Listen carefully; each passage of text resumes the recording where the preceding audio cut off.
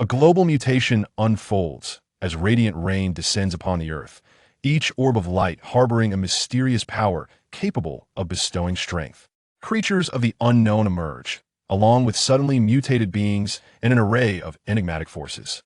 As the apocalypse dawns, Gu Qinghan is reluctantly thrust into the role of a necromancer, endowed with a mysterious talent, beginning his journey to forge an undead army starting from a mere skeletal minion. When the world undergoes a radical reshuffle, the existing order is irrevocably disrupted. What is the true nature of this global game, and how many secrets lie behind the necromancer profession? Witness Gu Qinghan harnessing a unique form of necromancer power until he confronts the unfathomable existence head-on. Chapter 1. The sudden arrival of radiant rain. Forgive me, they all wore it, yet you did not.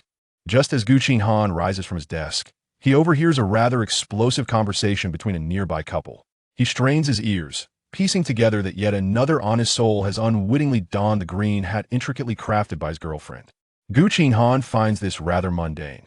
He has been exposed to such scenarios too many times to still feel the initial shock and novelty. As a university student of the new era, such occurrences have become all too commonplace.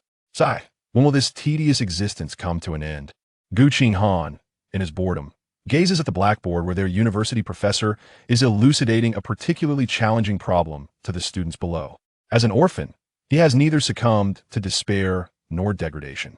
On the contrary, his life is quite flourishing, with academic achievements that are nothing short of extraordinary, having consistently secured the highest scholarships along his journey. Furthermore, he frequently tutors the children of affluent families, earning an income that allows him to live even more comfortably than many of his peers. It seems that after witnessing the tragic accident that claimed his parents, his mind underwent a transformation, spurred by the trauma. With an exceptional memory and the ability to draw connections effortlessly, he finds such feats to be remarkably easy. However, this existence feels somewhat drab and excessively simplistic to him. As he gazes at the problem he has encountered several times before, a wave of drowsiness begins to wash over him. So sleepy, so bored. At that moment, the entire world seems to pause for an instant. In the next heartbeat, the world resumes its rhythm, yet every individual is startled. What just happened? Gu Qinghan shakes off his drowsiness, sitting upright and surveying his surroundings, noticing that everyone wears expressions of confusion and concern as they glance about. Clearly, they too have sensed the fleeting moment of unease.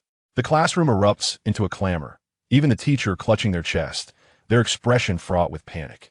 Some unseen forces appear to have undergone a transformation. Just as the teacher regains composure and attempts to restore order, someone suddenly points out of the window exclaiming, "Look, a shooting star!" Everyone gazed outside, where they beheld luminous orbs gently descending through the sky. These orbs trailed long, ethereal tails behind them, cascading towards the earth like celestial raindrops, as though blessings from the divine. Gu Qinghan squinted, a look of intrigue gracing his handsome visage. These were not meteors, but rather a shower of light. The luminous rain enveloped the entire sky, rendering the space a resplendent dreamscape. A girl appeared to have forgotten her earlier trepidation. She clasped her hands together and made a wish towards the window, proclaiming, "I hope my family remains safe and sound, and I wish for commendable academic results." Many others mirrored her actions, with some even producing their mobile devices to capture photographs and videos, preparing to share them online. Gu Qinghan found this somewhat amusing, as such actions were akin to forwarding lucky charms before an exam, devoid of any genuine efficacy. If one were to ascribe any significance to such acts, it might merely be to allow the wishmakers to accept whatever transpired thereafter with equanimity. What intrigued him more was the reason behind the appearance of these luminous rains. Gu Qinghan could distinctly sense that, following the earlier flutter of anxiety, his body seemed to undergo some form of transformation. Yet, he could not articulate the specific nature of this change. Rather, a series of contemplations began to unfold within his mind. At that moment, a boy, glancing around with an air of curiosity, suddenly pointed at the ceiling and shouted, "Look, those light spots are coming through the roof." Gu Qinghan abruptly looked up and, to his astonishment, noticed that indeed, numerous light spots were filtering through the ceiling and cascading downwards. The scintillating lights flickered as they descended, rendering the entire classroom somewhat surreal. In an instant, many students vacated their seats, shrieking as they attempted to evade the descending luminaries. Gu Qinghan remained still, yet the excitement in his eyes became increasingly pronounced. He vividly recalled that his classroom was situated on the third floor. The fact that these light spots could reach this level indicated that they had traversed several floors above. What is this? A supernatural phenomenon that defies scientific explanation. Nevertheless, Gu Qinghan did not rush to interact with the light spots. He simply continued to observe the unfolding spectacle. In the midst of evasion, a girl was inadvertently shoved aside by her roommate and fell to the ground. Coincidentally, a light spot descended, akin to an eel, and penetrated her body. The girl let out a terrified scream, frantically searching for the location where the light spot had vanished, wishing to extricate it from her being. However, mere seconds later, she slowly lowered her hand from her head, realizing she had suffered no injury. "Are you all right? Quickly get up and head to the infirmary." The teacher, also dodging the light spots, approached the girl with concern. The girl, her eyes wide with fear, trembled as she replied, I'm fine, but it seems I have acquired some profession called warrior." As she spoke, she reached out to use the teacher for support in standing, inadvertently toppling him to the floor. I didn't mean to." Startled, the girl recoiled, seemingly alarmed by her own actions. Yet, she quickly realized something significant. Her strength had increased. The earlier incident was clearly a result of her inability to adapt to her suddenly augmented power, leading to an unintended mishap.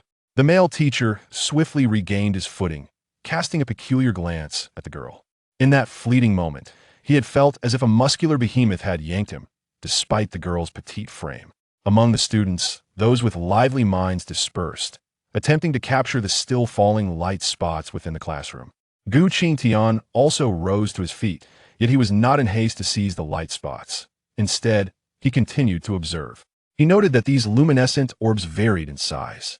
If these light spots could bestow extraordinary energy upon individuals, might it be that larger ones impart more potent energy?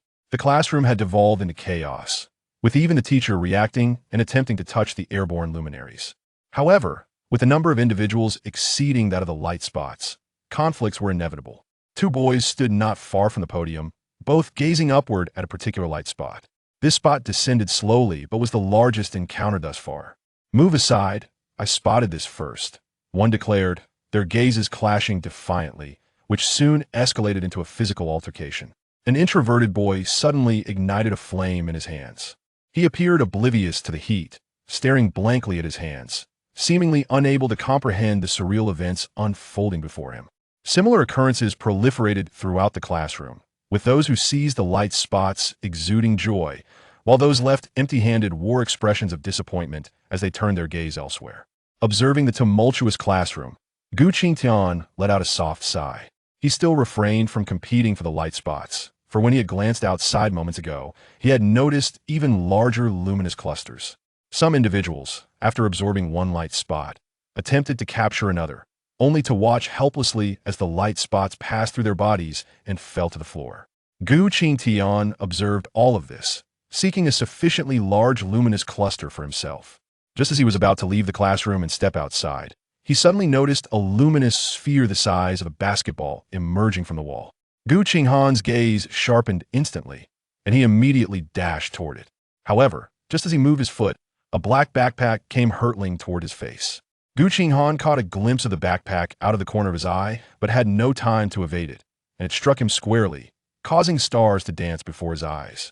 When he rubbed his face and stood up again, he was startled to find that a figure had already reached the luminous sphere before him.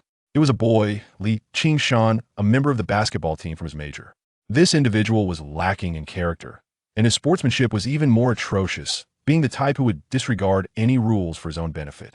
Gu Qinghan turned to Gu Qinghan, a smirk of derision playing on his lips. At the same time, he extended his hand, swiftly grasping for the luminous sphere. Gu Qinghan touched the throbbing spot on his forehead, maintaining a stoic expression as he quickly turned to exit the classroom. It was not that he was indifferent to the blow. Rather, he was acutely aware that at this moment, Gu Qinghan could easily overpower him. He bore this grudge in mind, determined that when the opportunity arose, he would ensure Gu Qinghan understood just how foolish his actions today had been. Chapter 2, Global Game. As Gu Qinghan turned to leave, Gu Qinghan called out to him, "Gu, the great genius, are you leaving just like that? Not even bothering to insult me?" Gu Qinghan displayed a nonchalant smile. as if nothing had transpired, and replied, "It's nothing. There are plenty of light orbs left. I can simply find another one."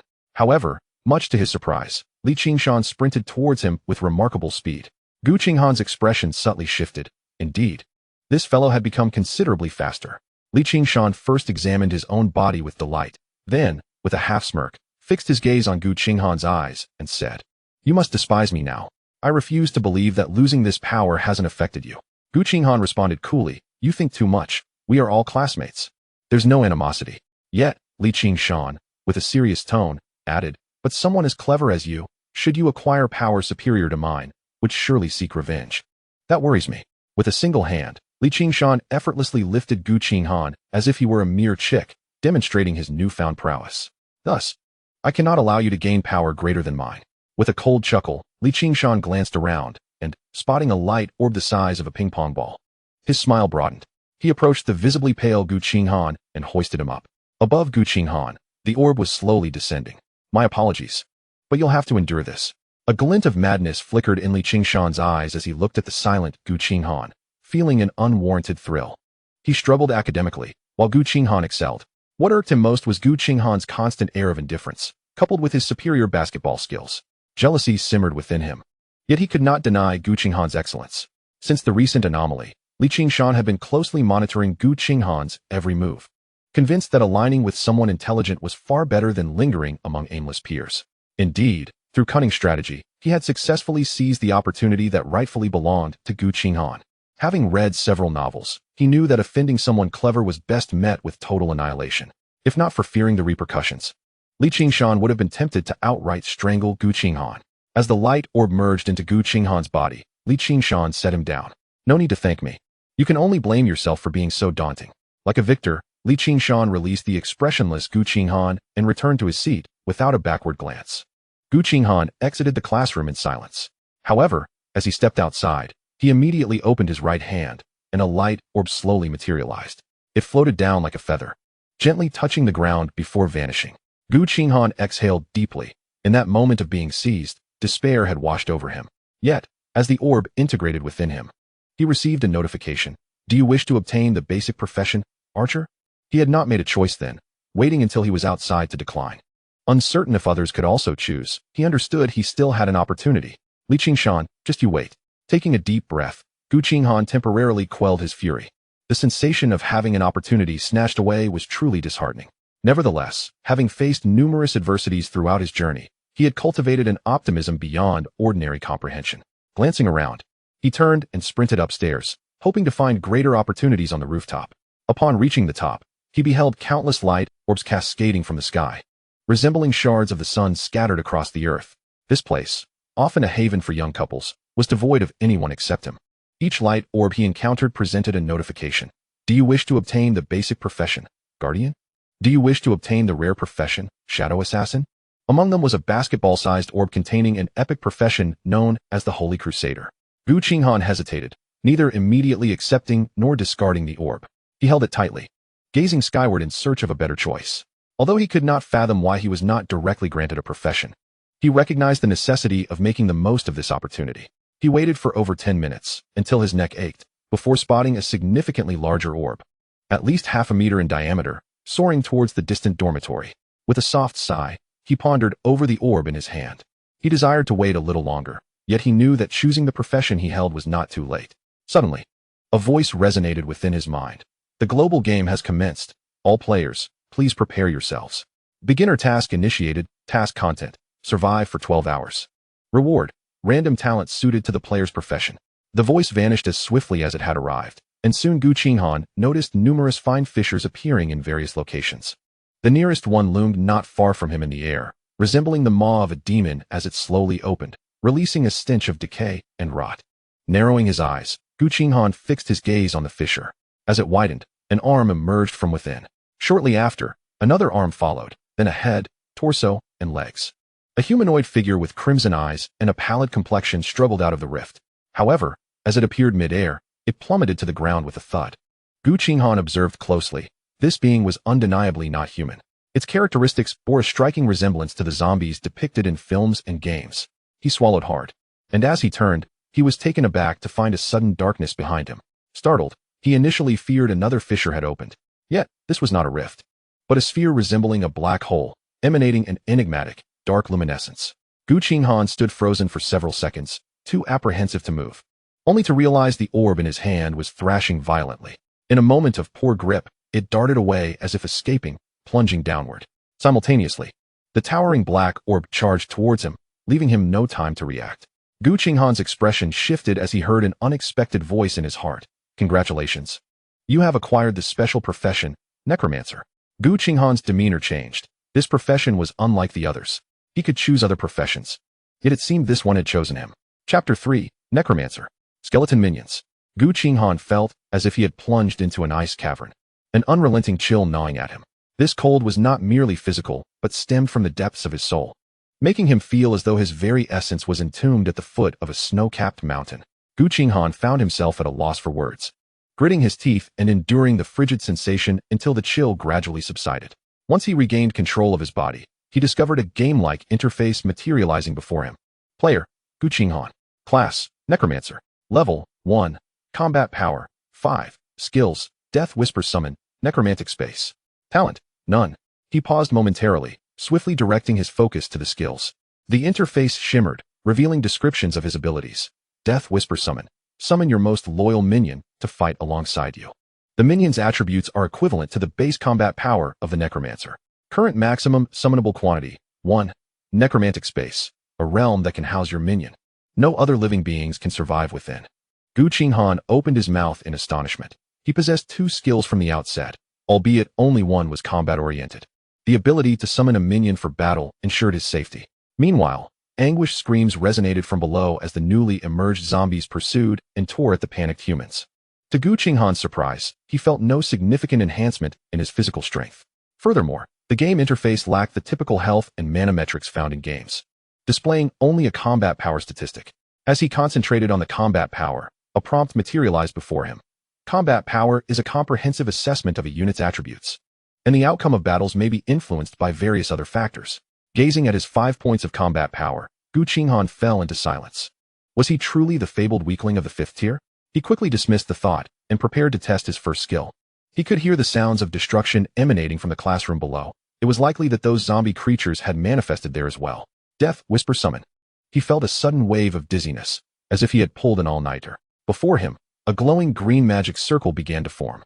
Accompanied by the sound of bones grinding, a skeleton, roughly human-sized, emerged from the circle. The skeleton's movements appeared somewhat stiff, and it obediently stood beside Gu Qinghan after exiting the magic circle. As the array gradually faded, Gu Qinghan felt no fear towards the skeleton. Through a faint connection, he sensed its obedience. An inexplicable bond emanated from the depths of his soul, making even the terrifying skeleton seem somewhat endearing. You will obey my commands? Gu Qinghan scrutinized the skeleton for a while before tentatively inquiring. The skeleton, of course, could not speak, but the connection between their souls conveyed to Gu Qinghan that it would comply with all his directives. Gu Qinghan conducted further tests and was delighted to discover that the skeleton seemed to possess its own combat awareness. He merely needed to provide general instructions. Moreover, upon inspecting the skeleton's attributes, he found them to be identical to his own. Skeleton Minion, Level 1. Combat Power, 5. Excellent. We are now 2 weaklings of the 5th tier. Another one would allow us to combine into a 2-star weakling. Gu Qinghan reassured himself and began preparing to venture downstairs. Remaining here served no purpose. Without water or food, he would eventually succumb to starvation. The rain of light from above had ceased, and this global game had officially commenced. He glanced at his phone. It was just past noon, and the so-called newbie task likely required them to survive until midnight. Gu Qinghan was rather eager for the reward. Now that he possessed this supernatural power, the world itself seemed to have undergone a transformation. Suddenly, the school's loudspeaker crackled to life, emitting a man's heavy breathing. Students, please evacuate under the guidance of your teachers. We will promptly call for help. Have faith. Before he could finish, the loudspeaker was filled with the sounds of a door being broken down and the man's screams. Gu Qinghan recognized that voice. It belonged to the principal, who had spoken during their orientation. The screams persisted for a while, sending chills down Gu Qinghan's spine, before morphing into a horrific sound of gnawing. Whether it was due to the influence of his newly acquired Necromancer class, Gu Qinghan soon shook off the discomfort. In fact, he found that this world seemed to have become somewhat intriguing. Of course, the price of such intrigue was the lives of countless individuals. Hold the door. Let us kill these 2 zombies before admitting 2 more. As Gu Qinghan descended from the rooftop, he heard a furious roar echoing from the corridor.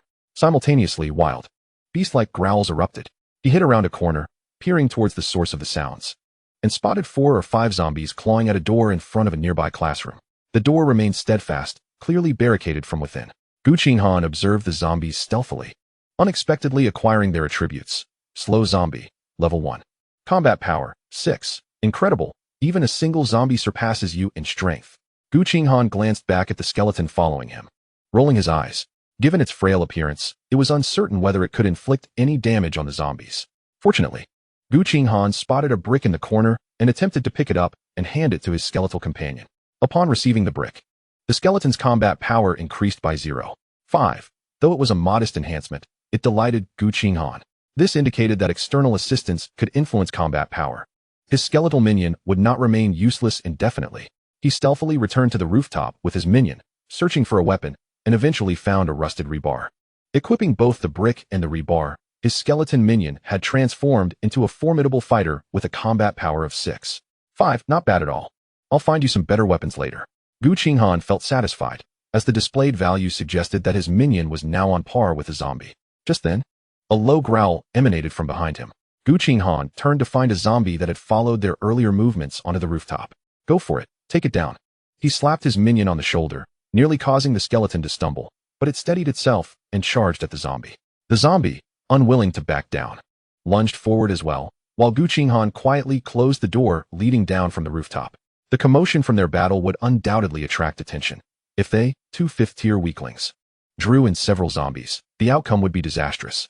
The skeleton minion displayed remarkable ferocity, dodging the zombie's clawing attack and smashing the brick directly into its face. The zombie's head was split open, and before it could retaliate, a piece of rebar was thrust into its eye. The zombie's movements visibly stiffened, but instinctively, it opened its mouth wide and lunged to bite at the skeleton minion. With a resounding crack, 2 of the zombie's teeth shattered. Meanwhile, the skeletal minion remained undeterred, immediately retaliating with the brick it wielded, striking directly against the rebar. The zombie continued to claw at it, yet its attacks were utterly ineffective against a skeleton devoid of flesh and blood. On the contrary, the skeletal minion grew bolder, even managing to pierce the zombie's skull with the rebar. The zombie's body stiffened abruptly before it slowly collapsed, falling silent forever. Gu Qinghan gazed in astonishment at his skeletal minion, noting that aside from a few bite marks, it bore no significant injuries. Furthermore, with the demise of the zombie, a wisp of grayish-white energy drifted from its corpse, entering the skeletal minion's form. Gu Qinghan fixed his eyes intently on the skeletal minion, witnessing the bite marks vanish at a visibly rapid pace. This creature possessed the remarkable ability to absorb such grayish-white energy to mend its wounds. Chapter 4. The Practitioners in the Classroom. Gu Qinghan had yet to ponder this phenomenon when he suddenly felt a sliver of grayish-white energy penetrate into his own body. What is happening? I am not injured. Furrowing his brow, Gu Qinghan soon perceived a green flame symbol illuminating on his interface. Focusing his thoughts, he discerned that the green flame symbol appeared to be but a single bloom amidst a vast expanse of green flames. Is this a skill tree? Gu Qinghan began to grasp the concept. This energy likely serves to unlock his subsequent abilities and skills. Truly befitting a necromancer, the absorbed energy is extraordinarily peculiar. Nevertheless, Gu Qinghan did not disdain this newfound power. He merely committed this information to memory. Power, after all, knows no distinction between good and evil. What truly determines morality is how one chooses to wield it. As for the experience needed for leveling up, Gu Qinghan could not find it. Or perhaps there was another reason behind it. Just as he was about to depart, Gu Qinghan noticed something seemingly trapped beneath the zombie's corpse. He refrained from investigating personally, and instead instructed his skeletal minion to take a look. To his surprise, the skeletal minion returned, grasping a spiked wooden stick, a weapon. Spike stick, level 1.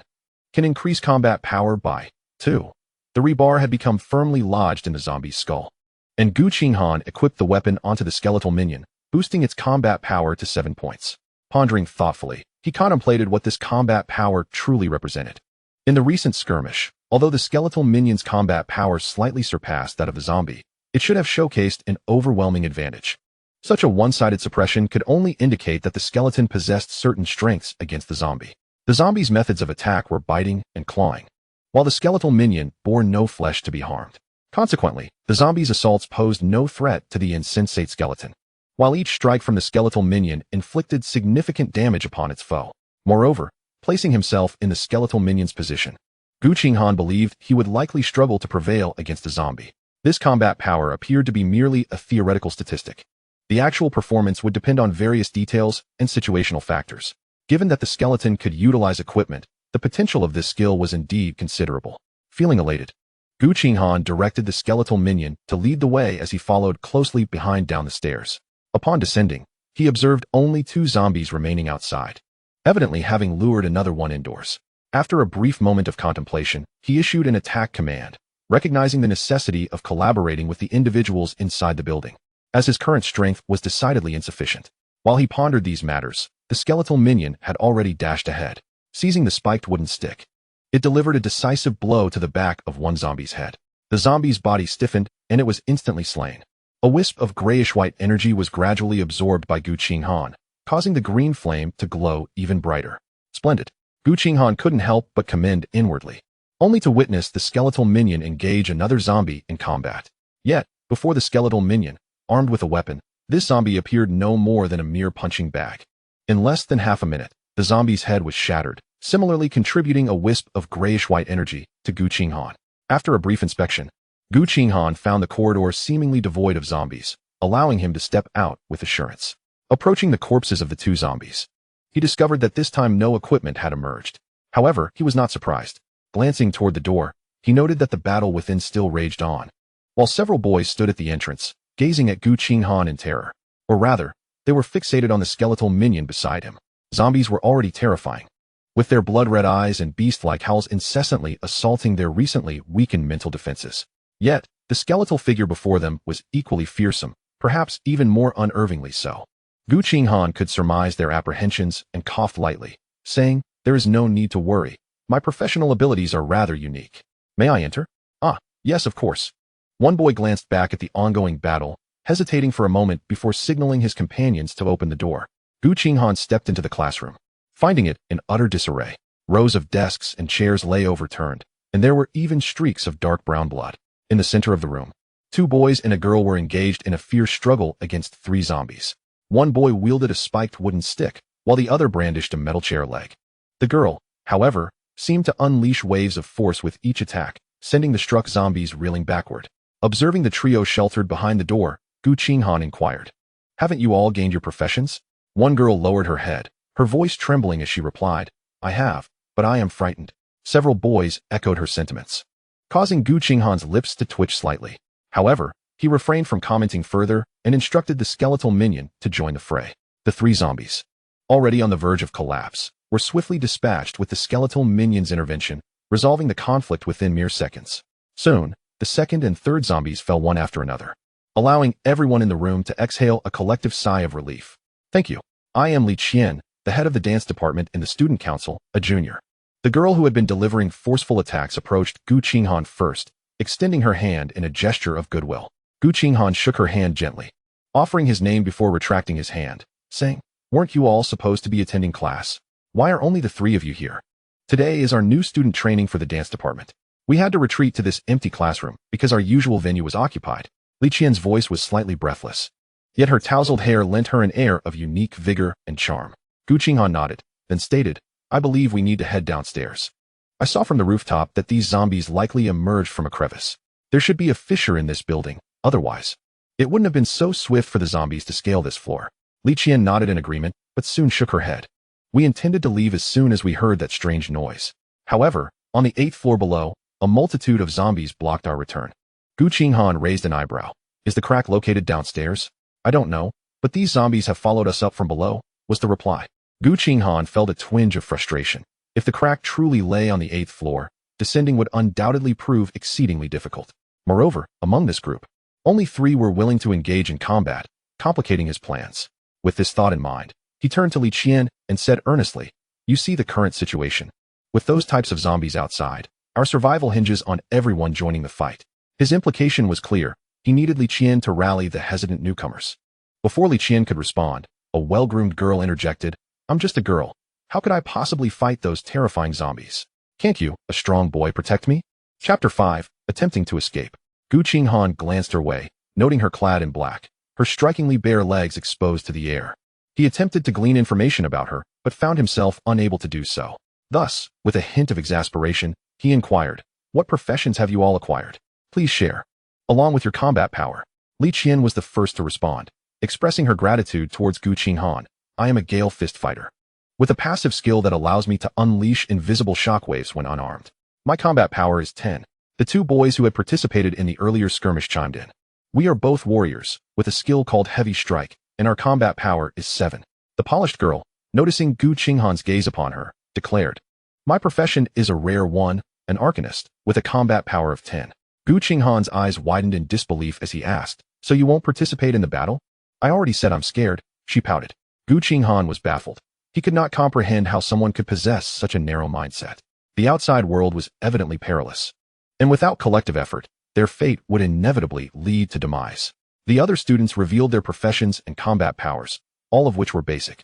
Gu Qinghan finally introduced himself. "I am a hidden profession, a necromancer, with the skill of summoning skeletons and a combat power of 7. He did not divulge the truth, even regarding his combat power, as he reported the figure of his skeletal minions. After all, there was still a potential epic profession user, Li Qingshan, outside. If the others were to discover his true profession, it could spell trouble. Just as Gu Qinghan finished speaking, the girl couldn't contain herself and laughed. "Ha! Your combat power isn't even as high as mine. I thought you were a master." Gu Qinghan ignored her. Such a foolish individual would inevitably meet her end outside, and he saw no need to waste his breath on her. Furthermore, if combat ensued, he was confident that his skeletal minions would easily overpower her. Combat power might be a theoretical value, but numerous factors influenced the outcome of a battle. Li Qian, casting a resigned glance at the girl, turned to Gu Qinghan and asked, "What should we do now?" Gu Qinghan shrugged and stated plainly, "If your group of juniors and sisters cannot join the fight, I fear you will be trapped here until death." A boy with eyeliner spoke up, "You can protect us as we escape, although your combat power is low. I see your skeletons are quite formidable against zombies." Gu Qinghan turned to him, questioning, "Why should I protect you?" His words instantly darkened the boy's expression, flushing with embarrassment. He stammered, "My dad is very wealthy. I can have him give you 10,000 later. Would that be acceptable?" Gu Qinghan laughed in disbelief. These individuals still believed money held value in such a dire situation. Though the zombies appeared weak, the earlier voice had stated that they were facing a novice task. Anyone familiar with games knew that novice tasks were the simplest part of any game. If such threatening zombies emerged during a novice phase, the difficulty of this so-called global game could only be imagined. Gu Qinghan felt that this game would fundamentally alter societal order. It was even possible that the existing social structure would cease to exist. He pointed at the corpses of the zombies on the ground, and then at his skeletal minions, saying, "Look at these. Do you believe this world remains the same as before?" His words rendered everyone, including Li Qian, visibly pale. The previously defiant girl persisted. "My boyfriend is a senior in the martial arts club. He will surely protect me. What if his profession is not as powerful as yours, or worse? What if he is already dead?" Gu Qinghan retorted. The girl fell silent, her eyes glistening with unshed tears. Gu Qinghan was too indifferent to regard her further, dismissively retorting before moving toward the window. Through it, he could see many individuals battling zombies outside. Some students had even organized themselves to confront the undead. However, the relentless tide of zombies pouring forth from the cracks seemed inexhaustible, steadily depleting their strength. Gu Qinghan's expression grew more severe. He understood that remaining here for even a second longer increased the likelihood of being trapped. He turned back to the group and asked, "Have you made up your minds? If so, let us attempt to push down together. If not, I prefer not to carry any dead weight." Li Qian and the two boys nodded, simultaneously urging the other newcomers. To Gu Qinghan's surprise, the first to shift her stance was the girl. "I will fight alongside you, but you must protect me. My skill requires casting." "Fine, what is your name?" Tian. Thus, Gu Qinghan's group expanded to 5. He observed the remaining 5 individuals. And the boy with eyeliner spoke again. "I think I will wait here. I believe someone will come to rescue us." The others remained silent, their reluctance to step forward evident. Gu Qinghan nodded, then directed his skeletal minions to venture out first, following closely behind. Li Qian opened her mouth, intending to persuade the others further, but ultimately abandoned the effort. These newcomers were all talk with little action. She realized she could not change their minds in such a short time. As Tian turned back to grab her bag, Gu Qinghan cautioned, "Your life is paramount. That could hinder your escape." Tian, however, opened her bag to reveal several loaves of bread. "I bought these from the store earlier. If we are stuck for a while, we won't starve." Gu Qinghan couldn't help but regard her with newfound respect. He hadn't anticipated her thoughtfulness. Yet, he understood in his heart that if they were indeed unable to escape soon, they might all face an eternal entrapment.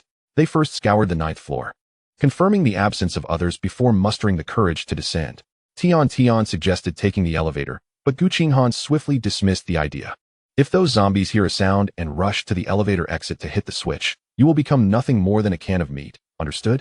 Tian whispered softly, not uttering another word as she followed closely behind. Upon reaching the staircase, Gu Qinghan could discern that this floor was devoid of screams, save for the half-living growls of the zombies. He peered out, and there, in the corridor of the 8th floor, at least a dozen zombies were aimlessly wandering. Li Qian also took a glance, lowering her voice to a whisper. There were several times more than this just moments ago. I wonder why they've diminished. Are there students attending classes on the 8th floor? Yes, it seems there are quite a few. They must have rushed down, and the zombies did not follow. Gu Qinghan let out a sigh of relief. At least the breach was not on the 8th floor, and their chances of escape were significantly enhanced. From the lower floors, the sounds of conflict could be heard, indicating that those individuals were desperately trying to flee. Suddenly, footsteps echoed from behind, starkly piercing the silence of the hallway. Chapter 6. Forced back to the rooftop. The group whirled around, only to find a few individuals, looking rather sheepish, gazing at them. Clearly, they had intended to sneak up, but had been caught due to their clumsiness. Gu Qinghan shot them a cold glare. 2 of them lowered their heads in embarrassment. Yet another defiantly spoke up. We won't interfere with you. We just came out to take a look. Let's agree to coexist peacefully. He did not bother to suppress his volume, and the empty corridor echoed with his words. Damn it, this fool. Tian suddenly muttered under her breath.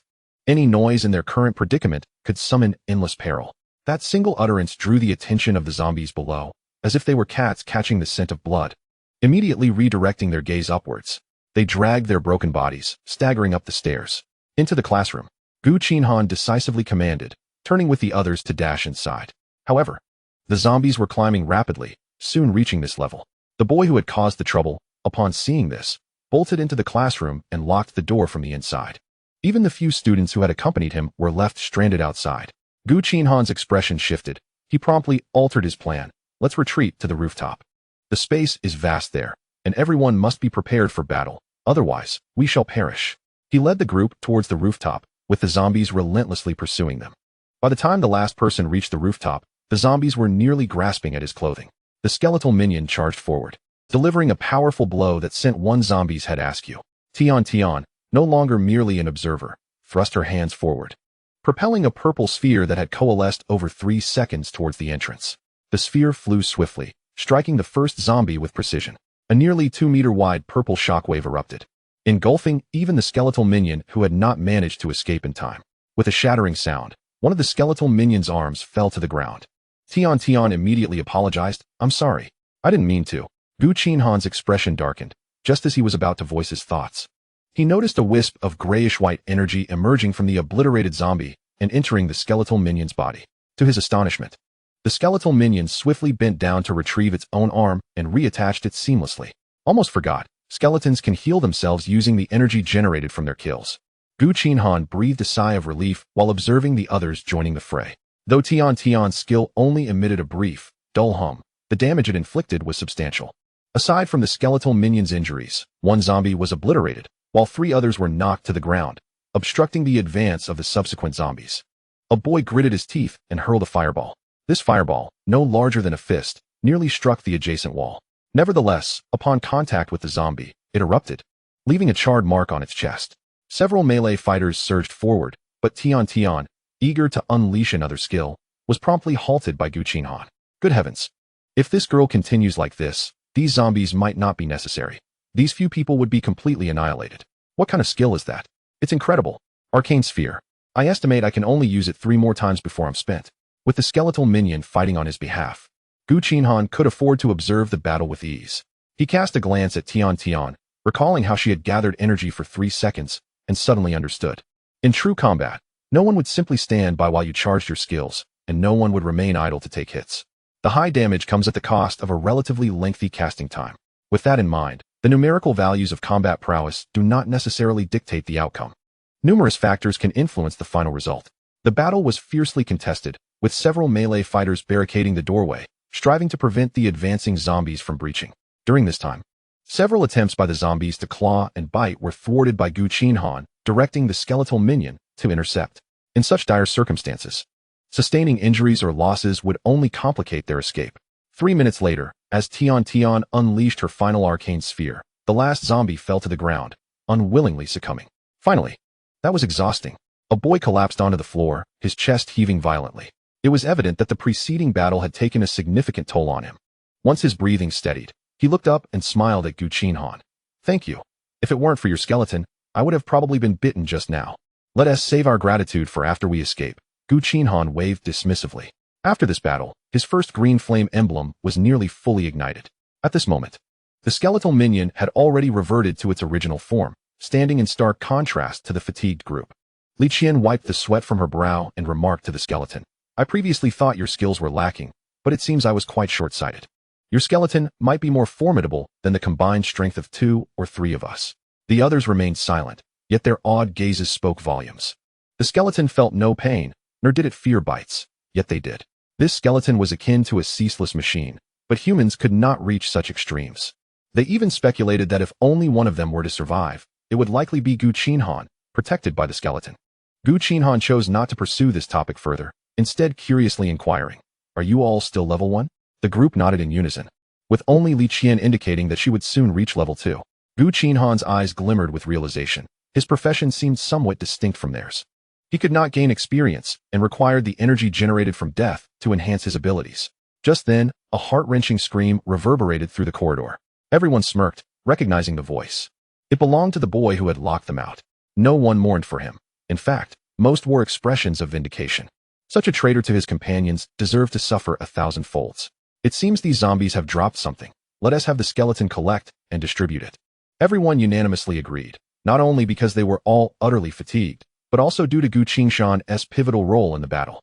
Soon, the skeletal minion returned with 2 spiked wooden clubs. Gu Qinghan promptly distributed the weapons to the other 2 boys, thereby maximizing the team's overall strength. Tian Tian suddenly approached, offering Gu Qinghan a small bread, saying, "Here, have a bite. You must be exhausted from running around." Initially reluctant to eat, Gu Qinghan's stomach betrayed him with an insistent growl. He accepted the bread, only to see Tian Tian also handing him a bottle of Yakult. The boy who had been lying on the ground chuckled, "Tian Tian, I'm hungry too. Can you toss me a bread?" Tian Tian shot him a glance of disdain. Retorting, "Dream on." The group erupted in laughter, and it was evident that Tian Tian had developed a fondness for Gu Qinghan. This was perfectly understandable, as Gu Qinghan was undeniably handsome, having received numerous confessions from girls in the past. Moreover, after acquiring the Necromancer class, he emanated a certain brooding charm. Most importantly, his display of strength and composure during the recent ordeal had earned the respect of his peers. To Tian Tian, Gu Qinghan was akin to a Prince Charming. Gu Qinghan, too, sensed the subtle affection from Tian Tian, yet he remained indifferent. The primary objective now was simply survival. After everyone had a moment to recuperate, Gu Qinghan stood and stated, "Let us move on. That skirmish was merely an appetizer. To survive, we must rely on ourselves." Chapter 7. First upgrade. The corridor on the 9th floor felt particularly silent, with only the faint sounds of wretched chewing emanating from the classroom. Gu Qinghan and his group cautiously peered inside, discovering 3 zombies feasting on something grotesque. It was all too clear what they were devouring. The boys entered to eliminate the creatures while the girls stood guard outside. Gu Qinghan naturally assumed the role of commander, and as the skeletal minions and a few boys surged in, the 3 zombies were swiftly dispatched. Several boys emerged pale-faced, one even retching at the entrance. Gu Qinghan glanced inside, witnessing the carnage. One boy had been torn to shreds, the gory remnants a ghastly sight. However, he did not react strongly. The feeling of nausea dissipated rather quickly. Perhaps it was his inherently cold nature, or perhaps the tragic loss of his parents in a car accident had dulled his emotions. He merely thought that the boy had brought this upon himself. As the group turned away, a sound reminiscent of a watermelon bursting echoed from within. The boy who had just vomited wiped his mouth and weakly remarked, "He probably 1T turned into a zombie. He's basically been devoured." "Perhaps," Gu Qinghan replied as he stepped outside, fully aware that the boy would not return, but what of it? The betrayal had nearly led them to ruin. Being consumed by zombies was merely poetic justice. If he had just killed him a second time, it would settle their enmity. The first was retribution, the second, vengeance. The boy said nothing further, merely observing the bloodied skeleton exiting the room with a hint of trepidation. Following the recent fray, the zombies on the 8th floor were reduced to a scant few, and they managed to clear this level without incident. The same was true for the 7th and 6th floors. On the 6th floor, however, a warm white light suddenly enveloped Li Qian. "I've leveled up," she exclaimed. Her excitement evident as the fatigue on her face seemed to lessen. Gu Qinghan turned to her, curiosity piqued. "What is your combat power now?" 15 points. "And my skills have strengthened," she declared, demonstrating by striking the wall with her fist. Though her punch did not make direct contact, the shockwave dislodged a chunk of plaster from the wall. That punch, if it struck a person, would surely be devastating. Gu Qinghan nodded. This would indeed enhance their team's overall strength once more. However, if leveling from 1 to 2 was so challenging, the subsequent upgrades would undoubtedly be even more arduous. Tian, intrigued, asked, "Gu Qinghan, when will you level up?" "I'm almost halfway to mine." Gu Qinghan paused, realizing that his first flame was on the verge of manifesting. Once it ignited, it would signify his own leveling up, wouldn't it? "Soon. I just need to slay a couple more zombies," he replied. The others were in a similar situation, but Li Qian's superior combat power meant she had dispatched more zombies, allowing her to take the lead. Gu Qinghan's class likely made his upgrades more challenging. Sounds of battle erupted from below. The roars of zombies mingled with human cries. "Everyone, prepare yourselves. It seems there will be a fierce fight downstairs." Nods of agreement followed, and with Li Qian's newfound level, their confidence surged. As the skeletal minion led the way, they descended to the 5th floor, only to find the stairs blocked by furniture. Gu Qinghan tested the obstruction, confirming it was tightly wedged, appearing as if the entire staircase had been filled.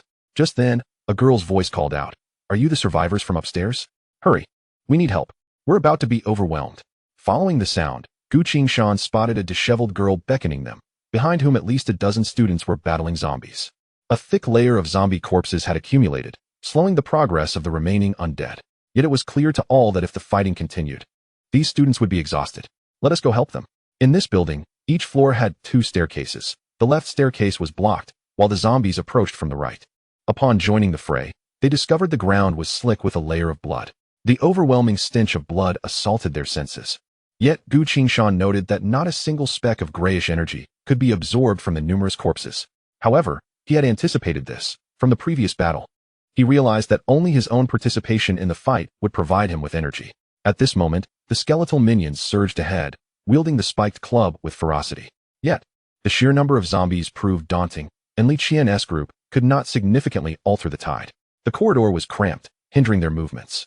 The ranged fighters hesitated to unleash their skills for fear of hitting their allies, while those in the front line were wary of being bitten, resulting in a slow retreat. Gu Qinghan remained silent, directing the skeletal minion to finish off several near-death zombies. Upon slaying the 4th one, a vibrant green flame ignited in his mind, invigorating him. "I leveled up." Gu Qinghan immediately checked his attribute panel, a smile spreading across his face.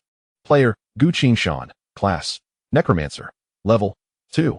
Combat power, 10. Skills, Whisper of the Dead, Necromancer space. Talent, none. He sensed a newfound power surging within him, elevating his combat prowess to a commendable 10 points. Most notably, his deathly summons had also been upgraded. Deathly summons. Call forth your most loyal minions to engage in battle, with attributes equivalent to those of a necromancer. Current maximum summonable quantity, 2. He promptly initiated a second summoning, and the ethereal green glowing magic circle reappeared, revealing another skeleton. This new skeleton bore a striking resemblance to the previous one, yet boasted a formidable combat strength of 10 points. The foundational combat power of the first skeleton had also risen to 10 points, significantly alleviating the pressure on those nearby. Gu Qinghan immediately commanded the newly summoned minion to join the fray, taking the place of an already exhausted combatant. A male student who had descended alongside Gu Qinghan found it impossible to squeeze into the battle circle, and thus handed his spiked wooden club to the newly emerged skeleton. He returned to Gu Qinghan's side, wiping the sweat from his brow, and inquired, "Have you leveled up?" "Indeed, just in time," Gu Qinghan nodded, noticing that a nearby girl had already retreated a considerable distance in fright. He paid her no mind, focusing instead on the green flames within himself, suppressing his excitement. Soul Fire, the source of power for the Necromancer's minions. Enhancement effect. Your strength instills dread in the undead. 50 of the damage you receive is shared among your minions. The corners of Gu Qinghan's mouth could scarcely contain his delight. He was truly beginning to grasp the potential of his vocation.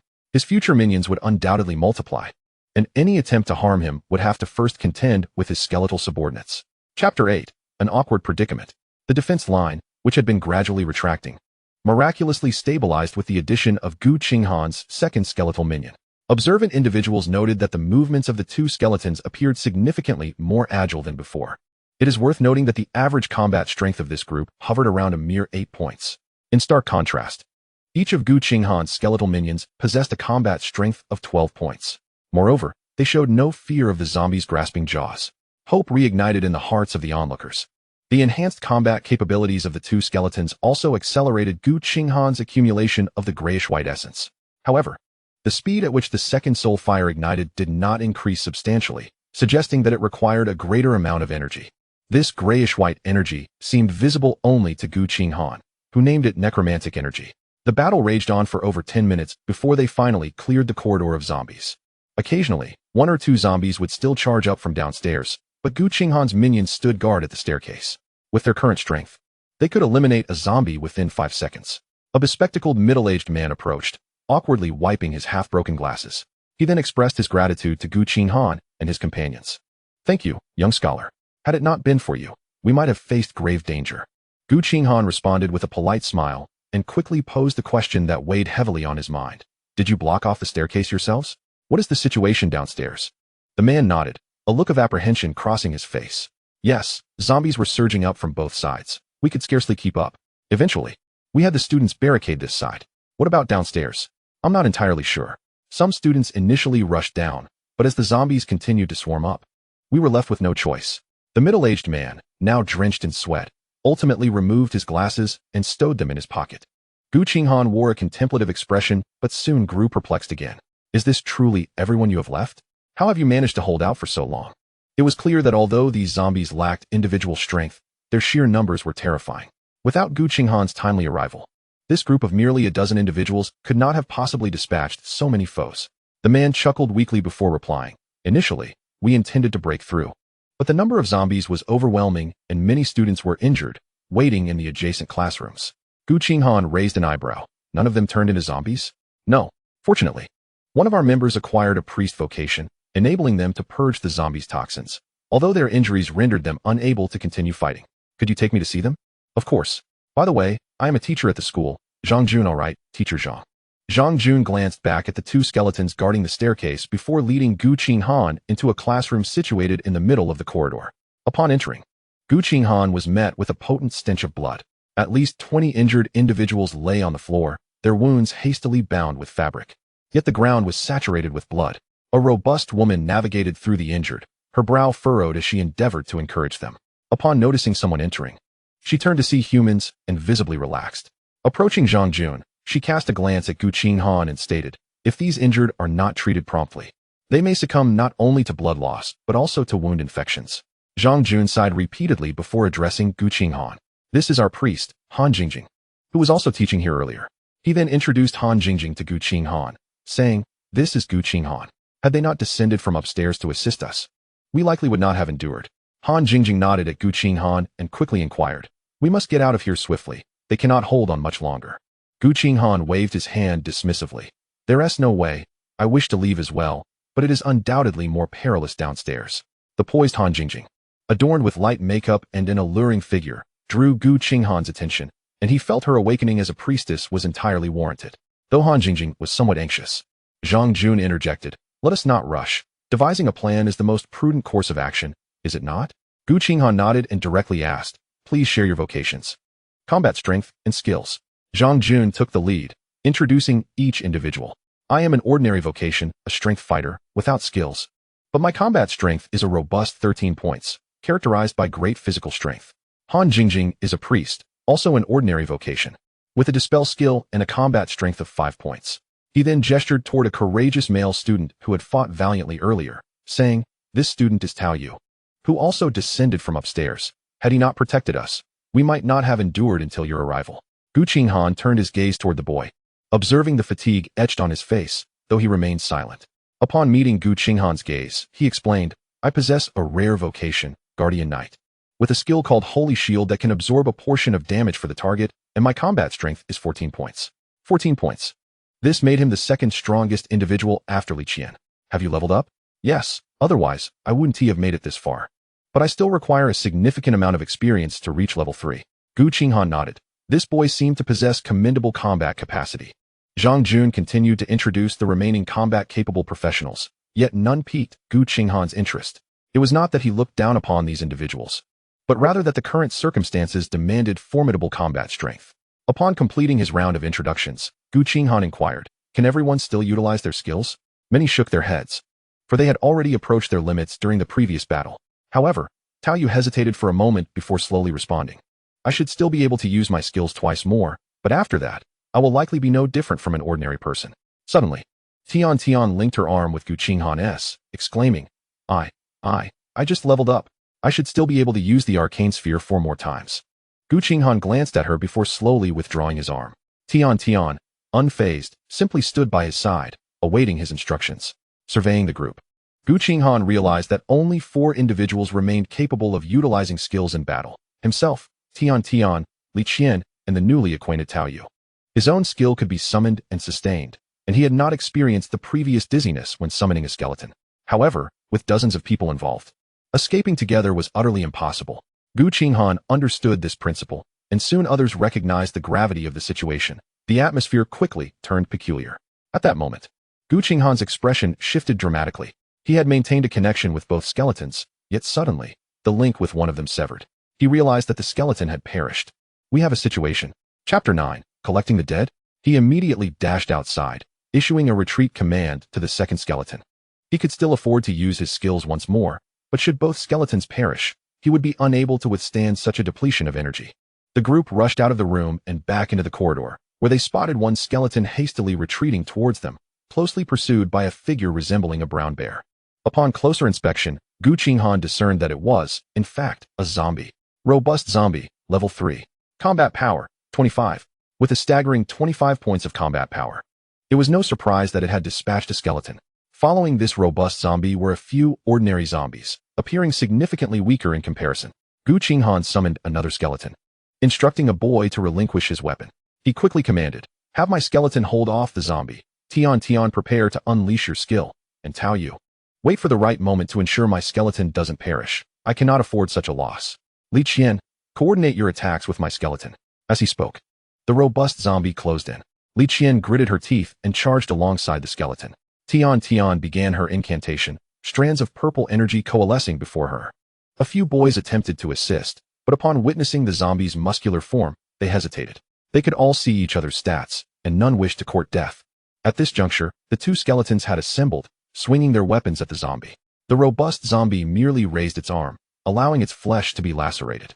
Then, with a furious roar, it kicked one skeleton aside, sending it skidding across the floor for over 3 meters. However, in that moment, a lithe figure darted forward. Taking advantage of the zombie's momentary distraction, Li Qian's speed now exceeded that of most athletes, and she unleashed 2 punches, visibly indenting the zombie's flesh. Yet, the zombie appeared unfazed by the damage, letting out an enraged growl as it lunged at her. Panic surged within Li Qian. The oppressive presence of the zombie was overwhelming. Previously a mere student, she now found herself at a loss, forgetting to evade the attack. With a crack, a skeleton leaped in front of her, its pallid arm absorbing the bite. However, the previously intact bone now bore a fissure. The furious zombie cast the skeleton aside, but by then, Li Qian had retreated to a safe distance. Gu Qinghan immediately commanded the other skeleton to dispatch one of the ordinary zombies, and necromantic energy surged forth, swiftly mending the injured skeleton. "Dodge!" Tian cried, releasing the arcane sphere. Both Li Qian and the skeleton sidestepped, but the robust zombie was too late to evade, absorbing the full force of the attack. A resounding explosion echoed as one of the zombie's arms was obliterated, exposing its repugnant innards and writhing muscles.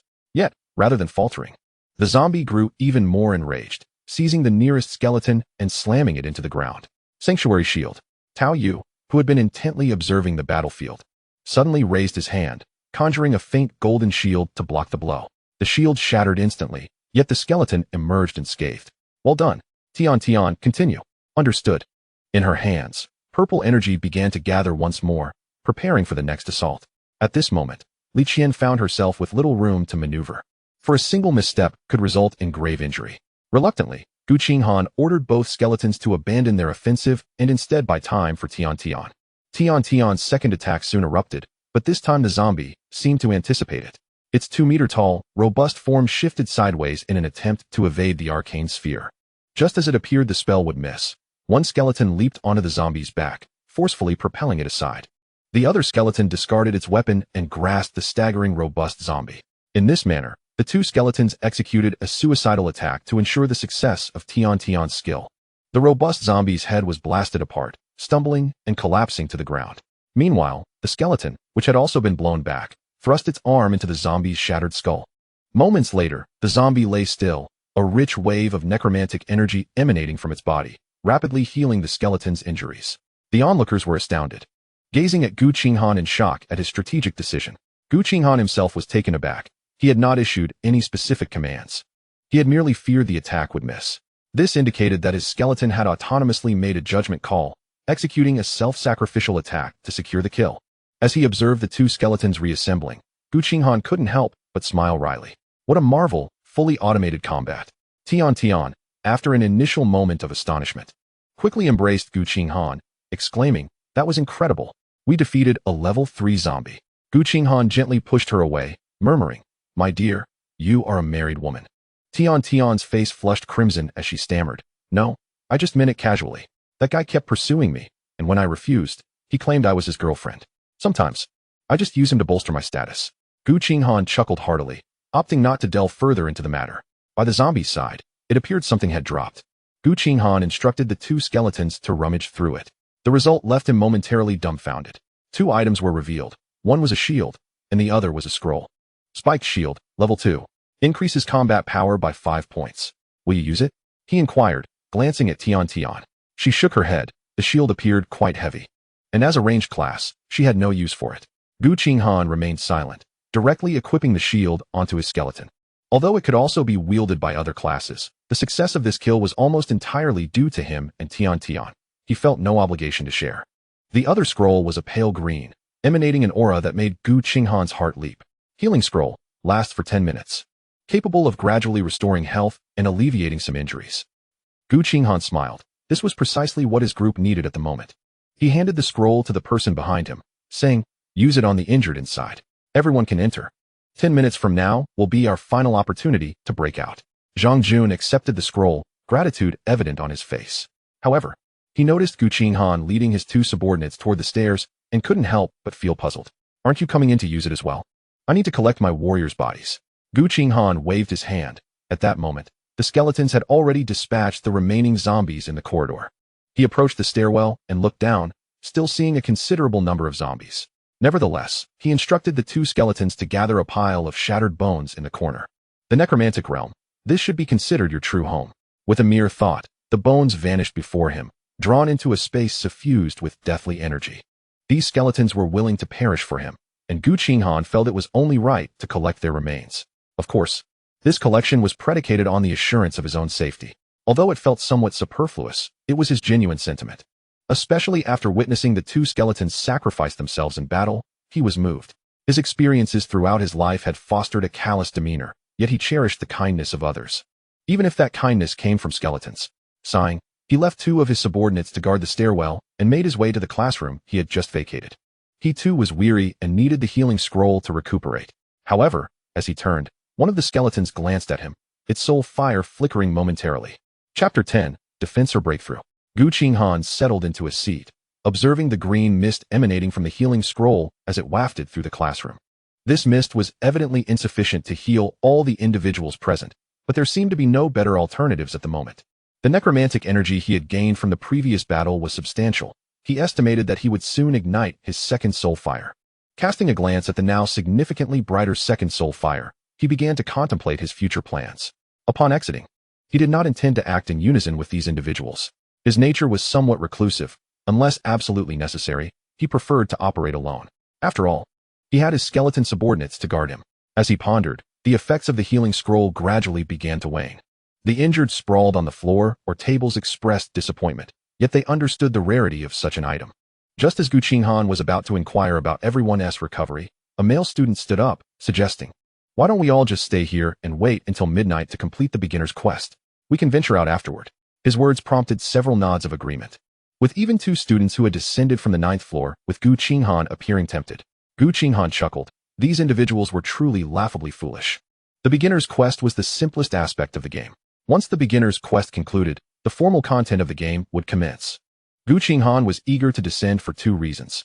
First, he sought a relatively safe location, one that wouldn't be overrun by zombies at any moment. Second, he aimed to level up swiftly in anticipation of potential dangers ahead. Observing the group engaged in hushed discussions, he suddenly felt the previous healing scroll had been wasted. Gu Qinghan exhaled softly and decisively asked, "Is there anyone who wishes to join me in attempting to break through downwards? Step beside me. I will not compel you." To his surprise, only Tian and Tao Yu were willing to accompany him. Even Li Qian, who had been fighting moments ago, dismayed, urged. "That hefty zombie we encountered earlier was terrifying. If another appears, we might not stand a chance. Why don't you stay with us?" Clearly, she had been shaken by the earlier encounter. Gu Qinghan shook his head, glancing at the two beside him, surprised. He could easily discern that Tao Yu was the type to be ruthless, yet he was somewhat astonished that Tian chose to join him. Tian caught his gaze and smiled. "What, do you look down on me?" "No, I suddenly feel I may have underestimated you earlier." Gu Qinghan moved toward the door, pausing for a moment before turning back to say, "I do not blame you for staying behind, but should any of you consider sneaking away while we engage in battle?" He left his sentence unfinished, merely smiling as he stepped outside.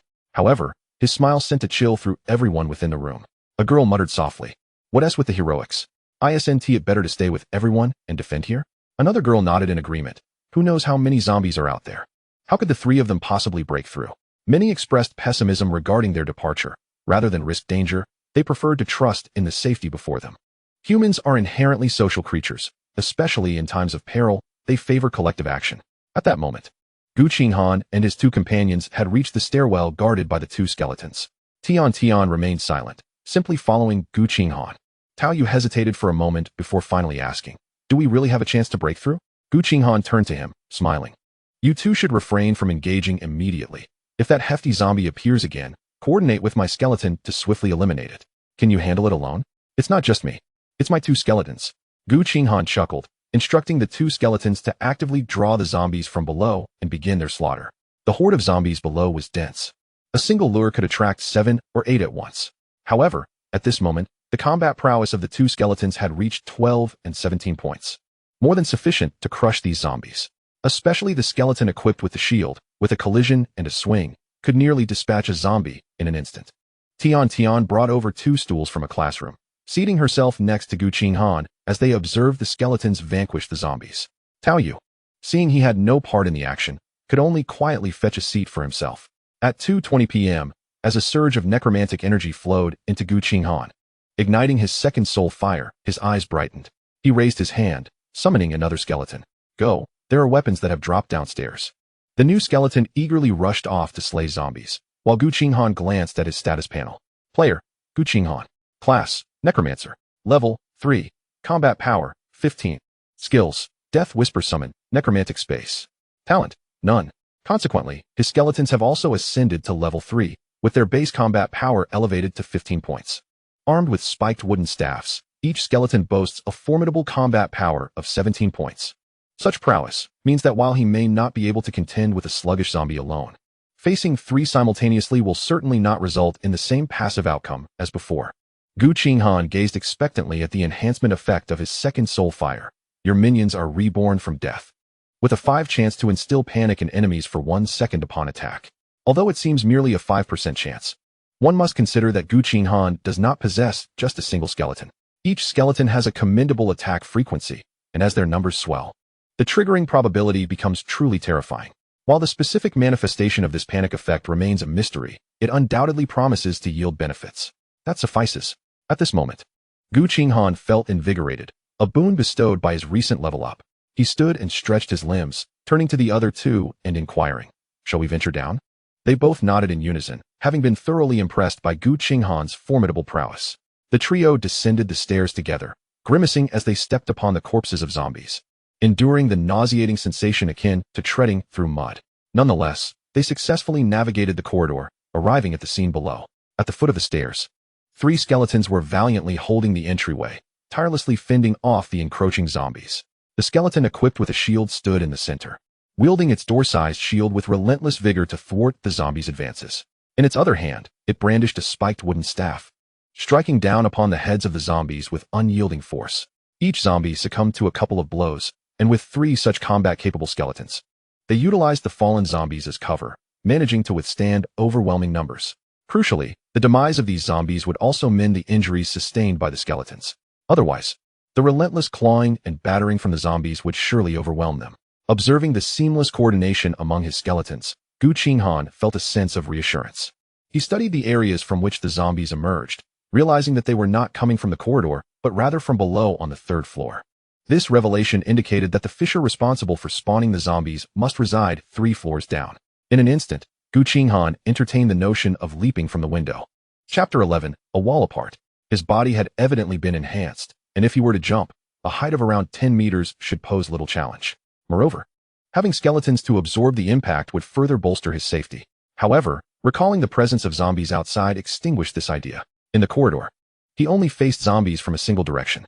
Venturing outside would subject him to a multitude of zombies converging from all sides. And 3 skeletons would undoubtedly prove inadequate for such an onslaught. Let's level up a bit more, he mused, suddenly noticing one of his skeletons raise its weapon to strike a zombie on the head. This was a rather mundane action. Yet the zombie reacted as though confronted by sheer terror, turning to flee. However, it was unable to escape, colliding with another zombie behind it. In an instant, several zombies were thrown into disarray. The 3 skeletons, showing no mercy, swiftly dispatched the bewildered zombies. Was this the panic effect? Gu Qinghan's eyes sparkled. This effect was unexpectedly powerful. Tian, though slightly pale from the gruesome scene, curiously inquired, "What is happening with those zombies?" Gu Qinghan shot her a sidelong glance and replied with a grin, "Looks like you've scared them." "Impressive." Tian gasped, her face flushing with indignation. Gu Qinghan refrained from further jesting, pointing toward the zombies below and suggesting, "Would you like to slay some zombies as well? It may be tiring, but it's a path to leveling up." Tao Yu nodded, silently picking up a nearby spiked wooden staff and approaching the 3 skeletons to join the fray. Tian hesitated, glancing at Gu Qinghan with anticipation. "You'll protect me, right?" she asked. "You think too highly of me. If danger arises, I'm definitely the first to flee." Gu Qinghan bluntly shattered her illusion. Surprisingly, Tian did not appear disheartened. She smiled and earnestly stated, "You're unlike those men who make empty promises. You truly are special." Then, boldly stepping forward, she began to coalesce a purple arcane sphere in her hands. 3 seconds later, her arcane sphere erupted amidst the horde of zombies, pushing the front lines forward slightly. "I've leveled up," Tian exclaimed, turning to Gu Qinghan with a triumphant smile, only to receive a wry grin in response. Was Tian not beautiful? The answer was an unequivocal yes. In fact, Gu Qinghan recalled that she had recently been listed among the most beautiful new students in school. However, he was not inclined toward romantic pursuits. This was hardly the time for such matters. With her level up, Tian's arcane spheres could now be unleashed 5 times in quick succession, each with significantly increased potency. The stalemate at the corner of the 4th floor that had persisted for so long began to shift forward, all thanks to her efforts. Gu Qinghan stroked his chin, sensing that this so-called global game was far more intricate than it initially appeared. Perhaps, after completing the novice quest, the true extent of its content would be unveiled. By 3 o'clock, the trio had successfully pushed the front lines to the junction of the 4th and 3rd floors. During this endeavor, a hulking zombie emerged, but this time, Tian did not need to intervene. The 3 skeletons coordinated effectively to eliminate it. No healing scrolls dropped this time, but a shield did materialize. Gu Qinghan promptly equipped it to one of his skeletons, further enhancing their combat prowess. While they had vanquished numerous zombies along their path, it now required the defeat of several more to illuminate the 3rd soul fire just a tad. In other words, the experience required for his level up had increased. Although these zombies posed no threat to him, they made it challenging for his strength to grow. Nonetheless, Gu Qinghan felt satisfied. Now, 2 of his 3 skeletons wielded weapons and shields, their combat power reaching a remarkable 20 points, even surpassing some level 3 practitioners. His next objective was to locate another robust zombie to procure a shield for the 3rd skeleton. As my skeletons multiply, will my demand for equipment become equally daunting? Gu Qinghan pondered, his gaze suddenly falling upon some spiked wooden staffs scattered on the ground. These dropped items were shrouded in an invisible barrier, vanishing only when a player picked them up. This may be to prevent the leaked equipment and items from being tainted, or perhaps for some other reason. However, Gu Qinghan suddenly pondered a question. Could he not stockpile weapons in advance, so that when his new skeleton emerged, he could immediately utilize them? It is worth noting that his other skill, Necromancer's space, had scarcely been employed. The skill description stated that, aside from his own undead creatures, no living beings could survive within, but weapons were not living entities. His eyes gleamed as he picked up a weapon, attempting to store it within the Necromancer's space. An invisible wave seemed to ripple through the air, and the weapon in his hand vanished in an instant. With a mere thought, the weapon reappeared in his grasp. Indeed, it worked. Gu Qinghan felt as though he had discovered a new world and immediately gathered all the weapons in the vicinity. There were at least 200 zombies that had perished in the stairwell, had it not been for the relentless onslaught of the zombies behind. The corridor would have been completely obstructed by now. The weapons dropped from these kills numbered in the dozens, yet Gu Qinghan had previously refrained from collecting them. After he had stored all the visible weapons into the Necromancer's space, the three skeletons finally ushered Tao Yu and Tian up to the third floor. Yet, when Gu Qinghan turned to look over, his expression suddenly shifted. The staircase leading from the third floor to the second was blocked by a thick earthen wall. Among the debris within the wall lay remnants of various objects. It was evident that it had been deliberately obstructed by some practitioner. Gu Qinghan's original plan was that even if there were cracks on the third floor, they could simply dash down the stairs, as long as they moved swiftly enough. These zombies would pose no threat. However, now their hopes had been thwarted. Tian's eyes suddenly turned red, and she gritted her teeth, hurling an arcane sphere at the earthen wall. Dust fell from the wall, but there was no indication of it breaking. Gu Qinghan halted her, speaking gravely, "Preserve your strength. If this earthen wall were easily breached, those zombies would have rushed down long ago." After the initial shock, he quickly deduced the nature of the earthen wall. It was crucial to remember that there were still many students on the second floor. If these students had discovered the source of the zombies on the third floor after their emergence, and with a multitude of zombies outside, what would be the safest course of action? The answer was to seal off the passage from the second to the third floor, while also blocking the exit from the first floor to the outside, waiting for the so-called novice task to be completed. Although such actions would almost certainly pronounce the death sentence for all on the floors above, it was not entirely inconceivable. After all, on the second floor resided Gu Qinghan, that deranged individual. Before gaining power, he had been unscrupulous in his methods. After acquiring power, Gu Qinghan would not be surprised by anything he might do. The three skeletons fought valiantly ahead, while Tao Yu and Tian seemed somewhat despondent. Only Gu Qinghan squinted slightly, as if attempting to peer through the earthen wall to see Gu Qinghan, you have truly provided more than one reason for me to seek your demise. Chapter 12. Survivors on the first and second floors. Gu Qinghan felt no disappointment. Rather, his momentary dismay dissipated swiftly. Since the passing of his parents, he had faced all adversities relying solely on himself. Thus, he immediately began to contemplate how to extricate himself from this predicament. Breaking through these earthen walls was feasible, but would undoubtedly require time. Not to mention, there was a crack on this floor continuously spewing forth zombies. Once the earthen wall was breached, Gu Qinghan would likely confront Gu Qinghan. Previously, Gu Qinghan had refrained from taking action, perhaps due to ignorance of what would transpire after gaining abilities. Yet now, the countless corpses of students and teachers they had encountered along the way were utterly devoured. In such circumstances, the death of Gu Qinghan would elicit no more than a passing remark. The only viable option was to leap out of the window. Yet he still faced the prior issue. His abilities did not permit him to roam freely outside. After much contemplation, Gu Qinghan arrived at a conclusion. He must first augment his strength. He should investigate the crack. Perhaps it would yield some rewards? With that thought in mind, Gu Qinghan directed the three skeletons to press forward. Tian and the others had already ceased their efforts. The impact of that earthen wall had been too severe, and it may take a considerable time for them to recover. After all, the sense of hope they had held so steadfastly had been shattered, leading to a profound sense of loss. Brother Qinghan, those combat practitioners have all reached level 2. Shall we take a break? On the first floor, Gu Qinghan sat at his desk, frowning slightly as he listened to a boy's report. He glanced at the defensive fortifications erected by the Earth Elementalist at the entrance, and spoke in a deep tone. Continue leveling up to level 3. Being only at level 2 is of no use. Yet everyone claimed to be exhausted. The boy appeared somewhat troubled, admitting that he too felt fatigued, which was why he represented the others to discuss the matter. A cold glimmer flashed in Gu Qinghan's eyes. Yet he did not lash out. During the previous zombie onslaught, he had utilized his professional abilities to eliminate numerous zombies. Consequently, he had become the temporary leader of the surviving practitioners on the second and first floors. Zombies continued to emerge on the third floor, and after a fierce battle, a single Earth Elementalist had sealed off the two staircases. Furthermore, after the Earth Elementalist rested for a moment, they had also blocked the main entrance leading from the first floor to the outside. However, at Gu Qinghan's insistence, they left a narrow opening to ensure the safety of those inside to level up. During that brief period, he had already reached level 3, with his combat power soaring to a terrifying 35 points. Nevertheless, he believed that after the novice task, there would undoubtedly be greater challenges ahead. Thus, under his suggestion, All combat practitioners on this floor began to level up at the entrance. The zombies outside seemed endless, continuously pouring in. Were it not for the Earth Elementalist constantly reinforcing the door's defenses, the opening would have likely expanded long ago. Having constructed such an excellent environment for leveling up for this group of people, how could they still complain of fatigue? As he contemplated this, Gu Qinghan's expression grew increasingly grim. He glanced around and noticed a tall boy standing up. This was a former basketball teammate, one of those somewhat aggressive types. Amid the chaos earlier, they had fortuitously crossed paths and quickly formed a small group. Since you are all tired, my friend no longer needs to maintain this earthen wall. Gu Qinghan sneered. The Earth Elementalist was one of his companions. Elementalists were a rare profession, yet they appeared to be divided into various types, even within the classroom. There was another fire elementalist.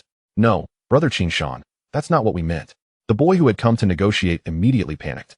His face contorted as he said, "We are genuinely not complaining about fatigue. It's just that this wretched game began precisely at lunchtime.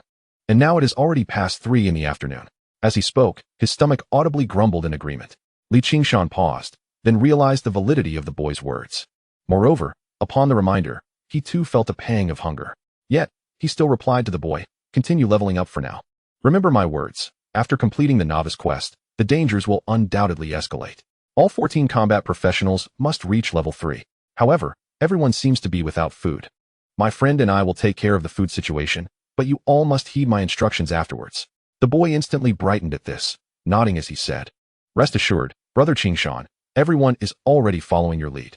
If it weren't for your intervention, we would have perished outside alongside those 2 foolish teachers." Gu Qinghan couldn't help but smile. His decisive actions had indeed granted him a degree of influence among this group. When the 2 teachers proposed a breakout, the majority of the students on the first and second floors had followed them out, only to meet their demise. Listening to the incessant screams from outside had left those who remained trembling in fear.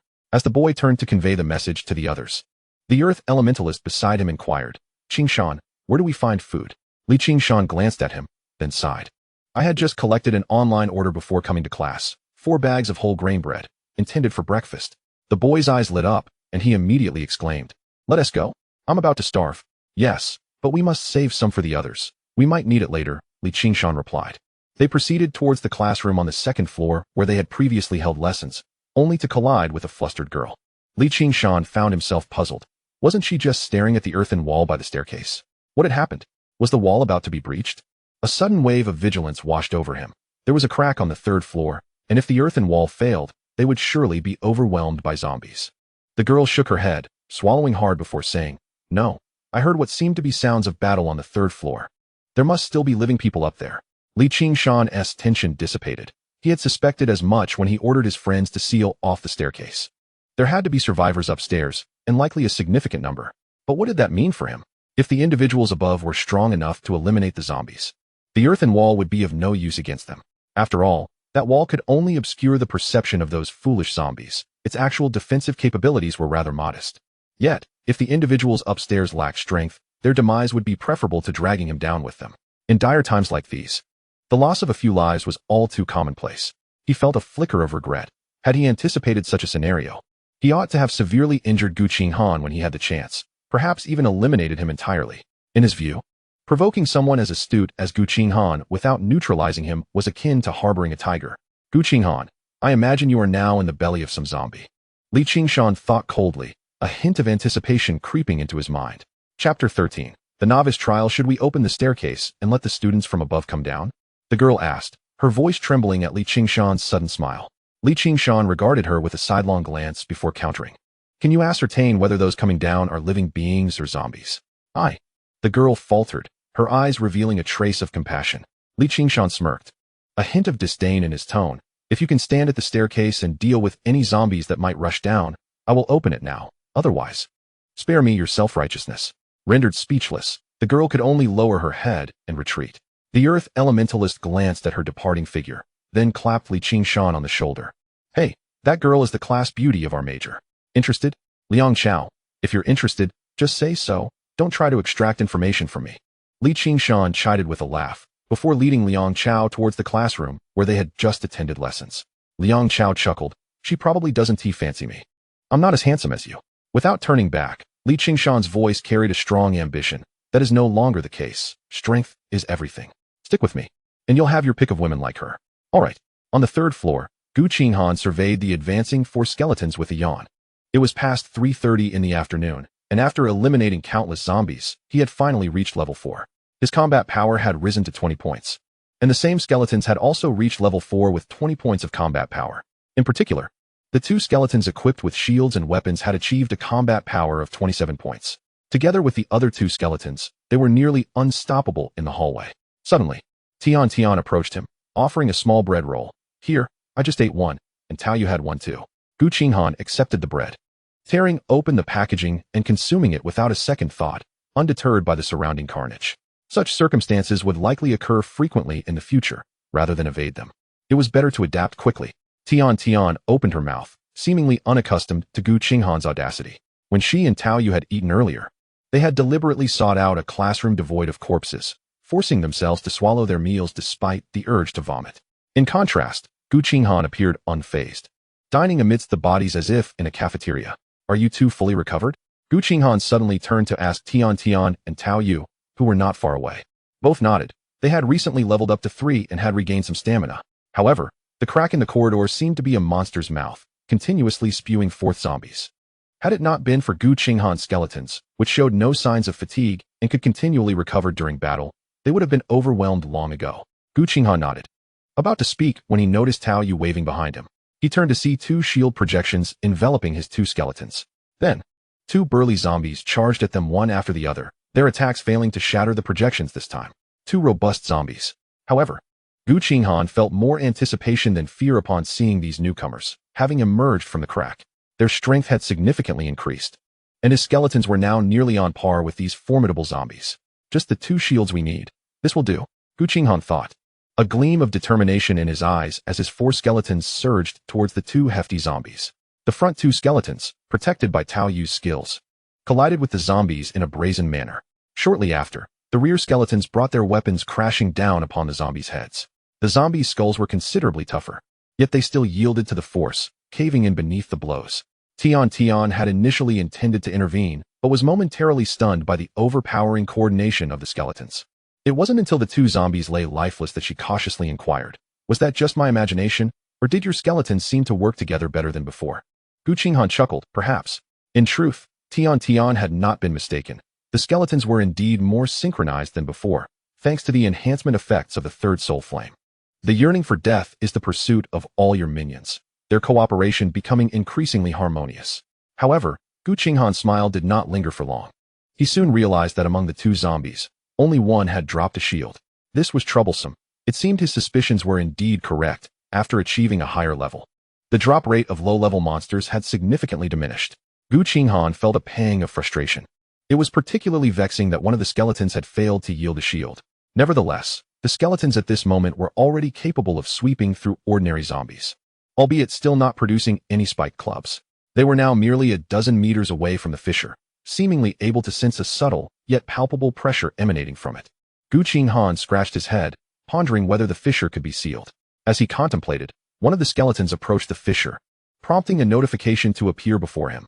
Would you like to challenge the novice trial passage? Successfully completing the challenge will close the passage. Note: the challenge can only be undertaken alone. Please act according to your abilities. Gu Qinghan was momentarily taken aback. It turned out that the fissure could only be closed through a challenge. Although the challenge was solitary, surely his skeletons would manage, wouldn't they? He glanced at the other 2, and it was evident that they had received similar notifications. So what do you both think? Care to give it a try? Gu Qinghan casually inquired, receiving the anticipated response. Neither of them was inclined to attempt it. Tao Yu possessed formidable defensive capabilities, yet lacked effective offensive means. Conversely, Tian wielded great offensive power, but was nearly as vulnerable as an ordinary person in close combat. In comparison, Gu Qinghan's skeletons were a perfect balance of offense and defense. Tian expressed her concerns. Are you really going to challenge it? I sense danger. Gu Qinghan chuckled. Is there anywhere that isn't dangerous at this point? He was certainly aware that this challenge might hold peril, yet he was eager to try nonetheless. After all, he faced these zombies with minimal pressure now and had scarcely absorbed any necromantic energy. If anyone could close this passage, it would undoubtedly be him. He silently opted to accept the challenge, and the black passage began to writhe, ceasing the appearance of zombies. Then, Gu Qinghan felt a force pulling him towards the fissure uncontrollably, with his skeletons following suit. In mere seconds, Gu Qinghan, under the astonished gaze of Tian Tian and Tao Yu, was whisked into the fissure with a swift whoosh. And then, he vanished. Chapter 14. Tremendous Gains. Gu Qinghan felt as though he had momentarily lost all sensation, only to be abruptly grounded once more. He immediately surveyed his surroundings, discovering that his 4 skeletons had also materialized alongside him. Where he found himself appeared to be a coliseum.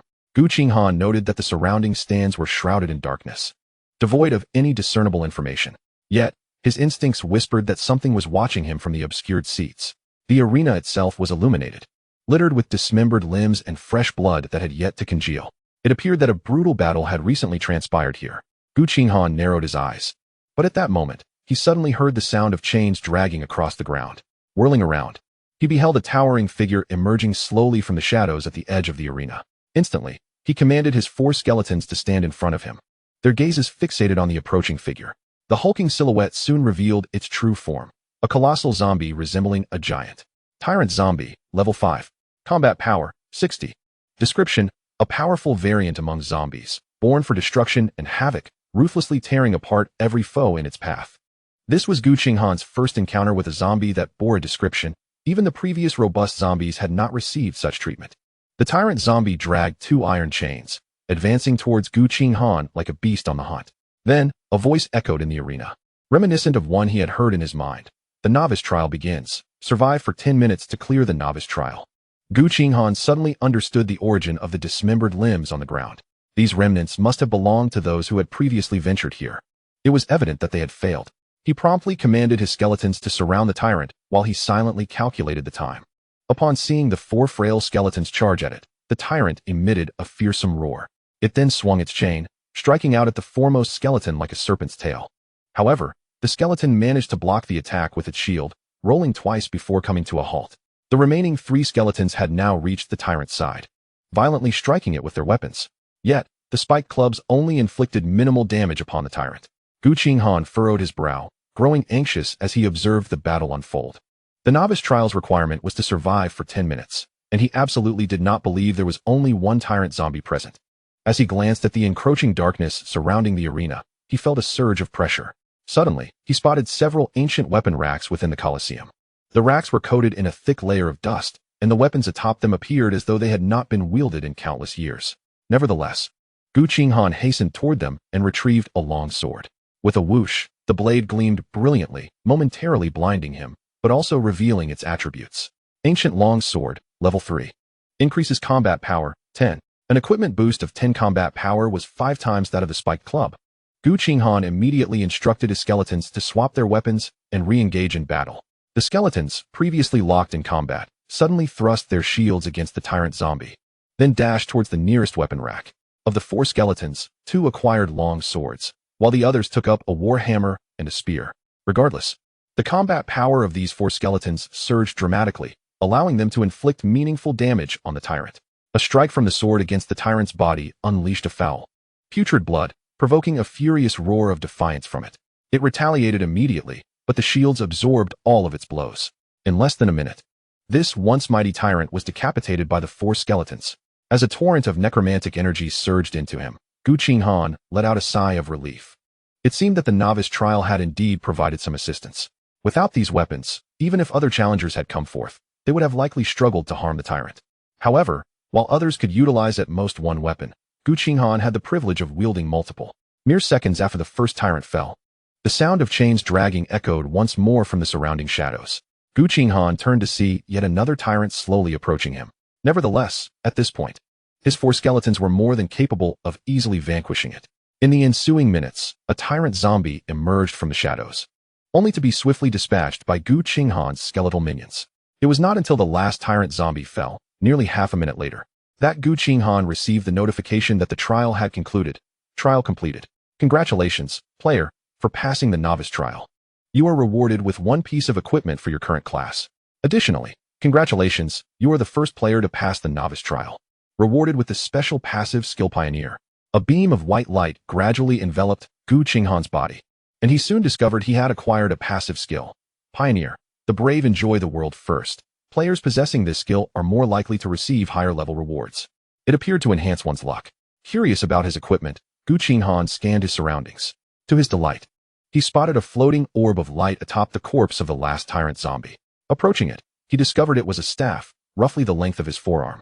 The staff's head was adorned with a green crystal, exuding an air of mystery and intrigue. Apprentice's Staff, Level 5. Combat Power Increase, 10. Special Effect, Death Rattle Summoning Skill, Maximum Summon Count, 2. Almost instinctively, Gu Qinghan yearned to equip this newfound treasure. However, being only Level 4, he was still a fraction away from reaching Level 5. The prospect of summoning 2 additional skeletons was a boon he desperately needed. Excitement sparkled in Gu Qinghan's eyes as he claimed his rewards, and a fissure began to open in the space around him, preparing to transport him back. Yet just then, he glanced at the weapons displayed on the racks, and his mind whirled with thoughts of acquisition. If only I could take these weapons with me, he mused, promptly commanding his skeletons to gather them. However, as he prepared to draw these weapons into the realm of the undead, an unexpected force seemed to kick him, and an invisible power seized him, casting him into the rift as if he were refuse. Damn, my weapons! With Gu Qinghan's disappearance, the arena gradually fell silent once more. Strangely, aside from the scattered limbs and severed body parts on the ground, all the weapons returned to their racks, the dust settling as if they had never been touched. Chapter 15. The Sight of the Dead. On the 3rd floor of the teaching building, where Gu Qinghan had previously attended class, Tian Sweet and Tao Yu anxiously awaited before the crack. Suddenly, the fissure writhed, and as if discarding trash, it expelled a figure. The two immediately turned their gaze, and it was none other than Gu Qinghan who had been cast out. Upon landing, he promptly began to inspect his realm of the undead. Discovering that he had failed to retrieve any of the weapons from the racks, he sighed in disappointment. Shortly thereafter, his 4 skeletons were regurgitated, albeit without their weapons. Concerned by Gu Qinghan's dejected demeanor, Tian Sweet inquired, "What happened? Did you fail?" Gu Qinghan shook his head. "No, I succeeded." Tian Sweet pressed, "Then what else with that look?" "It's nothing, just a bit of a pity." Gu Qinghan waved his hand dismissively, then turned to observe the fissure that had been continuously spewing zombies. He noticed that, after expelling him and his skeletons, the fissure began to close, resembling a zipper being drawn up. Within mere seconds, it vanished as if it had never existed, taking with it the bloodstains and the corpses of the zombies. "All right, this level is clear of zombies," Gu Qinghan smiled, raising his hands to the 2. Tian Sweet let out a joyful shriek, eager to embrace Gu Qinghan, only for him to deftly evade.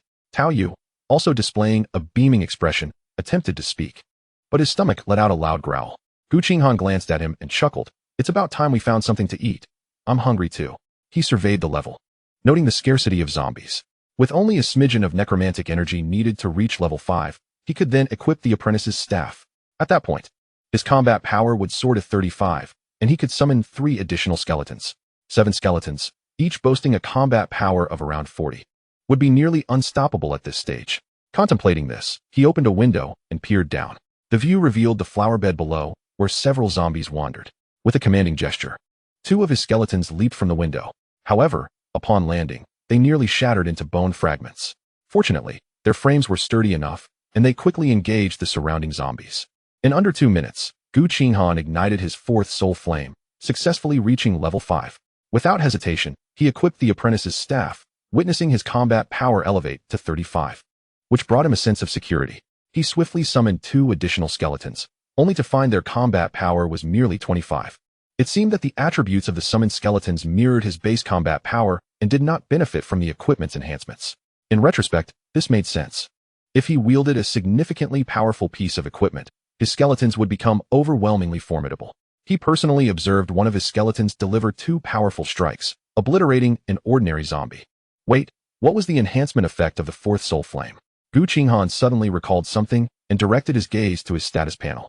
To his surprise, this soul flame did not grant an enhancement, but rather a new skill, Sight of the Dead. The power derived from death brings joy to your minions. You can acquire the vision of any one of your minions. While not a combat skill, it appeared useful for reconnaissance. Immediately, he activated the skill, experiencing a wave of dizziness, and in the next moment, he found himself observing himself from an unusual perspective. It was an exceedingly strange sensation, akin to possessing a third-person view, voyeuristically watching himself. Gu Qinghan instinctively turned his head, and to his astonishment, the figure within his field of vision mirrored his actions. In the next instant, he willed his vision to return, a smile gracing his lips. This skill seemed to offer significant utility. He began to contemplate how he could leverage it to remain in a safe location while dispatching a team of skeletons to undertake perilous tasks. Noticing Gu Qinghan's silly grin, Tian Sweet asked, "What are you up to? Have you lost your mind?" Gu Qinghan shook his head, leaving 2 skeletons to guard him while instructing the remaining ones to leap downstairs. He then led the 2 who would protect him into a classroom with a broken door and gestured for them to join him. "Come on, let us take a break. My skeletons are off to find food." Tao Yu, glancing at the departing skeletons, managed to stammer, "Are you serious? Do your skeletons know what is edible?" "Absolutely. They're fully automated." Gu Qinghan chuckled, then proceeded to activate the sight of the dead skill. His perspective suddenly shifted, transforming the tables and chairs before him into menacing zombies. However, his own viewpoint seemed to embody a skeleton, equipped with a shield and weapon, effortlessly dispatching the zombies in its path. With merely a thought, this animated skeleton could alter its movements according to his desires, akin to controlling an extraordinarily agile mech. Presently, he possessed 7 of such mechs, and the number would only increase in the future. In the classroom, Tian initially intended to engage in conversation with Gu Qinghan, but upon observing his focused demeanor, she realized he was preoccupied with something significant. Thus, under Gu Qinghan's guidance, the skeleton squad advanced towards the nearest small supermarket etched in his memory. This grocery store, modest in scale, lay less than 500 meters from the academic building, providing considerable convenience to the students passing by. Yet, as the skeleton squad hurried towards the supermarket, the leading skeleton suddenly glanced back at the entrance of the teaching building. Through its eyes, Gu Qinghan discerned a group of individuals laboriously clearing the zombies that sought to breach their sanctuary. The fissure he had sealed on the 3rd floor was not the only one. Numerous other gaps remained, allowing an unrelenting influx of zombies. However, in that fleeting moment, he noticed a crew-cut young man peering out from a window. This individual was none other than Li Qingshan. A cold smirk tugged at Gu Qinghan's lips. His suspicions had been validated. This individual had orchestrated the blockade of the stairwell with the people below. Nevertheless, he had no intention of revealing his presence just yet. For one, he was uncertain of his combat prowess against them, and for another, he needed to meticulously devise his plan for retribution. The adversary remained blissfully unaware that Gu Qinghan was just a wall away. Had they known, they would undoubtedly breach the walls to eliminate him. An idea suddenly struck Gu Qinghan. He would bide his time until his strength had sufficiently amplified, returning to confront Li Qingshan with overwhelming force. At that moment, it would be the latter's demise. A chilling smile graced Gu Qinghan's face as the skeleton squad continued their methodical advance amidst the onslaught of zombies. Meanwhile, near the ground floor windows, Liang Chao observed the distant skeletons and abruptly turned to Li Qingshan, exclaiming, "Qingshan, don't you think those skeletons seemed to glance back at us just now?" Li Qingshan, peering out the window, furrowed his brow, gripped by a vague yet palpable sense of apprehension. Uncertain of its origin, this feeling had lingered since earlier. Perhaps it was the ability of some professional, attempting to seek refuge elsewhere? Yet, to be reduced to the form of a skeleton was indeed a tragic fate. After much contemplation, without any resolution, Li Qingshan hastily concluded this notion. Liang Chao gasped, then suddenly seemed to recall something, excitement lacing his voice. "I think they're heading towards that small supermarket. They must be going to scavenge for food." Li Qingshan turned to look at him, his calm demeanor belying the weight of the question he posed, leaving Liang Chao momentarily speechless. If skeletons are unafraid of being bitten by zombies, can you say the same?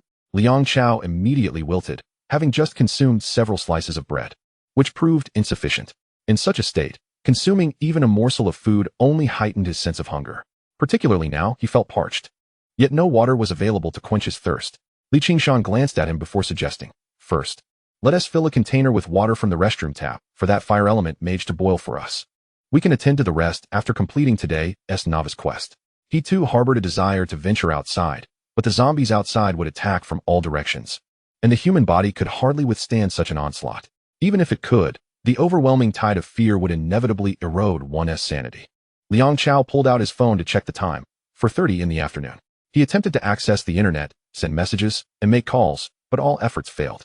It seemed their connection to the outside world had been severed since the onset of the game. He turned to Li Qingshan, a hint of despair creeping in. "Do you think the entire world has become like this? What about my parents?" Despite his youth, he was merely a 20-something college student.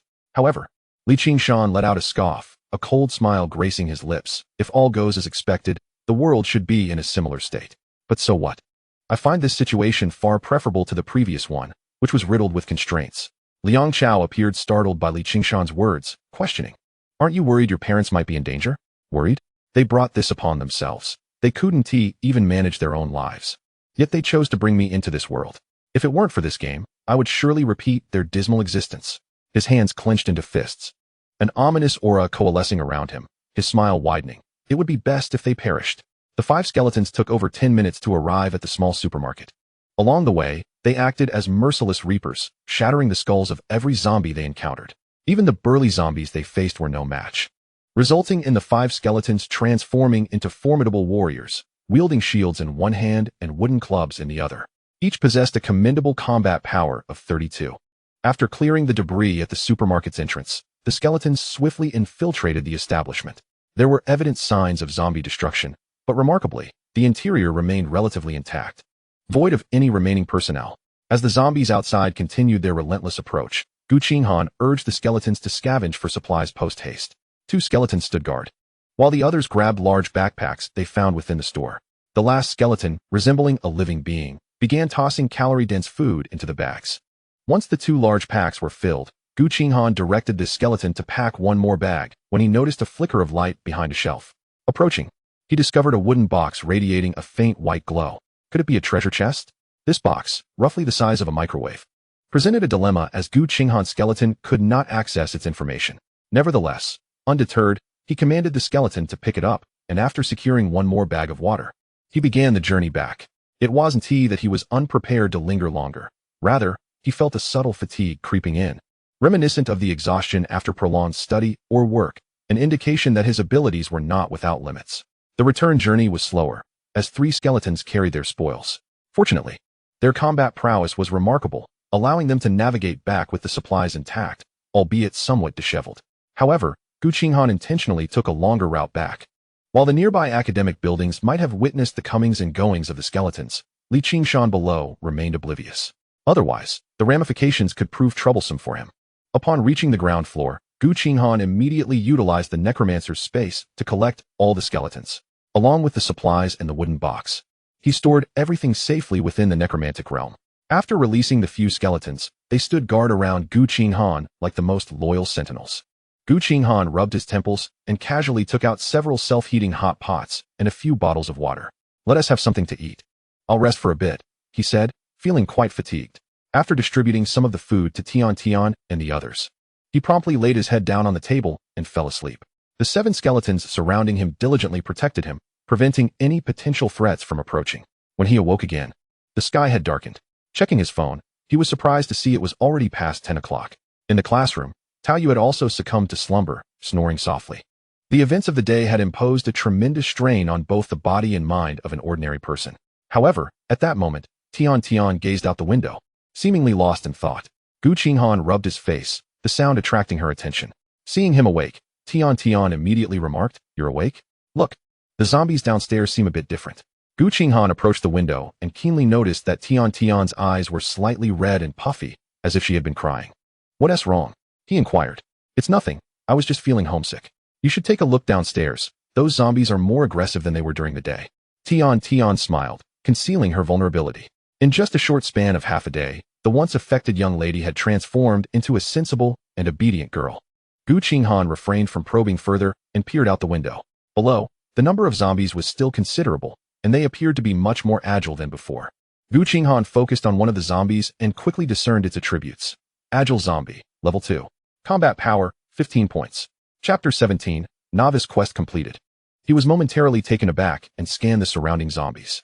To his astonishment, he discovered that all the zombies had transformed into level 2 agile zombies. The level 1 slow zombies had a combat power of only 6 points, whereas the level 2 agile zombies boasted over twice that. Fortunately, I cleared all the zombies on this floor during the day, and the rift has been sealed. Otherwise, I would surely have met my demise here at night. Gu Qinghan thought, a wave of dread washing over him. The danger posed by a horde of level 1 zombies was vastly different from that of a horde of level 2 zombies. Even his level 2 skeletons, armed with weapons, had only 12 points of combat power. They might not stand a chance against a level 2 zombie in a one-on-one confrontation. Thankfully, he had now leveled up to level 5. Tian, observing the noticeably more frenzied zombies below, expressed her concern. "While you were sleeping, I heard many screams coming from the surrounding classrooms. Some even jumped from the upper floors. Clearly, these were individuals who had tried to hide during the day and were caught off guard by the newly upgraded zombies." Gu Qinghan felt no pity for them. Instead, he inquired whether anything else had transpired while he was asleep. "No, nothing except for the zombies upgrading," Tian replied. Armed with this information, Gu Qinghan devised a plan. He did not turn on the lights immediately, but instead summoned a few of his skeletons from the windowsill.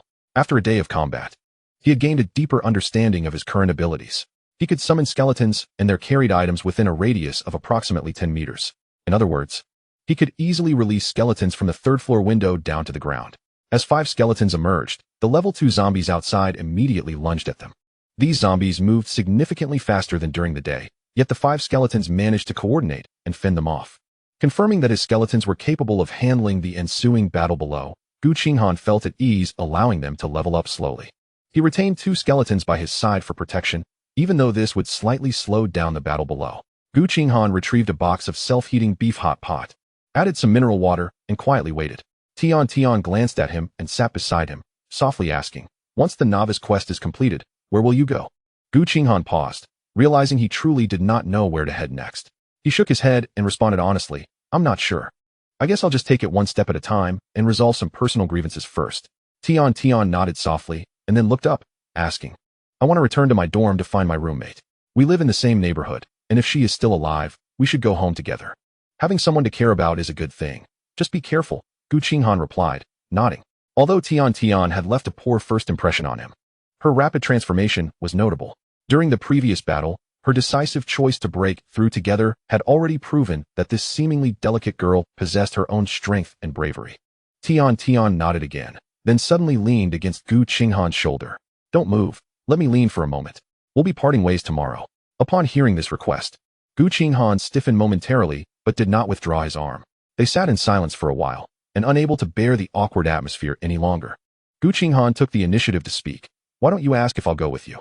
Tian lifted her head, her eyes sparkling with hope. "Really? You'd be willing to come home with me? Don't you want to see your family?" Gu Qinghan chuckled and seized the opportunity to pull back his arm. "Not really.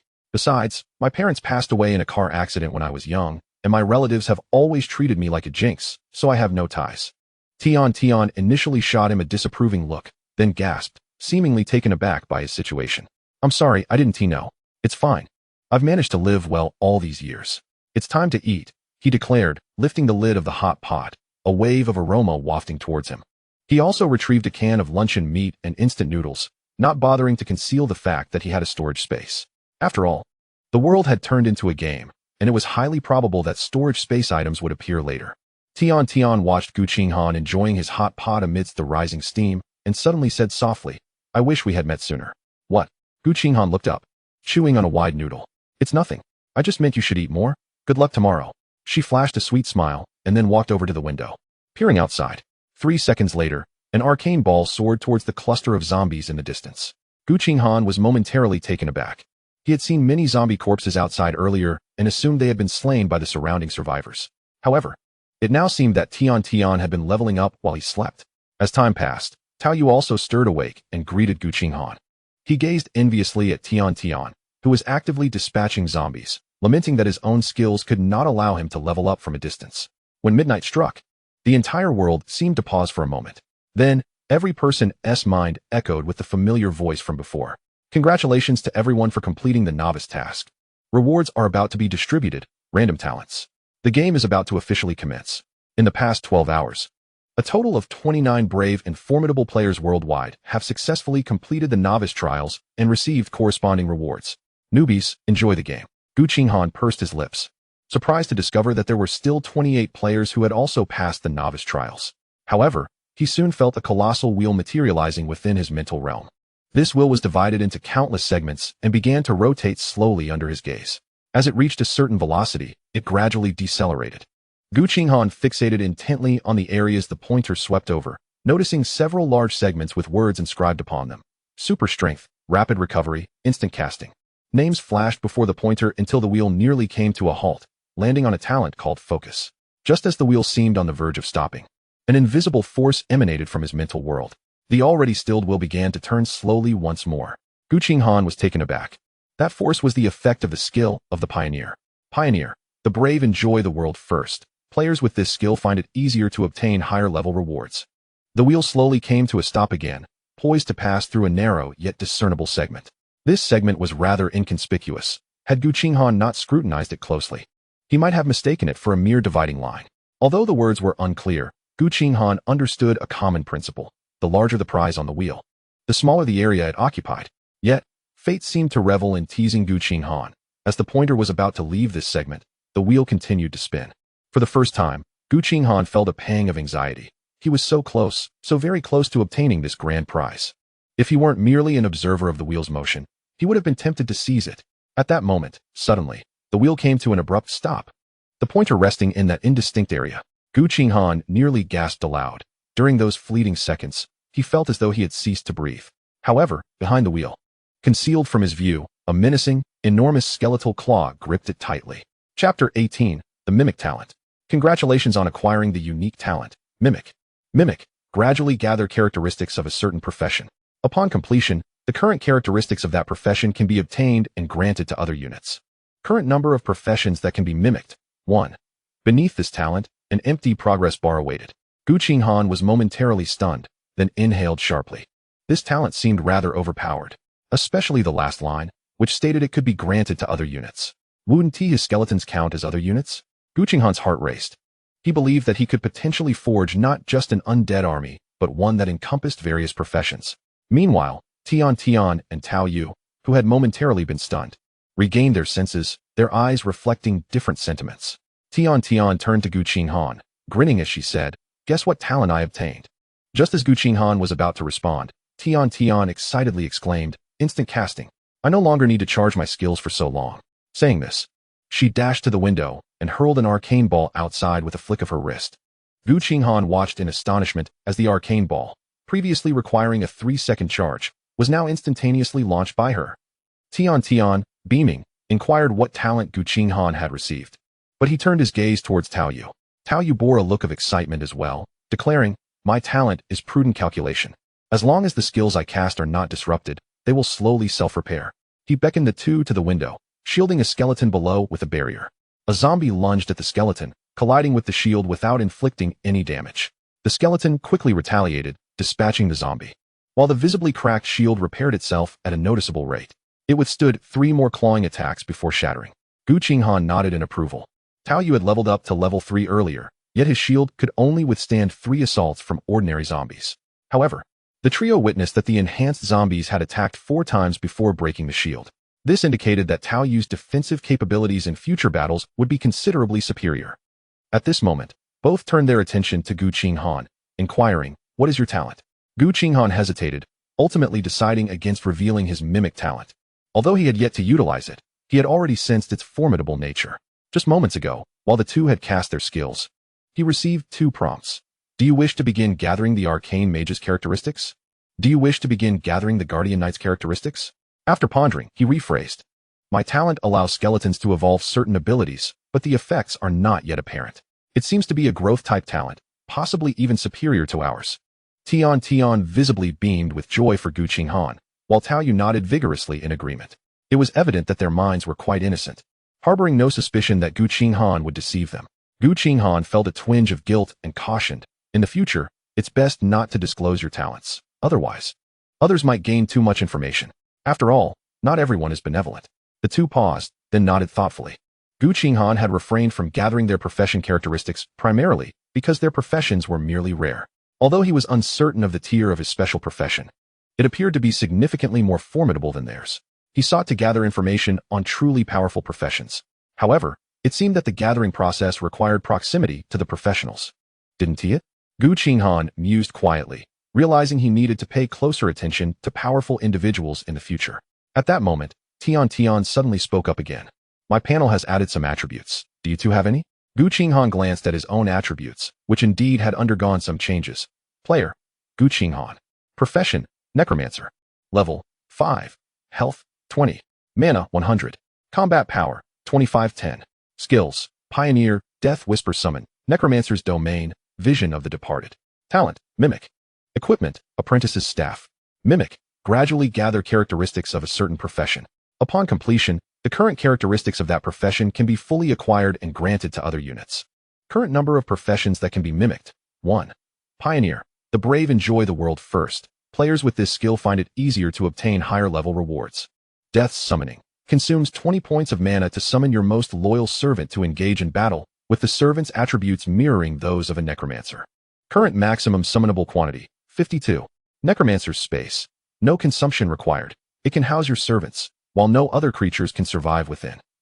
Vision of the Dead. Consumes 2 points of mana per minute. The power derived from death brings joy to your minions, allowing you to gain the perspective of any one of your subjects. The panel attributes now include health points and mana points. And the active skills have also introduced consumption descriptions. Tao Yu opened his mouth and murmured, "It's really starting to resemble a game. I have 100 health points and 20 mana points." Tian raised her hand. "I have 30 health points and 50 mana points." Gu Qinghan glanced at these two, who had once again revealed their weaknesses, choosing not to engage. He mentally organized the information he had just acquired. Conducting an analysis in his mind, it appears that this game is officially commencing. Each profession possesses distinct attributes, and my health points are rather low. Compared to the other two, I am practically a fragile college student. He surveyed his own physique, then glanced at Tao Yu, who was even more slender than himself. Quietly contemplating, mana points are easily comprehensible. My previous dizziness must have been due to the depletion of mana. However, what about these health points? If they reach 0, will I simply perish? Suddenly, he recalled the immense power generated by Tian's arcane ball. A normal person would likely be unable to withstand even a single hit, right? Can these health points be understood as a special form of energy that protects the player from death? If this energy is exhausted, will any subsequent attacks directly impact the corporeal form? Gu Qinghan felt that even if his deduction was not entirely accurate, it was not far from the truth. Just then, he heard a familiar sound of chains clinking from outside. This sound he had encountered during the novice trial. Peering outside, illuminated by the bright moonlight, he unexpectedly spotted a tyrant zombie amidst the horde. His pupils involuntarily constricted. This game, it seemed, had finally entered its proper course. Chapter 19, Busty but Brainless. The tyrant zombie was some distance away, meandering on the ground, oblivious to the battle occurring below where Gu Qinghan stood. However, he could hear the commotion from that direction, likely due to his newly acquired necromancer profession.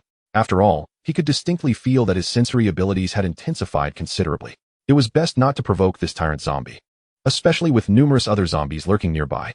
Gu Qinghan silently mused. Previously, he had managed to slay 10 tyrant zombies through sheer mob tactics. However, given the current situation, if the tyrant zombie joined the fray, it would undoubtedly be his skeletons that would bear the brunt of the assault.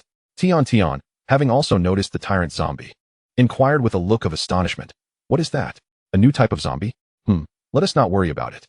We'll discuss it tomorrow during the day," he decided, retracting his skeletons to keep watch in the classroom. Subsequently, Gu Qinghan retrieved a bottle of mineral water, washed up briefly, and handed one bottle to each of the others. "Let us get some sleep. You shouldn't level up anymore, as attracting dangerous entities would be unwise," Gu Qinghan advised.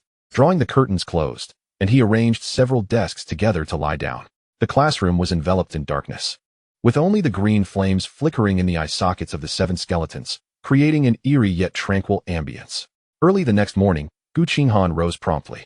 Despite having slept through the night, the hard surface of the desk left him feeling sore all over. It was time to leave this place and find a safe haven where he could at least rest comfortably before considering other matters. Now that he could utilize the vision of the dead, as long as he located a secure spot, he could accomplish many tasks without ever stepping outside. Tian and the others were still sound asleep on their desks, and although Gu Qinghan's skeletons appeared fearsome, they provided a great sense of security. Of course, they were unaware that Gu Qinghan's skeletons were not merely for warding off external threats. Should either of them engage in any actions detrimental to Gu Qinghan during the night, those 7 skeletons would swiftly eliminate them with relentless ferocity. "All right, it seems I obtained a chest yesterday." Gu Qinghan suddenly remembered and hurriedly retrieved the wooden box radiating a soft white glow from the Necromancer's space. "Would you like to open the ordinary treasure chest?" Without any hesitation, Gu Qinghan opted to open it. As the box opened automatically, a gentle white light emerged, gradually fading away. Ultimately, the box vanished from Gu Qinghan's grasp, pausing for a brief moment before revealing its contents. At that instant, Gu Qinghan felt a wave of energy pulsate from within his body. The effect of the Pioneer's skill had been activated once more.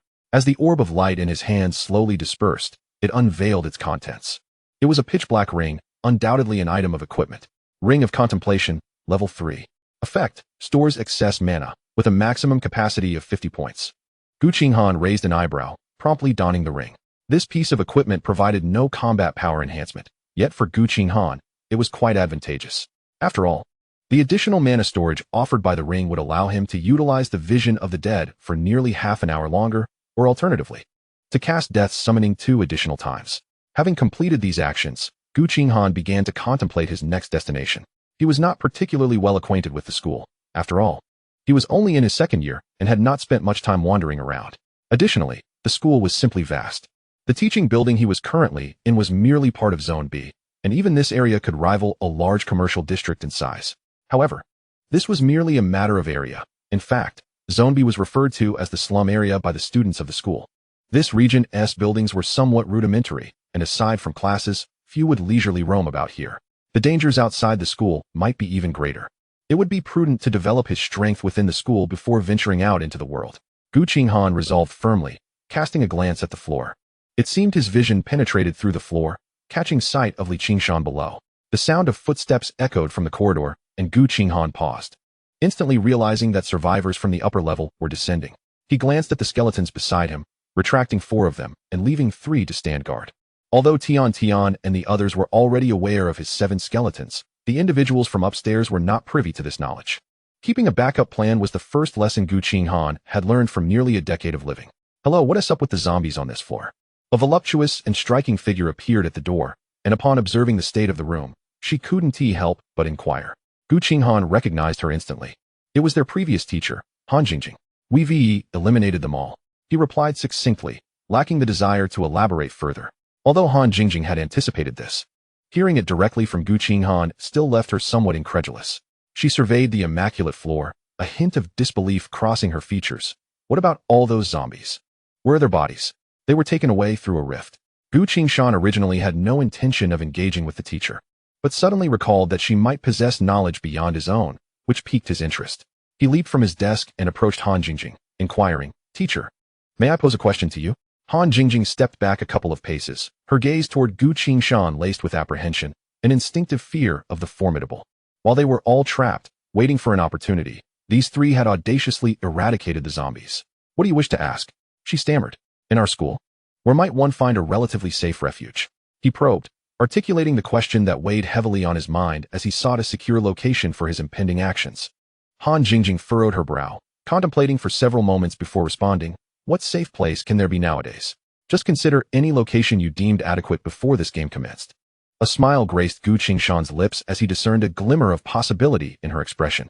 Indeed, after a brief hesitation, Han Jingjing continued, "Actually, the facilities within the school are fairly uniform, lacking substantial defensive capabilities.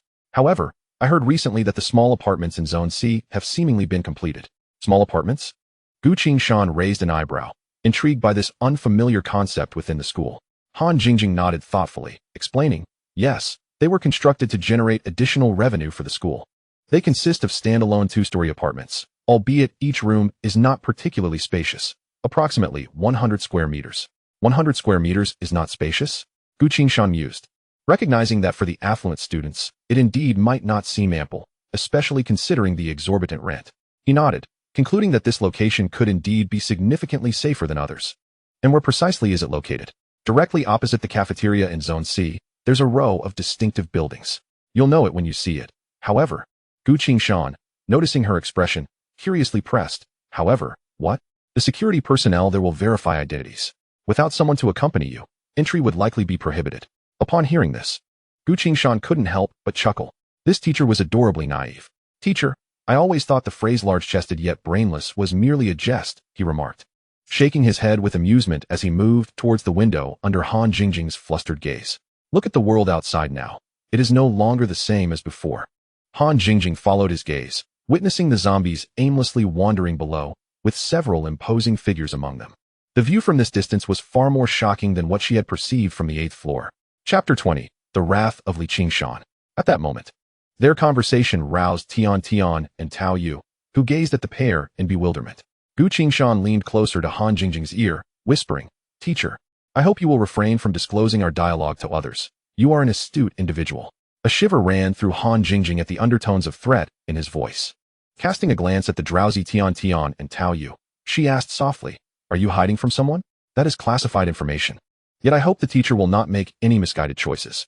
Gu Qinghan believed that if he were to confront Li Qingshan now, he still stood a chance of defeating him. Though the latter might have allies, his own skeletons were not to be underestimated. Nonetheless, he was unaware of Li Qingshan's current strength. If the individuals below had united with him, he would be walking into a trap. Rather than risking himself now, it would be wiser to develop for a while longer, gathering the strength to return and settle the score. He held a grudge. Gu Qinghan must die. And not without a struggle. Very well, I shall remain silent. Even if you speak, it matters little to me. I may encounter minor inconveniences, but you, teacher, would be in a far more precarious position. Gu Qinghan's words caused Han Jingjing to shudder once more, and she dared not meet his gaze again. At that moment, Tian descended from the table, rubbing her shoulders as she queried, "What were you two whispering about? And, teacher, are you not supposed to wait upstairs for death?" Her disdain for the group remaining upstairs was evident, leading her to speak without reservation. Han Jingjing's complexion paled as she immediately retorted, "We simply have too many injured and wish to avoid unnecessary sacrifices. Now that we have dealt with the zombies, you can head downstairs." Tian's irreverent demeanor amused Gu Qinghan, prompting him to intervene between the two seemingly hostile women.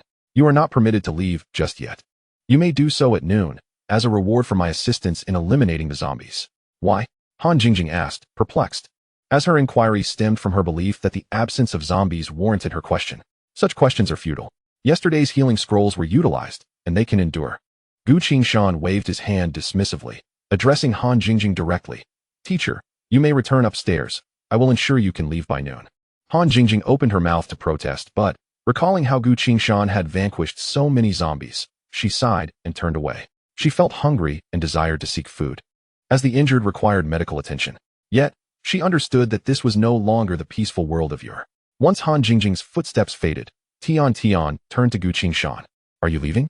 Just until noon?" "Yes, I wish you a swift reunion with your parents," Gu Qinghan replied with a smile, only to note Tian's sulky expression. Tao Yu approached, having gleaned the reason behind Gu Qinghan's reluctance to descend the previous day.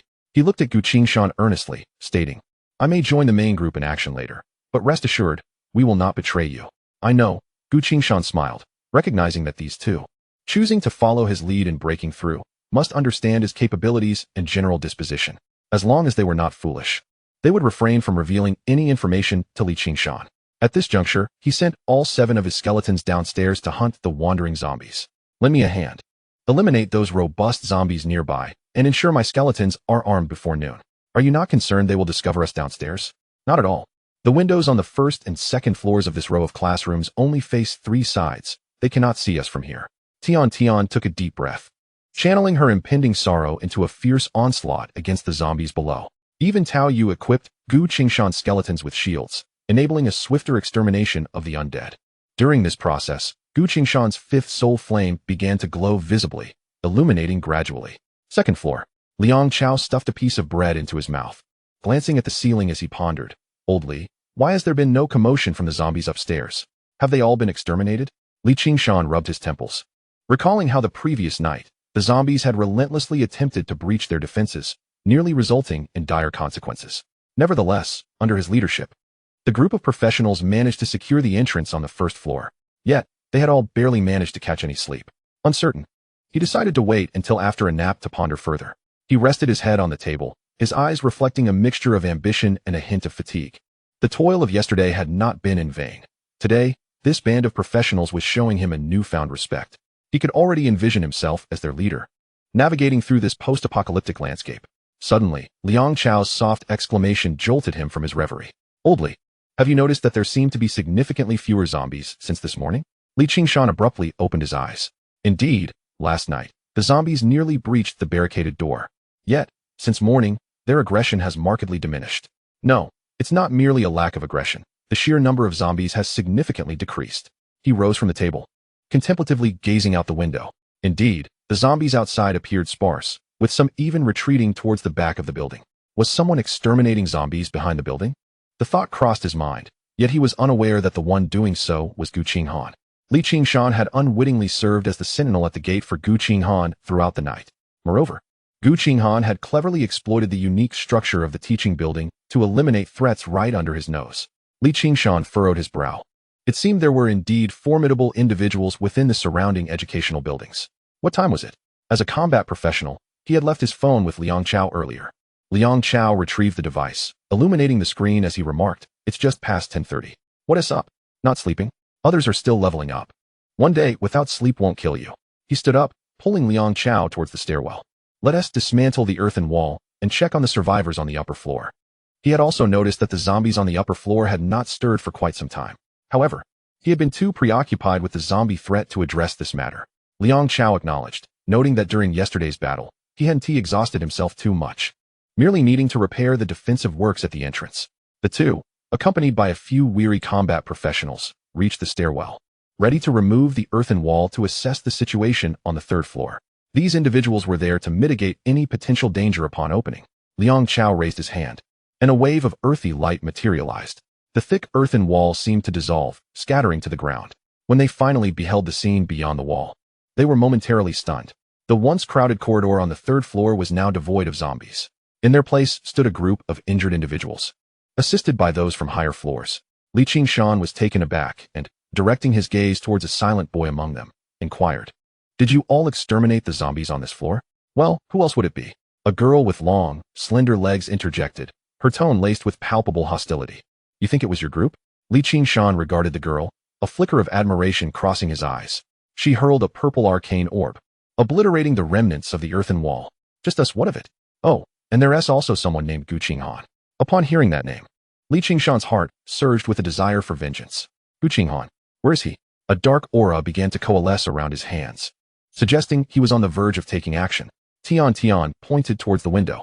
"He just ran out the window when we were upstairs calling people down." Gu Qingshan immediately ascended to the third floor, peering out of the classroom window that Tian indicated. He observed that the zombies in that direction seemed to be pursuing something, yet he could not discern any human figures. His teeth clenched in frustration, and after a few moments of restraint, he erupted in an angry shout. "Damn it!" Chapter 21.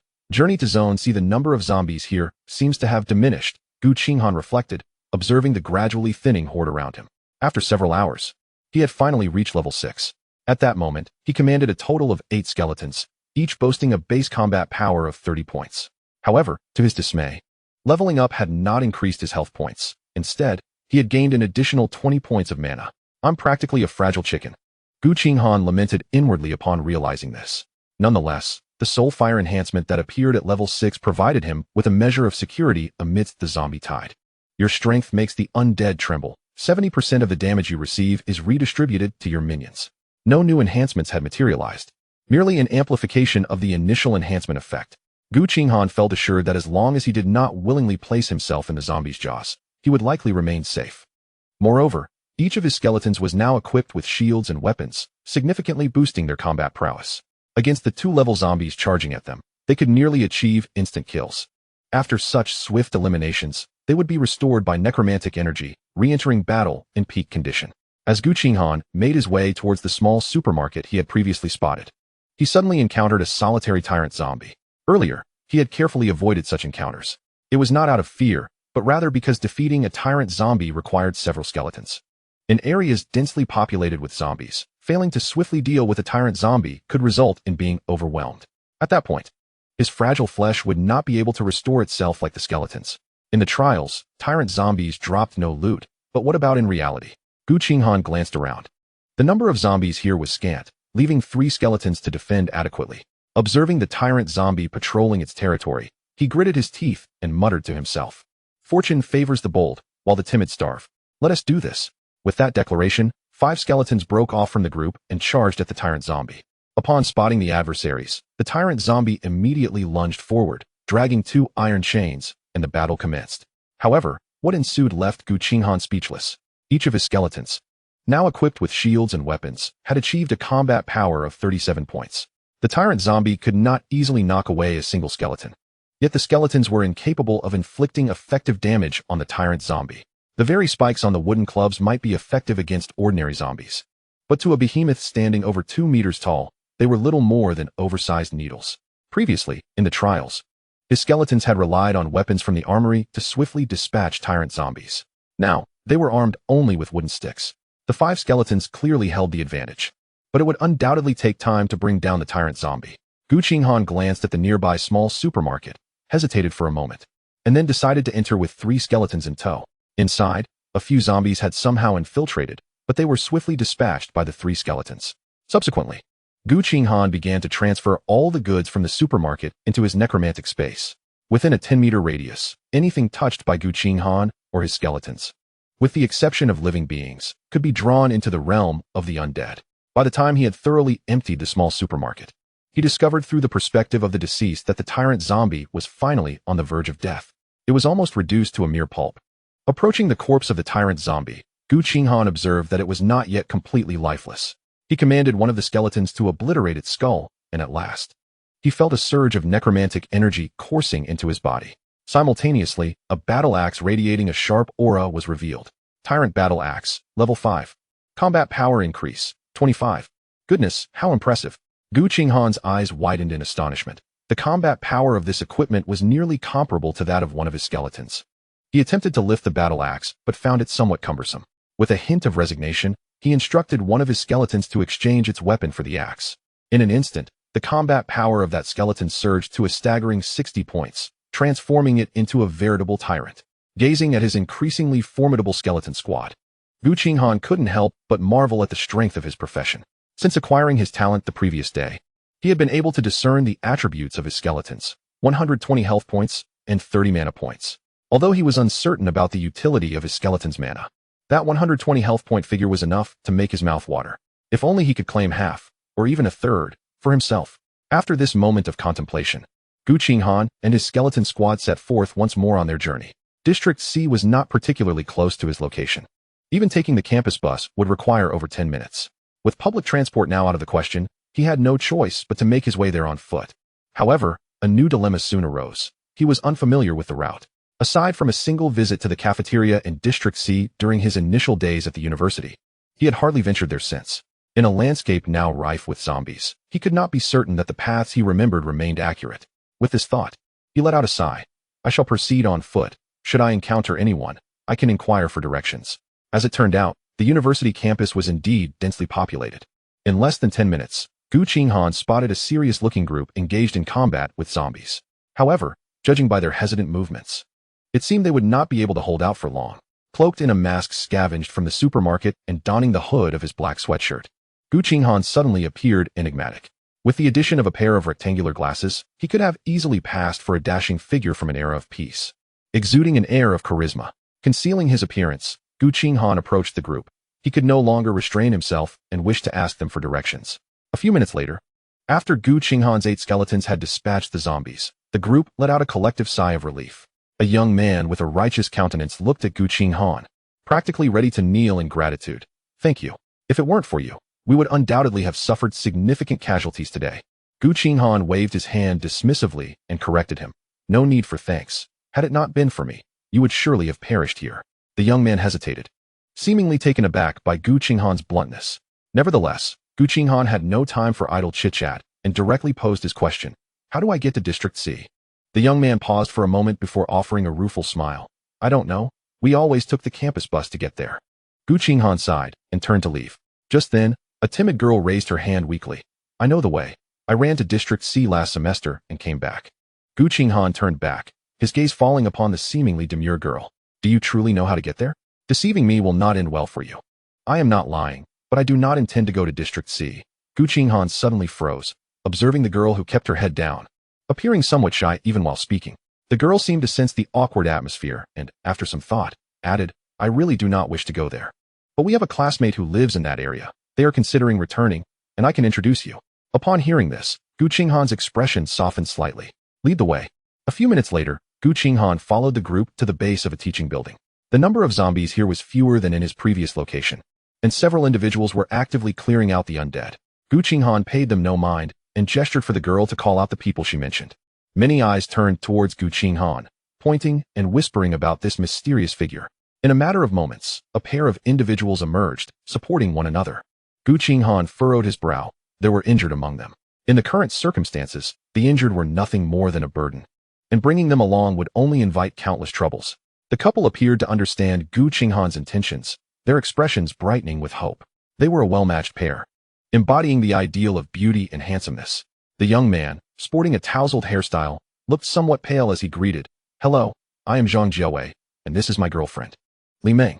I hear you both reside in District C? Yes, we came here looking for classmates, but we did not anticipate this situation. Zhang Jiawei's expression dimmed for a moment, but he quickly added, Though I am injured, it will not hinder my mobility, if all goes well. We should be able to return today. He glanced at Gu Qinghan's skeletons, clearly aware of their formidable strength. However, Gu Qinghan slowly shook his head, for he had discerned from earlier that Zhang Jiawei's injury was to his leg. Anyone with a leg injury would undoubtedly become the first to fall in an emergency. Sensing Gu Qinghan's dissatisfaction, Zhang Jiawei quickly proposed, "How about you wait here for a moment? We have a healer nearby, but there are too many injured, and he has run out of mana." His urgency was palpable. He did not wish to miss the opportunity for protection offered by this enigmatic strongman. Gu Qinghan, intrigued, inquired, "A healer, you say?" Zhang Jiawei nodded and sighed. "I have already been treated by him once. Otherwise, I might not even be able to walk now." Gu Qinghan examined his thigh, where the blood had already dried, indicating a serious prior injury. A healer capable of restoring mobility in such a short time amidst these perilous circumstances was undoubtedly a priceless resource. "Bring him out. I have a way to facilitate his treatment." Zhang Jiawei chuckled wryly, explaining under Gu Qinghan's curious gaze, "His status has become quite elevated. We must offer him valuable items from our possession in exchange for treatment. How could he possibly come out to meet us?"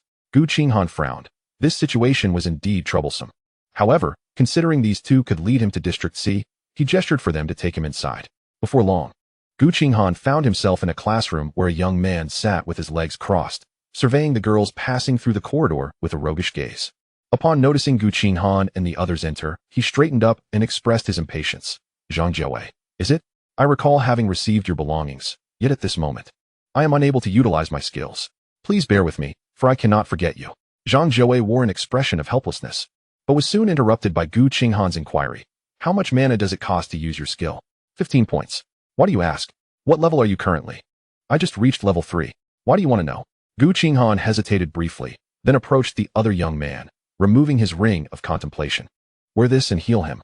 Initially, the boy felt a twinge of annoyance at Gu Qinghan's straightforwardness, but upon glimpsing the attributes of the ring of contemplation, his eyes widened in astonishment.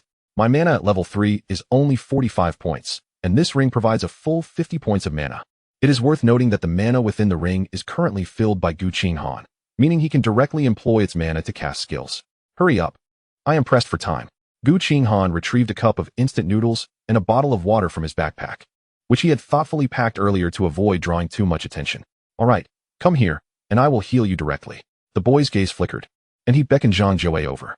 Grateful, Zhang Jiawei glanced at Gu Qinghan before stepping forward. The boy extended his right hand, and a soft green energy manifested. Just one glance at this energy invigorated the spirit, yet Gu Qinghan instinctively took a step back, loathing the vibrant vitality it exuded. "This must be a change brought about by my profession. It appears that a profession does not solely confer benefits." Having planned to utilize his mimicry talent, Gu Qinghan abruptly dismissed the thought. If he found it distasteful, his skeleton minions would likely feel the same. As Gu Qinghan pondered, the energy surged into Zhang Jiawei's body. Instantly, the pallor on Zhang Jiawei's face diminished significantly, and he tested his injured foot, declaring, "I can move without much hindrance now. Thank you, Senior Chao." Chao Qing smiled, casting a thoughtful glance at Gu Qinghan. The next moment, he subtly shifted his gaze toward the entrance, where no skeletons were stationed. In an instant, Chao Qing dashed toward the door, intent on claiming the ring for himself. He believed that by blending into the crowd and leveraging the advantage of numbers, along with a promise of healing, even Gu Qinghan could not thwart him. However, just as he was about to burst through the door, a sharp axe appeared, cleaving him to the ground. Blood instantly stained Chao Qing's shirt, and he howled in agony, clutching his arm in terror as he gazed at the skeletal figure outside, resembling a demonic entity. He had not anticipated that there were more skeletons lurking outside, in addition to those within the room. To attempt theft, one must possess the requisite capital. How could one be so foolish? Gu Qinghan approached the fallen figure with measured steps, extending his hand with a smile. Chao Qing hastily removed the ring, even taking care to wipe away the blood that had splattered onto his clothes. Gu Qinghan reclaimed the ring, waving goodbye to Zhang Jiawei and the others as he exited the classroom. He had momentarily entertained thoughts of violence, but soon considered a more prudent course of action. Zhang Jiawei and the others exchanged glances with the prostrate Chao Qing, hesitating to assist him. Once the classroom was empty, Chao Qing gritted his teeth and unleashed a skill upon himself. A student entered and helped him to his feet, casting a wary glance toward the direction in which Gu Qinghan had departed. With a chilling gaze, Chao Qing inquired of the student, "Do you know that person's name?" The student pondered for a moment before replying uncertainly, "I think he introduced himself as Li Qingshan." Chao Qing acknowledged this with a grunt, silently committing the name to memory. "Li Qingshan, our encounter today is far from over. Chapter 23. The peculiar practitioner. After Gu Qinghan departed with Zhang Jiawei, he charted a course toward Area C. Upon advancing for a while, they encountered a dense cluster of zombies, prompting the trio to pause and allow the skeletons to clear the path. Zhang Jiawei gazed at the relentless assault on the zombies by the skeletons, his eyes brimming with awe. Brotherly Qinghan, do you have any water? My girlfriend and I have been parched all day. After some hesitation, he cautiously voiced his request. Gu Qinghan turned to look at him, contemplated briefly, then handed over a bottle of mineral water. During his previous interactions with the group, he had introduced himself as Li Qingshan. While this bore a hint of mischief, Gu Qinghan found it rather amusing. Watching Zhang Jiawei and his girlfriend swiftly consume the bottle of water, Gu Qinghan inquired, "Where do you reside in Area C?" After discarding the empty bottle with a hint of regret, Zhang Jiawei replied, "We live in a small apartment. It makes attending classes much more convenient for the two of us." To Gu Qinghan's surprise, their residence was precisely his intended destination. "You live together?" he asked. Raising an eyebrow, Zhang Jiawei chuckled, but Li Ming interjected, "I only occasionally stay over for a couple of days. We are not living together." Gu Qinghan nodded, realizing their living arrangement was of no concern to him. His question stemmed merely from idle curiosity. Zhang Jiawei's expression soured slightly, only to be followed by Gu Qinghan's inquiry. "Is your apartment fully occupied?" "No, the rent is quite steep, so there aren't many students living there yet. About 2.5 buildings remain vacant." "Excellent." Gu Qinghan smiled, recognizing that he could easily move into one of those buildings. "Brotherly Qinghan, once this situation settles, I must express my gratitude properly," Zhang Jiawei said earnestly, as if believing this ordeal would soon conclude. In truth, as of now, this global game had only just begun, having barely elapsed 24 hours. While many had witnessed deaths, deep down, they still awaited national rescue. Gu Qinghan, however, held a different view. Humanity had evolved over countless ages to reach its current state. Yet in an instant, this game had the potential to alter everything. Such power was undeniably beyond human capacity to counteract. Gu Qinghan believed that even if humanity could restore order, it would undoubtedly differ starkly from the previous society. Thus, he simply smiled and remained silent. By this time, the skeletons had cleared a path ahead, and Gu Qinghan guided the two onward. "Why is there so little food today? Did you all sneak a bite?" In the cafeteria of Area C, a boy glared at his meager portion, questioning the staff with evident dissatisfaction. The chef, clad in an apron, sighed and turned to retrieve several empty flour bags from the back kitchen. "Our cafeteria replenishes supplies every 3 days. Yesterday was the last day, and currently, there is scarcely any food left. If we do not ration now, we may find ourselves without a single grain tomorrow. How can one fight on an empty stomach? Why not just deny food to those who do not partake in battle?" the young man exclaimed with an expression of indignation, abruptly pointing towards a quiet girl seated in a corner. "Aren't you all classmates? If they eat less, surely you could afford to eat more." The chef sighed. This girl was indeed the most extraordinary among all the survivors in the cafeteria. Rumor had it that she was named Chun Yuding and possessed an exceedingly peculiar profession. However, this vocation bore no combat capabilities whatsoever, lacking even the most fundamental enhancements to her physical prowess. Furthermore, it appeared that her role offered no assistance to others in their battles. The people in the cafeteria had attempted to break free or search for sustenance, yet they were invariably repelled by the zombies outside. Even when they managed to slay a few of the undead, the number of casualties only multiplied. Ultimately, they were merely a group of university students, and maintaining composure in such a sudden crisis was a remarkable feat in itself. The young man scoffed, hurling his tray onto the table. "Why should I take an extra bite while she consumes less? She is not my girlfriend. In these extraordinary circumstances, those who do not fight should not eat.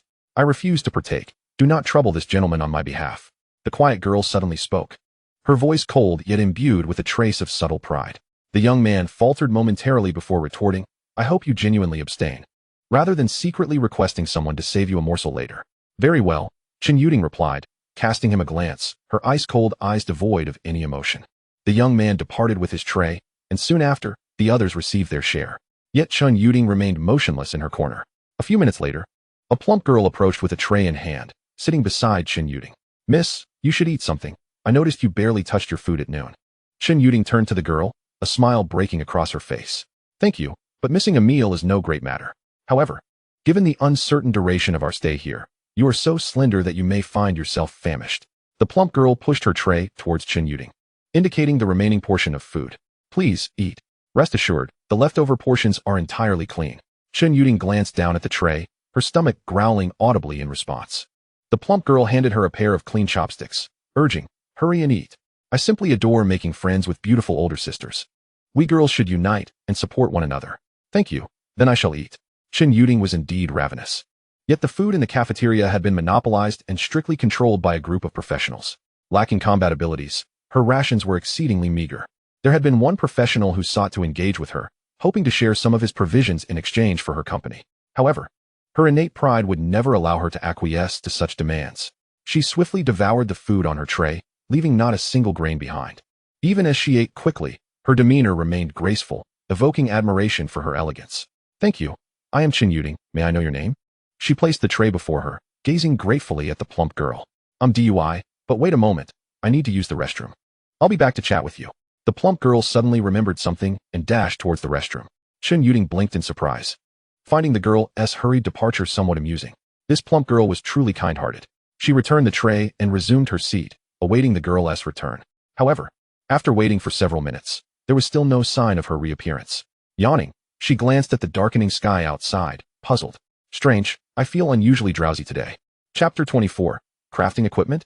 At a nearby table, a young man observed Chen Yuding, dressed in a black dress, a smirk curling at the corners of his mouth. A pudgy figure stealthily approached and sat down beside him, extending her hand. She has eaten everything as promised, 2 bottles of cola. The young man retrieved 2 bottles from his backpack and handed them to her, inquiring, Are you sure this medicine is effective? It's been over 10 minutes.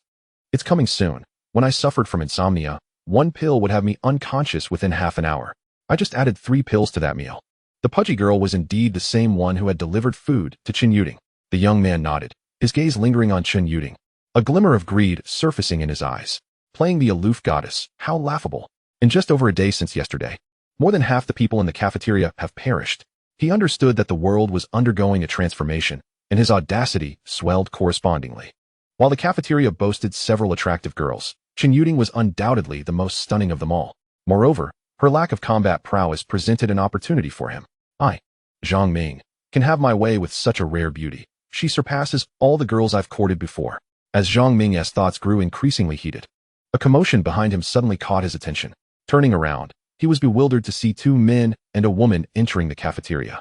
Wait, were those 2 skeletons trailing behind them? Zhang Ming rubbed his eyes, ensuring he was not mistaken.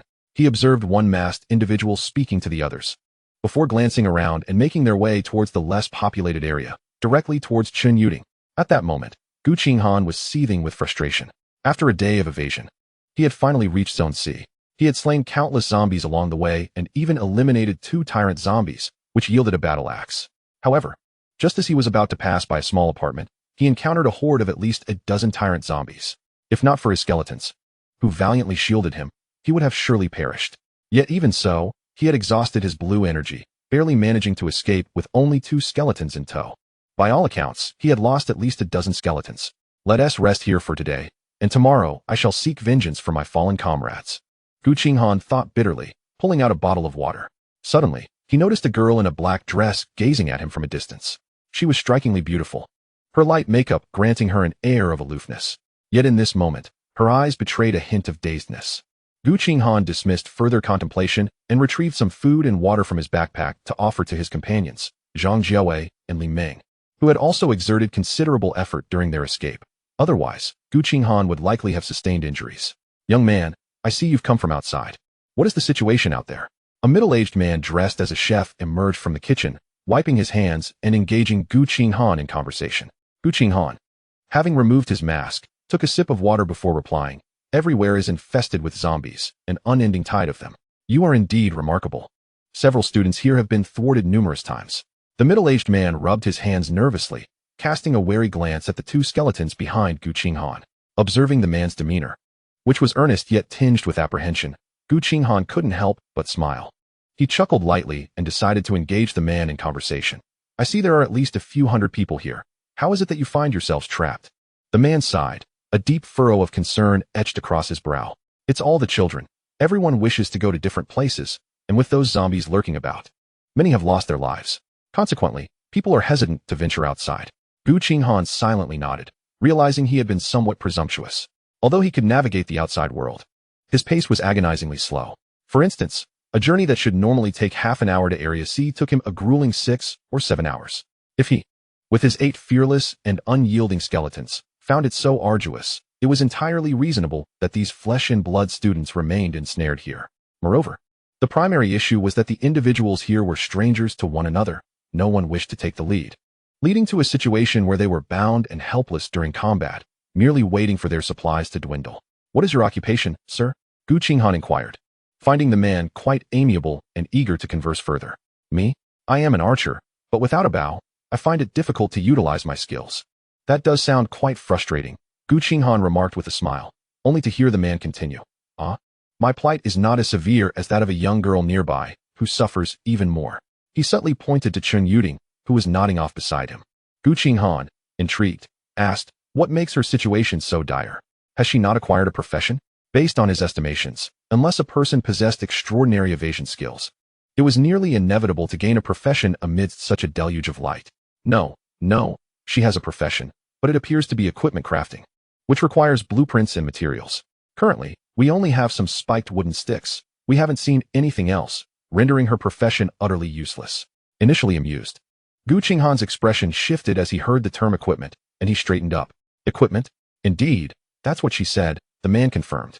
Gu Qinghan's interest peaked as he considered the prospect of commanding an army of skeletons. The matter of equipment would undoubtedly be paramount. The fact that this young woman possessed the ability to craft equipment might seem trivial to others, but was of utmost importance to him. Furthermore, if he could replicate her professional traits through his talents, he would attain a level of freedom concerning equipment. With that thought in mind, Gu Qinghan rose and made his way toward Chun Yuding. However, before he could take more than a few steps, a young man blocked his path. "Hey, buddy, that's my girlfriend. What do you want?" The obstructing figure was Zhang Ming, who had observed Chun Yuding nearly falling asleep from a distance and noticed Gu Qinghan staring at her for an extended period. Although he sensed Gu Qinghan's formidable strength, he was unwilling to let him disrupt his plans. Gu Qinghan glanced at the scruffy young man, shrugged, and said, "No misunderstanding here. I merely wish to ask your girlfriend a question." Zhang Ming chuckled, giving Gu Qinghan a knowing look. "My girlfriend is upset with me. Please, let us discuss this tomorrow. Do me a favor." Gu Qinghan assessed Zhang Ming's demeanor, finding it difficult to reconcile his appearance with that of the elegant young woman in the black dress. Considering the young man's sly expression and recalling the girl's current state, he suddenly grasped the situation. This girl might be immensely valuable to him, and he could not afford to let her slip away. Chapter 25. The Overlooked Legendary Profession. The Master Craftsman. Gu Qinghan regarded Zhang Ming with keen interest, waiting for the young man's gaze to falter before he inquired, "Your girlfriend? What is her name?" Zhang Ming stammered, suddenly flustered. He had no idea what her name was. However, with no choice but to respond, he forced a smile. "Her name is Zhang Tingting. Why do you ask?"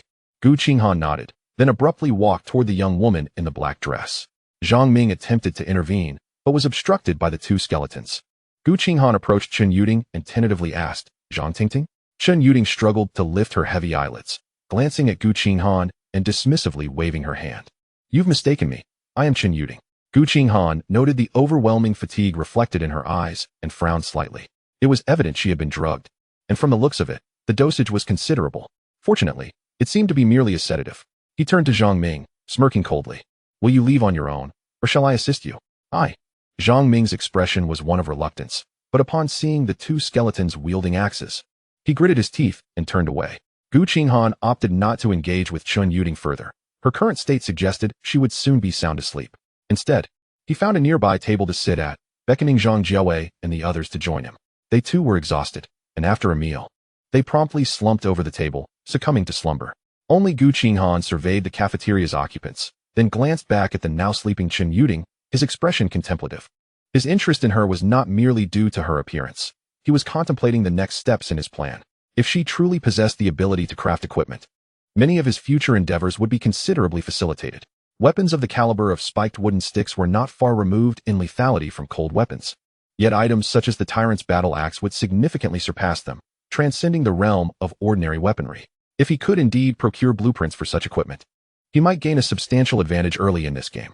Gu Qinghan considered numerous possibilities, preparing for future contingencies and formulating multiple plans, a principle he had adhered to over the years. It wasn't until more than half an hour later that he felt a throbbing headache and rubbed his temples, preparing to catch some rest. At that moment, a group of boys approached. Gu Qinghan turned to them, and the leader spoke. "Hello, well, we have accepted you. As a new addition, one of you must keep watch with us tonight." Gu Qinghan pondered for a moment. Although he had little desire to linger, He understood the need to adhere to the local customs. After contemplating, he sent one of his skeletons towards the group. What are you doing? We mean no harm. The leader stepped back, a look of wariness crossing his face as he regarded Gu Qinghan. Gu Qinghan paused, then realized they had misinterpreted his intentions. Rest assured, this is my summoned creature. It will keep watch with you tonight. The skeleton had silently positioned itself behind the boys, resembling a stoic soldier. The leader scrutinized Gu Qinghan for a moment, then glanced at the skeleton, his eyebrows twitching slightly. After a few seconds, he slowly replied, Fine, you may rest for now. But if you are still here tomorrow, one of you must keep watch with us, and it cannot be a summoned creature. It was evident that he held a degree of trepidation towards Gu Qinghan's unsettling skeleton. Gu Qinghan observed the departing figures and summoned 2 skeletons to guard his side. Having exhausted his recently replenished magical energy, he felt a wave of dizziness wash over him and promptly settled into a comfortable position to drift into slumber. The following morning, he was roused by the sound of a heated argument. Rising from the table, he discovered 2 girls embroiled in a dispute over a bowl of rice porridge. Stretching lazily, Gu Qinghan stood up to survey the breakfast being distributed. Only porridge and pickled vegetables.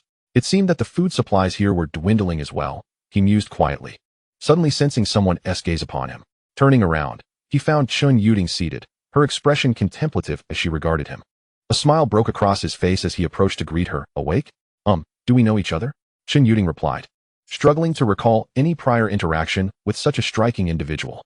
Having awakened that morning, she had already gleaned from Zhang Jiue the events of the previous night.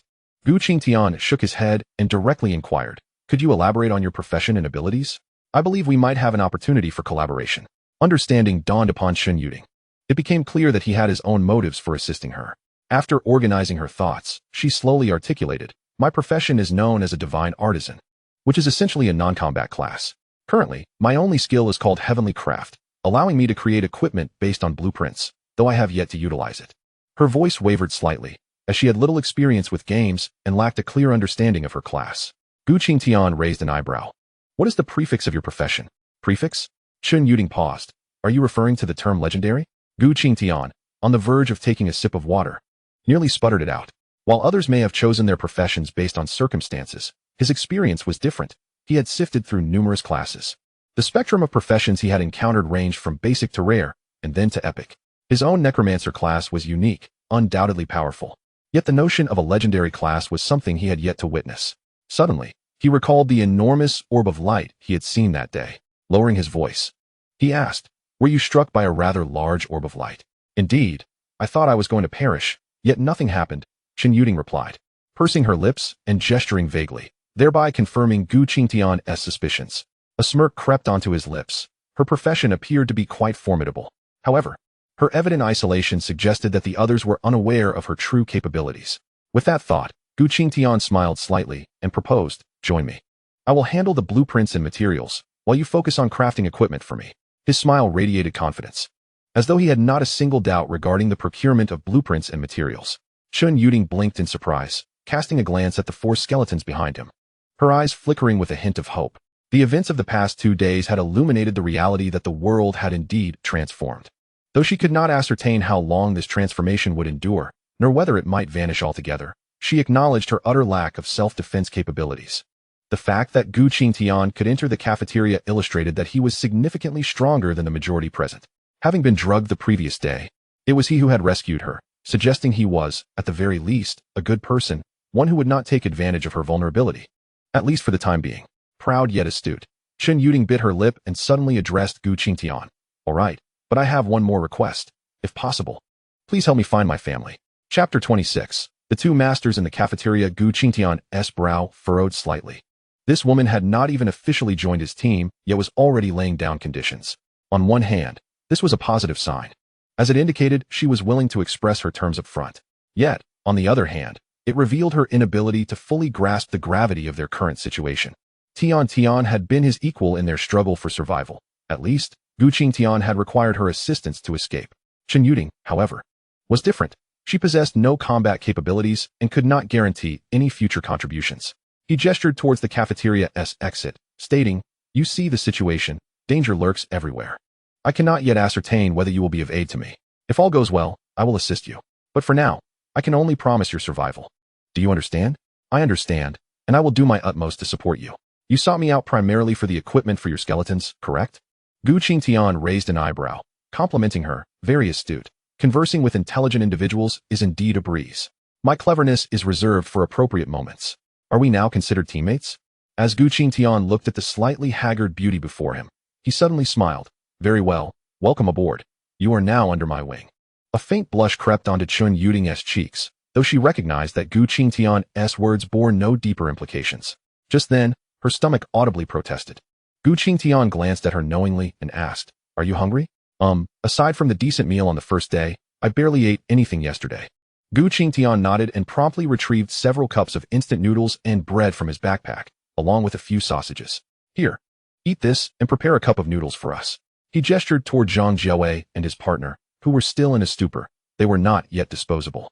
Although he had plenty of self-heating hot pot meals stored in his necromantic space, producing them now would attract too much attention. Regardless, Chun Yuding's eyes sparkled with delight. She nodded eagerly and hurried off to the hot water dispenser to fill her bowls. Watching her step with newfound lightness, Gu Qinghan sighed. This was the apocalypse. In just 2 days, it had stripped these once privileged university students of their former dignity. At that moment, his gaze began to scan the crowd, contemplating the possibility of finding someone with formidable combat skills among them. After all, there were at least a dozen tyrant zombies lurking near the nearby apartment complex. Less than a kilometer away, he had suffered a setback there yesterday. Had it not been for his luck, he might not have made it out. The ordinary zombies outside could no longer provide him with necromantic energy. If anything, their contribution was negligible, rendering his chances of leveling up slim. Initially, his plan had been to gather insights into Chun Yuding's professional traits, but with her now choosing to join his team, he could adapt his strategy. The world outside was perilous. He needed to replicate a class that possessed both substantial combat prowess and sustained fighting capability to bolster his own strength. At that moment, Chun Yuding returned, balancing 2 buckets of instant noodles, and upon setting them down, she picked up another 2 from the table to fetch water. Gu Qinghan called out to her, directly inquiring, May I ask, who is currently the most formidable individual in this cafeteria? I wouldn't know. I've been sitting in this corner since yesterday, she replied. Gu Qinghan, displaying a mix of exasperation and a hint of headache, gestured for her to continue with her noodles. He surveyed the crowd and rose to approach the queue for porridge. Hey, brother, I just arrived yesterday. Who is the most powerful practitioner here? Gu Qinghan inquired politely as he approached a seemingly amiable young man. The boy glanced at Gu Qinghan and replied curtly, How should I know? Don't ask me. It's quite bothersome. Gu Qinghan revealed a sausage from his hand, shaking his head in mild disappointment. Never mind, I'll ask someone else. The boy abruptly seized Gu Qinghan's arm, grinning. Wait a minute, I just remembered. You can ask me. His gaze remained fixed on the sausage, almost drooling. Once the boy had finished filling his bowl with porridge, Gu Qinghan pulled him aside, smiling as he said, Brother, please tell me more in detail so I can better understand our situation here. The young man tore open the sausage wrapper, took a hearty bite, and then broke the remaining half into small pieces to mix into his porridge. After completing this, he looked at Gu Qinghan and said, Actually, we don't have many strong practitioners here. There are only a few real experts. Do you see that grumpy guy over there? He is one of the 2 strongest in our group. Gu Qinghan glanced over to see a young man seated at a table, consuming his meal. However, his fare included not only porridge and pickles, but also a steamed bun and an egg. His profession was an epic class known as a puppeteer, capable of transforming zombies into his puppets for battle. Gu Qinghan nodded slightly, though he felt little interest. Although his skeletons appeared somewhat intimidating, they were still far preferable to those grotesque and repulsive zombies. And the other? Gu Qinghan inquired. The other one is also an epic class, a berserker, known for growing stronger with every battle. I saw him take a group out this morning. He should be back soon. Berserker? Gu Qinghan's interest was piqued. This profession was unmistakably tailored for combat. The young man sighed, stirring his food as he continued. This guy has a peculiar approach, while everyone else is hiding from zombies. He ventures out daily, but thanks to him, we are able to hold our ground here. Gu Qinghan raised an eyebrow, sensing a hint of dissatisfaction in the boy's tone. You seem a bit discontent with him? It's not discontent. He insists on dragging others along for exploration, claiming that only through self-rescue can there be hope. Many who accompany him end up injured. If it were up to me, I'd rather wait here for rescue. Gu Qinghan chuckled softly, yet he made a mental note regarding the berserker mentioned by the boy, in a time when others were resigned to waiting for salvation. Preferring a defensive stance, this individual who dared to lead explorations was undoubtedly extraordinary. Those who dared to think and act differently are often the ones destined for greatness. After bidding farewell to the boy, Gu Qinghan returned to his table to enjoy his noodles. The savory aroma attracted the attention of several onlookers. Yet no one approached him with ill intent. Just then, a commotion erupted at the cafeteria entrance, drawing the gaze of many, including Gu Qinghan. To his surprise, it was the young man from the previous night who had requested someone to stand guard, returning with several companions. They bore numerous boxes of food. "We passed by a convenience store on our way back and picked up some supplies," the young man exclaimed, his excitement evident as he waved to those around him. "Is anyone willing to join me? There are quite a few zombies over there, but if we can gather more food, nobody will have to go hungry." The previously enthusiastic crowd suddenly fell silent, their gazes evasive. The young man, though unsurprised by their reaction, sighed gently and distributed a portion of the food to some individuals who had fought alongside him in recent days. These individuals bore visible injuries, their fatigue unmistakable. "Those who fought with me earlier are exhausted. I need a few brave souls to accompany me. Those who volunteer will be rewarded with food based on their contributions." At this proclamation, a few students gradually stepped forward, but their numbers were scant, merely 3 or 4. Clearly, the majority deemed it preferable to endure a couple of days of hunger rather than face the dangers outside. People inherently gravitate towards safety and benefit, a principle that holds true at all times. The young man's expression soured with disappointment as he was about to attempt further persuasion, when suddenly a somewhat familiar voice rang out, "I'll go with you." Turning to the source, he saw a smiling young man rising from the back of the crowd. "You're the new guy from yesterday with the skeletons, right?" Chapter 27, The Ever-Strengthening Zombie. "Would you like to begin collecting the Berserker's profession traits?" Gu Qinghan decisively selected yes, eagerly anticipating this moment. At this juncture, he had already set off with a group from the cafeteria towards a nearby convenience store. Along the way, they encountered numerous zombies. Yet Gu Qinghan merely unleashed 4 skeletons to engage in combat. His intent was straightforward, to compel the Berserker to showcase his abilities. Only by witnessing the other's professional capabilities could he collect the traits he sought. As he observed the progress bar under his innate talent gradually rising, Gu Qinghan felt a sense of relief wash over him. "Brother, your skeletons are quite formidable." The Berserker wielded a spiked wooden club, cleaving through zombies with an impressive display. "Not too shabby. Your combat prowess seems rather remarkable," Gu Qinghan remarked. My profession is inherently suited for prolonged battles. By the way, my name is Wang Yan." "What's yours?" Wang Yan, while dispatching zombies, turned to greet Gu Qinghan. "Li Qingshan," Gu Qinghan replied, maintaining a calm demeanor. After all, one's identity is what one chooses to present in the world. The two exchanged a few casual remarks before soon spotting the convenience store. This establishment was significantly smaller than the supermarket Gu Qinghan had previously visited, raising questions about how it could survive in Zone C. Yet, at that moment, this convenience store had become a beacon of hope for all in the cafeteria. "Brother Qingshan, could you have your skeletons guard the entrance while we haul some food back?" Gu Qinghan was reluctant, as this would hinder his ability to collect the Berserker's traits. He feigned a troubled expression, pointing at his 4 skeletons. "That might be a challenge. Having them fight would rapidly deplete my magical energy. You should guard the outside as well." As he spoke, he subtly instructed his skeletons to slow their pace in dispatching zombies. Wang Yan, after a brief moment of hesitation, nodded slightly. Subsequently, Gu Qinghan, along with a few others, dashed into the convenience store. The interior of the store appeared somewhat disheveled, suggesting that it had been previously visited. Nevertheless, the shelves still boasted a considerable assortment of food items. Rather than immediately gathering provisions, the individuals who entered alongside Gu Qinghan tore open the food packaging and began to eat voraciously. Famished, their primary instinct upon encountering such an abundance of food was to satiate their hunger first. Gu Qinghan paid them no heed, instead venturing deeper into the store. Inside, the shelves seemed largely untouched, allowing Gu Qinghan to discreetly stow away a substantial amount in his necromantic space.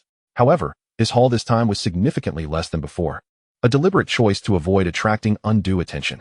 Just as Gu Qinghan was clandestinely gathering supplies, Wang Yan's voice suddenly rang out from outside. "Gather a few more items, and then retreat quickly. A level 3 zombie has appeared." Gu Qinghan was momentarily taken aback. Quickly activating the dead man's sight to observe from the perspective of a skeleton, he beheld zombies streaming in from outside. Among them a few that moved with a markedly swifter pace than the others. These were likely agile zombies, though they seemed to have ascended to level 3. A sense of urgency gripped Gu Qinghan. The rapid evolution of these zombies was alarming. At this juncture, many practitioners might still be at level 1, while zombies had already attained level 3. He dispelled the effects of dead man's sight and noticed the others frantically scrambling to gather supplies. Stealing himself, Gu Qinghan hastily packed all the food and water from the nearest shelf into his necromantic space. He then seized a box of instant noodles that had been deliberately left behind and sprinted toward the entrance. Upon reaching the door, he witnessed Wang Yin struggling against several zombies in combat. Glancing at the creatures for a few seconds, Gu Qinghan swiftly acquired their information. Agile Zombie, Level 3. Combat Power, 25 points. A crimson aura emanated from Wang Yin as he obliterated the nearest zombie. He gestured for Gu Qinghan and the others to follow and led the charge toward the cafeteria. Fully aware of the precariousness of the situation, Gu Qinghan refrained from holding back his skeletons and commenced the extermination of the Level 3 zombies. However, with the Tyrant Battle Axe in play, the skeletons faced no significant challenge in dispatching the Level 3 zombies. Conversely, the students who had followed them appeared exceedingly flustered. Practitioners could view monster information but were blind to the stats of other practitioners and their summons. Gu Qinghan was uncertain of their levels, but judging by their performance, a reduction in their numbers was inevitable. As expected, when they neared the cafeteria's entrance, a male student suddenly let out a blood-curdling scream. Almost immediately, a zombie seized his backpack, dragging him into the throng of undead. Help! The boy cried out in terror, unleashing a shockwave to repel the surrounding zombies. Yet, the sheer number of zombies swiftly encircled him. The other students exchanged glances, momentarily at a loss as to whether to flee or return to rescue him. At that moment, the ever-forward Wang Yin spoke up, his voice cold. Don't mind him. He's as good as dead. Hurry back to the cafeteria. Gu Qinghan raised an eyebrow. Having previously perceived Wang Yin as amicable, yet now he exhibited a startling decisiveness in this critical moment. The group ignored the desperate cries behind them and hastily made their way toward the cafeteria. Just as they approached the cafeteria doors, several zombies suddenly surged forth. Lunging at them, Gu Qinghan's skeleton immediately engaged, but Wang Yin shouted, "Wait! Those zombies are our puppets." Gu Qinghan hesitated briefly before halting the skeleton's assault. The few zombies circumvented them and engaged in battle with the pursuing horde. Though these zombies appeared to be merely level 2 agile types, they managed to hold their own against the level 3 zombies. Although the combat ended swiftly with the former being torn to shreds, Gu Qinghan and his companions seized the moment to slip into the cafeteria. Upon glancing back, Gu Qinghan was astonished to see that the zombies that had been pursuing them had suddenly turned on their fellow undead. In mere minutes, the attacking zombies were dispatched, and the remaining controlled zombies returned to either side of the cafeteria entrance. Intrigued, Gu Qinghan regarded the student within the cafeteria who had maintained a sullen demeanor. His profession was that of a puppeteer, resembling Gu Qinghan's abilities in some respects. However, Gu Qinghan surmised that if a confrontation were to arise, he would undoubtedly emerge victorious.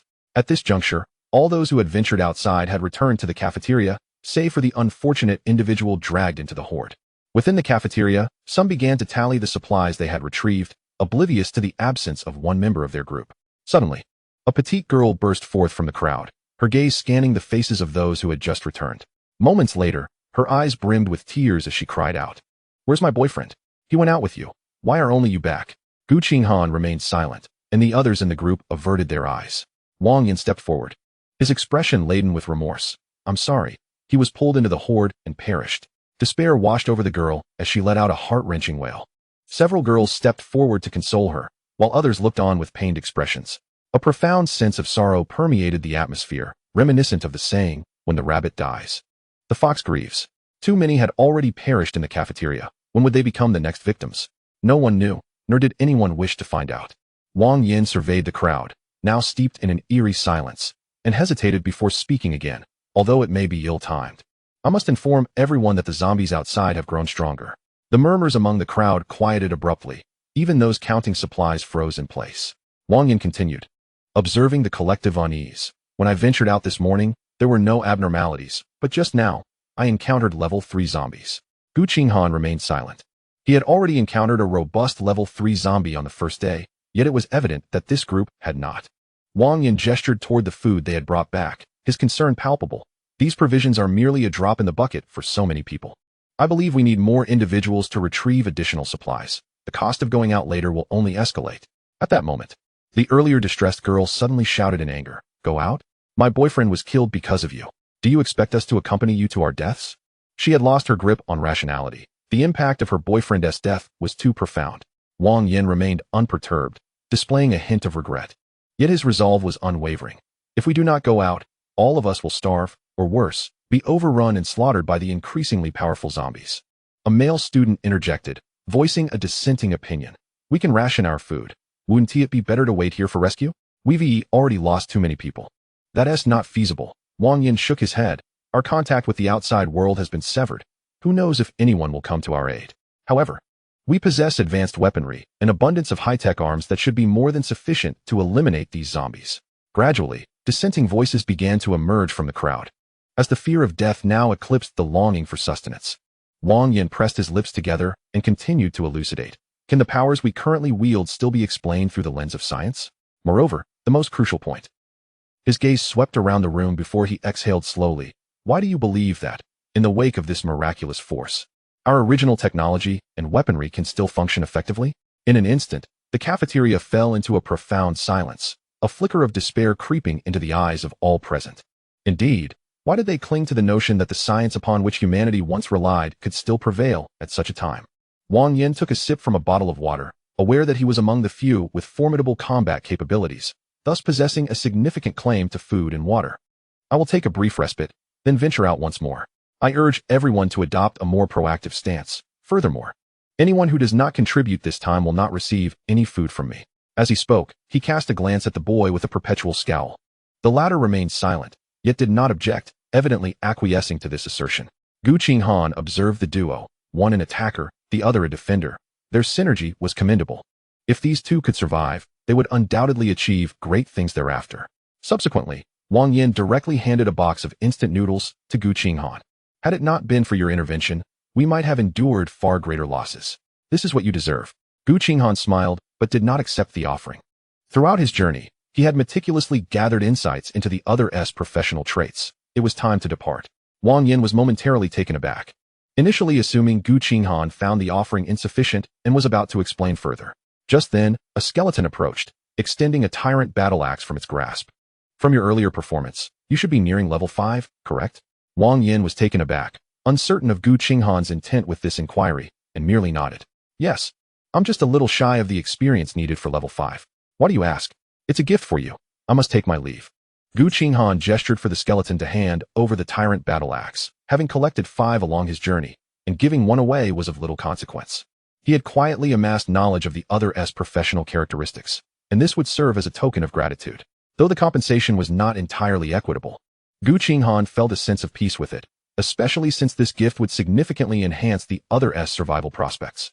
Wang Yin, bewildered, accepted the battle axe from the skeleton, his eyes widening in astonishment.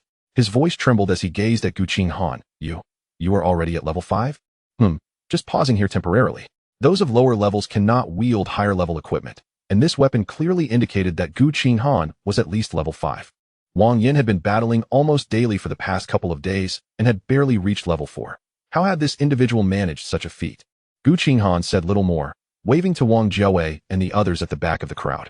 Then, he addressed Wang Yin. Farewell, should we meet again. I hope it will not be as adversaries. Wang Yin opened his mouth, unsure of what to say, and ultimately offered a wry smile. It won TB. By the next time we meet, you will likely have grown even stronger. But where are you headed? It's perilous outside. Though he did not articulate it directly, his underlying message was one of willingness to assist. Gu Qinghan shook his head, leading the 4 skeletons and the 3 individuals through the cafeteria doors. Those inside watched through the glass as the 4 skeletons, resembling vengeful guardians, advanced protectively alongside them. Are they heading towards the small apartment? A girl suddenly exclaimed, her eyes wide with terror. Aren't there particularly fearsome zombies over there? And in hordes. Several nodded in agreement, evidently aware of the dangers that lay ahead. Suddenly, someone else screamed, look! The number of skeletons around him seems to have increased. Wang Yin instantly turned his gaze, witnessing the 4 individuals still proceeding steadily. However, he was astounded to see the number of skeletons surrounding them had indeed grown. He counted and was taken aback to find there were no less than 8 skeletons. Moreover, each of these skeletons was equipped with shields and weapons, 4 of which wielded tyrant battle axes. A bittersweet feeling washed over him as he weighed the tyrant battle axe in his hand, feeling somewhat perplexed. If his assumptions were correct, he would be fortunate to slay half of these skeletons, and that was only under the condition that the other party could not summon any more. The perpetually scowling puppeteer approached, gazing at Gu Qinghan, who was gradually vanishing from sight, and suddenly remarked, Wang Yin, don't you think the attack patterns of those skeletons seem somewhat reminiscent of yours? The boy's voice was remarkably magnetic, a stark contrast to his appearance. Wang Yin glanced back at him. They were indeed roommates and shared a strong bond, both having secured commendable professions. He scrutinized the skeletons for a while, finally furrowing his brow and hesitantly replying, "Now that you mention it, there does seem to be a resemblance." Chapter 29, Berserker Skeleton. This Berserker class aligns quite harmoniously with my skeletons, Gu Qinghan mused inwardly, observing the 8 skeletons that had undergone significant transformation, larger in frame and exuding a faintly savage aura. Only Gu Qinghan could perceive the skeleton's information, and compared to before, they had become vastly stronger. Berserker Skeleton, Level 6. Health points, 300. Magic points, 30. Combat power, 90. Skill, Berserker Bloodline.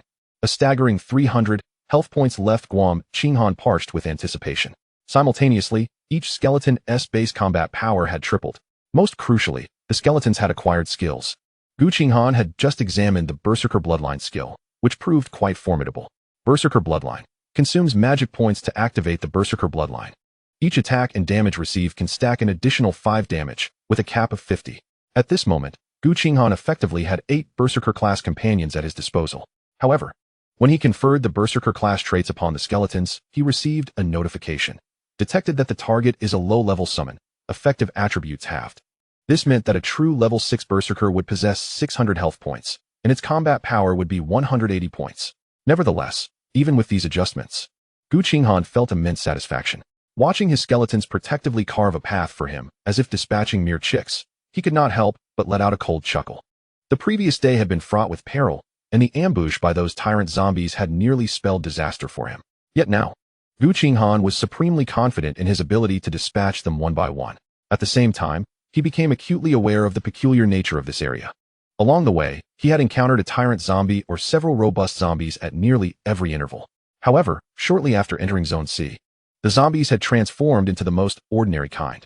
At first, he was oblivious to the reason behind it all, until yesterday evening when he was ambushed by a horde of tyrant zombies. These tyrant zombies seemed to be guarding something. Could it be that there was a treasure hidden in the small apartment nearby? Gu Qinghan suddenly entertained this notion, and his eyes gradually brightened with hope. "Brother Tao, if we don't venture out soon, we will starve to death," a few young men and women, appearing to be university students, whispered to a tall young man in a delicately decorated 2-story building. Their complexions were far from healthy, bearing subtle dark circles under their eyes, indicating their poor mental state over the past couple of days. Brother Tao sighed, pulling back the curtain to glance outside. The zombies still swarmed in droves, and almost every few meters, a tyrant zombie wandered about.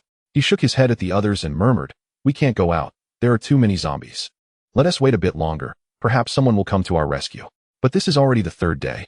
"We haven't eaten anything except for a bit of water," a girl spoke in despair, on the verge of tears, yet lacking the strength to cry. A boy, reclining on the sofa, weakly advised, "Let us hold on a little longer. If it weren't for Brother Tao's strong profession, we would have met the same fate as others long ago." The others remained silent, but sighed softly, waiting for a rescue that seemed almost impossible. They were all tenants of the small apartment and among the last survivors in the area. For some unknown reason, the zombies here were particularly savage, seemingly aware of human presence and accurately locating their targets. Brother Tao had acquired the profession of a hermit, capable of completely concealing the aura of a designated area. Yet even so, they could only move within the confines of the house. Stepping outside would expose them to the zombies. On the first day, they could hear continuous screams surrounding them. By the second day, only a few sporadic cries hinted that some hidden individuals had been discovered. From yesterday until now, the surroundings had fallen into an eerie silence, save for the signature growls of the zombies. Everyone understood that this silence did not imply others were safely hidden away, but rather that they had likely been found and devoured by the zombies. This small apartment area had dwindled down to just their group, barely clinging to life.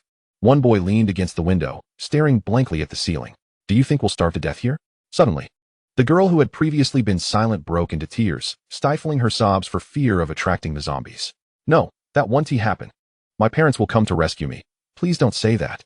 The boy chuckled softly, pondering whether anyone would truly come to save them. Just then, he paused momentarily, then bitterly smiled. "I must be so hungry that I'm hearing things. I swear I heard sounds of battle outside." Another boy, also lost in thought, turned his head abruptly and exclaimed, "You heard that too? I thought it was just my imagination." "I heard it. Me too." In an instant, excitement surged among the students as they flocked to the window. However, the sight that greeted them was still a sea of zombies. No one had come to their aid. Yet, they did not lose hope and scanned the surrounding windows. Suddenly, a girl let out a low shriek, trembling as she pointed outside. "Look, new monsters have appeared over there. They seem to be skeletons." Everyone rushed over, witnessing several skeletons engaged in combat with the zombies. Their small area resembled a miniature community, encircled by greenery. At what barely passed for the community entrance, a few skeletons wielding axes and shields dispatched a tyrant zombie in less than 10 seconds. With a quaver in her voice, the girl despaired. It's over. The zombies didn't retreat, and now stronger skeletons have arrived. But Brother Tao kept his gaze fixed outside, uncertainly stating after a few moments, "Wait, it seems there is someone behind the skeletons, another practitioner." His words ignited a flicker of hope among the students. One boy, peering intently from the window, suddenly exclaimed in delight, "The person at the back looks like Zhang Jiawei. That outfit is one we bought together. Is he here to rescue us?" This group had been neighbors, and many recognized one another. Spirits lifted. They eagerly observed the battle outside, their expressions rekindling with renewed vigor. As the skeletons continued to slay an increasing number of zombies, their eyes sparkled with hope. They were not yet doomed. Chapter 30, A Struggle for Survival. Gu Qinghan gazed at the relentless tide of zombies pouring forth, his brow furrowing in concern. The sheer number of zombies surpassed those at the previous fissure. For a fleeting moment, he felt as though he had unwittingly disturbed the zombies' lair. Yet simultaneously, a flicker of anticipation ignited within him. As the saying goes, extraordinary circumstances often conceal extraordinary treasures. The more peculiar this place, the greater the likelihood of hidden riches. Just as a tyrant zombie fell, Gu Qinghan's sixth soul flame was completely ignited. He had finally reached level 7. A wave of exhilaration coursed through him as he raised his hand, summoning a new skeleton from the formation. It seized a nearby battle axe and joined the fray. While Gu Qinghan began to assess his current attributes. Player, Gu Qinghan. Profession, Necromancer. Level, 7 health points, 20, magic points, 14, 050. Combat power, 3, 510 excellent. His health had not increased at all, but his magic points had risen by 20. The increase in combat power was inconsequential. Gu Qinghan did not rely on his own combat abilities, and his skeleton's fighting prowess was no longer tied to him. His current skeleton was a berserker skeleton, possessing its own growth attributes. Moreover, all his skeletons had also reached level 7. Their stats making him envious. Berserker skeleton, level 7, health points, 350, magic points, 35, combat power, 105, skill, berserker bloodline. Additionally, he received another soul flame enhancement effect. Your minions rise from death, with a 10 chance to instill fear in enemies for 1 second upon attack. Though a 10 chance may seem minimal, under the combined efforts of Gu Qinghan's current 9 skeletons, the fear effect triggered frequently. Thus, even if a single blow did not fell a zombie, it could still impede the advance of the encroaching horde. However, even with the skeletons holding off the pressure from the zombies, clearing them would still require time. He stifled a yawn and glanced at a few nearby 2-story buildings. These were once exquisitely decorated apartments, now showing signs of violent destruction with doors and windows shattered. Gu Qinghan did not need to ponder. He knew that the inhabitants within had likely been devoured by the zombies. However, he noticed that 3 buildings remained unscathed. 2 of them appeared quite new, devoid of any signs of occupancy. However, from another building, Gu Qinghan could discern several silhouettes through the second-floor window. Were there still people alive? Gu Qinghan felt a twinge of surprise.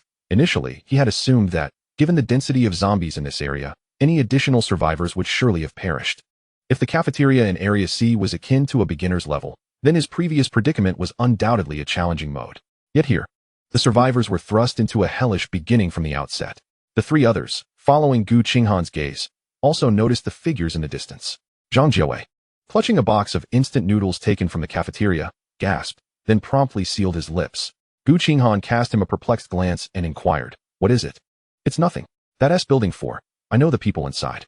I live next door in building 5, Zhang Jiawei replied. Gu Qinghan nodded and chose to disregard the matter. Whether they recognized him or not was of no concern. He had no intention of aiding in a rescue. Once he finished clearing this horde of zombies, his transaction with the couple would be complete, and he would part ways with them. The tug-of-war persisted until afternoon, and Gu Qinghan was on the verge of igniting his 7th soul fire before he could noticeably reduce the number of zombies. Particularly, the tyrant zombies, known for their swift charge, now lay sprawled on the ground. Gu Qinghan estimated that he had dispatched over 20 of them, accumulating a dozen or so tyrant battle axes in the process. He led the group inward, as the zombies no longer posed a threat to him. "Where are you headed?" Gu Qinghan inquired, eyeing Zhang Jiawei and his companion, preparing to sever their paths. Zhang Jiawei glanced at the remnants of his former residence, now nearly obliterated, and pointed toward building 4, where he had seen the people. "I'll head there. My friends are inside. We can discuss our next steps afterward." Gu Qinghan nodded. and Zhang Jiawei offered a grateful smile in return. Just as he intended to return the noodles to Gu Qinghan, Li Ming, who had remained silent, suddenly grasped his arm. Zhang Jiawei looked at his girlfriend in confusion, only to hear her say, "Let us keep this box of noodles. You're strong, you surely won lack for food." Gu Qinghan regarded her for a few seconds before acquiescing with a nod. Zhang Jiawei appeared somewhat embarrassed as he addressed Gu Qinghan. "I apologize. We'll definitely repay you in the future." Gu Qinghan smiled. Zhang Jiawei was indeed a decent fellow. He escorted the pair to the entrance of Building 4. Watching as Zhang Jiawei knocked on the door, inside were 6 individuals, 4 men and 2 women, who, upon the door's opening, looked at Zhang Jiawei with excitement, exclaiming, "Jiawei, you've come to rescue us, right?" Zhang Jiawei was momentarily taken aback, then quickly clarified, No, I merely brought this brother back with me." The 6 youths were left in stunned silence, their expressions shifting dramatically as they turned to face Gu Qinghan. He waved goodbye to Zhang Jiawei and his companion, departing with his skeletons. Despite the incessant roars of the zombies surrounding them, the group, though reluctant, hastily pulled Zhang Jiawei and his companion into the safety of the building. With the sound of the door locking behind them, they gathered around the duo, inquiring about the situation. After Zhang Jiawei recounted their experiences over the past 2 days, the group fell silent, their faces darkening. One person remarked, "It's over. The outside is swarming with zombies, and we're all only level 1. They were utterly incapable of venturing out to level up, having missed the optimal opportunity. Another young man's stomach growled audibly, and he suddenly glanced at the box cradled in Li Ming's arms. "Jiawei, you brought food, right? I'm starving, let me have some." Zhang Jiawei nodded, and was about to turn to open the box for the noodles when he noticed Li Ming clutching it tightly against her chest. Li Ming eyed the others warily, emphasizing, "This is our food from outside. If you want to eat, go find your own." Zhang Jiawei, feeling awkward, softly reminded her, "We're all friends here. We can always find more food later. Don't cause a scene." Li Ming, suddenly agitated, shouted, "What friends? They've talked behind my back. Don't think I'm unaware." The expressions of the group shifted, and the young man known as Brother Tao quickly interjected, "Keep your voice down. You'll attract zombies." Oblivious to the danger, Li Ming's pent-up frustration erupted. "What is there to fear? Is it because you have a little money that you look down on me? We might as well all die together." Zhang Jiawei quickly embraced his girlfriend, covering her mouth. The box tumbled to the floor, and Li Ming struggled violently in his arms, appearing almost deranged. At that moment, a young man dashed toward the box, seizing it and fleeing. "That is my food. Give it back," Li Ming snapped, breaking free from Zhang Jiawei's grip and pursuing the thief. Having just leveled up to level 3, her physical attributes now surpassed those of the level 1 students. "Give it back." She reached for the box, but, in her fervor, tore it apart. Packages of instant noodles flew from the box, igniting a scramble among several individuals. Li Ming, in a panic, summoned a surge of strength. Utilizing the basic warrior skill, Heavy Strike, she landed a forceful blow on the closest young man's back, sending him sprawling forward. However, her overwhelming strength caught him unawares, and his head struck the corner of a table with a sickening thud. The room fell silent as everyone froze, attempting to assist the fallen youth, only to find blood pooling on the floor. Brother Tao quickly recognized the gravity of the situation, grabbing a piece of clothing from the sofa to cover the wound. "Quick, there's a scent of blood. We need to stop the bleeding." His abilities could mask their presence, but the stench of blood was undeniable. The group frantically searched for anything to staunch the flow, but it soon became apparent that the young man had ceased to move. "I didn't mean to. He insisted on taking my food," Li Ming murmured, dazed, repeating her words. Just 2 minutes later, heavy banging echoed from the windows and door, accompanied by a chorus of primal howls that resembled the cries of beasts. Chapter 31, Death's Grasp. Gu Qinghan stood before a locked small apartment, pondering how to gain entry. Suddenly, he recalled passing a room earlier that seemed to have numerous keys hanging within. Just as he was about to turn back, he heard a heart-wrenching scream emanating from Building 4. He could move slowly outside due to the formidable combat prowess of his berserker skeletons. However, the abundance of zombies in this vicinity undoubtedly posed a grave threat to the individuals he had just encountered. Had they inadvertently provoked the zombies? That seemed improbable. Having survived here for several days, they should be well versed in evading the undead. The screams lasted but a few fleeting seconds before fading into silence. Gu Qinghan sighed, realizing that despite the arduous journey he had undertaken to reach this place, Zhang Jiawei and his companions were still ensnared by the clutches of death. Yet, he felt no particular sorrow. He simply glanced at Chun Yuding, whose complexion had turned pale, and remarked, "Let us proceed.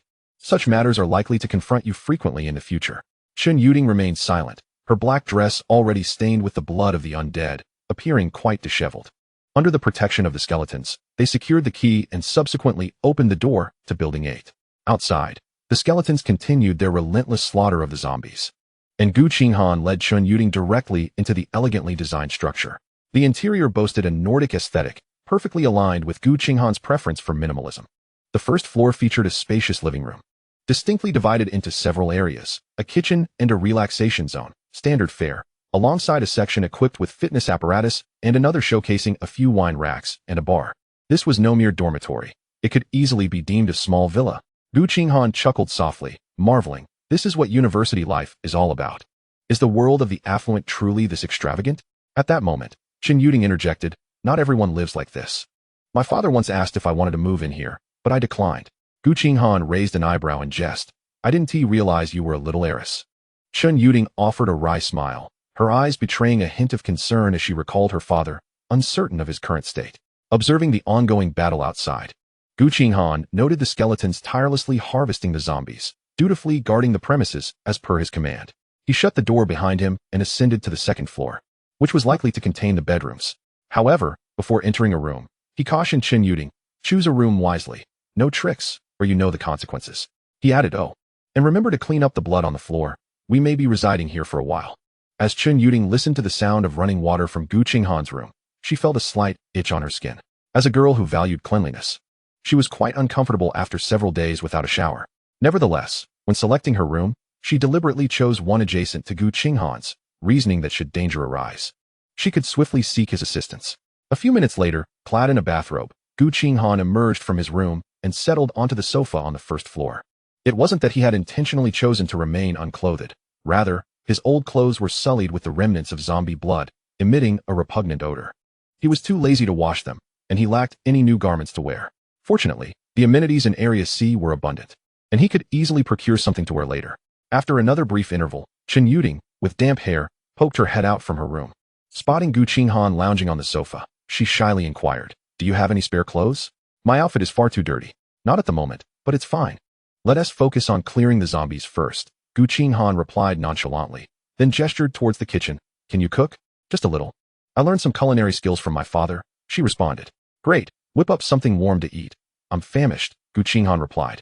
Having subsisted on bread and ham for days, with the best meal being a cup of instant noodles consumed that morning, leaving him feeling rather depleted. Chun Yuding descended the stairs, her feet clad in the house slippers, and appeared quite charming in her bathrobe. She opened the refrigerator, only to find it utterly bare and even unplugged. But we have no food, she lamented.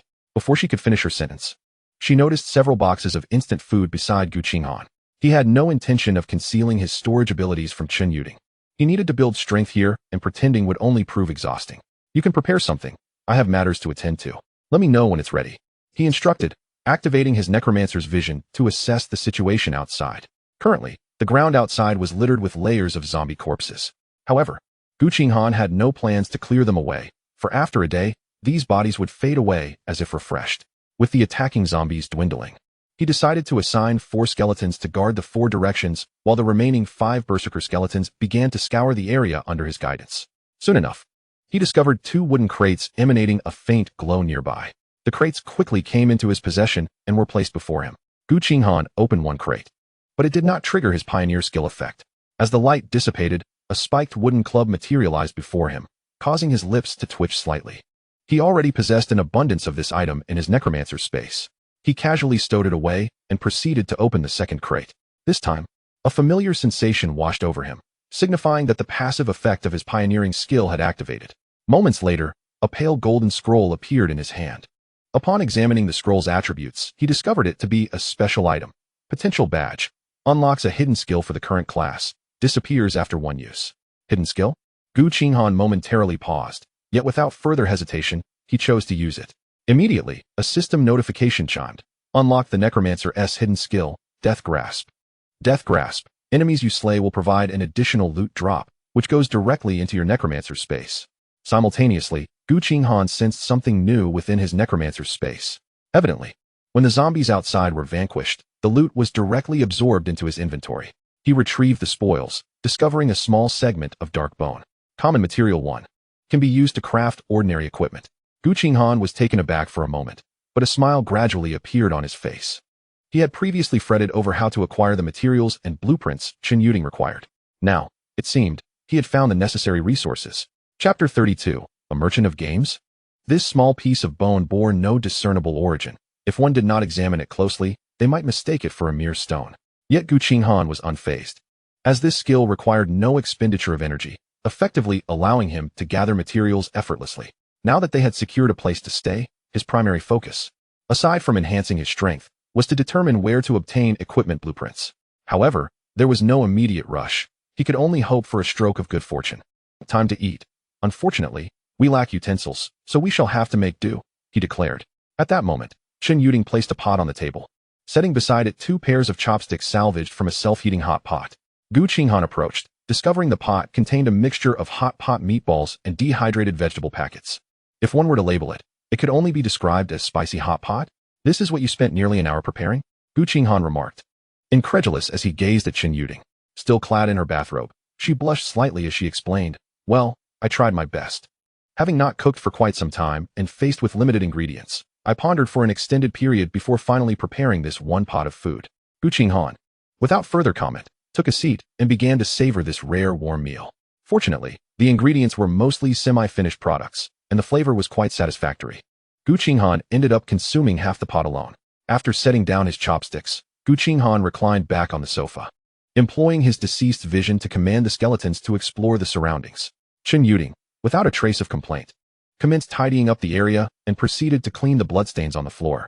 She was an astute woman, fully aware that what she needed at this moment was to demonstrate her worth. Once she had completed her tasks, she sat next to Gu Qinghan, momentarily captivated by his seemingly slumbering form. He appeared to be of a similar age to me, yet devoid of any youthful naivety or inexperience. Observing the slight tremor of his eyelashes, she suddenly felt curious about the man's past. Just then, Gu Qinghan abruptly opened his eyes, locking gazes with her. Why are you looking at me? He queried, a hint of confusion evident in his tone. Qinghan's cheeks flushed slightly, but she quickly explained. There are only the 2 of us in this room. If not you, whom should I look at? Gu Qinghan pondered for a moment, finding little fault in her reasoning. He then dashed into his room, donning a set of old clothes stained with blood. Qinghan hastily inquired, where are you going? Just stepping out for a moment. I'll return shortly. I will leave skeletons nearby to watch over the place, Gu Qinghan replied before sprinting out of the room. While commanding the skeletons to search the vicinity earlier, he had noticed an unusual figure, or perhaps he was uncertain if it could even be classified as human. Upon spotting this individual, several zombies were present in the vicinity, yet none attacked him. Strangely, this person did not assail the skeletons either. He merely observed as Gu Qinghan's skeletons dispatched the undead, remaining stationary. Gu Qinghan had a vague inkling that this individual was the reason for the peculiarities of this place. Soon, Gu Qinghan, under the protection of the skeletons, arrived at the location where he had previously spotted the man. It was a portly fellow, devoid of any discernible aura, his gentle visage reminiscent of an ordinary person. However, an ordinary person would not remain unmoved amidst a horde of zombies. Who are you? Or rather, are you even human? Gu Qinghan halted at a distance, cautiously addressing the man. Upon hearing Gu Qinghan's voice, the portly man slowly turned his head, revealing a warm smile upon seeing him. At last, a player has found me. Would you like to make a purchase, young man? Gu Qinghan was momentarily taken aback. Purchase? Before he could contemplate further, the man produced an array of items seemingly from thin air and laid them before him. The patch of ground in front of him appeared remarkably clean, as if no zombies had ever set foot there. Gu Qinghan furrowed his brow as he scrutinized the man for some time, yet he could glean no information. Not a monster? Could he be a player? The portly man, evidently noticing Gu Qinghan's hesitation, promptly clarified, you may consider me a mobile merchant in this game, specializing in dealings with formidable professionals. Gu Qinghan continued to regard the assortment of items before him with skepticism. The man, seemingly exasperated, rummaged through the items and tossed a piece of black fabric in Gu Qinghan's direction. Since this is our first meeting, let us be friends. This is a gift for you. Gu Qinghan instinctively attempted to evade it, yet the fabric seemed to possess a will of its own, soaring directly into his hands. However, his furrowed brow relaxed upon examining the item's attributes. Cloak of Concealment, Silver Level 0. Effect: the wearer is immune to the majority of detection skills and has reduced visibility. Gu Qinghan was initially astonished that the item's usage level was 0. And then he noticed the word silver. Did this signify a higher quality of equipment? A vague suspicion formed in his mind, and after a brief moment of hesitation, he accepted the gift. The portly man beamed with delight upon seeing Gu Qinghan take the item. He gestured for Gu Qinghan to approach and examine the goods. This time, Gu Qinghan did not hesitate and walked over, as he realized that the man's methods to eliminate him were beyond his capacity to resist. He took a moment to observe the merchant's features, a plump face, small eyes, and a quintessentially shifty merchant demeanor. He then gradually turned his gaze to the items on the ground, only to find himself dismayed to discover he could see nothing but a series of question marks.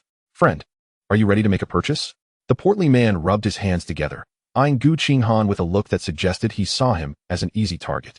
Gu Qinghan, feeling somewhat defeated, explained that he was unable to view any product information, to which the merchant replied, "Ah, I forgot this is the beginning of the game. My apologies."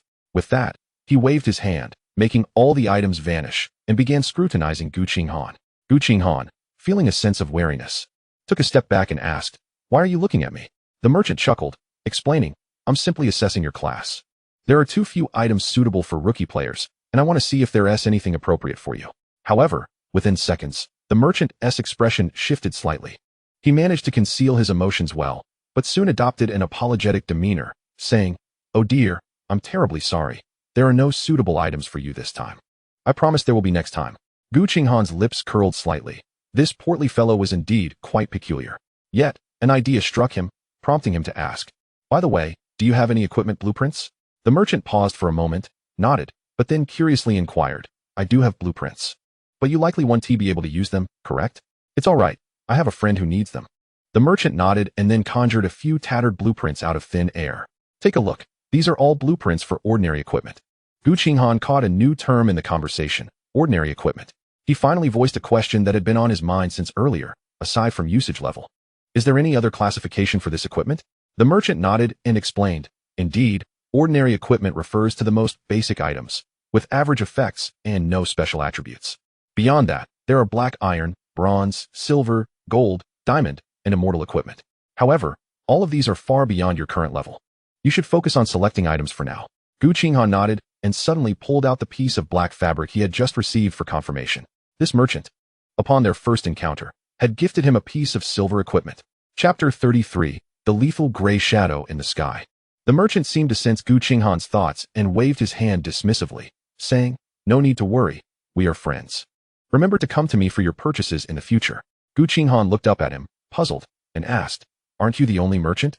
The portly man sighed, nodding as he replied, "Indeed, the pressure is immense. If we do not meet our sales targets, it becomes quite challenging for us." Gu Qinghan felt increasingly bewildered. This fellow seemed extraordinarily odd. The merchant refrained from saying anything further, merely urging Gu Qinghan to select his items. After some time of perusing, Gu Qinghan finally discovered the only equipment blueprint that would be of use to him. Equipment blueprint, training armor. Equipment level, 5. Crafting requirement, 100 common materials. Gu Qinghan felt a pang of frustration. He had yet to gather even 100 common materials. However, the relentless influx of zombies outside provided him with ample opportunity for slow collection. After selecting his merchandise, the rotund figure rubbed his hands together and extended 2 fingers, 2 magic crystals. "Once you have gathered enough, call my name, and I shall appear." Magic crystals? Indeed. You will find such items after defeating powerful foes. By the way, you can call me Fatty. With a peculiar chuckle, Fatty turned and ambled away into the distance. Gu Qinghan watched as his figure gradually faded until it vanished completely. What an enigmatic individual. Surveying his surroundings, Gu Qinghan noted that the zombies in this area had been largely cleared out, and he made his way back to his dwelling. Upon returning, he donned the cloak of concealment. Quietly, he opened the door to find Chun Yuding lost in thought on the sofa. He approached her stealthily, lowering his footsteps, and stood beside her, eager to gauge the extent of the equipment's ability to diminish his presence. 5 minutes passed, and when Chun Yuding stretched, she glanced at him, her expression merely registering him as an inconsequential piece of furniture. Yet, within moments, she suddenly turned back, as if sensing something amiss, and jumped up in fright. "Ah? When did you return?" At that moment, Chun Yuding's face drained of color, her heart racing as if it would leap from her chest. It was not that she was timid, rather, it was the startling appearance of someone behind her without any forewarning. The fright of encountering another can indeed be quite overwhelming. Gu Qinghan laughed heartily, then pointed at her bathrobe. "Mind your appearance." Chun Yuding looked down and immediately felt her cheeks flush, due to her earlier movements. Her bathrobe had loosened, revealing large swathes of her fair skin, though no private areas were exposed. She quickly tightened her robe, and shot Gu Qinghan a glare before attempting to retreat to her room. Gu Qinghan called out to her, tossing the equipment blueprint her way. From today onward, it's time to get to work. Chen Yuding caught the blueprint and, glancing at it, looked up with surprise. Where did you get this? Found it.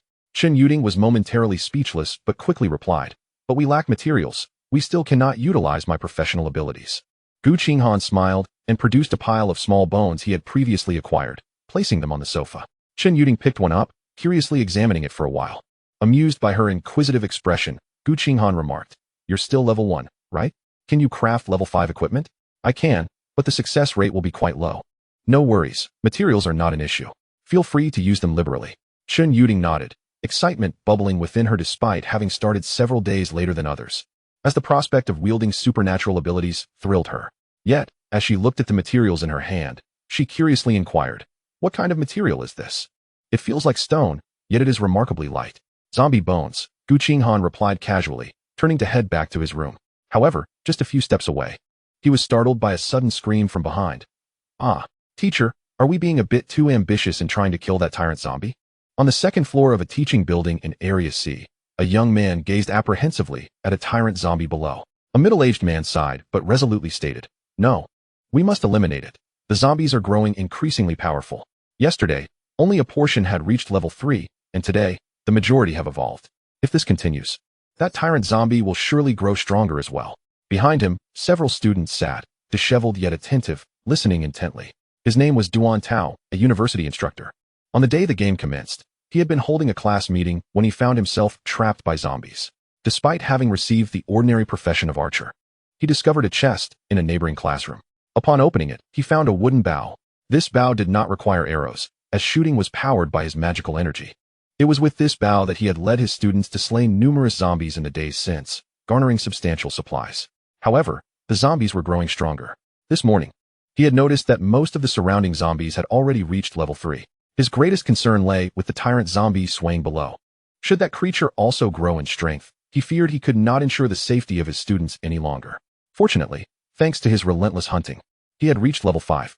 His combat power was now 85, slightly stronger than the tyrant zombie, which should enable him to confront it. Additionally, upon reaching level 5, he had gained a new skill, explosive shot, alongside his initial precision shot.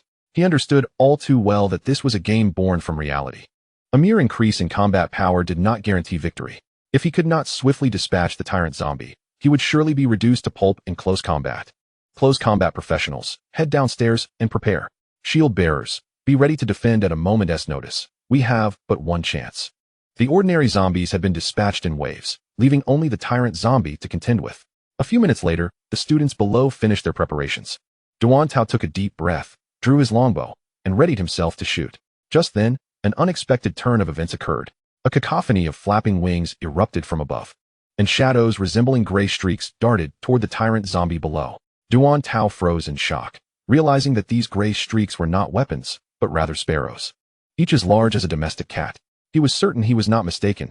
These were indeed sparrows. Yet, they appeared as though they had been proportionally enlarged, their beaks glinting with a sharp luster. Most alarmingly, Duan Tao could see their information. Mutated sparrow, level 3. Combat power, 40. Description, as sparrows acquire immense power, their diet may have undergone a transformation as well. Level 3, boasting a formidable 40 points of combat power. As he read the description, a sense of foreboding crept into Duan Tao's mind. Just as he became distracted, a gray shadow lunged toward him. He quickly drew his bow and loosed an arrow, merely scaring the shadow away. However, a moment later, the sounds of zombie howls and the screams of his students echoed from below. Chapter 34, Please survive. Hurry up. It's dangerous. Duan Tao immediately realized that his students were under attack from these mutated sparrows and urged them to come upstairs.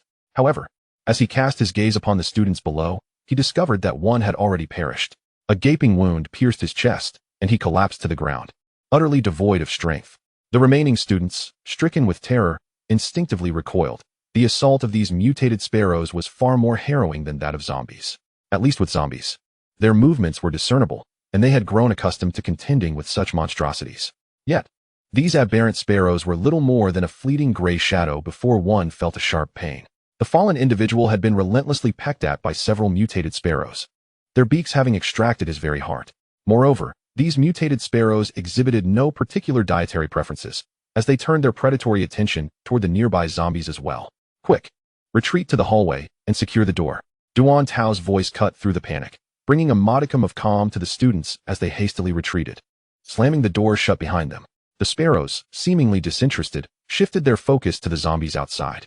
Duan Tao bore witness as these mutated sparrows methodically pecked the tyrant zombie to death, the entire gruesome spectacle unfolding in less than a minute. Although a few of the sparrows met their demise at the hands of the tyrant zombie, the ultimate victors were unequivocally the mutated sparrows. "Teacher, what is happening?" A girl trembled, her gaze fixated on the marauding sparrows outside, feeling her legs weaken beneath her. She had only just acclimatized to the grotesque horror of zombies. And now these phantasmagorical mutated sparrows had emerged. Was her fate to succumb to this ever-encroaching despair? Duan Tao observed the flock of mutated sparrows descending upon the tyrant zombie and spoke solemnly. "If those golden orbs can grant us professions, it stands to reason that they could also induce mutations in animals. But why did this not manifest initially and only appeared several days later? I don't know." Duan Tao shook his head. Perhaps the anatomical differences between humans and animals play a role. The mutated sparrows consumed with astonishing speed, leaving the corpses of both the student and the zombies entirely devoured. Just as Duan Tao believed they might take their leave, he suddenly noticed the sparrows taking flight.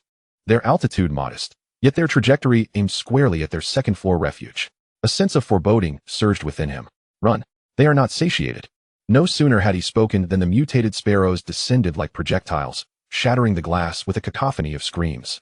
The glass, worn and weathered, disintegrated as if it were mere tissue paper, cascading down like petals upon a carpet soaked in blood, sharp and glaring. Duan Tao stood helplessly as his students fell. One by one, while he could do nothing to save them, he loosed an arrow, impaling one of the sparrows that was pecking at his students against the wall.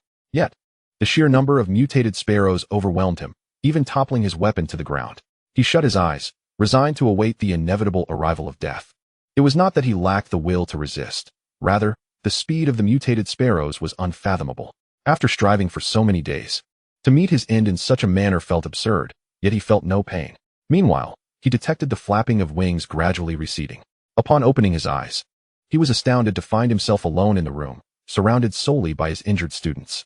Before he could fathom the situation, the classroom door was thrust open. A tall figure clad in a black cloak entered, accompanied by a pale-faced girl. "Who are you?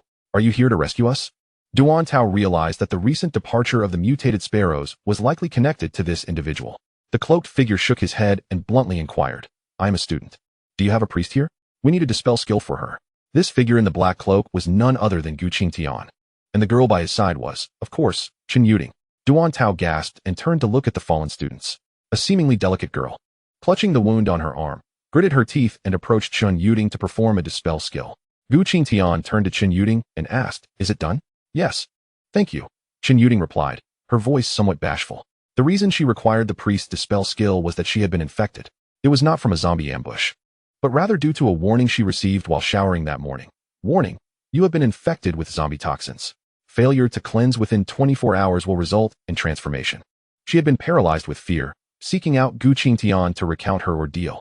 Gu Qinghan, however, was unfazed, having received the same warning while showering that morning. Yet, before he could dwell on his concerns, he felt a sudden surge of necromantic energy within him. In mere seconds, the warning vanished. Gu Qinghan surmised that his necromantic energy had purged the zombie toxins. However, when he attempted to assist Chen Yuding, he found himself unable to cleanse her infection. Thus, the two began their quest to locate a priest, shielded by skeletal guardians. Along the way, Gu Qinghan scavenged several shops, ensuring their immediate needs for supplies were met. He also became aware of two pressing issues. The first was that the water supply had been contaminated, posing a significant problem for future usage. Even though he would not be directly affected, the thought of using water that had touched the bodies of the transformed filled him with revulsion. The second issue pertained to the mutated creatures that had emerged that morning. He encountered not only the mutated sparrows, but also other aberrant animals, including a mutated cat. Strangely, these mutated beings would actively attack zombies and humans alike, yet they fled at his approach, as if evading a harbinger of doom. Whenever Gu Qinghan approached these mutated creatures, he felt an unsettling sensation wash over him, reminiscent of the state experienced when a child of nature practitioner employed their skills. As he pondered this phenomenon, a possibility emerged. The life energy of these mutated beings was so formidable that it repelled him as a necromancer. The more he contemplated, the more convinced he became. Though he felt a twinge of dismay, Such abundant flesh was beyond his reach. He had subsisted on instant food for far too long and yearned for fresh provisions. With a sigh, Gu Qinghan produced a package of gauze from his pocket and handed it to the girl who had just cast the skill.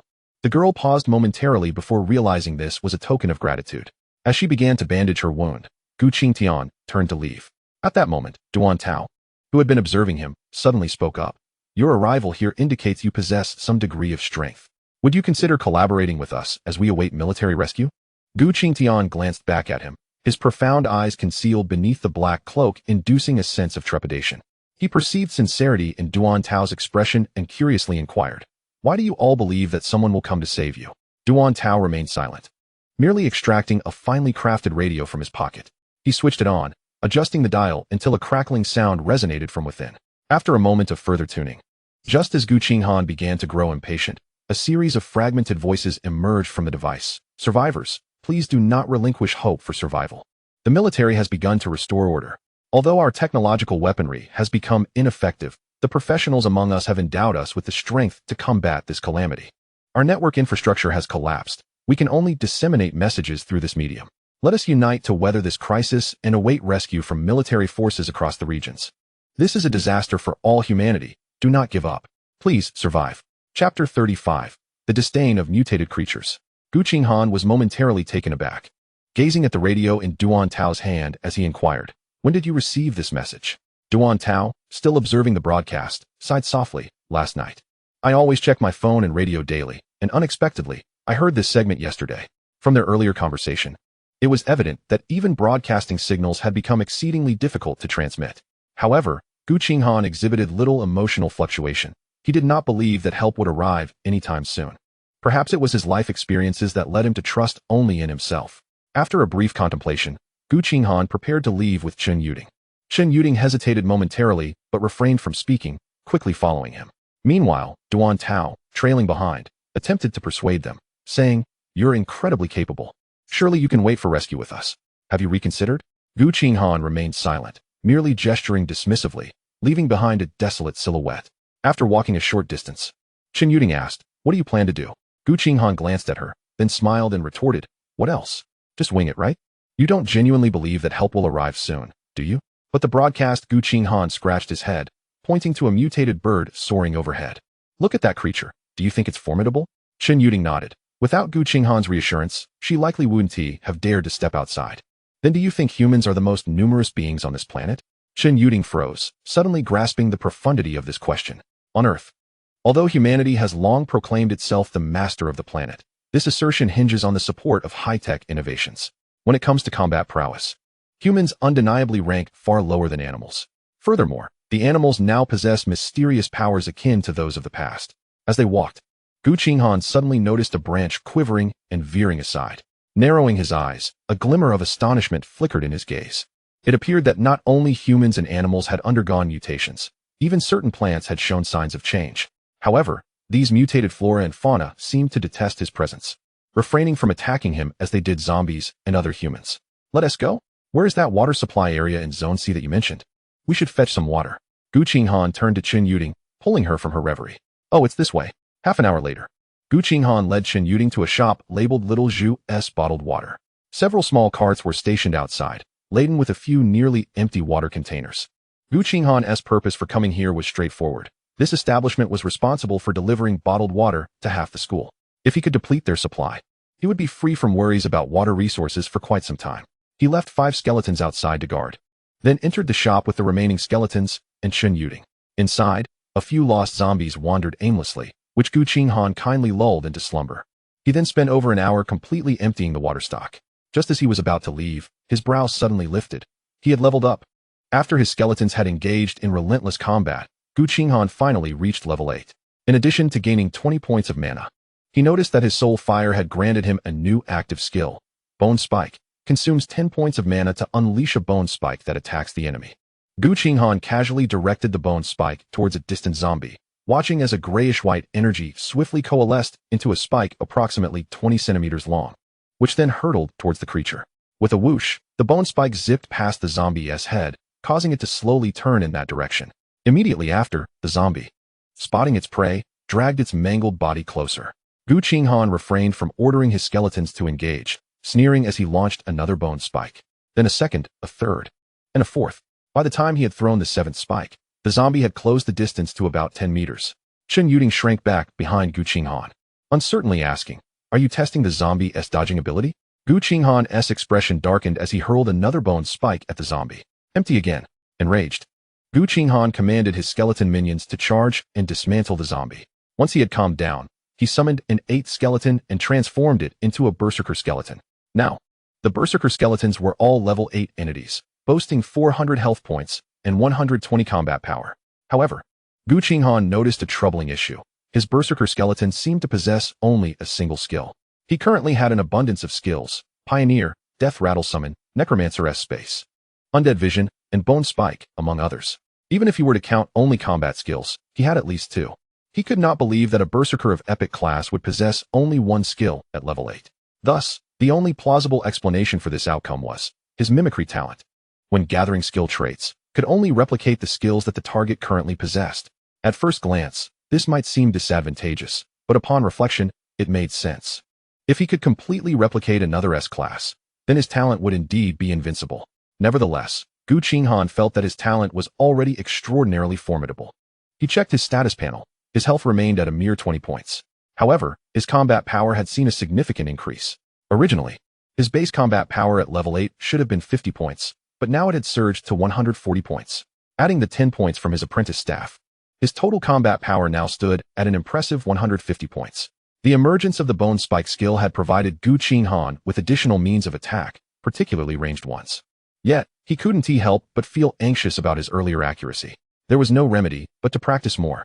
While Gu Qinghan was lost in thought, he suddenly spotted a group of people emerging from a nearby corner, their expressions frantic, yet they clearly possessed a certain level of competence. They coordinated seamlessly, dispatching several zombies along the way before sprinting towards Gu Qinghan's direction. Upon encountering the skeleton, they paused momentarily, only to realize upon seeing the 2 living individuals that this must be the power of a professional.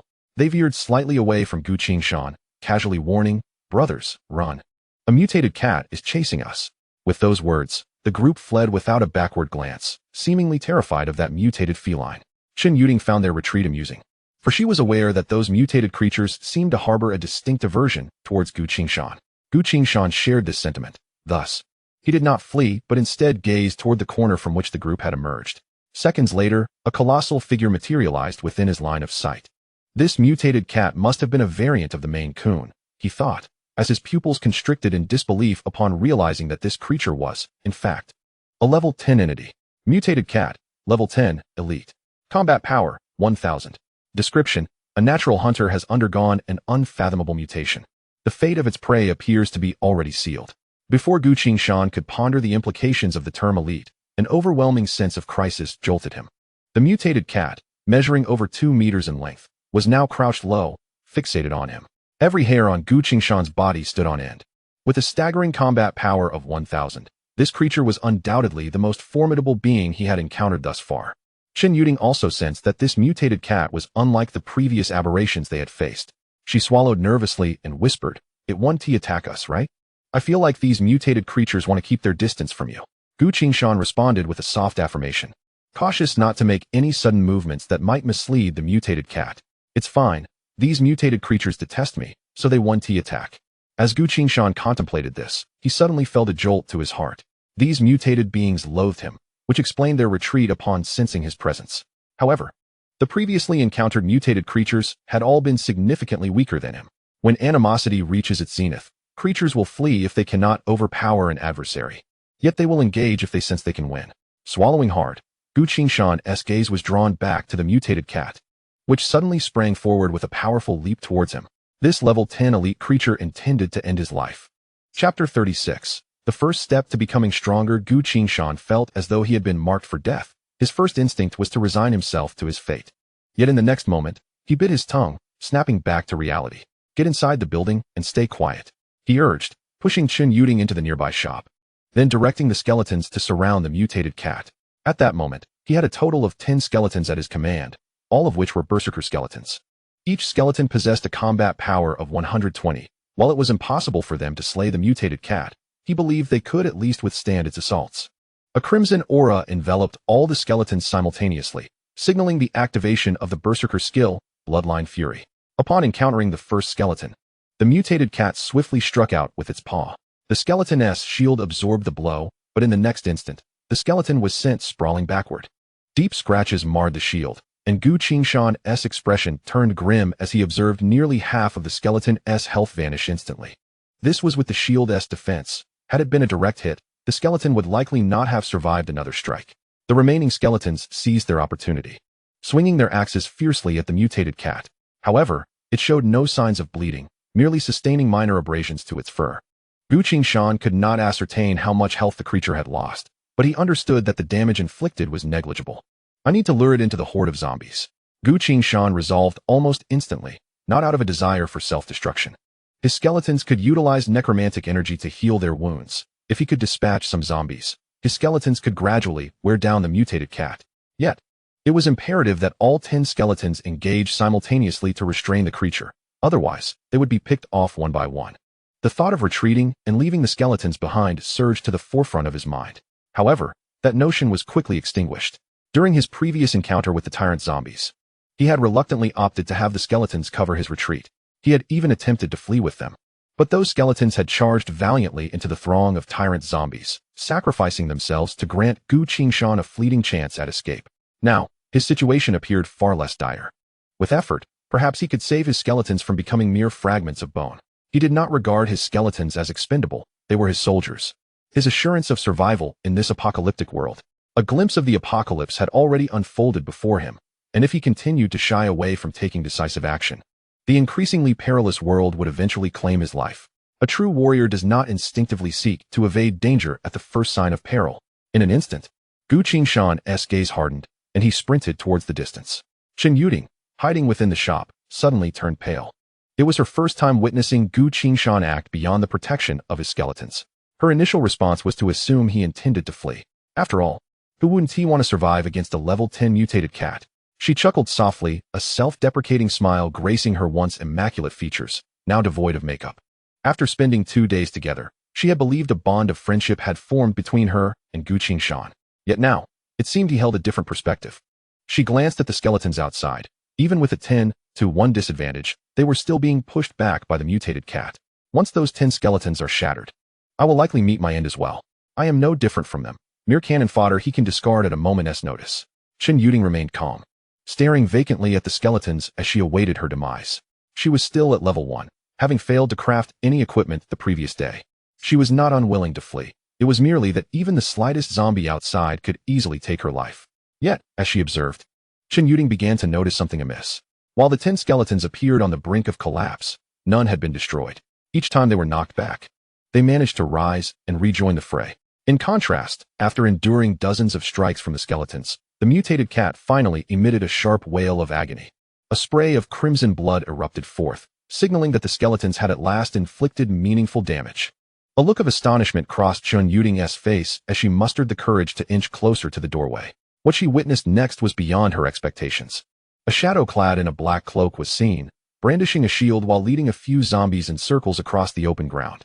This figure was none other than Gu Qinghan, but it was the first time Chen Yuding had witnessed him personally dispatching the undead. Moreover, his method of vanquishing the zombies appeared rather peculiar. As Gu Qinghan ran, he frequently glanced back, assessing the situation. After sending 2 or 3 skeletons flying, he would unleash a bone spike, obliterating a pursuing zombie's skull. What was he doing? Chen Yuding's mouth slightly agape. Her eyes sparkled with a glimmer of joy amidst despair. No one truly desires death. Upon seeing that Gu Qinghan had not forsaken her, she felt as if the sun had become significantly brighter. The skirmishes continued for several more minutes until the mutated cat let out a frenzied scream, defiantly charging through the encirclement despite its injuries. It directed a resentful huff at the 10 skeletons before swiftly vanishing from the area. Gu Qinghan dashed back, the remaining zombies swiftly dispatched by the skeletons behind him. At that moment, Chen Yuding emerged, her gaze falling upon Gu Qinghan, only to find his face pale, as if drained of strength. Noticing her scrutiny, Gu Qinghan waved his hand nonchalantly. It's nothing, just a bit of exhaustion. In truth, his magical energy was entirely depleted, and a faint dizziness began to cloud his mind. Had the mutated cat lingered any longer, he would have had to resort to his weapons to fend off the zombies. Thankfully, his gamble had paid off. marking the first step towards becoming a formidable force.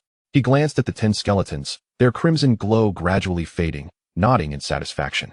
This time, he had granted the mutated cat a chance to escape, but should they cross paths again, Gu Qinghan would not hesitate to eliminate the creature. We should return for now and contemplate our next steps this afternoon, Gu Qinghan declared, leading Chen Yuding and the skeletons back to their dwelling. However, scarcely a minute after their departure, a swarm of black creatures, resembling oversized ants, emerged from the shadows. If anyone were present, they would observe that these entities appeared to be a legion of ants magnified countless times. The mutated ants waved their antennae in the air, seemingly searching for something.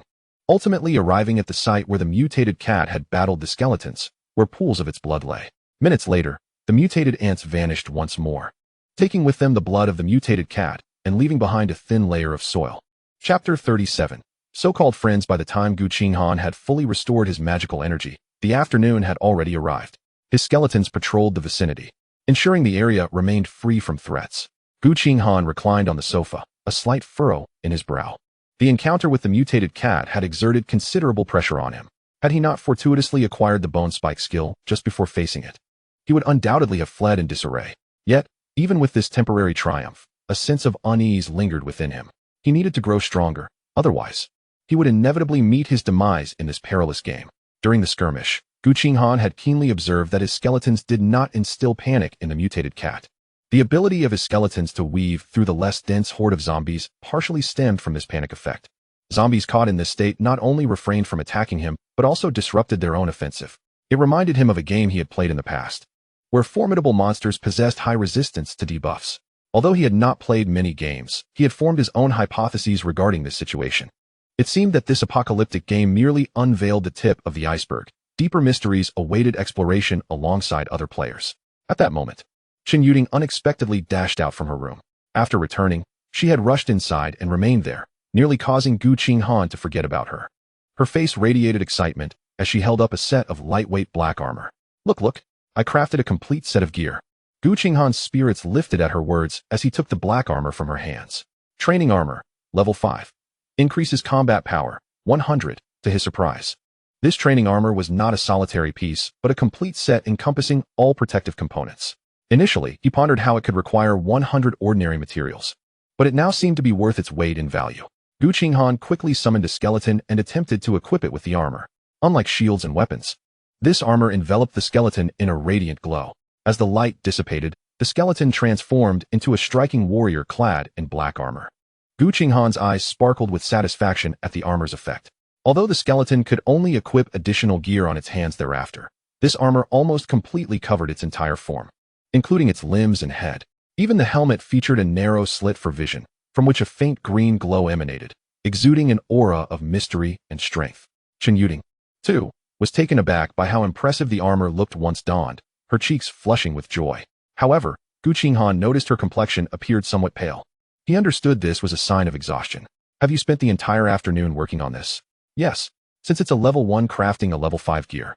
The success rate is terribly low, but now that I'm at level 2, I should be able to speed things up considerably. Alright, keep pushing. Let us aim to produce 100 or 80 sets by tonight. Gu Qinghan smiled, only to receive an eye roll from Chen Yuding. At that moment, Chen Yuding felt a wave of curiosity towards Gu Qinghan. What kind of man was he truly? In the face of zombies, he exuded strength and confidence, resembling a general leading his troops. Yet, in their daily lives over the past few days, he seemed like an amiable neighbor, occasionally teasing her for amusement. Most importantly, she sensed a stubbornness within him. This feeling was difficult to articulate. If she had to describe it, she would say Gu Qinghan resembled a wild weed. No matter the circumstances, he exerted every effort to thrive, drawing sustenance from whatever resources enabled his survival. Lost in her thoughts, she suddenly noticed Gu Qinghan regarding her and inquired, "By the way, I haven't asked yet. What's your talent?" "Me? I want to tell you," Chen Yuding replied playfully, turning to head back inside. Gu Qinghan chuckled coldly, threatening, "If you don't share, don't expect to receive any bathing water from me in the future." Chen Yuding paused, then retorted with feigned annoyance, "Fine, you win. My talent is artisan puppet, which allows me to transform equipment attributes into combat puppets." Gu Qinghan was taken aback, then furrowed his brow in confusion. "Then why did you appear so helpless before? Shouldn't this talent enable you to fight?" With a resigned sigh, Chen Yuding explained, "I do possess it, but this talent has specific requirements for equipment. It must be crafted by me. Gu Qingtian's understanding was instantaneous, and he promptly instructed the skeleton to remove the armor it had just donned. Show me, let me witness your talent. Chen Yuding paused for a moment. But we only have one piece of equipment now. Shouldn't we equip your skeleton first? Not a concern. This piece is of no particular importance. I wish to see your talent first. Honesty is essential among friends, is it not? Upon hearing the word friends, Chen Yuding felt a surge of emotion. Coincidentally, she was also curious about her own talent, so she cradled the armor and closed her eyes. Suddenly, the armor in her hands began to levitate and subsequently swelled. In a mere 3 seconds, the freshly forged armor transformed into a black humanoid puppet. Gu Qingtian observed closely. The figure was nearly featureless, yet it possessed distinct protrusions and indentations in the appropriate locations. Unable to discern its attributes, he inquired with curiosity, what is its combat power, and does it possess any skills? Chen Yuding examined the puppet and couldn't help but exclaim, wow, this puppet also has a combat power of 100. However, it lacks any skills and can only summon one. Oh well, let us see how it fares against my skeleton. Without granting her a chance to refuse, Gu Qingtian commanded the skeleton to discard its weapon and charge forward. Go, show no mercy. Chen Yuding, akin to a child who has just received a cherished toy, gleefully maneuvered the puppet into action. However, 5 minutes later, she was left blushing with indignation as she conceded defeat. That is not fair. Your skeleton is level 8, while my puppet is only level 5. During the skirmish, Gu Qingtian's skeleton had overwhelmingly battered the puppet. Nevertheless, even after 5 minutes of relentless assault, the puppet exhibited no signs of breaking. It was evident that this was primarily a defensive puppet. Gu Qingtian chuckled, opting not to explain further. While the battle seemed fueled by competitive spirit, it was, in fact, a means for him to assess her capabilities. After all, Chen Yuding would be living with him for some time, and Gu Qingtian needed to remain vigilant. Once she acquired power, it was uncertain how her mindset might shift. However, through the recent engagement, Gu Qingtian had confirmed that this puppet seemed primarily designed to endure punishment. This was fortuitous, after all. He had provided all the blueprints for her equipment, ensuring that the puppet posed no threat to him. Even if she were to create a more formidable puppet in the future, that was a concern for another day. At present, Chen Yuding had not yet earned Gu Qingtian's complete trust. With this thought in mind, Gu Qingtian reclined back onto the sofa, leisurely remarking, not bad. At least now you possess some means of self-defense. Continue gathering equipment, my friend. Chen Yuding glared at Gu Qingtian, who was basking in the thrill of victory, and with a playful glint in her eyes, asked inquisitively, since we're friends now, shouldn't you also reveal your talent to me? Gu Qingtian glanced back at her and, seeing her expectant gaze, shook his head. Well, you see, friends should still harbor a few secrets of their own. Don't you think? Gu Qingtian, you are being unreasonable. Chapter 38. Comparing humans, infuriating others. Fuming, Chen Yuding retreated to her room with her puppet to continue gathering equipment, leaving Gu Qingtian on the sofa, laughing heartily. It must be said that humans are indeed social creatures. Even someone as reclusive as Gu Qingtian could relieve some of his burdens by exchanging playful banter with Chen Yuding. After taking a sip of water, Gu Qingtian turned his gaze toward the window, preparing to venture outside once more. Within a radius of 500 meters, the zombies had been thoroughly eradicated. Any newcomers would be swiftly dealt with by his skeletons. It wasn't that he was unwilling to clear more zombies. It was simply that his control over the skeletons had a maximum range of 500 meters. If he were likened to a signal tower, then these skeletons could only operate within that radius. This limitation caused Gu Qingtian some embarrassment, as he had initially intended to conquer the world without stepping outside. Now, it seemed that goal was unattainable, at least for the immediate future. When did that archway appear over there? Just as Gu Qingtian was about to rise, he noticed an archway had materialized outside. Through the window, he could see that what was once merely a green belt now featured a stone archway. The archway stood slightly over 2 meters tall and appeared to be quite close. Gu Qingtian was certain it had not been there when Chen Yuding had exited moments ago, as he had been keenly aware of his surroundings. This archway had emerged in less than 10 minutes. For a moment, Gu Qingtian suspected it might be a prank. He quickly concealed himself in a safe location and activated the undead vision. A patrolling skeleton outside suddenly halted, pivoted, and proceeded toward the archway. The other skeletons soon gathered around, as Gu Qingtian intended to eliminate this intruder with swift and decisive action. However, after an extensive search, no trace of anyone was found. No one was there. It could not be a zombie. Gazing through the window at the archway, Gu Qingtian fell into deep contemplation. Suddenly, a thought struck him. This archway must be a creation of this game. The skeleton, sharing his vision, advanced cautiously, and as it approached the archway, the space around it shimmered like quicksilver. After a thorough examination, it became apparent that only the thin film beneath the stone archway appeared abnormal. The film quivered faintly. Furrowing his brow at this scene, Gu Qinghan suspected something might emerge from within. After waiting for over 10 minutes, the space at the stone archway continued to ripple like water. However, the frequency of these undulations intensified, resembling boiling water nearing its boiling point. Moreover, Gu Qinghan observed closely for some time, realizing that this was likely not a stone archway at all. The material that appeared to be stone resembled some form of metal, easily mistaken for stone at first glance. It seemed that this door was constructed entirely from blocks of black metal. Just as Gu Qinghan became distracted by his thoughts, the space around the archway began to tremble violently. Suddenly, a creature resembling a humanoid figure made from dry wood emerged from within. As soon as the creature appeared, it lunged toward the surrounding skeletons. Several skeletons rushed to confront it, and within 10 seconds, the tree-like monster was begrudgingly dismembered and collapsed to the ground. Gu Qinghan had already stepped outside, where he examined the creature's attributes. Agony Treatment, Level 7, Combat Power, 110, Description, a monster from another world. It will ensnare and kill any target it perceives as unfamiliar. A new monster indeed. Gu Qinghan immediately opted to eliminate the treatment. With a series of agonizing screeches, the creature met its demise. A round, red fruit burst forth from its remains, and upon inspection, Gu Qinghan discovered it was an edible item. Vitality Fruit. Permanently increases maximum health by 110 points based on one's profession. A maximum of 10 can be consumed by an individual. Gu Qinghan immediately raised an eyebrow and tossed it into his mouth. A burst of sweet and sour fruit aroma exploded in his senses, and then he was astonished to discover that his health value had indeed increased by 1 point. I knew it. The corners of Gu Qinghan's mouth twitched slightly. Previously, when he leveled up, his health value hadn't risen at all. Yet, despite his preparations, the reality of this minimal gain still left him feeling somewhat vexed. Oh well, better than nothing. Ultimately, Gu Qinghan had no choice but to concede. If he consumed 10 fruits, his health value would rise from 20 to 30. Though he remained as fragile as a delicate chicken, at least the coating of breadcrumbs had thickened, hadn't it?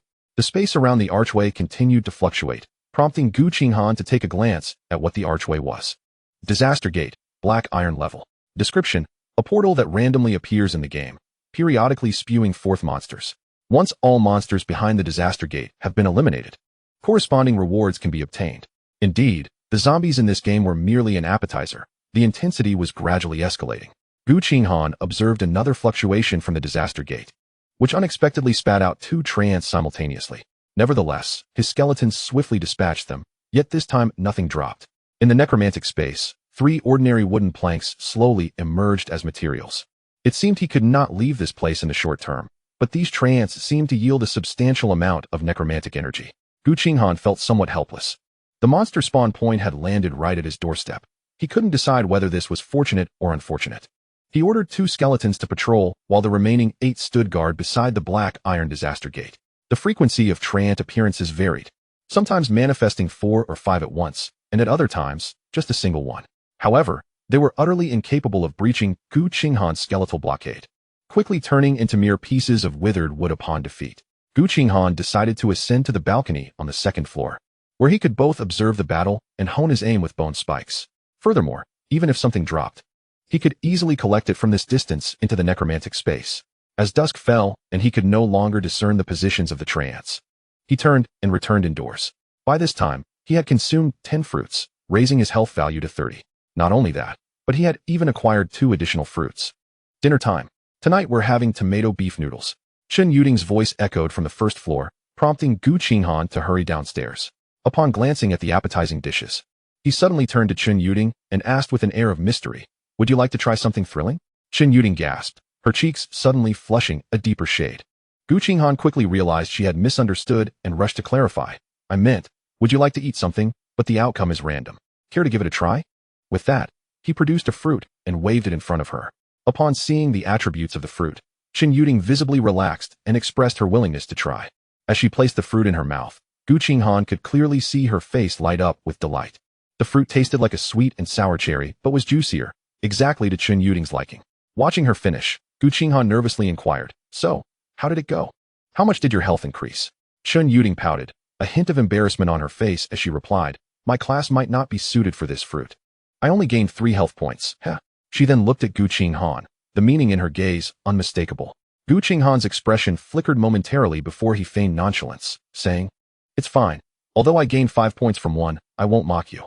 Chen Yuding nodded, pushing a bowl of noodles towards Gu Qinghan while asking, "But I'm quite satisfied. Surely there are unfortunate souls who can only gain 1 point. Just thinking about it makes me laugh, ha ha ha. Cough cough. Slow down, you're making yourself cry." Gu Qinghan wiped away the tears at the corners of his eyes and took a deep breath. How humiliating. Chapter 39, The Disaster Gate. In the following day, Gu Qinghan hardly ventured beyond this area. The frequency of monsters emerging from the disaster gate increased, compelling him to station all his skeletons at the entrance to dispatch them as swiftly as possible. Simultaneously, through relentless practice, his precision with bone spikes improved significantly. His bone spike technique, unlike the arcane orb which dealt area damage, possessed superior single-target penetration. He attempted to shoot a bone spike into the ground, only to find that a significant portion of the spike embedded itself into the earth.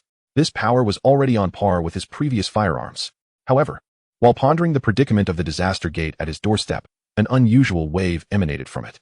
Gu Qinghan observed, noticing that the monster appearing this time was somewhat different. It was a smaller treant that immediately ensnared the 2 nearest skeletons with numerous vines. Fortunately, Gu Qinghan had an abundance of skeletons, who quickly rushed in to eliminate the creature. Gu Qinghan raised an eyebrow and leaped downstairs, waiting a moment. It wasn't until the second new treant appeared that he could discern its attributes. Tormenting treant, level 8. Combat power, 140. Description, a treant capable of wielding natural powers, able to manipulate vines for ranged attacks. Gu Qinghan squinted slightly. The monsters appearing were increasingly formidable. However, it seemed that monsters of a similar level provided greater amounts of necromantic energy.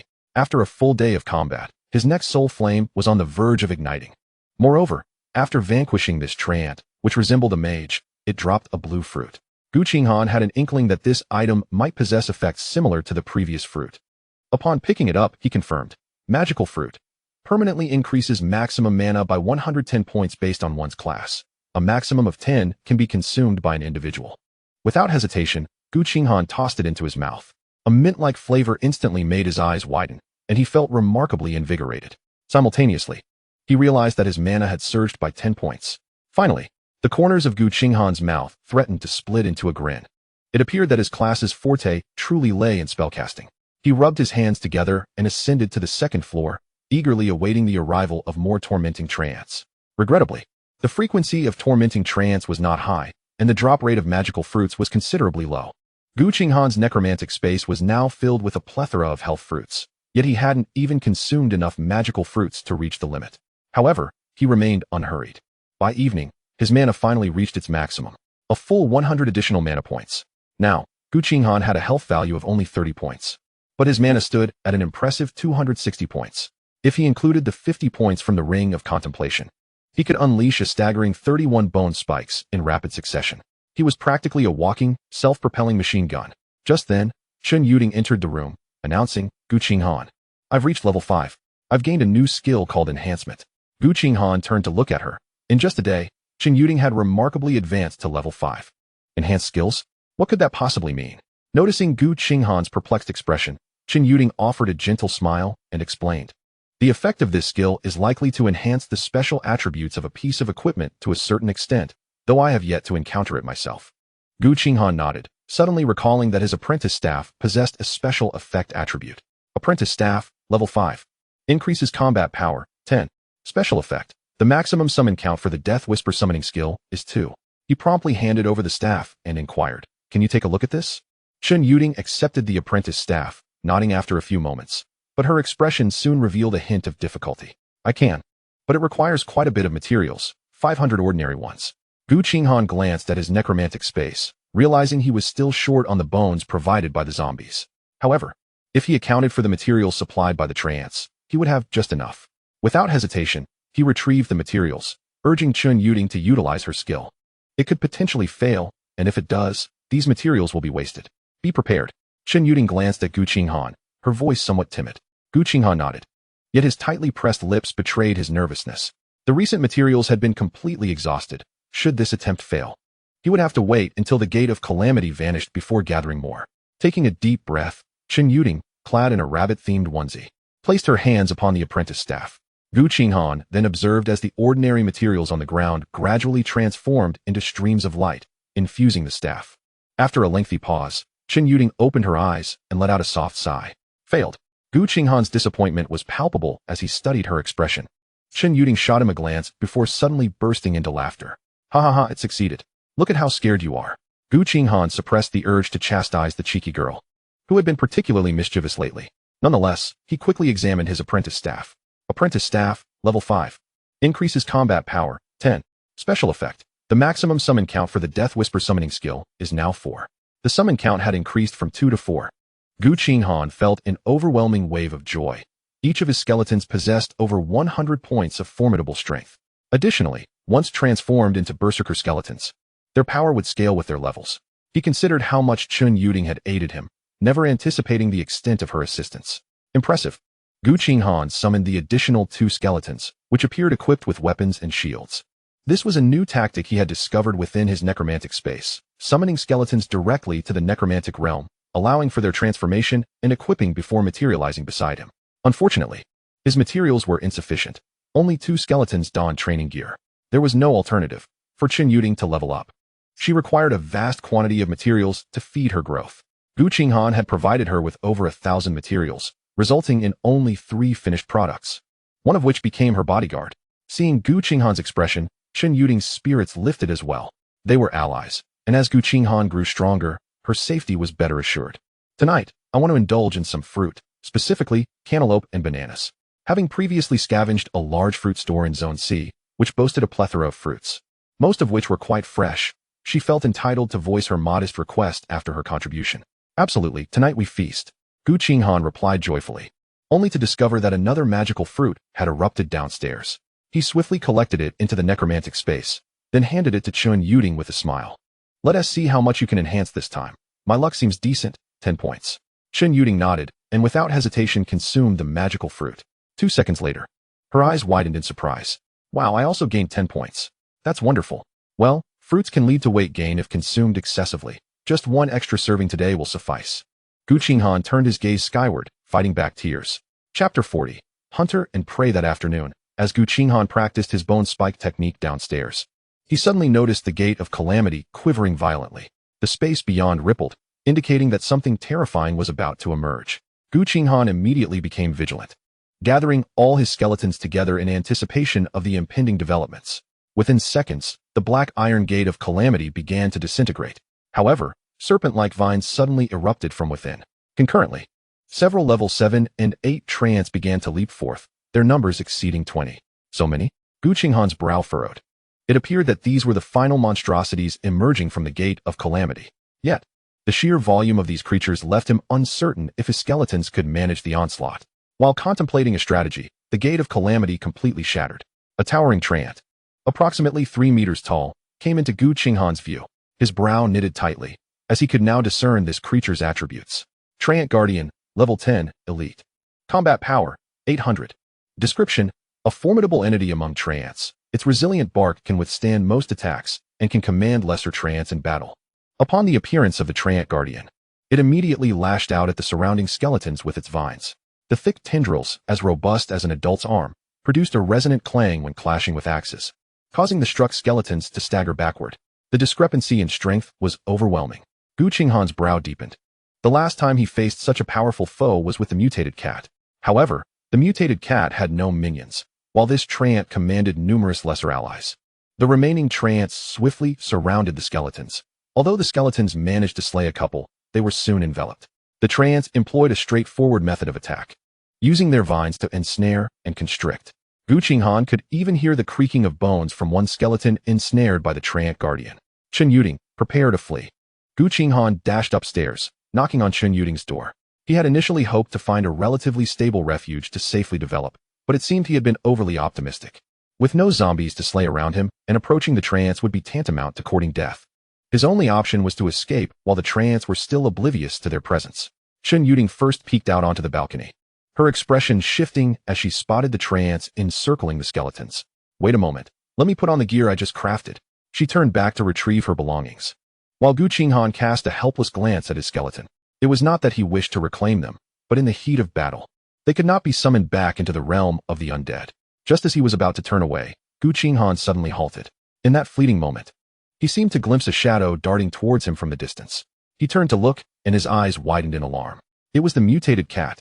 Gu Qinghan's heart dropped. If it reached the outside world, he would be utterly defenseless against the creature without his skeletons. This cursed feline must have tracked my scent here. Realizing the reason behind its appearance, Gu Qinghan quickly retrieved the cloak of concealment from his necromantic space and donned it. At home, he typically kept it stowed away to avoid inconvenience, yet he had not anticipated that such a habitual act would plunge him into peril. Now, he could only hope that the cloak's effects were potent enough to render him invisible to the mutant cat. I have secured my equipment. When shall we depart? Chen Yuding entered from outside, only to be suddenly pulled into Gu Qinghan's embrace. This was not an act of impropriety on his part, but rather a desperate attempt to shield her from revealing their precise location. As long as they were not seen, the cloak's effects would take hold. Chen Yuding, taken aback, opened her mouth to speak, but found Gu Qinghan draping the cloak over her as well. Being an astute woman, she quickly deduced that he was evading something. But what exactly was Gu Qinghan trying to evade?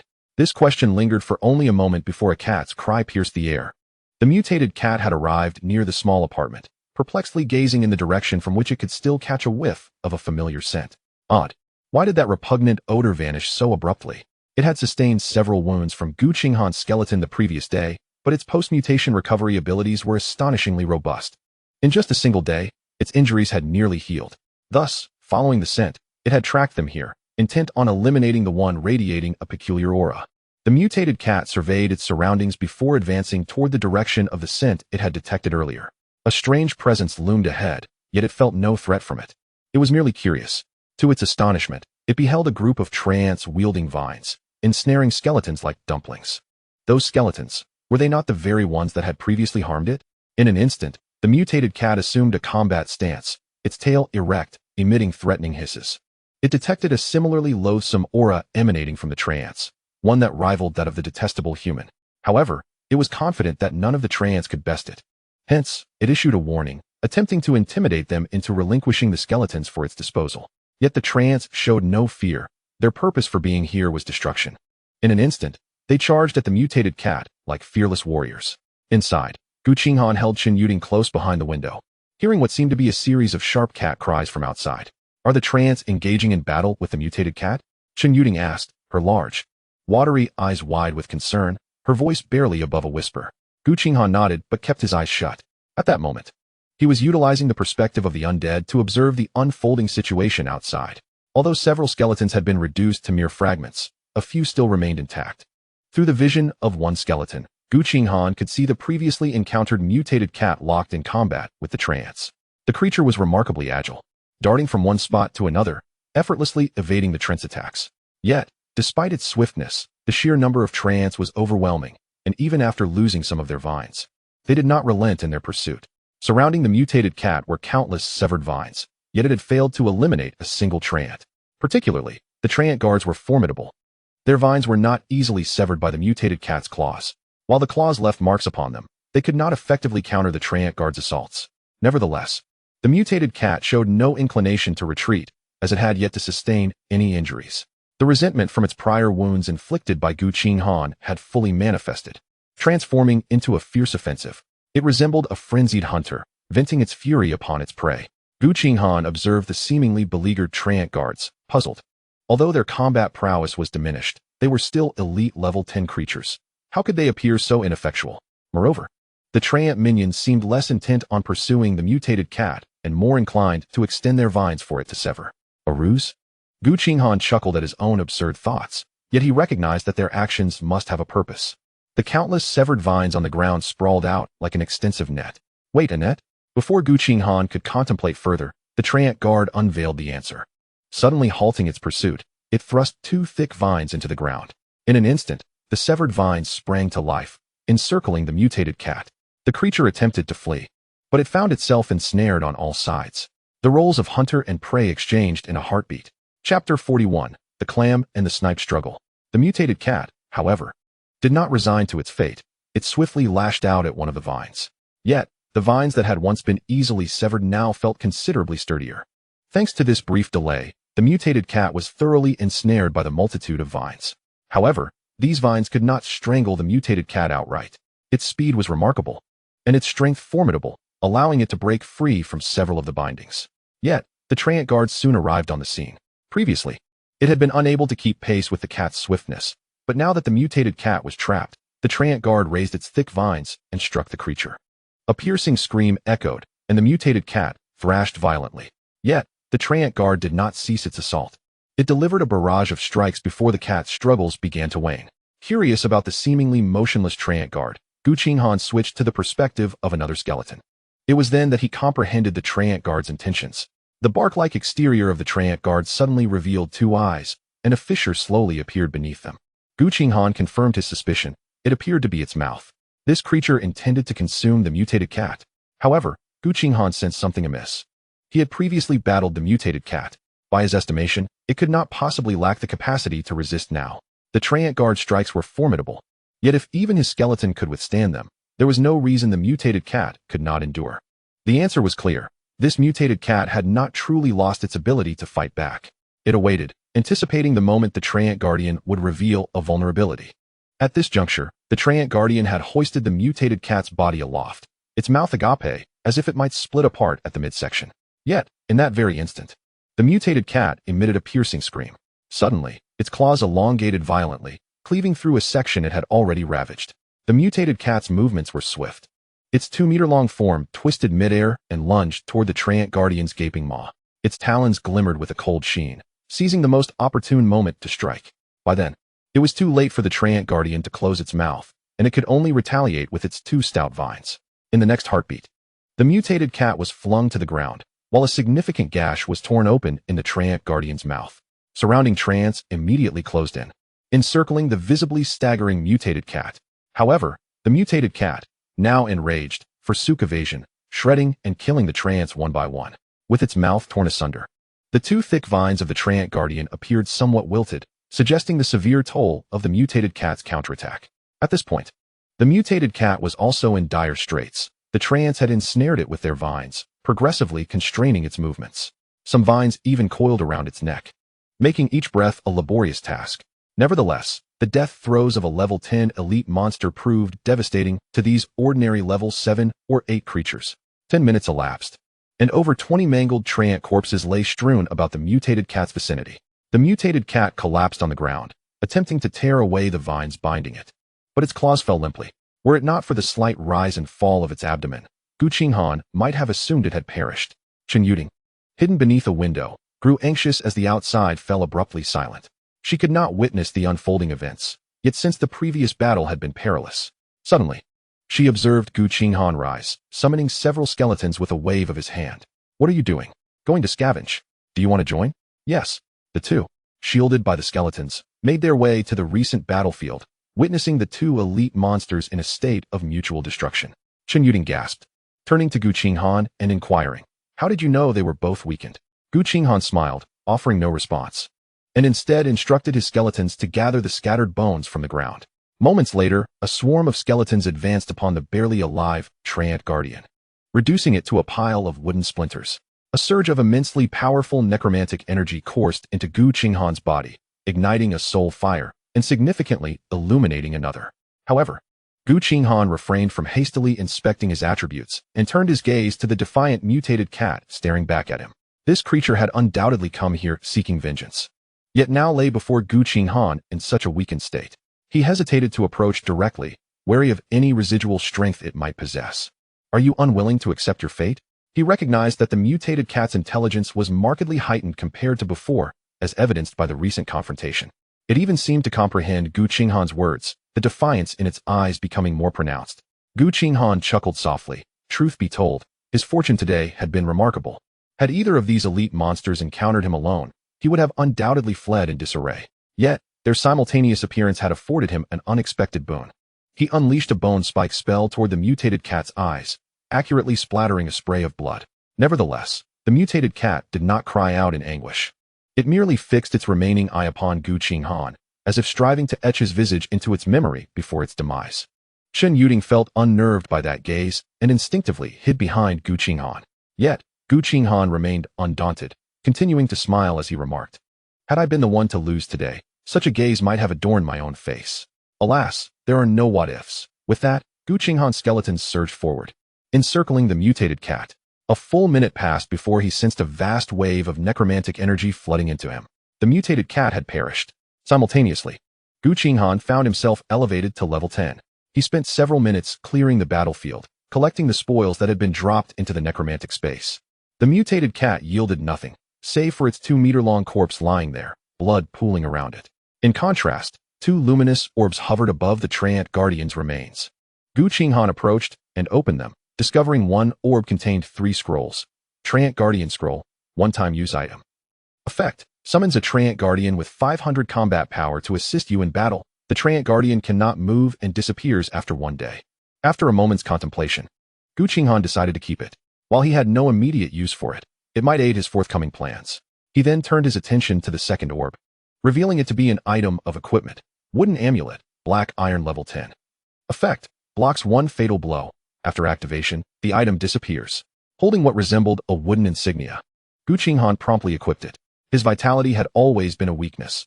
Although his skeletons could absorb damage, he remained cautious. Now, this shortcoming had been temporarily mitigated. Having gathered all the dropped items, Gu Qinghan glanced toward the earlier location of the Gate of Calamity. Upon slaying the Treant Guardian, he had noticed some commotion around the shattered Gate of Calamity. It seemed the rewards from the gate were imminent. Though the rewards felt like a stroke of luck, he fervently hoped they would not disappoint. Chapter 42. The Moment of Revenge. Upon arriving at the former site of the Gate of Calamity, Gu Qinghan discovered a chest glimmering with a black iron hue, quietly resting on the ground. He immediately opened it, and a familiar surge of power emanated from within him. The effect of the Pioneer was activated. As Gu Qinghan opened the chest, 5 crystals radiating a mysterious purple hue came into view. Magic Crystal, a crystal imbued with enigmatic power. It may be of use to certain individuals. Gu Qinghan paused, recognizing this as the very magic crystal the rotund merchant had mentioned. After stowing the 5 crystals, he turned his gaze to the next item. Heart of Nature, black iron special item. Effect: grants immunity to all toxins from black iron level monsters and provides some resistance to higher level toxins. Weighing the wooden heart-like object in his hand, Gu Qinghan then looked at Chen Yuding. This is for you. Chen Yuding accepted it, her astonishment rendering her speechless. While the priest's skills could dispel zombie toxins, they were without a priest in their midst. Furthermore, ever since her last infection, Chen Yuding had been approaching everything with caution. She feared causing Gu Qinghan further trouble by needing him to heal her once more, and dreaded the possibility of him abandoning her. This item is far too precious. Chen Yuding hesitated for a few seconds, only to push the items back toward Gu Qinghan instead. Gu Qinghan found it somewhat amusing. Don't be shy. Just focus on crafting the equipment for me. Chen Yuding wanted to say more, but Gu Qinghan had already turned to continue examining the rewards in the treasure chest. She looked at Gu Qinghan with a hint of gratitude before utilizing the item. Gu Qinghan's thoughts were rather simple. His profession seemed to possess a natural resistance to toxins, so it would be better to let Chen Yuding use it. This way, she could exert herself more diligently in her work for him. He glanced at the next reward in the chest, which was also the last one. It appeared to be a pair of brown shoes adorned with some vines, exuding an unusual beauty. Touch of the Treant, bronze level 10. Increases combat power, 50. Special effect: increases movement speed across various terrains, immune to most slowing effects. Once again, he had stumbled upon an item with special effects. Gu Qinghan asked Chen Yuding if she could upgrade this effect, only to see her shake her head. Not right now. This requires 200 pieces of bronze materials. With a slight sense of regret, Gu Qinghan nodded and chose to equip it. Suddenly, the injured touch of the Treant vanished and reappeared on his feet. He felt his feet enveloped by soft vines, and a sense of lightness washed over him. It seemed that this touch of the Treant was indeed a higher-tier reward derived from his passive effect. He gently bounced on the ground a couple of times, feeling considerably lighter. At this moment, he finally had time to check his status panel. During the recent battle, he had indeed leveled up to level 10. Player: Gu Qinghan. Class: Necromancer. Level: 10. Health points: 30. Magic points: 30,050. Combat power: 15,060. The base number of skeletons he could summon had increased to 10, and with the equipment effect, he could summon a total of 14 skeletons. Moreover, each skeleton had now reached level 10, their combat power becoming quite formidable. Berserker Skeleton, level 10. Health points: 500. Magic points: 50. Combat power: 150. Skill: Berserker Bloodline. If each skeleton could be equipped with training armor, disregarding other equipment, each would boast a combat power of 250. Wait, are all my subordinates at 250? Gu Qinghan dismissed this strange thought and turned his attention to the corpse of the mutated cat. The mutated cat appeared quite large, with ample flesh, Yet Gu Qinghan had no intention of consuming it. It was said that cat meat had a peculiar taste, and he was not one to butcher. He simply stored it in the necromantic space, as it might prove useful for trading in the future. Having completed everything, Gu Qinghan stretched lazily and tossed a Trant guard scroll to Chen Yuding. She looked at him, puzzled. Gu Qinghan summoned his skeletons and explained, I will gather some materials. And tomorrow I hope you can equip all my skeletons. Chen Yuding nodded, her success rate in crafting training armor having significantly improved. However, she sensed a different undertone in Gu Qinghan's voice. I can't shake the feeling that your gaze carries a hint of menace. Chen Yuding looked up at Gu Qinghan, who seemed even more formidable now. Gu Qinghan raised an eyebrow in surprise. Is it that obvious? Well, it feels less directed at me. Gu Qinghan laughed heartily, leading his 14 skeletons toward the exit. There are indeed matters to settle. Otherwise, I might miss the opportune moment for vengeance, much like this mutated cat. The Trant guard scroll would suffice for Chen Yuding's self-protection at this stage. What he needed to do now was to venture outside, slay more zombies, and gather additional materials. Li Qingshan, I wonder if you can still smile as you did before when you see me now? In the cafeteria hall of Area C, Wang Yan's face lit up with joy as he gazed at a large package before him. Inside were some compressed biscuits, military rations, and even several pieces of equipment.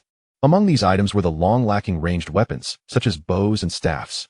What delighted him the most was the waterproof note attached to the package, which read, Survivors, please hold on. Civilization will eventually be rebuilt. I hope these items can aid you in your trials. Earlier, while leveling up outside, he had heard the sound of flapping wings overhead. Initially, he thought it was a mutated bird, but upon looking up, he saw a person riding a bird-like creature at least 7 to 8 meters long soaring through the sky. Upon noticing them below, the rider dropped a package and departed. This was likely a supply drop, and such provisions could only come from the state. As the group reveled in their unexpected fortune, a voice suddenly called down from the second floor, Wang Yan, I see a horde of unfamiliar monsters approaching from the direction of the small apartment. The announcement caused the expressions of everyone to change drastically.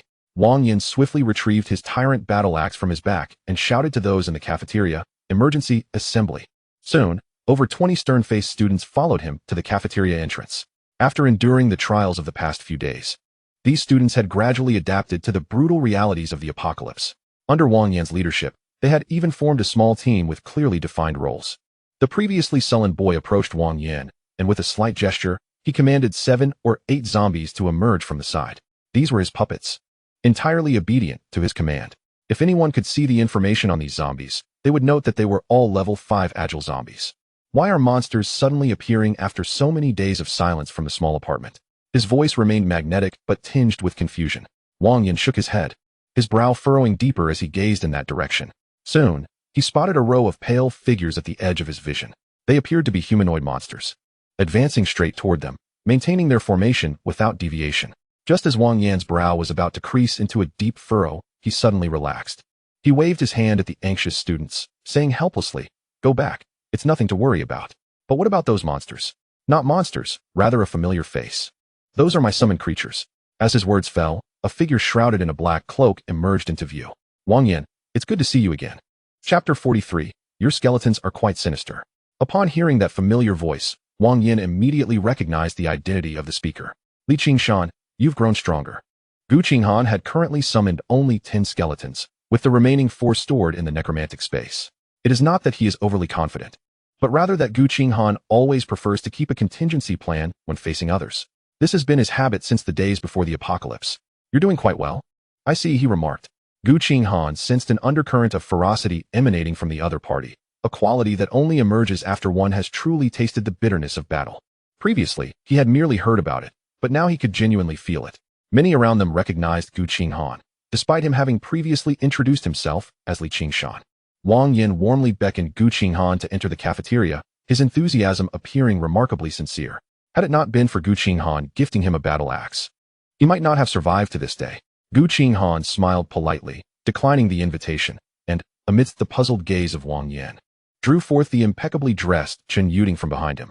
He gestured towards her with a smile, saying, Could she stay here for a few days? I have some matters to attend to, but I will return to take her with me. Is that acceptable? Of course, came the enthusiastic reply. No. A second voice interjected simultaneously, prompting Gu Qinghan to raise an eyebrow slightly. All eyes turned to the young man beside Wang Yan, bewildered as to why he would refuse such a simple request. Minghe, what is the matter? Wang Yan asked, surprised to see his good friend acting out of character. The young man cast a glance at Wang Yan, then pointed towards the zombies nearby, stating, "My name is Zhao Mingho. I propose a match between my zombies and your skeletons. Then your girlfriend can stay here for the time being." Chen Yuding's face turned crimson, while Gu Qinghan could not help but chuckle at the absurdity of the situation. He had no desire to clarify his relationship with Chen Yuding and thought for a moment before replying, "That sounds fine, and you can even have both of you participate." His expression remained remarkably calm as he spoke. This was not a display of arrogance. Rather, he discerned a certain pride in Zhao Mingho. Perhaps he believed that both sides had their own followers and wished to establish a victor. Inviting Wang Yan to join in was a means to assess whether he could further gather insights into his professional attributes. After all, judging by the state of Zhao Mingho's rather ragtag zombies, Gu Qinghan surmised that the battle would likely conclude within minutes. Wang Yan felt no offense. He understood that the man before him was superior. Since acquiring the berserker profession, he had become increasingly combative, harboring an instinctual craving for formidable opponents. "Are you certain? Would the injuries to your skeletons hinder your subsequent endeavors?" he queried. "Not at all. We are merely sparring. Just don't dismantle my skeletons," Gu Qinghan replied. Wang Yan and Zhao Mingho exchanged glances, then signaled for those around them to disperse, creating an impromptu arena. During this time, the group had adapted to combat and gradually begun to revere the strong. Wang Yan and his companions were the leaders here, and the sight of a man accompanied by a throng of skeletons challenging two opponents was something they were eager to witness. The battle commenced swiftly, with Gu Qinghan commanding 10 skeletons to split into 2 groups and surround the 2 combatants. Wang Yan faced 6 of the skeletons, a deliberate tactic on Gu Qinghan's part to encourage him to utilize his abilities more. Meanwhile, Zhao Mingho, with a scoff, felt belittled by the apparent underestimation. A mere gesture from him sent 8 zombies charging towards the remaining 4 skeletons. Gu Qinghan was astonished to observe that these 8 zombies not only possessed remarkable speed, but also seemed to be forming a coherent encirclement. Were they ordinary zombies? Gu Qinghan's skeletons could dispatch them with ease. However, under the control of a capable wielder, these zombies posed a significantly heightened threat. "It's not just your minions that coordinate. Mine are fully automated," Gu Qinghan replied with a subtle smile, refraining from issuing commands. Suddenly, the 4 skeletons darted in 4 distinct directions, denying the zombies the opportunity to encircle them. 2 of them then smashed their shields against the skull of one zombie, sending it hurtling backward. In just the first round of conflict, Gu Qinghan had gained the upper hand. It was clear to all that had the skeletons wielded axes, the outcome for those 2 zombies would have been far more dire. After 2 additional minutes of fierce exchange, Zhao Mingho raised his hand with a rueful smile, conceding, All right, the disparity is too great, I yield." He rarely displayed such expressions, and yet there was no trace of resentment on his face. This was a man who could accept defeat gracefully and with a broad mind. Gu Qinghan laughed heartily, then suggested, "There are many mutated creatures around now. Why not experiment with controlling some? You might discover they are far more potent." The problem is, I currently lack suitable candidates, and controlling them is significantly more challenging than zombies." "Alas," Zhao Mingho replied, retracting his zombies while keeping an eye on his companion's battle. "The actual combat efficacy of a puppeteer largely depends on the strength of the puppets they command. In contrast, the berserker profession is inherently designed for prolonged combat, embodying a relentless fighting spirit." Wang Yan still faced 6 skeletons, engaged in a fierce struggle that seemed evenly matched. "Your skeletons fight with a style remarkably akin to Wang Yan's." Zhao Mingho leaned closer to Gu Qinghan, finally voicing a thought that had lingered in his mind. He had noticed this similarity since Gu Qinghan's last departure, and it became increasingly apparent during their actual combat. Gu Qinghan offered an awkward smile. Perhaps it is because the skeletons fear not for their lives, resulting in a somewhat similar approach. Yet internally, he was wiping cold sweat from his brow, reflecting, how could it not be similar? They were crafted from the same mold.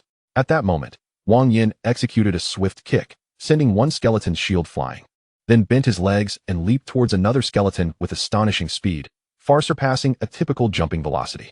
With a resounding crack, he shattered one of the skeleton's ribs with the handle of his axe. He then staggered back a few steps, panting, and exclaimed, "I can't continue. Your skeletons are truly uncanny. It feels as though I am battling 6 versions of myself." Gu Qinghan erupted in laughter. Realizing that Wang Yan's recent attack was a manifestation of the berserker's second skill, Rage Leap, consumes 10 points of mana to swiftly charge in a direction and execute a powerful attack. Thus, following this skirmish, his skeletons had now acquired 2 berserker skills.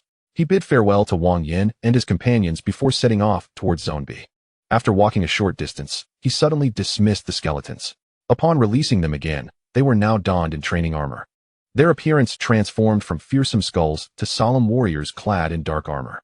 He had chosen not to equip them earlier to avoid overwhelming Wang Yin and the others with astonishment. "Come, my warriors, let us pay a visit to our old friends."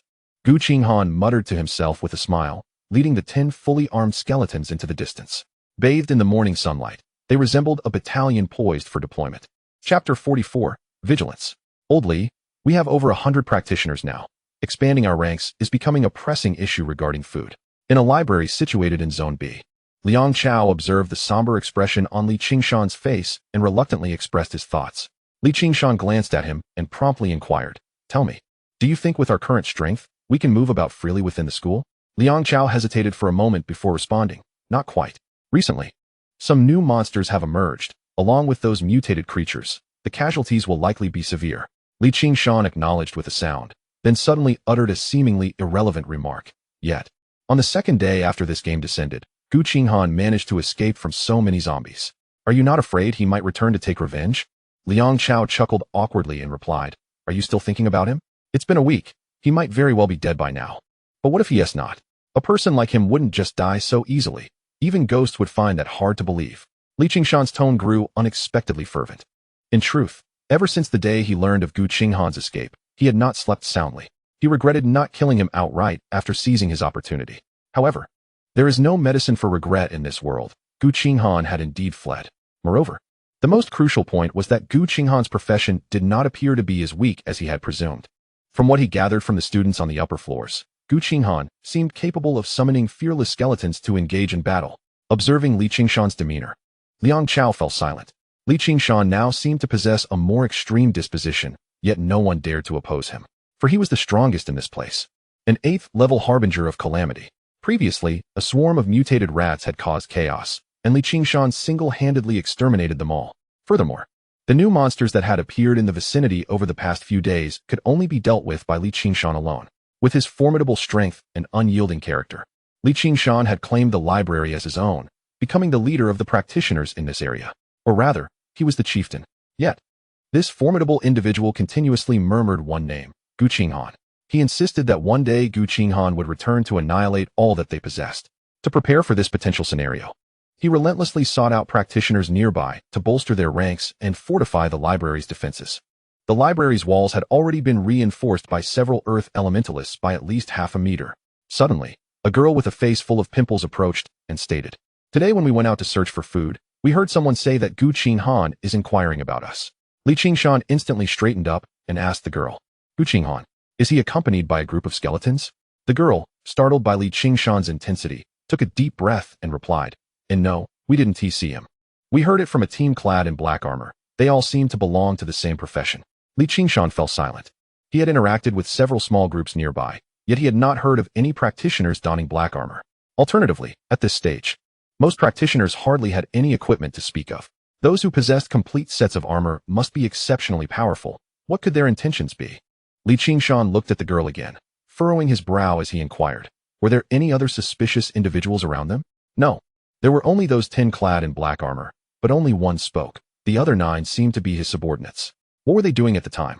"They appeared to be searching for food. When they saw us, they nearly got into a scuffle, but they did exchange some food with us." Li Qingshan gestured for her to withdraw, then rubbed his temples with a sigh. Gu Qinghan had indeed come looking for them. Fortunately, his people had received the news first, which presented an opportunity. With this thought, he immediately notified all members to remain on high alert from this moment on. "Gu Qinghan, you didn't anticipate this, did you? Even heaven is on my side.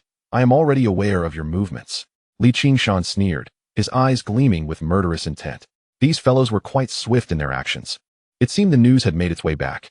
Gu Qinghan, observing the number of individuals at the library entrance increase from 4 to 10, couldn't help but chuckle. The black-armored practitioners during the day were, in fact, the skeletons he commanded, and the information had been deliberately disseminated by him. He had indeed been subtly gathering information about Li Qingshan, but he had no intention of striking just yet. This man appeared to be aware of his impending vengeance and had already recruited numerous practitioners, forming a considerable force. Gu Qinghan believed that such a newly formed group would lack strong cohesion, yet he did not wish to increase the risks unnecessarily. The opponent was in the light while he remained in the shadows. It was better to slowly torment the adversary's mindset. Thus, Gu Qinghan made his way to an upper floor of a teaching building opposite the library, summoning a bed from the realm of the undead to reside in. As for the skeletons being able to speak during the day, it was due to his newly acquired soul fire enhancement effects. Realm of the Dead consumes 5 points of magical energy per minute to gain the perspective of any one of your subjects and hear the sounds around them. Whispers of Death. Under the effect of the Realm of the Dead, your will can be conveyed through your subjects.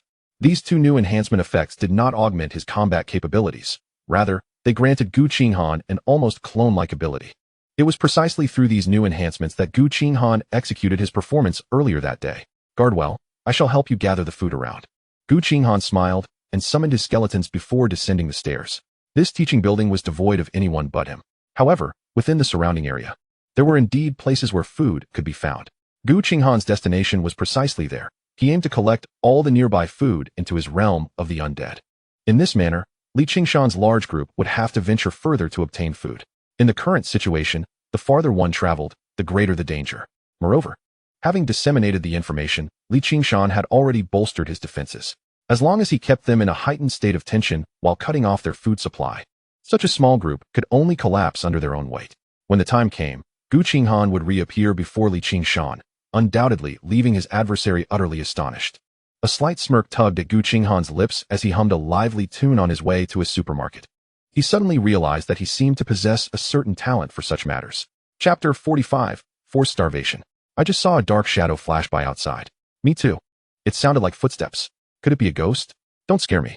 Li Qingshan furrowed his brows, feeling somewhat dissatisfied as he listened to the voices of the practitioners. This was the evening of the second day after he had heightened their defenses, yet Gu Qinghan had yet to make an appearance.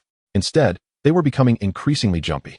The crucial point was that for the past half hour, there had been continuous reports of dark shadows flitting past the windows. He did not believe in such ghostly tales. Even if they existed, his current strength would instill fear in those apparitions. Enough. You are all practitioners. If there's anyone to be afraid of, it should be the ghosts fearing you. With no other choice, Li Qingshan could only shout at the crowd.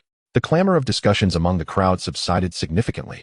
But it wasn't long before someone inquired, "What time will we be eating today? Wasn't it mentioned the day before yesterday that we could feast today?" Upon hearing this, Li Qingshan was momentarily taken aback. Indeed, the expedition to procure food had yet to return. Could something untoward have occurred? Did Gu Qinghan eliminate them? Such thoughts fleetingly crossed his mind before he quickly dismissed them. It was implausible. Gu Qinghan could not possibly be the type to indiscriminately slay innocents. I must not frighten myself. He attempted to calm the anxious crowd, yet he remained oblivious to the fact that his own heart was racing slightly faster. Fortunately, within 10 minutes, the food-seeking team returned. Where's the food? Li Qingshan initially greeted the group with a smile, only to realize they were empty-handed. His expression darkened considerably. Although there was some food left in the library, it would be utterly insufficient for such a large number of people.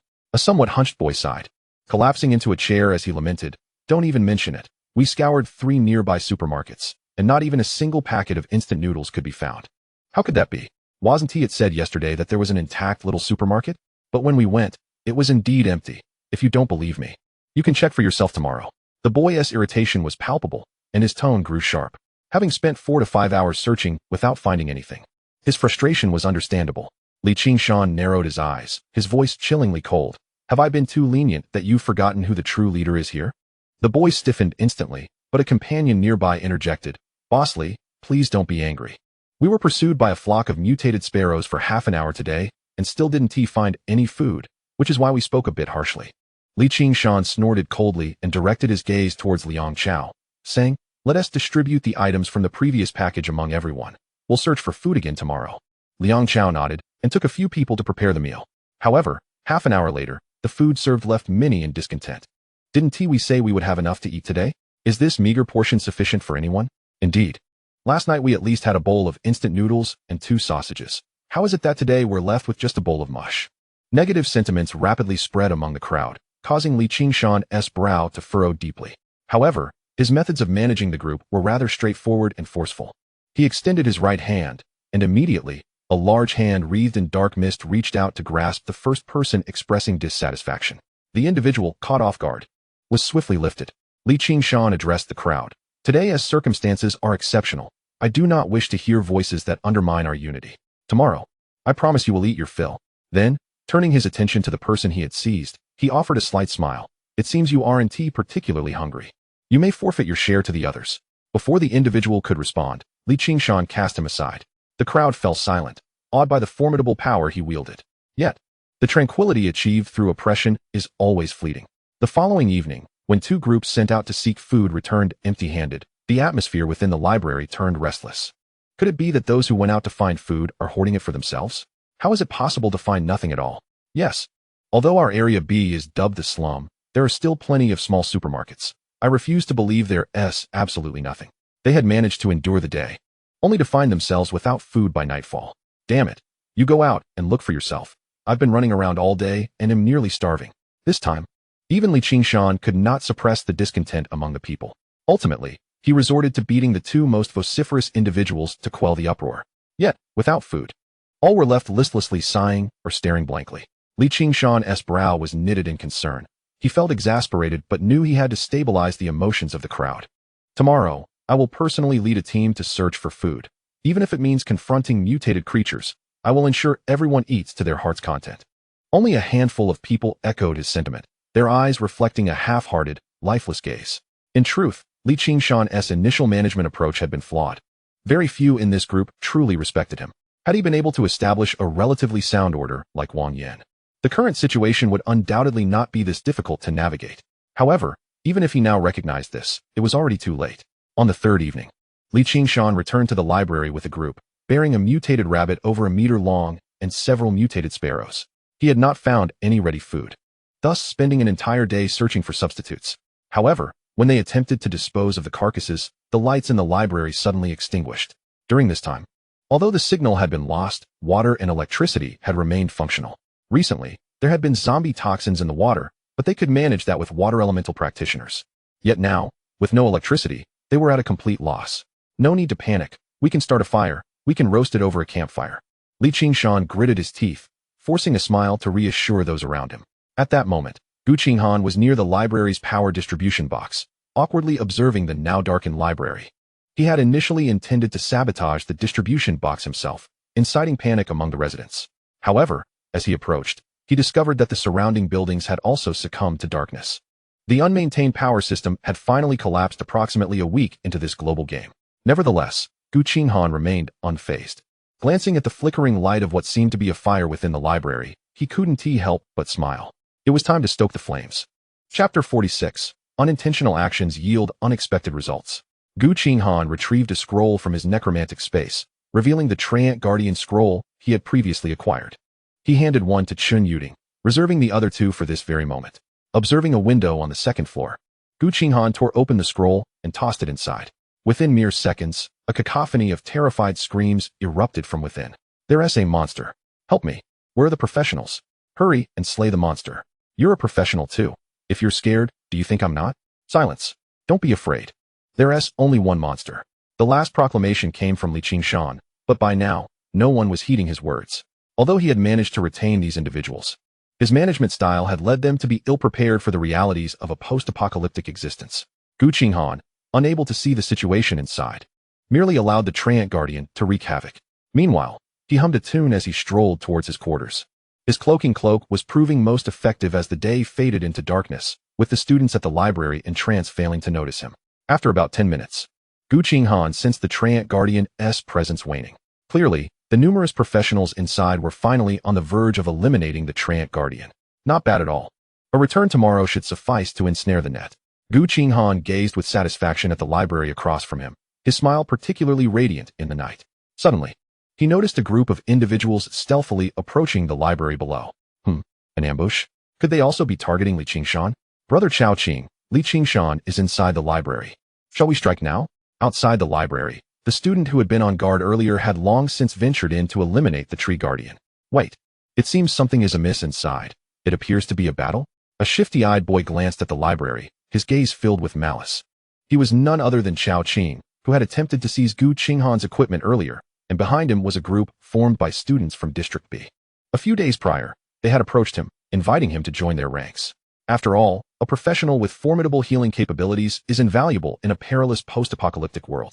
Chao Qing decisively abandoned his inept classmates, but stipulated one condition: teach Gu Qinghan a lesson. No, it was about exacting vengeance on Gu Qinghan. At that time, Gu Qinghan had consistently used Li Qingshan's name, a grudge he had harbored in his heart. At last, the opportunity had arrived. Merely 2 days after joining this team, the leader had begun to gather intelligence on Li Qingshan in the vicinity.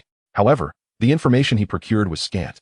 From the survivors scavenging for food, they learned that Li Qingshan was a ruthless and powerful professional. Yet, they remained largely ignorant of his specific vocation.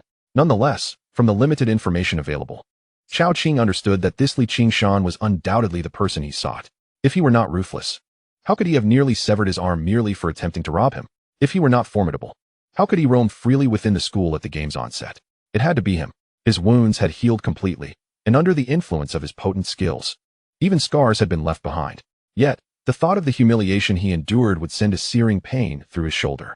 Li Qingshan, did you ever expect that I would come seeking revenge? Chao Qing sneered, then turned to a portly boy behind him and said, Boss, it seems they are indeed engaged in combat inside. We have arrived just in time. The hefty boy nodded, signaling to several subordinates behind him. 2 individuals stepped forward, conjuring a surge of purple energy in their hands. These were 2 arcanists. Once the purple arcane orbs were fully formed, they flew towards the library's windows, eliciting a chorus of screams. My arm.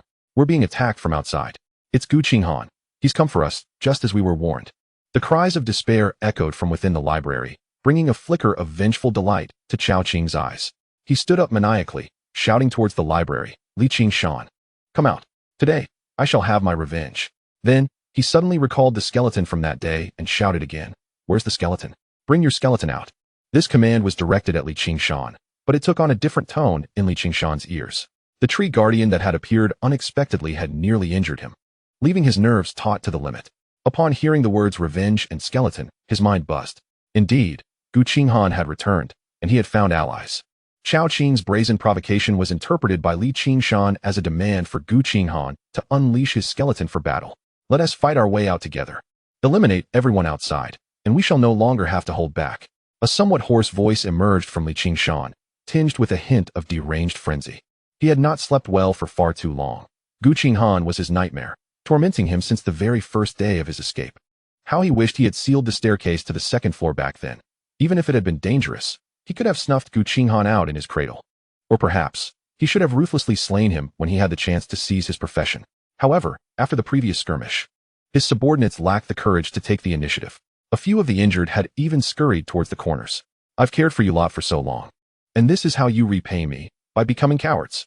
Suddenly, 2 massive hands of black energy coalesced and seized 2 of his men, dragging them before Li Qingshan. We're injured. We did our part in taking down that tree guardian. One pleaded. Yes, my mana is depleted. There is no use in going out now. The 2 gazed into Li Qingshan's icy glare, scrambling to explain. Li Qingshan paused for a moment, then unceremoniously hurled them from the 2nd floor. I told you, when Gu Qinghan arrives, you must stand your ground. The 2 plummeted from the 2nd floor, their robust bodies sustaining minimal harm thanks to their professional resilience. However, they found themselves facing a group of hostile individuals with unfriendly expressions. Chao Qing pointed at them, declaring, Li Qingshan's lackeys, beat them into submission. Instantly, the plump boy behind him dispatched several melee professionals, swiftly knocking the 2 unconscious. Just as Chao Qing reveled in his triumph, a massive black hand lunged down from the 2nd floor, aiming directly for him. The aura emanating from that hand instilled a sense of dread, accompanied by a potent desire to kill. This was Li Qingshan's skill, intent on eliminating this incessantly barking fool. Chao Qing was taken aback, realizing he had no chance to evade. Just as despair washed over him, the portly boy behind him intervened. He extended his pudgy right hand, upon which a layer of grayish-white stone manifested. The black hand was halted in its tracks, dissipating into wisps of black mist. The hefty boy shook his hands, watching as the stone layer gradually faded away. He looked up at the 2nd floor, grinning as he said, My brother seeks revenge. Li Qingshan won to escape today. Li Qingshan inhaled deeply, surprised that Gu Qinghan had enlisted such formidable assistance. However, he was not without his preparations. Chapter 47, Stirring the Waters. Come on. Whether you can exact revenge depends on your abilities. Li Qingshan suddenly broke into a deranged smile, as a dense black mist enveloped the area surrounding the library. This was his 2nd skill, known as the Omen Domain, capable of transforming a designated area into his dominion. Within this realm, all individuals except for him would experience a diminishment of their strength, alongside impaired vision and perception. This was also one of the reasons he could contend against certain monsters alone. His vocation was indeed formidable. Of course, Li Qingshan possessed another trump card, which was the talent he had acquired. His talent was called Shadow of the Past. This ability allowed his skills to remain stationary, persisting until activated. Prior to acquiring his second skill, he had deemed it a lackluster talent. However, after combining it with his first skill, Hand of Calamity, the effectiveness was undeniable. A massive black arm hovered motionless in the air, ensuring that even zombies would not foolishly charge to their demise. However, after acquiring the skill of the Dark Domain, he discovered that this innate talent was terrifyingly powerful. When not activated, the Dark Domain merely left a faint trace upon the ground. Originally, its coverage was limited to a mere few meters, and even when triggered, it could only last for 5 minutes. Yet, when combined with his own innate abilities, the extent of this power could only be described as horrifying. Since his arrival at the library, he had stealthily established his Dark Domain all around. He had been waiting for this day, anticipating Gu Qinghan to leap into his trap, whereupon he would annihilate him completely. Do not leave my side. This fellow possesses something extraordinary. The chubby boy's expression was grave, yet he did not display excessive panic. Since he dared to bring Chao Qing here, he certainly had his own means of support. With a few commands, the individuals he had brought swiftly formed a defensive formation, awaiting further instructions. Across from the library, Gu Qinghan gazed at the slowly rising black mist, feeling a peculiar itch in his heart. Although it was nighttime, the moonlight was still quite bright, allowing him to witness some of the events unfolding over there. But why had it suddenly turned dark? The sensation was akin to watching a film only to be interrupted by an absurd scene of a cartoon character battling a giant monster, leaving one feeling utterly unsettled. Should he take a look? Gu Qinghan was not foolish enough to venture into that black mist and risk danger. He promptly reclined back onto his bed and activated the undead vision. Downstairs, several skeletons were stationed at the entrance, one of which turned its head and stepped towards the black mist. As this skeleton entered the darkness, Gu Qinghan suddenly grasped the situation amidst the cacophony of battle cries. Good heavens, the person I inadvertently offended before has come seeking vengeance against Li Qingshan? Gu Qinghan found it somewhat amusing and suddenly conceived a mischievous idea. He instructed the skeleton to first remove its gear and set it aside before charging into a skirmish. He paid no heed to which side those individuals belonged. After all, they all intended to lay hands on him. Thus, he acted without any reservations. The skeleton swung its battle axe, striking a student squarely in the back. A spray of blood accompanied a piercing scream, and then Gu Qinghan maneuvered the skeleton into another melee. Once more, it casually struck another person before swiftly retreating from the battlefield. Some attempted to intercept the suddenly appearing skeleton, only to find it leap and vanish without a trace. In exasperation, one shouted, "Be cautious! A skeleton is launching a surprise attack." Yet the chaos reigned, and beneath the black mist, nearly everyone was affected. No one could discern which side had issued the warning, but they all firmly believed the opposing side has skeletons aiding them. They must be our target. Having completed these actions, Gu Qinghan guided the skeleton back to don its equipment and crouched in a corner, observing the unfolding conflict. The age-old scenario of the clam and the heron contending, while the fisherman reaps the benefits, was one he had just experienced days prior. And now he encountered it once again. More accurately, this was a delightful misunderstanding. On the battlefield, Li Qingshan was in a frenzy, having already taken lives, more than one. In fact, the most recent victim was a boy with somewhat greasy hair. Upon capturing him, the boy had immediately begged for mercy, only to have his neck brutally snapped by Li Qingshan's dark hands. Upon hearing the unmistakable sound of bones breaking, Li Qingshan felt a perverse thrill. Suddenly, he heard someone shout about the skeletons. "Gu Qinghan, I will kill you today." He turned to see a pale figure flash past, quickly swallowed by the night. After scanning the area, he found no trace of Gu Qinghan. Bloodshot eyes filled with fury, he muttered, "That damned Gu Qinghan is playing hide and seek with me again. If you once show yourself, I'll kill everyone you brought here. Let us see if you dare to come out." He charged at a panting girl, devoid of any compassion. However, just as a cruel glint crossed his eyes, a stout figure interposed himself, absorbing Li Qingshan's assault. "Li Qingshan, do you even realize you've taken a life?" The chubby boy's previously relaxed demeanor vanished. He had approached merely to teach Li Qingshan a lesson and to win Chao Qing's heart. After all, they were all students. It had taken them considerable time to adapt to slaying zombies and monsters. During the recent skirmish, he had subdued several opponents, but had refrained from killing. To him, as long as Chao Qing could vent her frustrations, his task for the day would be complete. However, he had not anticipated that the other side would dare to kill. Li Qingshan gazed at the stout boy, a dark hand reaching towards his groin as he sneered. "You think helping him take revenge will spare you? Today, you shall die too." The boy's expression shifted, his body encased in a layer of stone, yet he still grimaced from the blow. You've lost your mind. We only aim to create some trouble for you. Trouble? I want you all dead. Then don't blame me. The stout boy suddenly stomped the ground, causing a sharp stone to protrude from beneath Li Qingshan's feet. Caught off guard, Li Qingshan felt the shards pierce his calf, reducing his health. Yet, after merely glancing down, he charged at the stout boy once more. Two dark hands emerged, battering him backward. Simultaneously, Li Qingshan closed the distance and landed a punch squarely on the boy's unprotected face. Damn it! The stout boy, bloodied and clutching his face, continued to unleash skills at Li Qingshan's feet. Finally, just as he was reeling from the blows, Li Qingshan faltered and collapsed to the ground. His calf muscle had been pierced, rendering him unable to stand. However, in the second before he fell, he released another dark hand, pulling the stout boy down with him. Let us see if your own skill can break through your shell. Li Qingshan, also bloodied, pressed the terrified stout boy against the jagged stones protruding from the ground. No. The sound of something akin to a watermelon bursting echoed as the stout boy convulsed once before falling still. Chapter 48, The End of the Road. Li Qingshan gritted his teeth, seated upon the stout boy's lifeless body, surveying his surroundings. The effects of the dark domain were gradually fading. Although he had failed to locate Gu Qinghan, he had successfully eliminated several of his key players. He estimated that at least one epic and two rare professionals had perished at his hands. Gu Qinghan, show yourself. Come out and face me. He howled into the dissipating black mist, yet no response came. Only the terrified expressions of those professionals who had sustained injuries as they regarded him. Li Qingshan had slain several individuals, and the remaining ambushers had lost their will to fight, retreating in haste.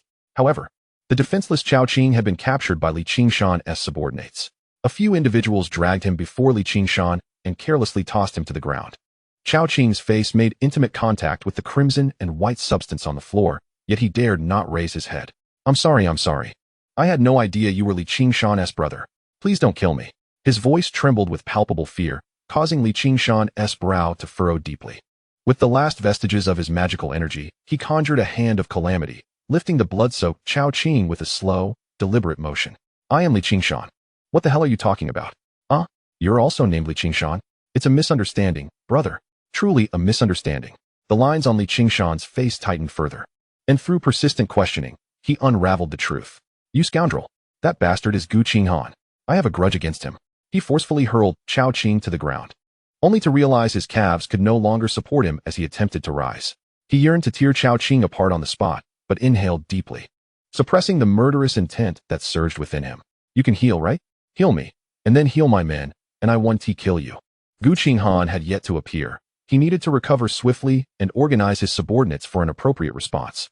Particularly, the vast area of ominous territory he had meticulously prepared for days had vanished. I just exhausted my magical energy, and I was so close to using my skills. Chao Qing nodded frantically, bowing and scraping like a dog. Li Qingshan said little more. He sat atop the corpse of a plump boy, awaiting Chao Qing to utilize a skill on him. Suddenly, he recalled someone shouting skeleton moments ago. He glared at Chao Qing, enunciating each word. If you're not one of Gu Qinghan's people, then how is there a skeleton on your side? No. Isn't it a skeleton from your side? In an instant, a chilling thought struck Li Qingshan. Gu Qinghan might be watching him from somewhere. The chaos of the recent battle had unfolded under his guidance, and this realization drenched him in cold sweat as he glanced around. Apart from a few weary-looking professionals regarding him, there was no one else in sight. The surrounding structures were enshrouded in darkness, obscuring any semblance of information. Yet, an unsettling intuition nagged at him. Gu Qinghan had long since arrived. The recent food shortages and the sudden emergence of Treant sentinels were all orchestrated by him. Are those mutated fireflies over there? Why do they emit green light? Suddenly, a voice reached Li Qingshan's ears, prompting him to look over. He spotted a boy crouched down, pointing at a green space adjacent to the library. Following the boy's gesture, he noticed two flickering emerald orbs in the distance. If they were mutated fireflies, perhaps they could be captured for illumination. But wait, where would fireflies come from in his school? A sudden jolt of unease coursed through Li Qingshan as he observed the two green glows rapidly enlarging. Those things were approaching him. Run. Someone assisted Li Qingshan in fleeing into the library, neglecting the slow-reacting Chao Qing. As they drew closer, they realized the green lights emanated from the gaps of a figure clad in black armor. The shadow in black rushed toward Chao Qing, cleaving him to the ground before he could escape. Chao Qing emitted a heart-wrenching scream, but did not die instantly. However, the armored figure had no intention of sparing him, delivering a final blow that extinguished his life.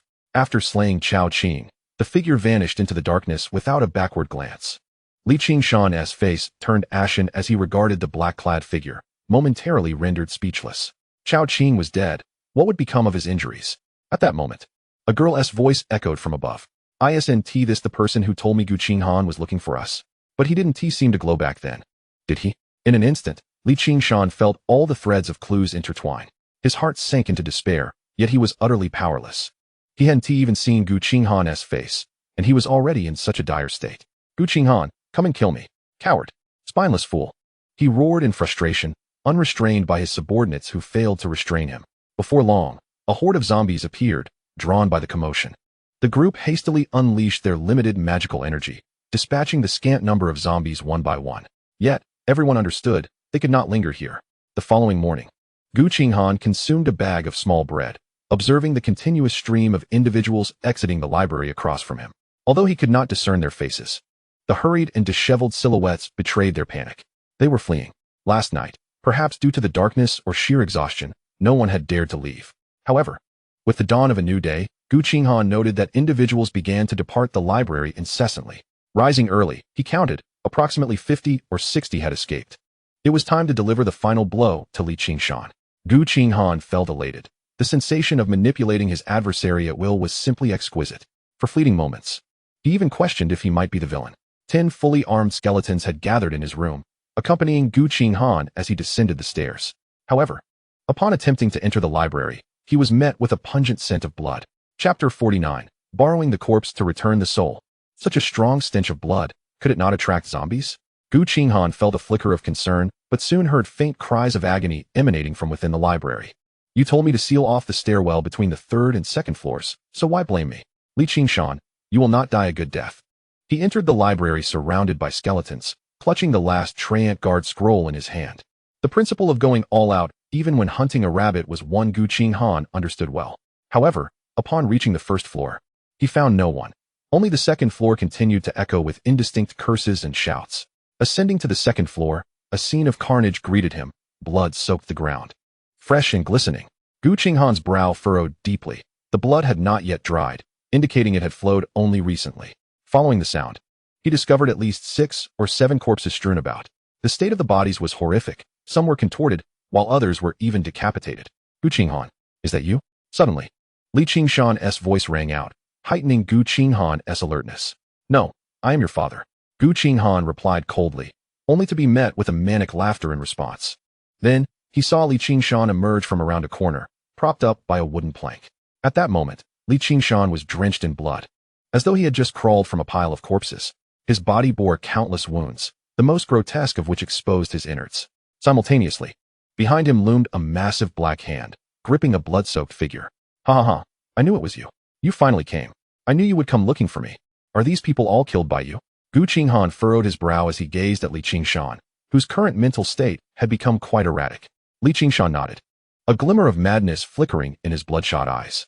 These bastards consumed my resources, and this morning they dared to flee. They deserve to die. Gu Qinghan was taken aback. No wonder he had only witnessed 50 or 60 individuals depart. It appeared that the remainder had likely fallen victim to Li Qingshan's wrath. Observing the injuries upon his body, it was evident that they had been inflicted by the very professionals he had slain in their desperate final moments. Noticing Gu Qinghan's silence, Li Qingshan spoke again. See this guy behind me? He was the one who helped you hide upstairs.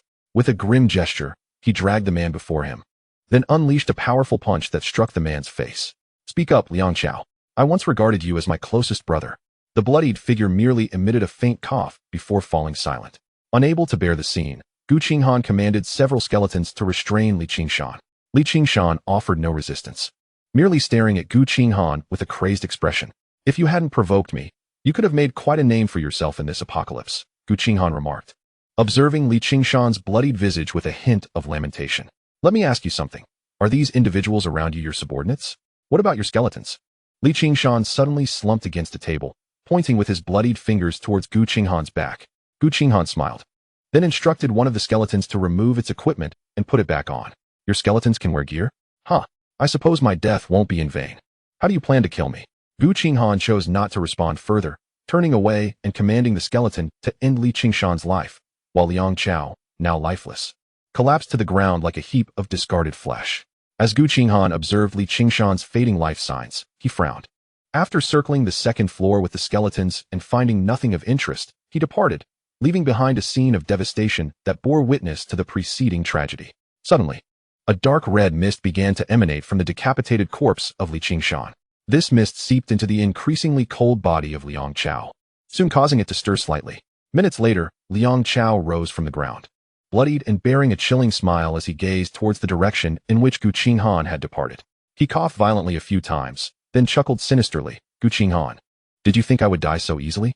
I possess a means to return from death. Terrifyingly, his voice was an exact replica of Li Qingshan's, and the same ruthless glint shone in his eyes. He attempted to rise, but was met with excruciating pain throughout his body. Yet, the thought of having deceived Gu Qinghan filled him with a sense of worth. The man had indeed not lied to him. This object truly permitted the borrowing of another's corpse. Though it was Liang Chao's body, it housed Li Qingshan's soul. He chose to lie back on the ground, inhaling deeply. The pungent scent of blood filled his nostrils, evoking a sense of enjoyment within Li Qingshan. It felt as though he were meant to exist in such an environment. Suddenly, the library, previously silent, was disrupted by the sound of footsteps. The sounds grew more pronounced, prompting Li Qingshan to turn his gaze toward the staircase, where Gu Qinghan reappeared, a playful expression gracing his features. Difficult to kill, is it? Or perhaps I should commend you. Your performance nearly fooled me. You. Li Qingshan shot upright. Disbelief etched across his face. Why are you still here? Want to know? Reveal the secret of your resurrection, and I shall tell you. Gu Qinghan's eyes brimmed with murderous intent, yet curiosity lingered regarding the method behind this phenomenon. The only reason he realized Li Qingshan hadn't died was that upon decapitation, no necromantic energy was generated. In contrast, every creature, mutated being, and human he had slain previously had provided him with necromantic energy. Others could not perceive it. But he could. Li Qingshan gritted his teeth, utterly devoid of the capacity to resist. His original plan had been to feign madness and be killed, relying on Liang Chao's identity to survive. However, for reasons unknown, Gu Qinghan had seen through his ruse, shattering his entire scheme. If you refuse to let me live, then we shall die together. Suddenly, Li Qingshan emitted a sound that was anything but human. In an instant, his battered form rose from the ground, not in a manner of struggling to stand, but rather erect and unwavering. Gu Qinghan's brow furrowed. In that moment, he witnessed the blood pooling on the ground surge toward Li Qingshan, who absorbed it as if he were a sponge. This bizarre spectacle sent shivers down Gu Qinghan's spine. He promptly commanded his skeletons to charge, only to find Li Qingshan suddenly accelerating and delivering a kick to one of the skeletons. With a resounding crack, the skeleton's shield shattered, despite having shown no signs of damage even after being attacked by mutated cats. Yet now, Li Qingshan's kick had obliterated it. Die with me. Ha ha. Together we shall perish. Li Qingshan's voice echoed with an eerie resonance, each word akin to sharp claws scraping against a chalkboard. He resembled a ravenous beast, showing no hesitation as he aimed another kick at a skeleton clad in black armor. With a sickening crunch, the struck skeleton flew several meters away, the sound of cracking bones causing Gu Qinghan's pupils to dilate in alarm. What in the world is happening? Chapter 50, A Personal Execution. Without hesitation, Gu Qinghan summoned the remaining 4 skeletons, forming a tight encirclement. However, Li Qingshan's speed was overwhelming, leaving the skeletons struggling to keep pace. Gu Qinghan's expression darkened. Li Qingshan now exuded a terrifying strength, resembling a monstrous entity darting about. No, he truly had become a monster, for Gu Qinghan could discern some of his information. Level 8. This marked the second time Gu Qinghan encountered a question mark. The first had been with the self-proclaimed game merchant. Yet, to exhibit such extraordinary combat prowess at merely level 8 was astounding. All 14 skeletons radiated a crimson glow, the effect of the berserker's first skill. Nevertheless, even with such an advantage, the skeletons could barely endure the onslaught, finding it nearly impossible to land a hit on Li Qingshan. Were it not for the protection of these skeletons, Li Qingshan would likely have been capable of slaying Gu Qinghan in an instant. One skeleton, employing a furious leap, finally struck Li Qingshan, cleaving a wound deep enough to expose bone. Yet, before Gu Qinghan could even smile in triumph, Li Qingshan's muscles twitched, swiftly mending the injury. At this moment, Li Qingshan cast a glance at his own body, then grinned and proclaimed, "Today, you are doomed." As he spoke, he unleashed a powerful punch upon the skeleton's face, swiftly following up with another blow. By the time the other skeletons closed in, Li Qingshan had already twisted the head of the first skeleton off its body. Gu Qinghan said nothing but summoned another skeleton to replace the fallen one. The newly appeared skeleton, lacking any training or armor, immediately displayed signs of weakness the instant it joined the fray. However, Gu Qinghan found himself at a loss. If the skeletons continued to dwindle in number, this battle would become exceedingly difficult. Simultaneously, his mind raced, searching for a way to turn the tide. Li Qingshan continued to strike, and skeletons were reduced to mere piles of bones on the ground. Gu Qinghan endeavored to replenish his forces, yet he was unable to keep pace with the speed at which his adversary was dispatching them. Although he still possessed a skill, the bone spike technique, he recognized that in the chaotic melee, he would be unable to hit his target. Finally, when Gu Qinghan summoned yet another skeleton, none appeared. Li Qingshan, whose movements had slowed just a fraction, burst into laughter, dark blood trickling from his mouth. I told you, you were going to die today. Gu Qinghan cast a reluctant glance at the battlefield before turning and sprinting downstairs. However, the remaining skeletons were powerless against Li Qingshan. Without reinforcements, they could do little to restrain his actions. Braving the onslaught of one skeleton, Li Qingshan charged through the encirclement, moving with such speed that he was soon behind Gu Qinghan. He then delivered a crushing punch to Gu Qinghan's back. The impact felt akin to being struck by a small car, propelling Gu Qinghan forward uncontrollably. Simultaneously, his health points plummeted by over 20. Had he not consumed 10 health fruits earlier, this blow might have wiped him out completely. At that moment, one of the skeletons, which had been on the brink of destruction, suddenly crumbled into a heap of white bones. All the remaining skeletons absorbed some of the damage on Gu Qinghan's behalf. Yet this particular skeleton, already low on health, was completely annihilated. Still, Gu Qinghan collapsed to the ground, blood seeping from his mouth and nose. He turned to face Li Qingshan, his gaze filled with defiance, yet he did not retreat. Not dead. Then take another punch. Li Qingshan's earlier grin vanished abruptly, only to be replaced by another swing aimed at Gu Qinghan.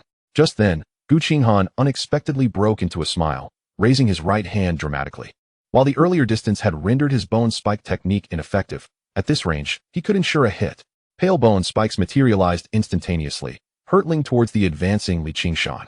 The spikes had no cooldown period. Previously, Gu Qinghan had utilized them sparingly to conserve his magical energy. But now, he unleashed no fewer than 10. Li Qingshan attempted to evade, yet his speed was too great for him to dodge in time. A fierce determination flickered in his eyes. Having unleashed this power, he was certain he could not survive. However, Gu Qinghan must perish. He disregarded the incoming bone spikes and charged relentlessly towards Gu Qinghan. Yet, with a flick of his wand, Gu Qinghan summoned a skeleton before him. The skeleton made no move before Li Qingshan collided with it, sending it flying. This brief moment of respite allowed Gu Qinghan to successfully roll away from the attack. Simultaneously, most of the flying bone spikes found their mark within Li Qingshan's body, with one piercing the right side of his neck. You still have magical energy, Li Qingshan muttered, eager to continue his pursuit, but the surrounding skeletons had already surged forward, encircling him once more. Gu Qinghan rose from the ground, wiping away the blood from the corner of his mouth, and summoned his skeletons back to a total of 14. Despite the evident bloodstains between his teeth, he wore a radiant smile. You're not the only one who can act. I can too. With a full 350 points of magical energy at his disposal, it was impossible for him to exhaust it so swiftly. His earlier ploy was merely to encourage Li Qingshan to let down his guard, allowing him to set the stage for a decisive blow. Though it was risky, Gu Qinghan believed it was his only option. He possessed a talisman capable of absorbing a fatal blow. He was willing to take the gamble. It appeared that he had succeeded. Li Qingshan remained in the fight, yet the bone spikes lodged in his flesh prevented his wounds from healing. Consequently, his speed diminished, and he was soon overwhelmed by Gu Qinghan's skeletons. Axes rained down upon him, rendering his body a mangled wreck. Ultimately, he suffered a severed leg and collapsed to the ground, unable to rise. I refuse to accept this. I won't accept it. Li Qingshan's voice echoed with palpable resentment, akin to a caged beast's desperate roar. Gu Qinghan commanded the skeletons to pin Li Qingshan to the ground and seized a tyrant battle axe from one of them. The weapon was heavy, requiring both hands to wield. He secured his wand at his waist and approached Li Qingshan. Li Qingshan struggled futilely, but Gu Qinghan regarded him with the indifference one might reserve for the dead. Prepare to meet your end. In this global game, everyone must die. Ha! Li Qingshan's voice grew slurred, and dark crimson blood flowed incessantly from his mouth, nose, and even his eyes. Gu Qinghan did not bother to inquire further, for he knew the man would not respond. With great effort, he raised the axe and aimed it at Li Qingshan's head, a dangerous grin spreading across his lips. At least you'll die before me. Then, the massive axe fell decisively, severing all chances of Li Qingshan's survival.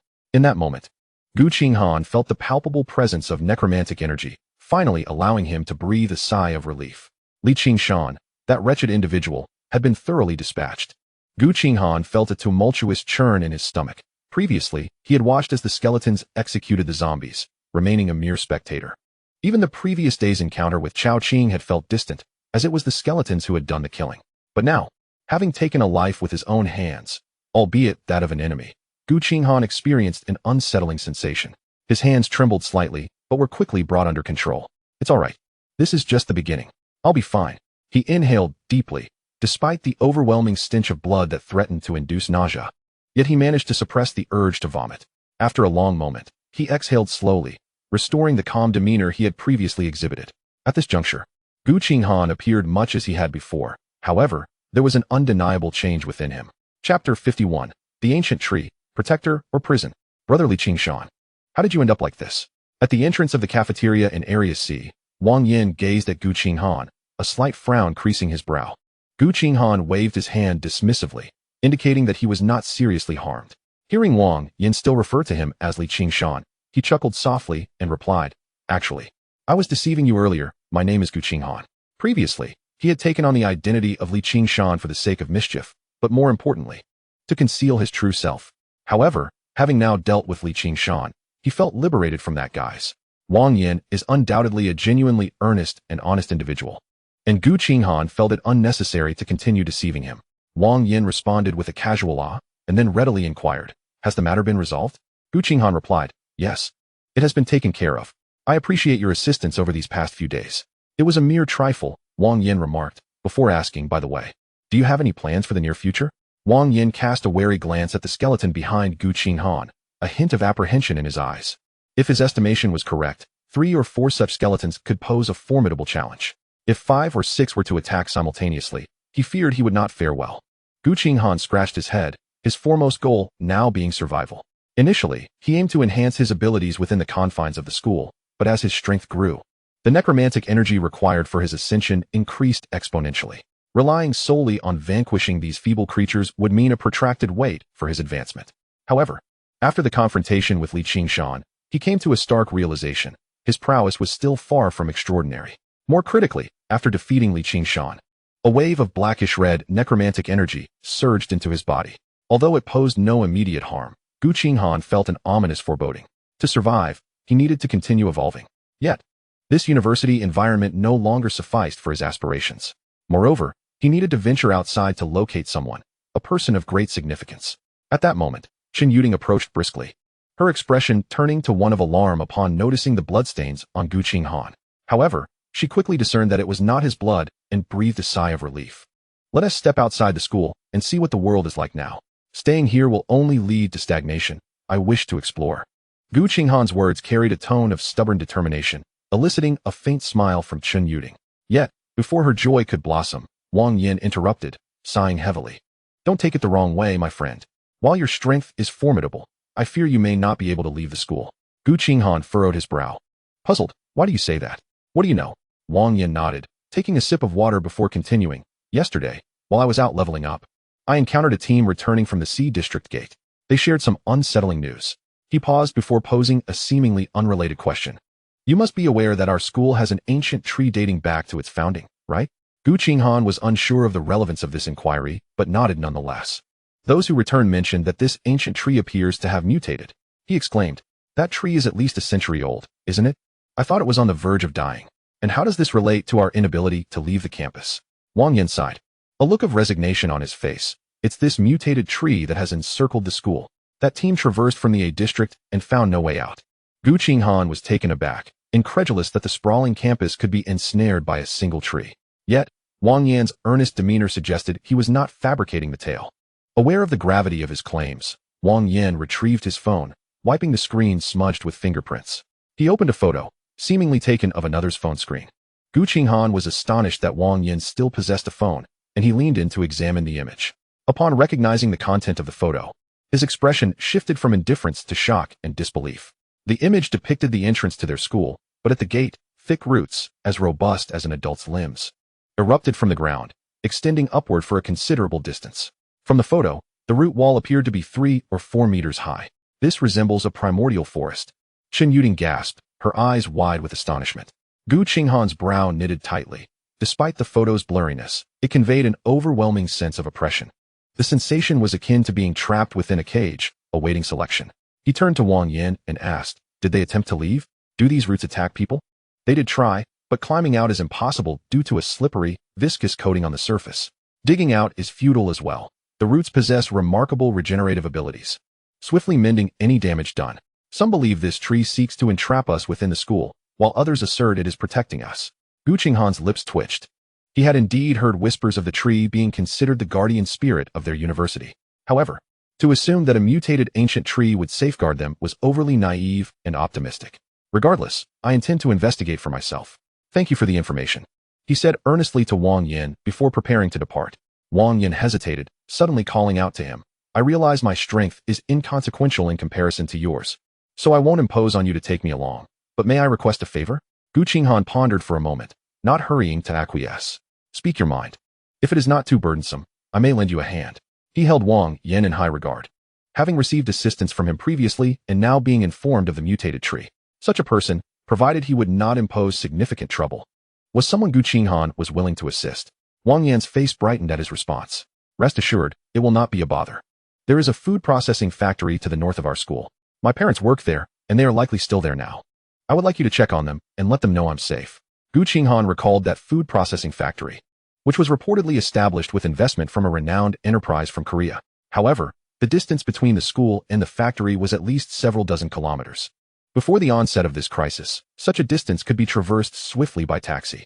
Yet now, it could take an inordinate amount of time, fraught with numerous unknown dangers. "I'm afraid I cannot take the risk to venture that far at this time," Gu Qinghan replied, shaking his head. He was not a foolhardy do-gooder. Wang Yan's request exceeded his expectations. He adhered to a personal code of ethics, believing that the effort expended should be commensurate with the rewards received. He would certainly strive to return the favor to those who had helped him, provided it did not jeopardize his own safety.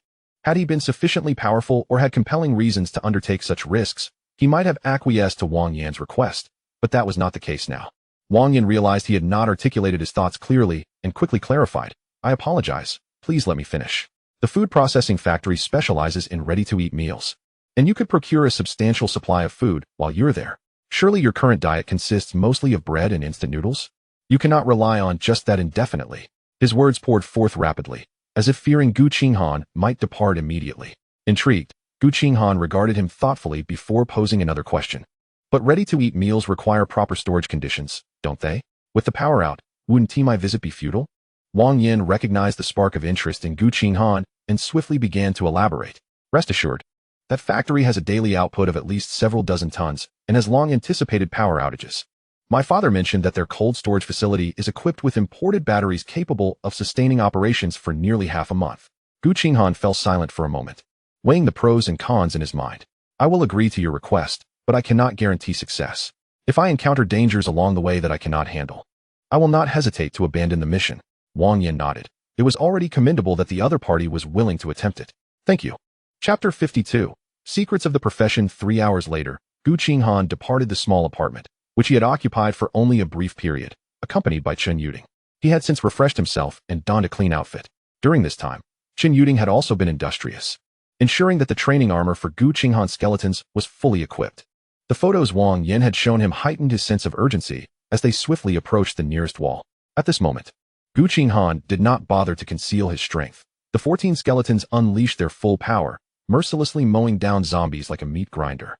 However, they did not encounter any creatures akin to tree men on this stretch of road. Were these zombies all of level 5? As Gu Qinghan advanced, he assessed the attributes of the surrounding zombies. Just moments ago, he had spotted an 8th level tyrant zombie. This tyrant zombie exhibited enhanced speed and strength, and upon its demise, it dropped an 8th level battle axe. Tyrant Battle Axe, level 8.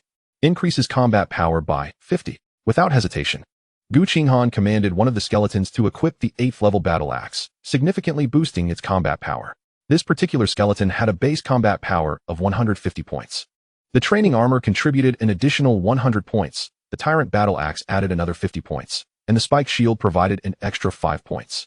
In total, this skeleton boasted an impressive 305 points of combat power, placing it among the stronger practitioners at present.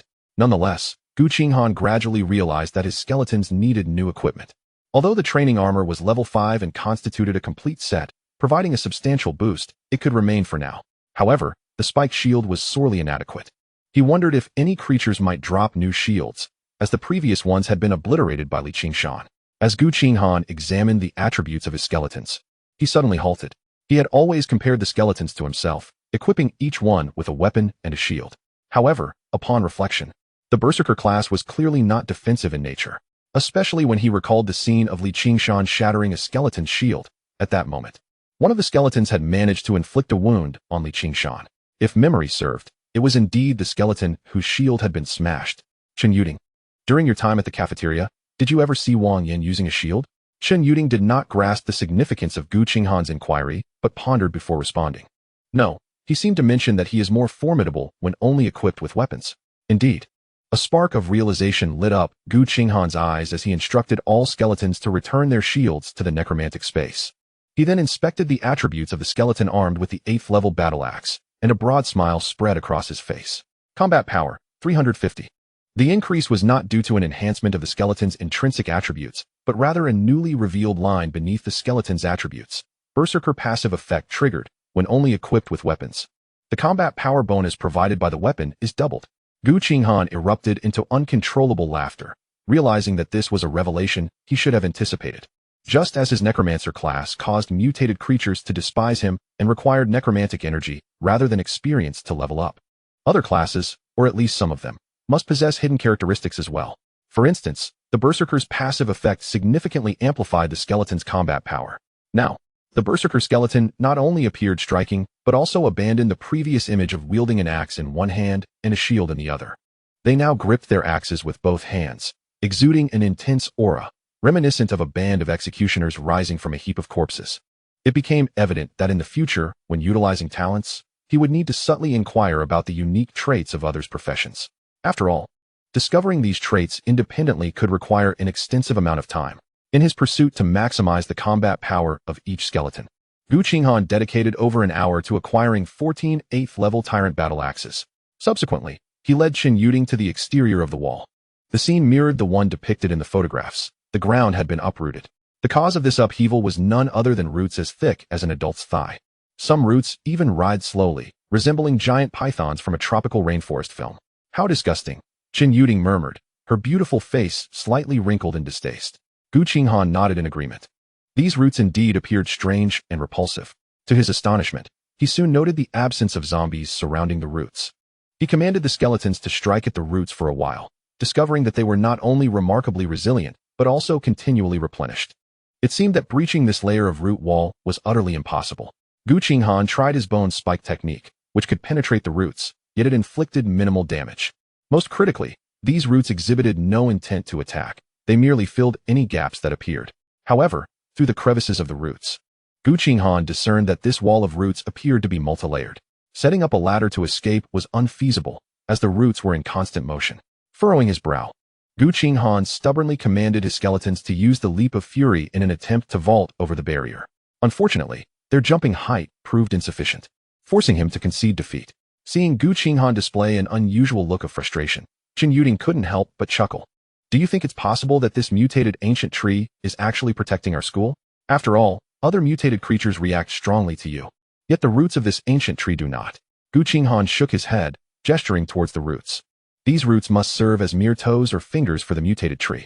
If I were to stand beside that ancient tree, something would undoubtedly go awry. Understanding dawned on Chen Yuding, and she fell silent. Gu Qinghan attempted various methods, even resorting in frustration to his last tree guardian scroll. However, when the tree guardian appeared, it merely stood idly, exhibiting no inclination to attack whatsoever. These roots did not seem to qualify as monsters, failing to provoke the tree guardian's aggression. Gu Qinghan was left both amused and vexed, glancing at the darkening sky and weakly stating, "Let's head back, contemplate our strategy, and return later. This will be our stopping point for today." Although he had prepared himself for the possibility of not being able to venture out today, he hadn't anticipated departing in such a state of frustration.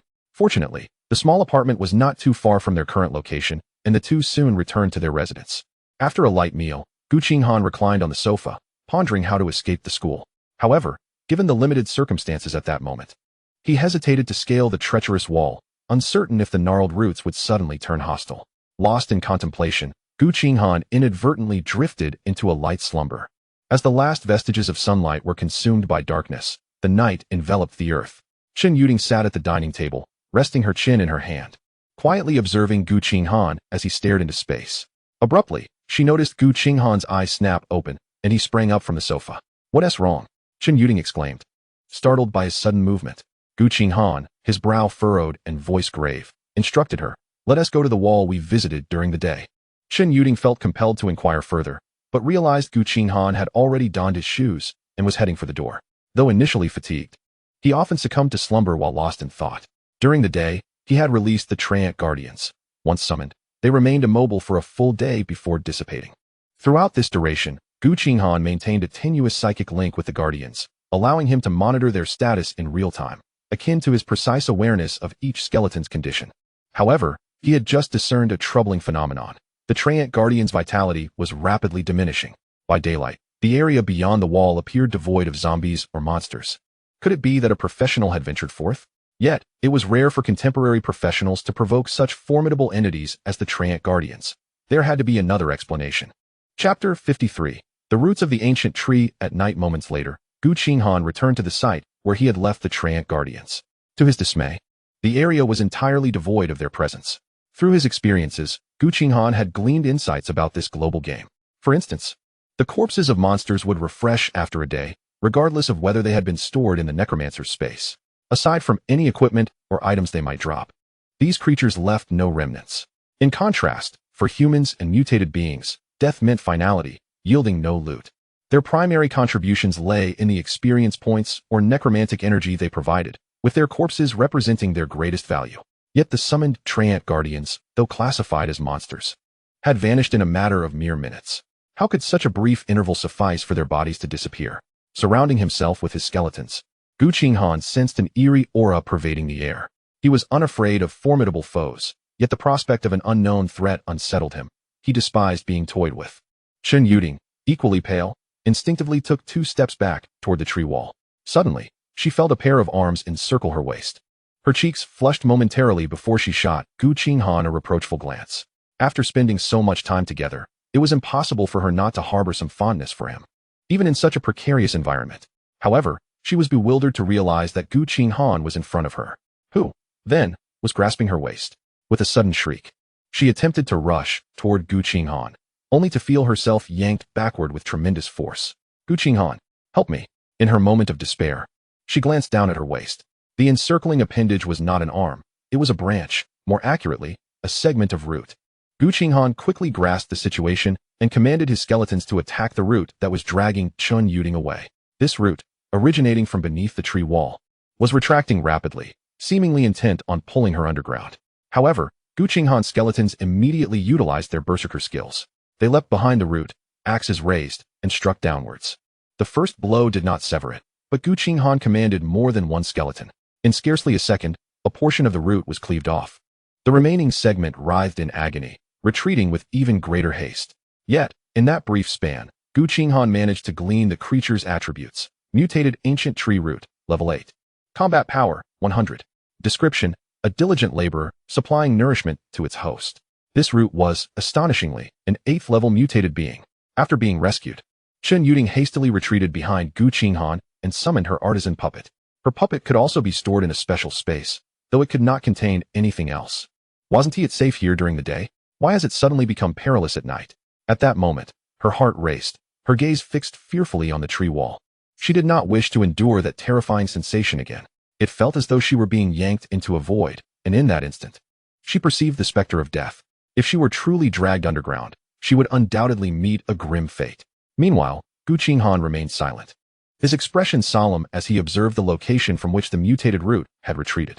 Piecing together the earlier disappearance of the mutated Treant, he formulated a hypothesis. During the day, the tree walls posed no threat to humans, merely obstructing any monsters or individuals attempting to exit. However, once night fell, the roots would extend from within the walls, ensnaring everything nearby that could provide sustenance. Gu Qinghan knew precisely where that nourishment would be directed, the ancient tree on the school grounds. This was dire. They couldn't possibly be trapped in the school for eternity. Could they? Gu Qinghan's brow furrowed slightly. He was not overly concerned about the ancient tree taking offense. The distance separating him from the tree was considerable. Unless it could fly, he surmised he would remain safe for the time being. Yet, being confined within the school indefinitely was a troubling prospect. For who knew if the ancient tree might one day decide to eradicate them all? As he pondered, he suddenly noticed a pool of moisture on the ground where the severed root had been. This sap, ejected during the root's rupture, exuded a vibrant vitality that Gu Qinghan found unsettling. However, the movement of the tree wall at the site of the retracted root appeared to slow slightly. Was it merely an illusion? With his gaze shifting, he swiftly commanded his skeletons to attack the roots. The roots forming the tree wall did not initiate an assault, but were remarkably resilient, a fact that had thwarted Gu Qinghan during the day. Moreover, should a gap emerge, the roots would swiftly converge to fill it, much like a coiling serpent. Yet now, Gu Qinghan discovered that his skeletons had rapidly severed a thick root. The surrounding roots writhed grotesquely toward this new breach, but their movements were indeed slower than before. Gu Qinghan refrained from further destruction, recognizing that the tree wall was multi-layered, and he lacked the time to create a significant opening. Nevertheless, compared to before, he now possessed a clearer strategy. Chen Yuding, do you wish to escape? Gu Qinghan's eyes glimmered with excitement as he looked at her, his expression reminiscent of a mischievous uncle urging a young girl to indulge. Chen Yuding, having just regained her composure, instinctively replied, "Of course, I had no idea such things existed around the school before, but now I can hardly wait to fly out." As she spoke, she noticed that Gu Qinghan's gaze upon her was somewhat unsettling. "What are you doing? It's quite frightening to look at someone like that." She took a step back, only to feel that being closer to Gu Qinghan seemed to offer more safety, prompting her to timidly retreat again. Gu Qinghan chuckled heartily and then pointed towards the side of the tree wall, saying, "These mutated tree roots have no interest in me, or rather, they seem to detest my presence, hence they won't attack me unprovoked." So, Chen Yuding suddenly felt an ominous premonition and warily glanced at Gu Qinghan. "However, they will actively attack you, and I suspect they possess little intelligence, acting solely on instinct. I tested it before. If the mutated ancient tree roots are damaged, the automatic repair speed of these tree walls is significantly hampered." The more Gu Qinghan spoke, the more excited he became, finally pointing emphatically at the tree wall and declaring, "Thus, I need you to lure those roots out over there, and then I will eliminate them. This way, we might just find a way out." Chapter 54, A Wall Apart, Heaven and Hell. After Gu Qinghan finished speaking, he quietly awaited Chen Yuding's response. To be honest, he did not require her to acquiesce to his request. This task, while seemingly straightforward, placed her life entirely in Gu Qinghan's hands. If he faltered or misjudged, even slightly, she could be injured, or worse, face death. At that moment, the lingering fear was evident on Chen Yuding's face. She glanced at Gu Qinghan, then at the tree wall, and took a step back. Gu Qinghan said nothing, yet inwardly sighed softly. With a quivering voice, Chen Yuding timidly asked, "Can I refuse? If I decline, will you still take me with you?" "Yes, I will still take you out," Gu Qinghan replied directly. Though his mind was already contemplating other methods to draw those roots out, he considered the corpse of the mutated cat. Perhaps it could serve as bait. However, the size of the mutated cat's body raised concerns about attracting even more roots. After all, the earlier decrease in the tree guardian's vitality was clearly not caused by just one root. Unexpectedly, Chen Yuding's voice interrupted his thoughts. "All right, I'll give it a try." Gu Qinghan looked up in surprise, noting the pallor of Chen Yuding's face. Truth be told, even if she had refused, Gu Qinghan would have continued to treat her as he always had. He could take risks and gamble, but he would never force others to do the same. Chen Yuding's profession had already begun to show its worth, and he would not abandon such a partner. However, if she and he were fundamentally different, their relationship would remain strictly as allies. "Aren't you scared?" Gu Qinghan glanced at her, especially noticing her trembling hands, which almost made him chuckle, not in mockery, but because Chen Yuding was rather endearing at that moment. "I am scared," Chen Yuding admitted, her voice still quivering, "but I want to give it a try. Otherwise, I might as well be just a mere equipment manufacturer to you." Gu Qinghan was taken aback, then responded with a hint of amusement, "Don't push yourself too hard. Just give it a shot." Chen Yuding nodded, and, amidst Gu Qinghan's barely suppressed laughter, began to move slowly towards the tree wall. 15 meters, 13 meters, 11 meters. As she approached within about 10 meters of the wall, a noticeably thinner root gradually emerged from the crevice at the base of the tree wall. It was the very mutated ancient tree root from before. Instinctively, Chen Yuding wanted to retreat but clenched her fists to stop herself. Taking a deep breath, she took another step forward. The mutated root slithered out like a silent python, inching closer to Chen Yuding. Suddenly, the mutated root accelerated. But just as it coiled around Chen Yuding, Gu Qinghan's skeleton leapt and severed it. "Wait, let me catch my breath. Just give me half a minute." Chen Yuding had only been dragged a mere half a meter before she dashed back to Gu Qinghan's side, crouching down to gulp in air. Gu Qinghan did not rush her. In fact, he began to appreciate Chen Yuding more. He had only dared to take risks because he had been compelled to do so. When he first learned he had to live alone, he felt as though his entire life had lost its meaning. He had contemplated ending his young life, but was unwilling to give in. Gradually, he began to force himself to undertake many things he had previously feared. Starting is always the hardest part, Gu Qinghan wholeheartedly agreed. Once one took that most daunting first step, the subsequent challenges often seemed far easier than anticipated. Yet, such a leap required immense courage. Chen Yuding rested for over a minute before standing up. She glanced back at Gu Qinghan and then set off towards the tree wall once more. This time, Gu Qinghan clearly observed that her steps were quicker and more resolute. The second root, the third root, and the 10th. Nearly half an hour passed before no more mutated tree roots emerged from the area. I'm quite brave, aren't I? Chen Yuding grinned at Gu Qinghan. Her earlier fear completely vanished. Gu Qinghan earnestly gave her a thumbs up and commanded his skeletons to launch a frenzied assault on the tree wall. This time, the once resilient wall crumbled like foam under the relentless blows of the axes. Within 10 minutes, Gu Qinghan caught sight of the iron fence behind it. However, the scene within the tree wall caused both their expressions to shift dramatically. Inside the thick wall lay numerous corpses, some human, others of unknown creatures. Yet, all these bodies shared a common trait. They were grotesquely withered, as if drained of all blood and flesh. How revolting.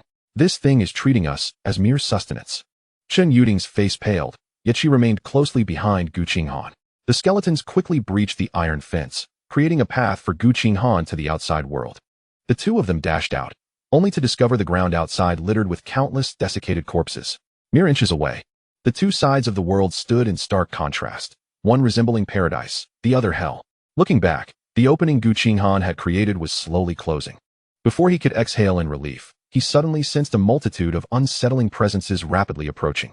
Without a moment's hesitation, he grabbed Chen Yuding and attempted to flee. Yet, the sheer number of corpses outside hindered Chen Yuding, who stumbled with each step. Gu Qinghan wasted no time and lifted Chen Yuding in his arms, sprinting away. The tree spirit's touch effect enhanced their speed across any terrain. After running more than 20 meters with the skeletons, he sensed the pursuers had ceased their chase. Setting Chen Yuding down, Gu Qinghan glanced back, his pupils dilating in shock. The previously tranquil tree wall was now bursting forth with countless writhing roots. Under the silvery moonlight, those roots resembled frenzied serpents in a wild dance. They were seething with rage, venting their displeasure towards the coward who had dared to flee their territory. However, Gu Qinghan merely smiled and, accompanied by Chen Yuding, strolled away into the distance. He had escaped.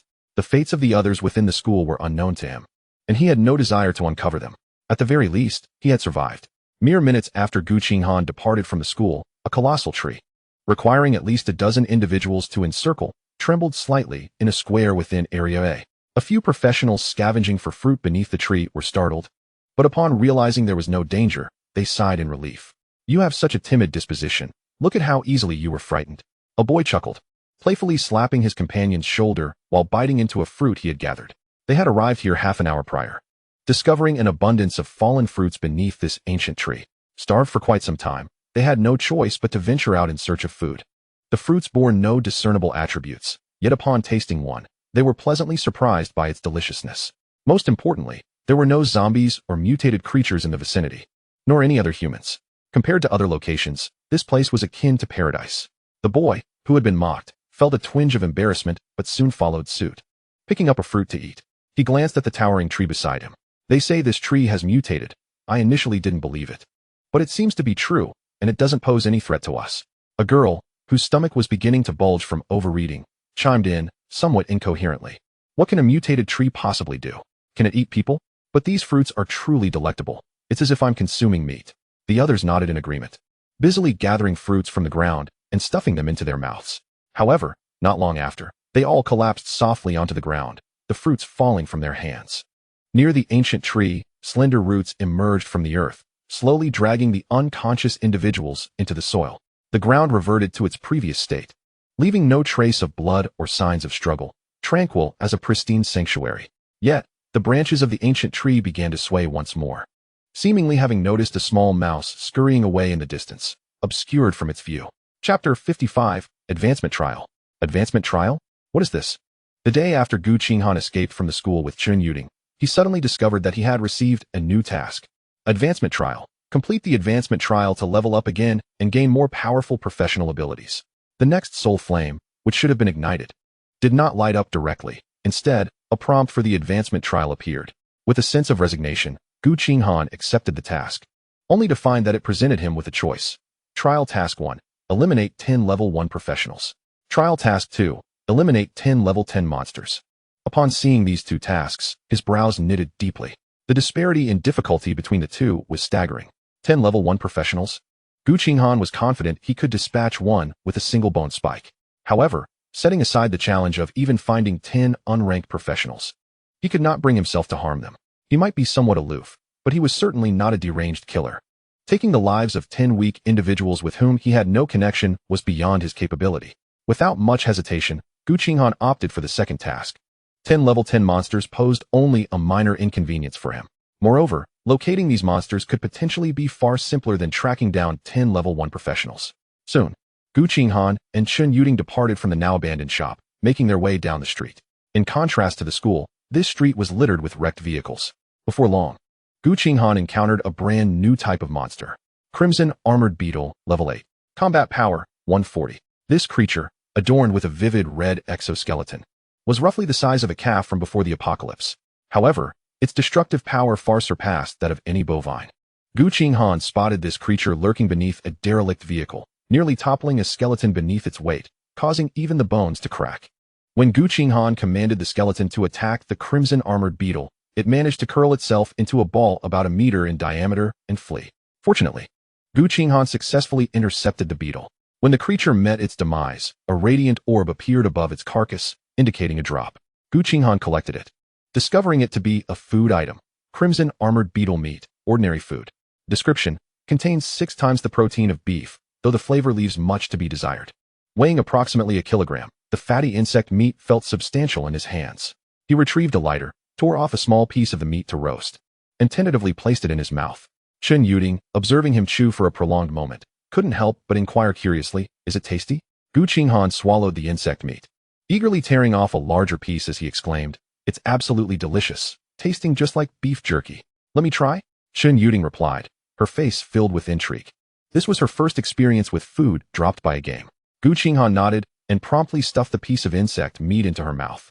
Just as she was about to protest that it was hot, she suddenly felt the meat dissolve into a broth in her mouth. Simultaneously, an overwhelming fishy taste erupted, causing her to double over and gag. "Ha ha ha, delicious, right?" Gu Qinghan laughed heartily, recalling his own reaction but feeling it unjust to only subject himself to the unpleasantness. Thus, he feigned enjoyment, intending to play a prank on Chen Yuding.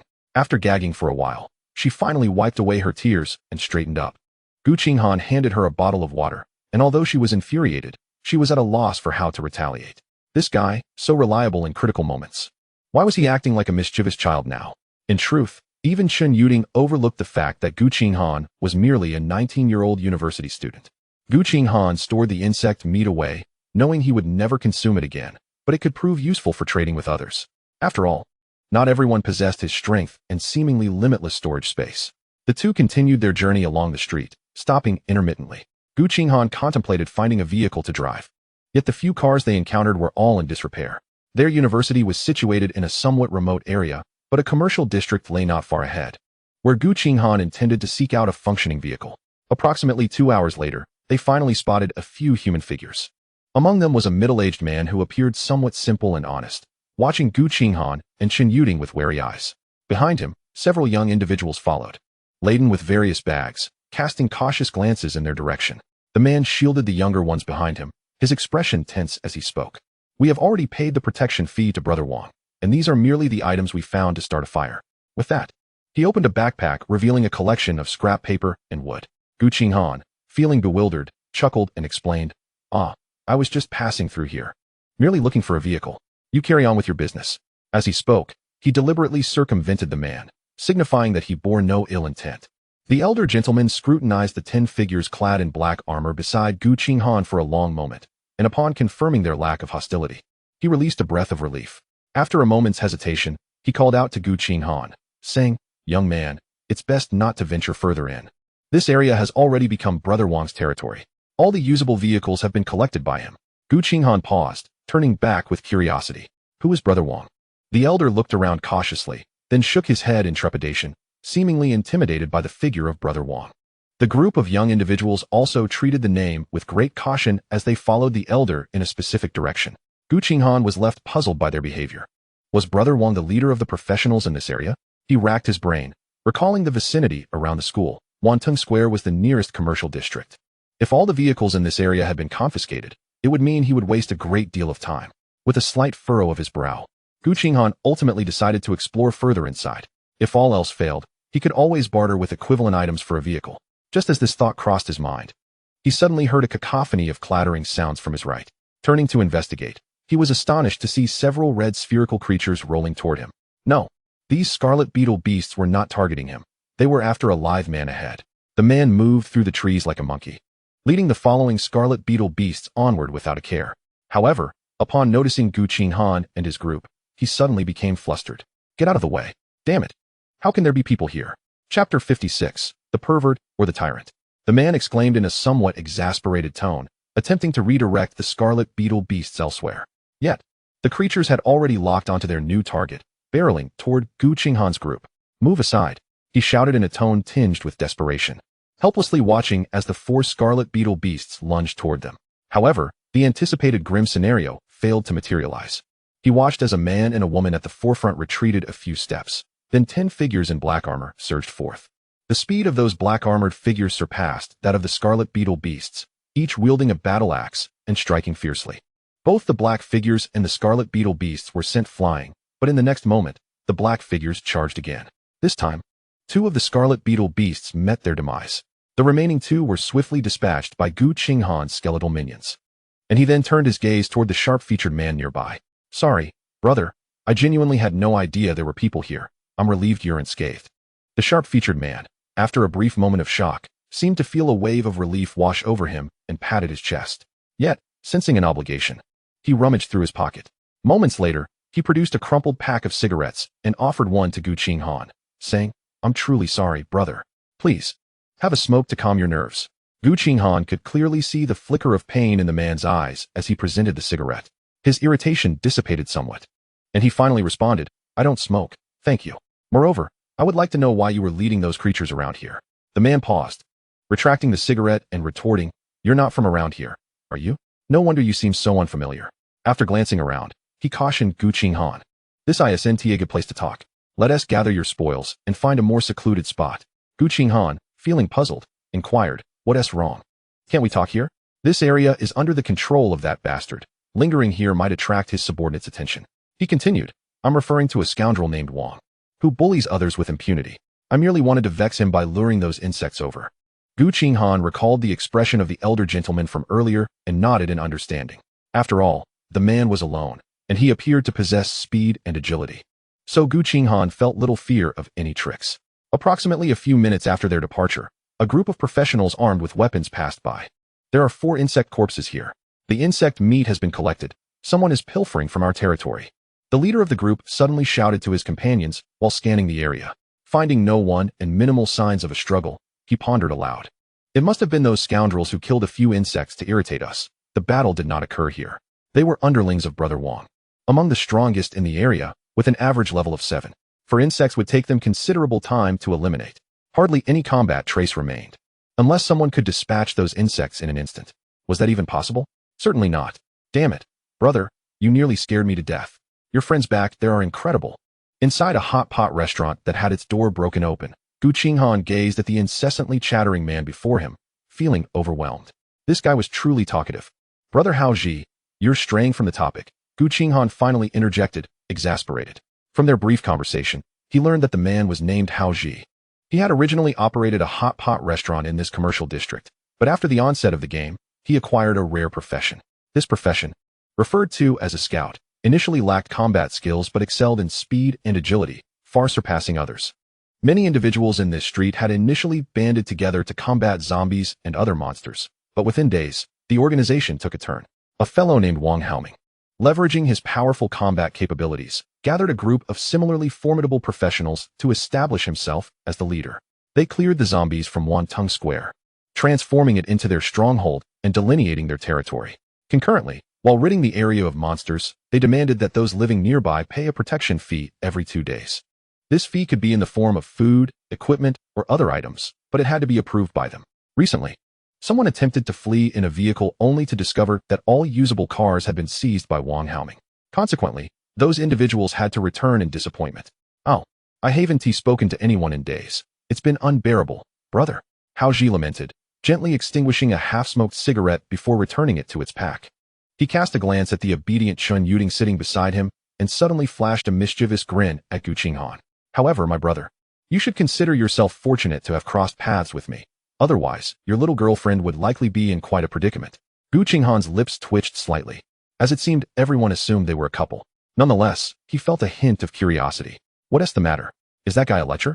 Chun Yuding, despite not wearing makeup, radiated a natural beauty. Had this been the world before the apocalypse, she could have easily become a beloved icon in the realm of live streaming. Hao Ji nodded, then, with a grave expression, remarked, not merely a lecher. This fellow is a degenerate. If he were merely fixated on solitary beauties, it would be one thing, but he is utterly obsessed with women accompanied by men. As he spoke, he pointed toward a noodle shop across the street, his voice laced with trepidation. At that noodle shop over there, the owner and his wife are at least 20 years older than Wang Haoming.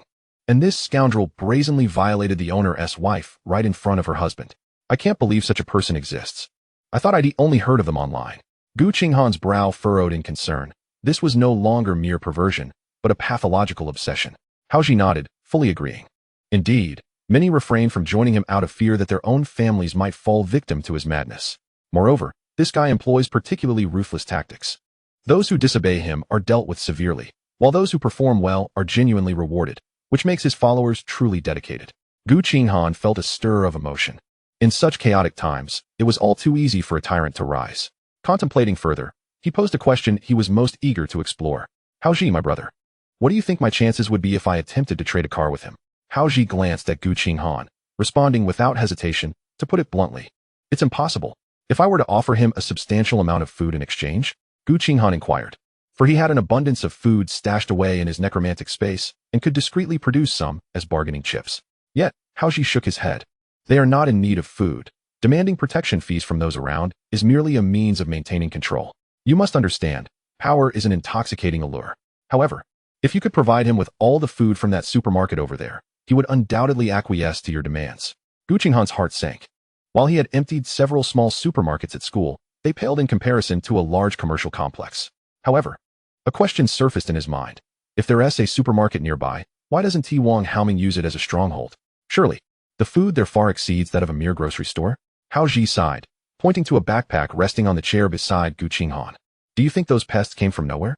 That Walmart supermarket is a veritable nest of them. Just a couple of days ago, I ventured inside hoping to pilfer some food, and nearly met my demise. Gu Qinghan's eyes flickered. A nest of pests? Could it be the gateway to calamity? He felt his suspicion was close to the truth, but feigned surprise as he asked, with your skills, how could you nearly perish inside? Oh, it's just a matter of dealing with the lowest tier pests.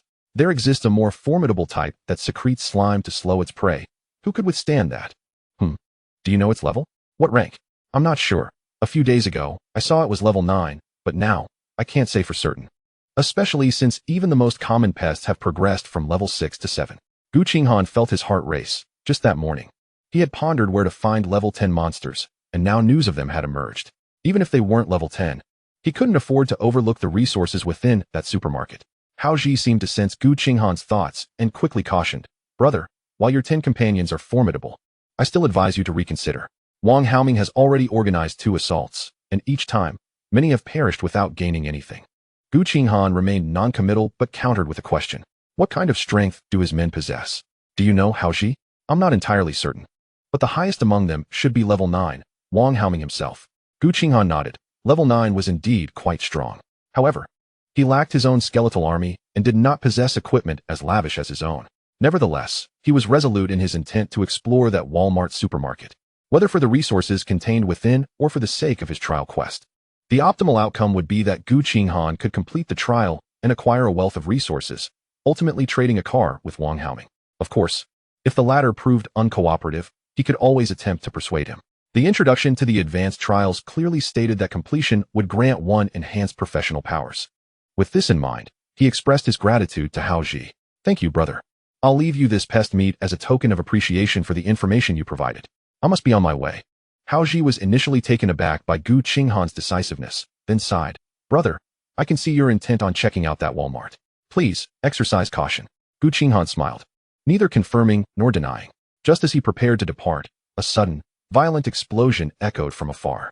The subsequent explosions erupted in rapid succession, reminiscent of the artillery fire in a war film. Hao Ji's expression shifted, and he shrugged. Wang Haoming is at it again, targeting that supermarket. Gu Qinghan's face took on an unusual expression as he curiously inquired, do they have explosives?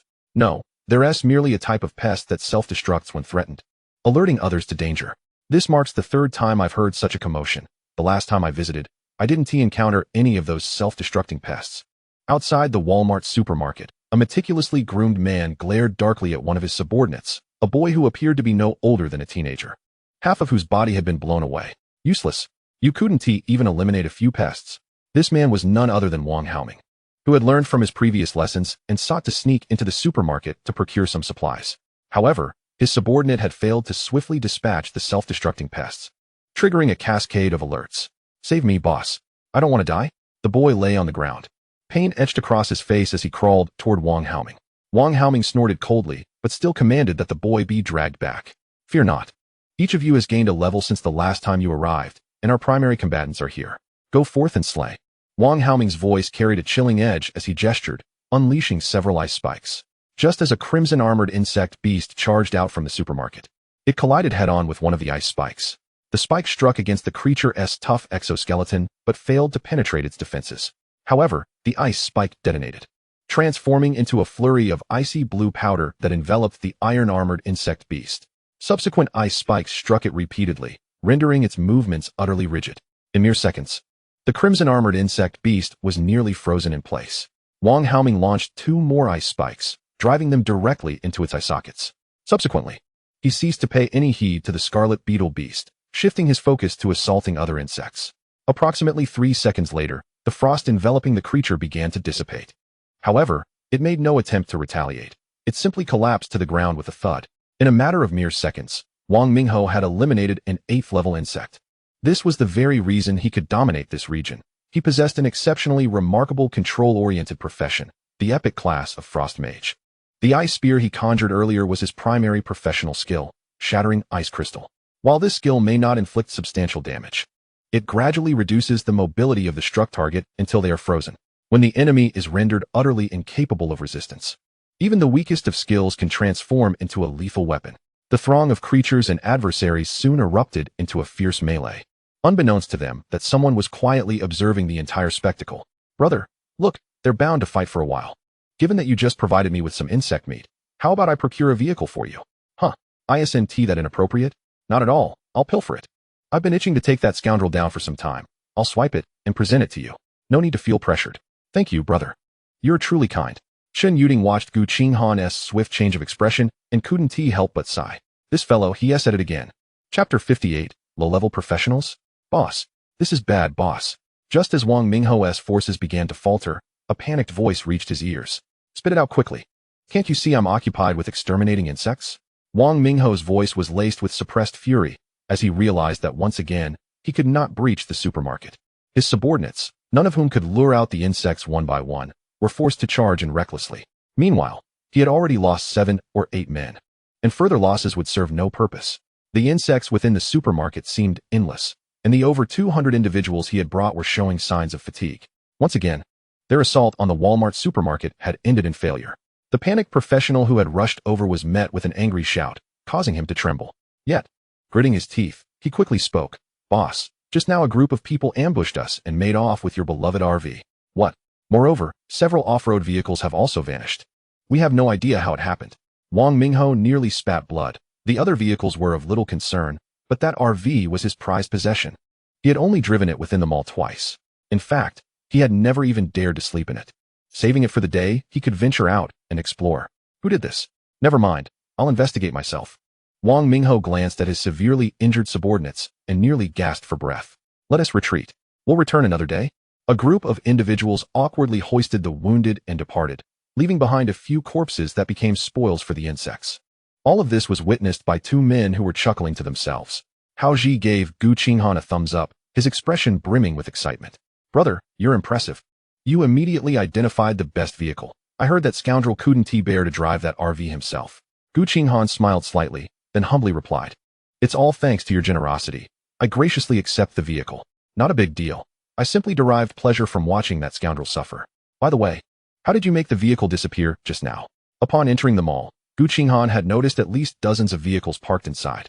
In such a situation, he couldn't afford to conceal his abilities, so he had stowed several of his chosen vehicles into his necromantic space.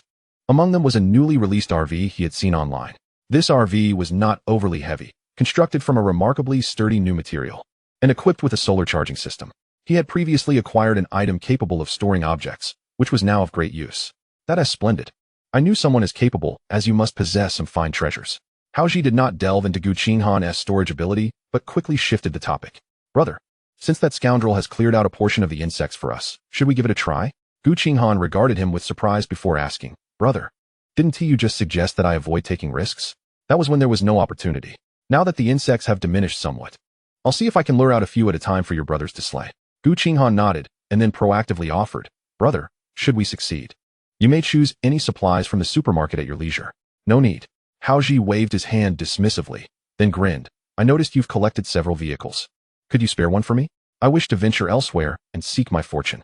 "Certainly. Here's to a fruitful collaboration. Are you all just loafing around? I've warned you countless times. It's certain that someone would come to steal my vehicle." Inside the Wangtung Plaza, Wang Mingho was livid, berating his subordinates, nearly resorting to violence. "Boss, we can't compete," a woman clad in a black uniform said, her tone tinged with frustration, despite her somewhat disheveled appearance. "Can't compete?" Wang Mingho laughed in anger, kicking a tire of one vehicle as he roared, "I've frozen both zombies and insects for you to slay, raising your levels to 7 or 8, and yet you're all utterly useless. Losing the vehicle is one thing, but not even knowing who stole it. What a pack of imbeciles." No one dared to utter a word. They were all acutely aware of the other party's capabilities. Previously, someone had been foolish enough to challenge the enraged Wang Mingho and had their legs broken, left to languish on the street. "Oh, Mingguo, calm down. I know who did it."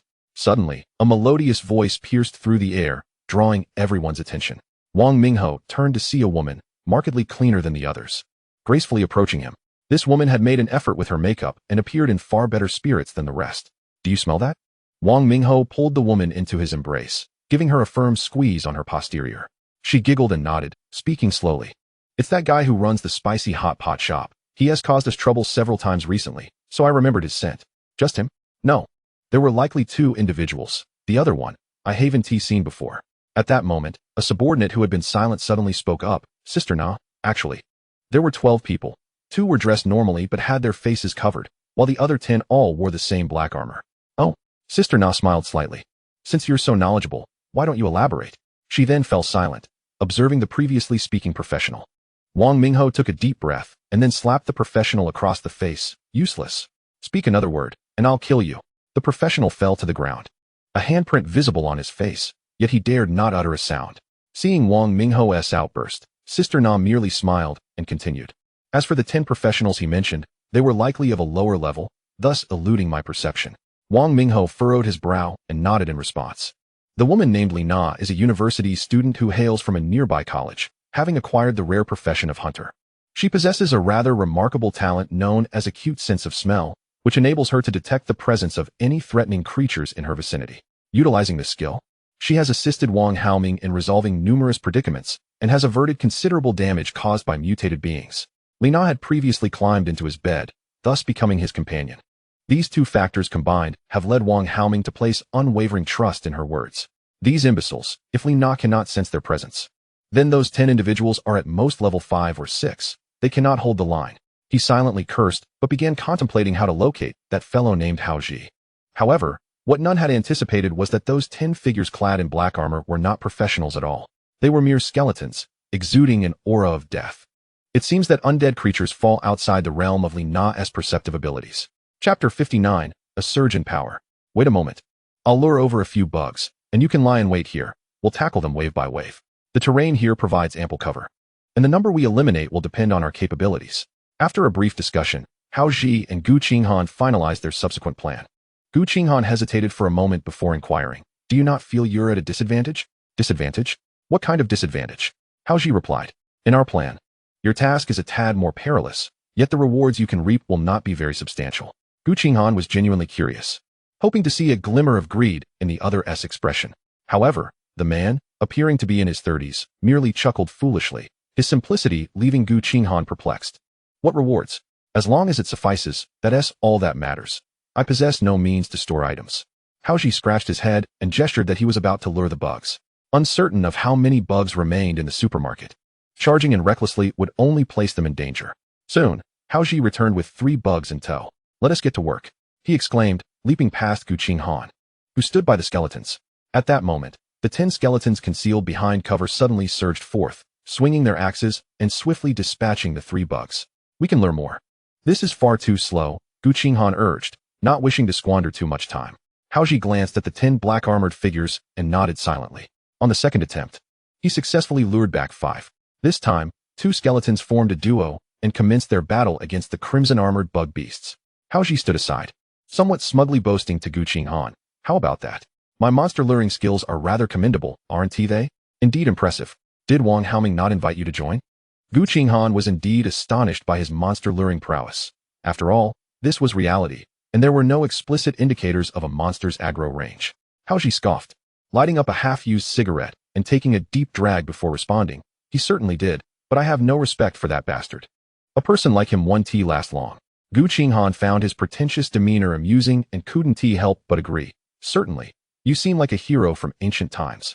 The kind that robs the rich to help the poor. Exactly. It's a pity I lack a worthy profession, otherwise I would rise against that tyrant oppressing the common folk. The 2 men bantered back and forth, ultimately bursting into laughter together. Once several bugs had been slain, Haoji suddenly remarked, "You know, I once had a younger brother who was also quite reticent. If he hadn't been abducted by traffickers, he would probably be around your age now." Gu Qinghan found himself momentarily speechless, awkwardly rubbing his nose. Haoji discarded the cigarette, but he was holding and exhaled a puff of smoke in Gu Qinghan's direction. "Brother, how about you share a couple of cigarettes with me later? I've heard that the cigarettes from that big supermarket cost over $100 a pack. I've never smoked them." "Sure, that's fine." Haoji eagerly set off to lure more monsters, while Gu Qinghan observed his retreating figure, his expression somewhat complex. Haoji's purity and sincerity left him feeling somewhat out of place.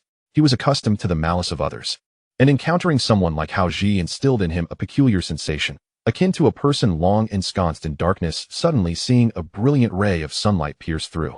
His initial reaction was not joy, but confusion. After slaying nearly several dozen crimson-armored bug beasts, Gu Qinghan finally encountered another type of insect. This new insect was significantly stronger, yet it stirred a sense of excitement within Gu Qinghan, for these insects were level 10, perfectly aligning with his advancement trial requirements. Golden Armored Bug Beast, level 10. Combat Power, 400. Description: a more formidable bug beast capable of expelling viscous fluid that hinders its prey's movement, while remaining unaffected itself. Level 10 insects boasted combat power that more than doubled that of level 8 insects. However, Gu Qinghan found no difficulty in confronting them. Haoji managed to lure 2 golden armored bug beasts this time, exhibiting greater caution than in previous encounters. Gu Qinghan witnessed the golden, over a meter-long bug beast suddenly open its mouth wide, unleashing a stream of golden viscous fluid towards Haoji. Yet, Haoji moved like an agile monkey, deftly dodging while leading them into Gu Qinghan's ambush. 10 shadowy figures surged forth, encircling the 2 golden armored bug beasts. The beasts continued to spew their viscous fluid, noticeably slowing the speed of the affected skeletons. Nevertheless, each skeleton now possessed a total combat power of 350 points. In one-on-one combat, they fared admirably, and in a collective assault, the skeletons swiftly achieved victory. Gu Qinghan observed his trial task progress, transformed to 1/5 completion, prompting a surge of excitement within him. Haoji's monster luring technique was indeed impressive. He lured 5 crimson-armored bug beasts each time, while the golden armored bug beasts were only drawn in pairs. After laboring until nearly evening, Gu Qinghan finally secured the requisite 10 golden armored bug beasts. He gestured for Haoji to rest momentarily, secretly wishing to assess his own transformation. Advancement trial completed, level elevated to 11. Additional professional abilities unlocked. A notification immediately captured Gu Qinghan's attention, prompting him to hurriedly check his attributes. Player: Gu Qinghan. Profession: Necromancer. Level: 11. Health points: 50. Magic points: 65,050. Combat power: 35,060.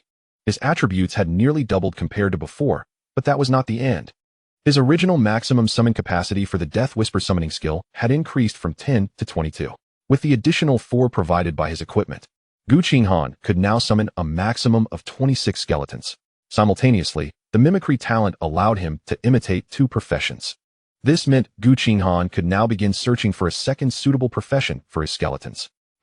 Is this a new skill? The soul fire ignited at level 11 did not provide any enhancement effects, it merely elevated his attributes. However, upon reviewing his skills, Gu Qinghan discovered an additional skill. Death manipulation consumes 500 points of magic power to transform an enemy you have slain using the power of death, making them fight for you. Current maximum control quantity, 2. Hiss. Gu Qinghan gasped involuntarily upon seeing the cost of this skill. Had he not used a magical fruit to elevate his magic power limit, that 500 points could have completely drained him. Suddenly, he recalled the mutated cat in his necromantic space, a formidable warrior boasting 1,000 points of combat power. Although it had been severely injured by the Treant Guardian and its companions, the one who had ultimately delivered the fatal blow was indeed himself. It should work, right? A spark of inspiration ignited within Gu Qinghan as he decided to utilize this skill. He felt as though a straw had been inserted into his brain, siphoning away an indescribable force. Then, he beheld the mutated cat that had been resting in the necromantic space for an extended period gradually undergoing transformation. Its fur, which had initially leaned towards a lighter shade, began to darken, and its wounds slowly healed. The cat's physique elongated, and 2 blood-red eye sockets gradually ignited with ghostly green flames.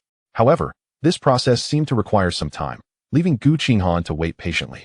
As he glanced at the darkening sky, Gu Qinghan reconsidered and ultimately abandoned his plan to delve deeper into the supermarket. There was likely a disaster gate within, and the dim light of night posed a risk he was unwilling to take. I'm starving. If I die, I'll prepare a sumptuous feast of braised insect meat for you. Haoji stretched lazily, yet his words sent a shiver down Gu Qinghan's spine. Could this truly be cooked into a delicious dish?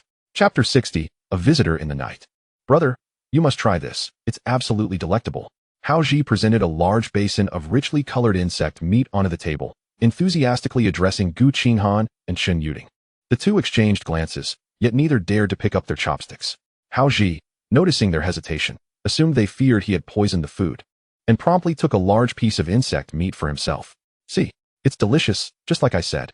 But before he could finish, he immediately regurgitated the insect meat he had just consumed. Wiping away tears from the corners of his eyes, he gazed regretfully at the basin of insect meat. Alas, no matter how it's prepared, it's simply unpalatable. His establishment utilized gas, allowing him to cook. However, despite attempting various cooking methods, all had ended in failure. Chen Yuding glanced at Gu Qinghan and suddenly began to retch at the table. The memory of the insect meat's taste from earlier, combined with Haoji's recent actions, churned her stomach. Haoji looked at Gu Qinghan and then teasingly remarked, "Brother, are you going to be a father at such a young age?" He had grown accustomed to calling him brother, and Gu Qinghan did not find it out of place. Gu Qinghan tugged at the corners of his mouth, pointing at the repulsive insect meat before him. "Brother, if you don't put that away soon, I too shall lose my composure." Haha, I almost forgot. Haoji chuckled awkwardly, turning to take the offending dish away to the kitchen. Chen Yuding shot Gu Qinghan a mournful look, saying, "It's all your fault. I've completely lost my appetite now." Gu Qinghan felt a twinge of embarrassment, realizing he had left quite an impression on Chen Yuding. Just as he contemplated saying something to ease the awkwardness, he suddenly saw Haoji swiftly emerge from the kitchen and extinguish the small lamp on the table. "Do not speak, someone is coming." Haoji's voice dropped to a whisper, losing the carefree demeanor he had shown moments before. Gu Qinghan immediately activated his undead vision, gaining sight through a skeleton lurking in a nearby corner. Under the faint moonlight, a group of approximately 20 individuals stealthily approached. Haoji listened intently for a moment before saying, "There are about 20 or more. They are likely here for me." This was his occupational skill, the key to his ability to evade capture for so long while alone. "I have several safe havens. I'll exit through the back door. It's no trouble. I'm used to it." Haoji chuckled, but suddenly his expression shifted as he perked up his ears, his face growing pale. He had heard the unmistakable sound of at least 20 footsteps approaching from the back door as well. Gu Qinghan gave him a curious look and asked, "What's wrong?" "We're surrounded. When we went during the day, I was clearly not present. How did they know it was me?" Gu Qinghan cast a glance at him, entirely unperturbed. "Aside from you, who else in this area would dare to provoke them?" Haoji was momentarily taken aback. Then he rapidly explained, "They are probably coming for me. I'll dash out shortly, and you two should stay hidden here. You should be fine." He surveyed the room and suddenly realized something. "What about your friends? Where have they gone?" "Oh, they're athletes. You needn't worry about them." Haoji was momentarily baffled by the implication, when suddenly, Raucous sounds of battle erupted from outside. He quickly grasped the situation, looking at Gu Qinghan with incredulity. Are those your friends? Stop joking. While they may be strong, many of Wang Haoming's people are level 7 or above. Gu Qinghan shook his head and jested. It's truly nothing to fret over. Brother, they can handle it. Haoji found himself at a loss for words. His profession was not combat-oriented, and thus he could offer no assistance. Gu Qinghan retrieved 3 self-heating hotpots from the necromantic space, reopening the small lamp under Haoji's astonished gaze. He smiled, saying, let us eat and drink. Shen Yuding held no concerns. She had complete faith in Gu Qinghan. Well, as long as it pertained to serious matters. Gu Qinghan occasionally took risks, but always when there was no other option. The expression on his face now clearly indicated he was not worried about the people outside. She was curious about why Gu Qinghan exuded such confidence, yet this was not the moment to inquire. In any case, she only needed to know that she was utterly safe. Gu Qinghan arranged the various ingredient packets for the hot pot, pouring in a bottle of water before closing his eyes. Had it been before his advancement, such a situation would have indeed caused him considerable distress. However, he was now at level 11. He had not even summoned the remaining skeletons, maintaining the same 10 from earlier. Yet, these skeletons had all ascended to level 11. Berserker Skeleton, level 11. Health points, 1100. Magic points, 110. Combat power, 330. Skills, Berserk Bloodline, Rage Leap. Like himself, these skeletons had also experienced a remarkable enhancement in their attributes. Coupled with the bonuses from their equipment, their combat power had surged to an impressive 530 points. Even though the skeletons' attributes were only half that of their original profession, they now boasted the statistics of at least a level 10 berserker. Gu Qinghan was unaware of how many individuals had reached level 10 in the world, but he was certain that none of those outside had. Haoji, with his ears perked up, listened intently to the commotion outside. After a few minutes, he suddenly exclaimed in astonishment, "Goodness, they are making their escape." The footsteps outside had become increasingly chaotic, dwindling from nearly 50 to fewer than 30. However, within this cohort were 10 friends of Gu Qinghan. This indicated that, in the span of mere minutes, more than half of the assailants had perished. They won't get away, rest assured. Gu Qinghan replied with a serene smile as he took a few sips from a bottle of water. At that moment, a long, sleek figure, entirely cloaked in black, appeared atop the roof of the room. Its glossy, ebony fur shimmered under the cool moonlight, exuding an air of enigma. This was a black cat, yet it measured nearly 3 meters in length. Such a formidable size did not hinder its grace. It moved soundlessly, embodying elegance, agility, and mystery, words that immediately sprang to mind upon witnessing this creature. Most astonishingly, its eyes gleamed like 2 bewitching emeralds. Death Mutation Cat, level 10, elite. Combat power, 1000. Once a source of immense frustration for Gu Qinghan, this formidable adversary had now transformed into a significant ally. Haoji gazed at the 2 individuals voraciously consuming their food, suddenly struck by a look of disbelief. The footsteps that had once been receding now seemed to vanish one by one. They could not have simply disappeared. Thus, only one conclusion remained. They had all perished. Brother, hurry and eat. We need to hunt those bugs tomorrow. Gu Qinghan's visage appeared strikingly handsome and slightly sinister in the dim light. Chapter 61. The leader of the special forces? Haoji was at a loss for words, utterly bewildered by how Gu Qinghan had orchestrated all of this. This young man radiated an aura of mystery, which extended to the 10 armored individuals who followed his every command. A thought suddenly struck him.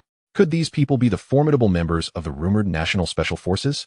The more he pondered, the more plausible it seemed, for not just anyone possessed such standard-issue equipment.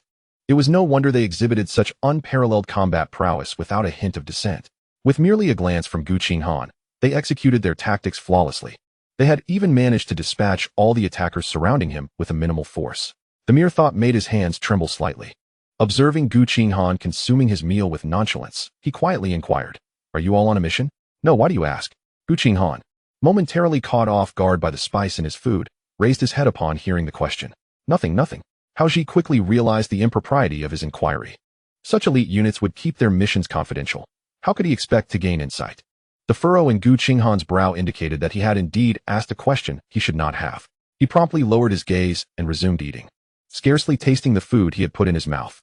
"Boss, the team we sent to find Haoji yesterday hasn't returned."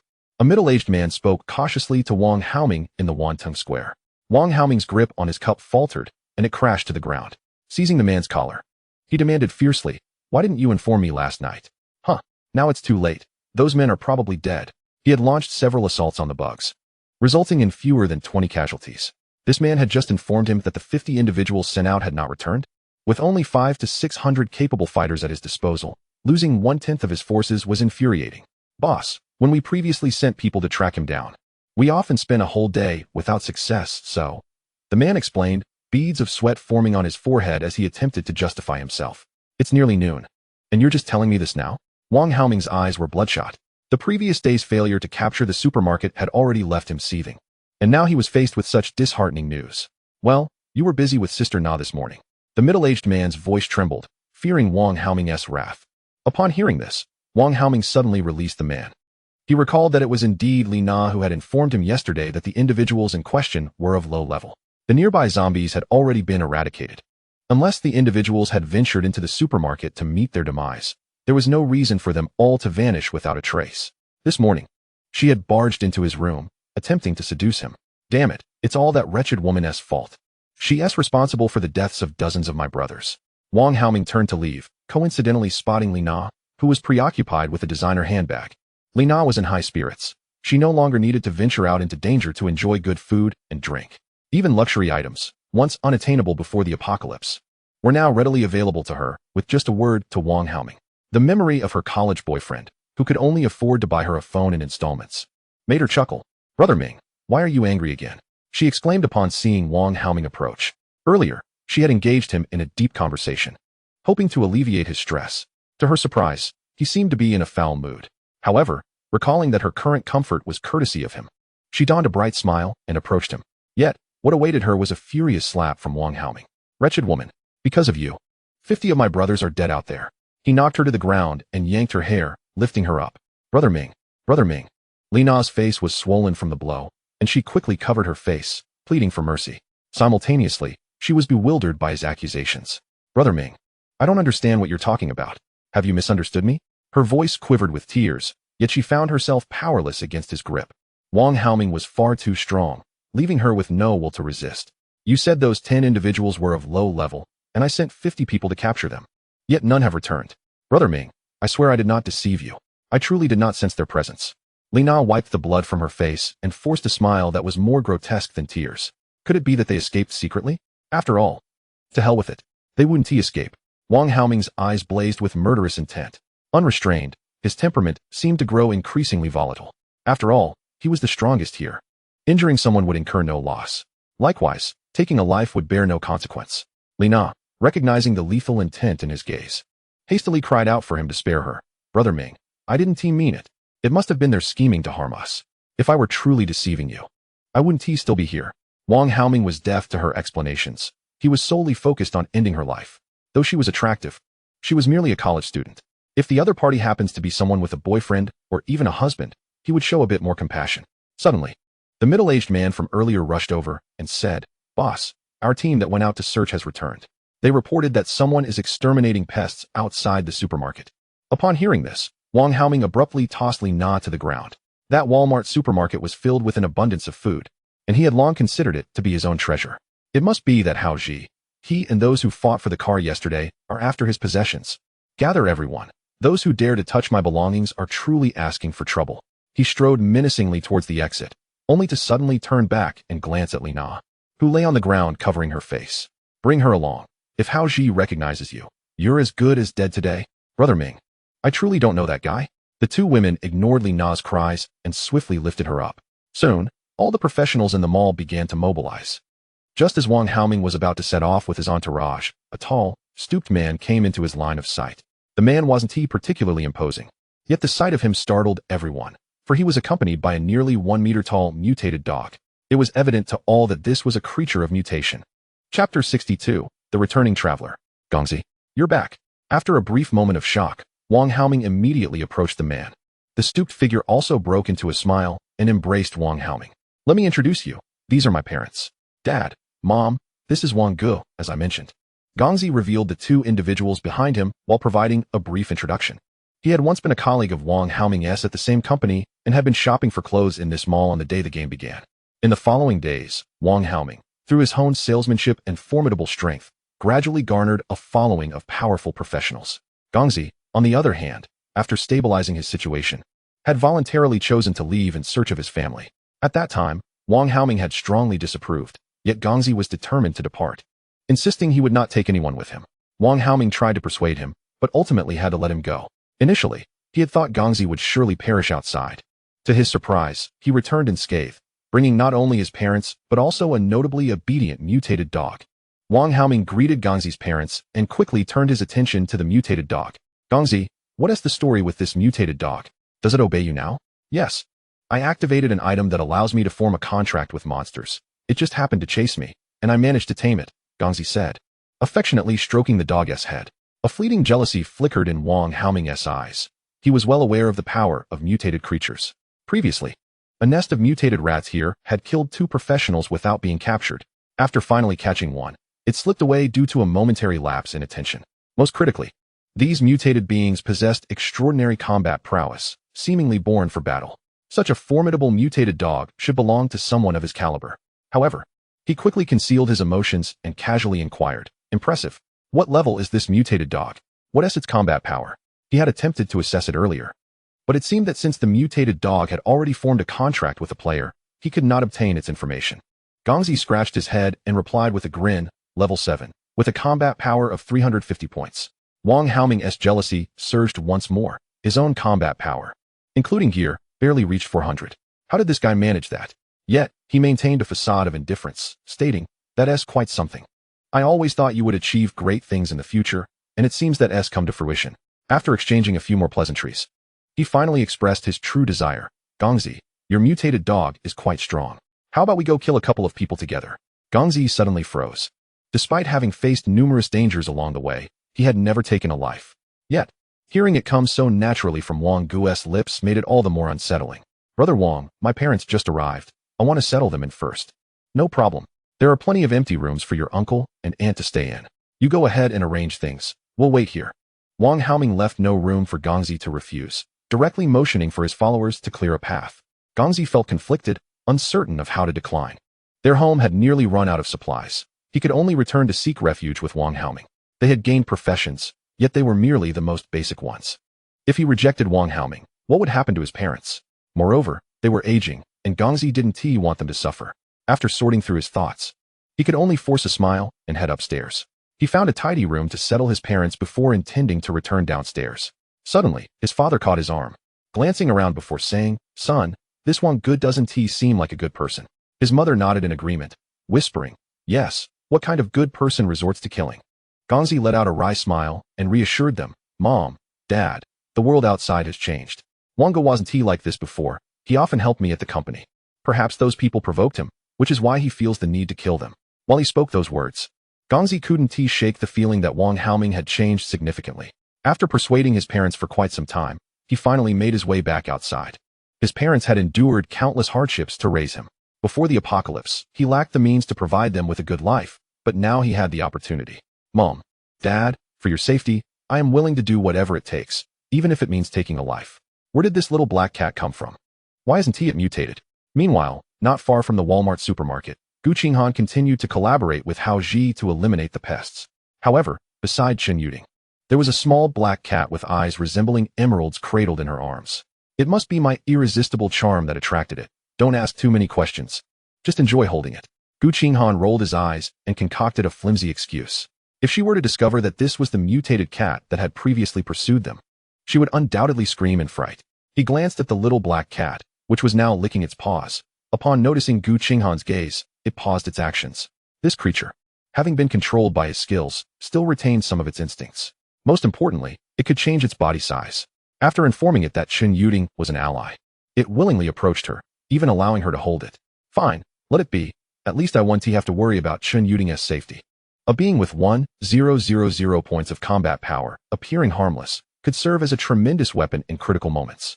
Hao Ji once again stood before Gu Qinghan, at this moment feeling utterly unworthy to address him as little brother. In his mind, Gu Qinghan was the captain of a mysterious unit, emerging solely to undertake special missions. "Report. The pests in the supermarket have been visually eradicated. Do we need to enter the supermarket?" He saluted Gu Qinghan with a grave expression, awaiting his command. Gu Qinghan felt somewhat exasperated. He had not yet unleashed all the skeletons at his disposal. The night prior, he had summoned a maximum of 26 skeletons while also instructing Chen Yuding to craft an additional batch of equipment. Presently, only 10 skeletons were deployed, due to Hao Ji's incessant ramblings since yesterday. Within the necromantic space, 16 fully armed berserker skeletons stood ready for action, poised to materialize at a mere thought from Gu Qinghan. However, even with just 10 skeletons, their progress in exterminating the pests remained unimpeded. Hao Ji could safely lure a maximum of 8 pests at a time, all of which were swiftly dispatched by the skeletons.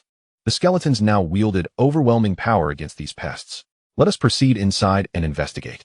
Gu Qinghan gazed at the vast expanse of the supermarket, akin to beholding a treasure trove. Within, there not only lay an abundance of supplies, but also the potential presence of a calamity gate. Chapter 63, Weapons and Trust. Brother, could you keep watch for us outside? Upon reaching the entrance of the supermarket, Gu Qinghan glanced back at Hao Ji, hesitating momentarily before speaking. The supermarket was substantial, and to swiftly clear its contents, he required all of his skeletons to mobilize. At that point, Hao Ji would undoubtedly be astonished yet again. Gu Qinghan held a favorable impression of this somewhat lecherous-looking man, who nonetheless possessed a chivalrous heart. Given that his profession was a scout, it was fitting for him to keep watch. Understood. Hao Ji saluted again, albeit imperfectly, prompting Gu Qinghan to enter the supermarket with a wry smile. Inside, the supermarket was shrouded in darkness. However, Gu Qinghan produced a powerful flashlight. Simultaneously, he released all of his skeletons. The sudden appearance of 26 skeletons startled Chen Yuding, causing her to shiver and then turn to Gu Qinghan in astonishment. You had me work through the night to craft equipment because you summoned this many skeletons? Indeed. Stay close to me. There should be a calamity gate here as well. Chen Yuding nodded, having been briefed by Gu Qinghan regarding the general information about the calamity gate. The Walmart supermarket was divided into 2 levels. The lower level featured fresh produce, which exuded a distinct odor of decay. Nevertheless, both of them had endured much and were not overly perturbed by the scent. Gu Qinghan led the skeletons on a brief reconnaissance, collecting a significant amount of supplies. Anything that was not spoiled was hastily stored in his necromantic space. Occasionally, a pest would dart out from a corner, only to be swiftly annihilated by Gu Qinghan's skeletons. Previously, with Hao Ji's assistance, he had eliminated at least several hundred of these pests. The few remaining were merely stragglers, posing no significant threat. As Gu Qinghan neared the completion of his exploration on the first floor, he finally spotted a distinct pest. This creature bore similarities to the scarlet armored beetle beast, but had eyes radiating a vivid crimson glow. Additionally, its mandibles flickered with what appeared to be flames. Upon noticing Gu Qinghan, it quickly rolled in an attempt to demolish the surrounding shelves. Scarlet Armored Spitter, Level 13. Combat Power, 800.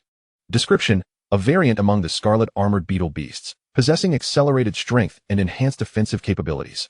Just as Gu Qinghan's skeletons charged toward it, a foul-smelling liquid suddenly sprayed onto them.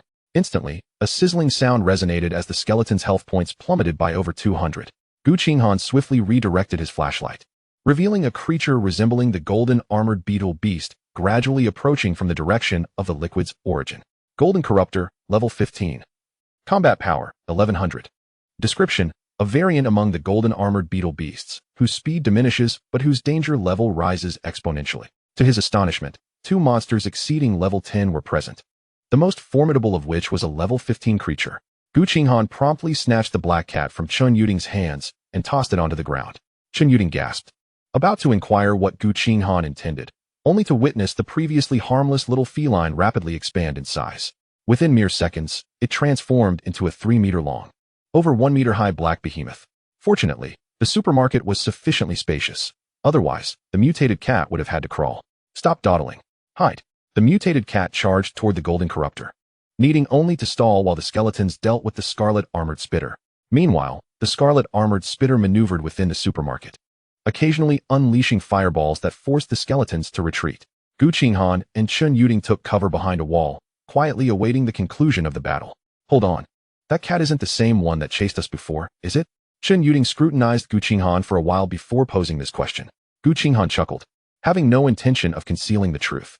Correct. Consider it a reward for your astuteness, a piece of pest meat. It won't suddenly turn on me, will it? Chen Yuding shrank her neck, her belated realization eliciting a chuckle from Gu Qinghan. He shook his head before responding. As of now, I am its master. You will henceforth be its mobile cat tree. Chen Yuding murmured in agreement, though her expression remained slightly apprehensive. However, compared to before, she had indeed grown considerably. After several minutes, the sounds of battle gradually subsided.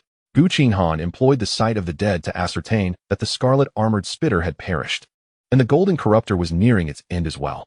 Once both monsters lay lifeless, Gu Qinghan led Chen Yuding out of their hiding place. The scarlet armored spitter had dropped a staff, which caught Gu Qinghan's eye with its enticing attributes. Fire Breath Staff, level 8. Equipment requirement, 200 points of magic power. Can increase combat power by 100. Special effect, consumes 20 points of magic power to unleash a fireball attack on an enemy. Cooldown time of 1 second. Gu Qinghan hesitated momentarily, but ultimately chose not to replace his apprentice staff.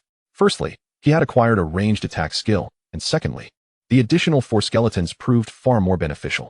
This staff could be exchanged for something later. Gu Qinghan waved the staff, which emanated a gentle warmth, preparing to stow it away in his necromantic space. Suddenly, he glanced over at Chen Yuding. If memory served correctly, her profession allowed for significant growth in magic power. He placed the staff in her hands and inquired, "Can you wield it?"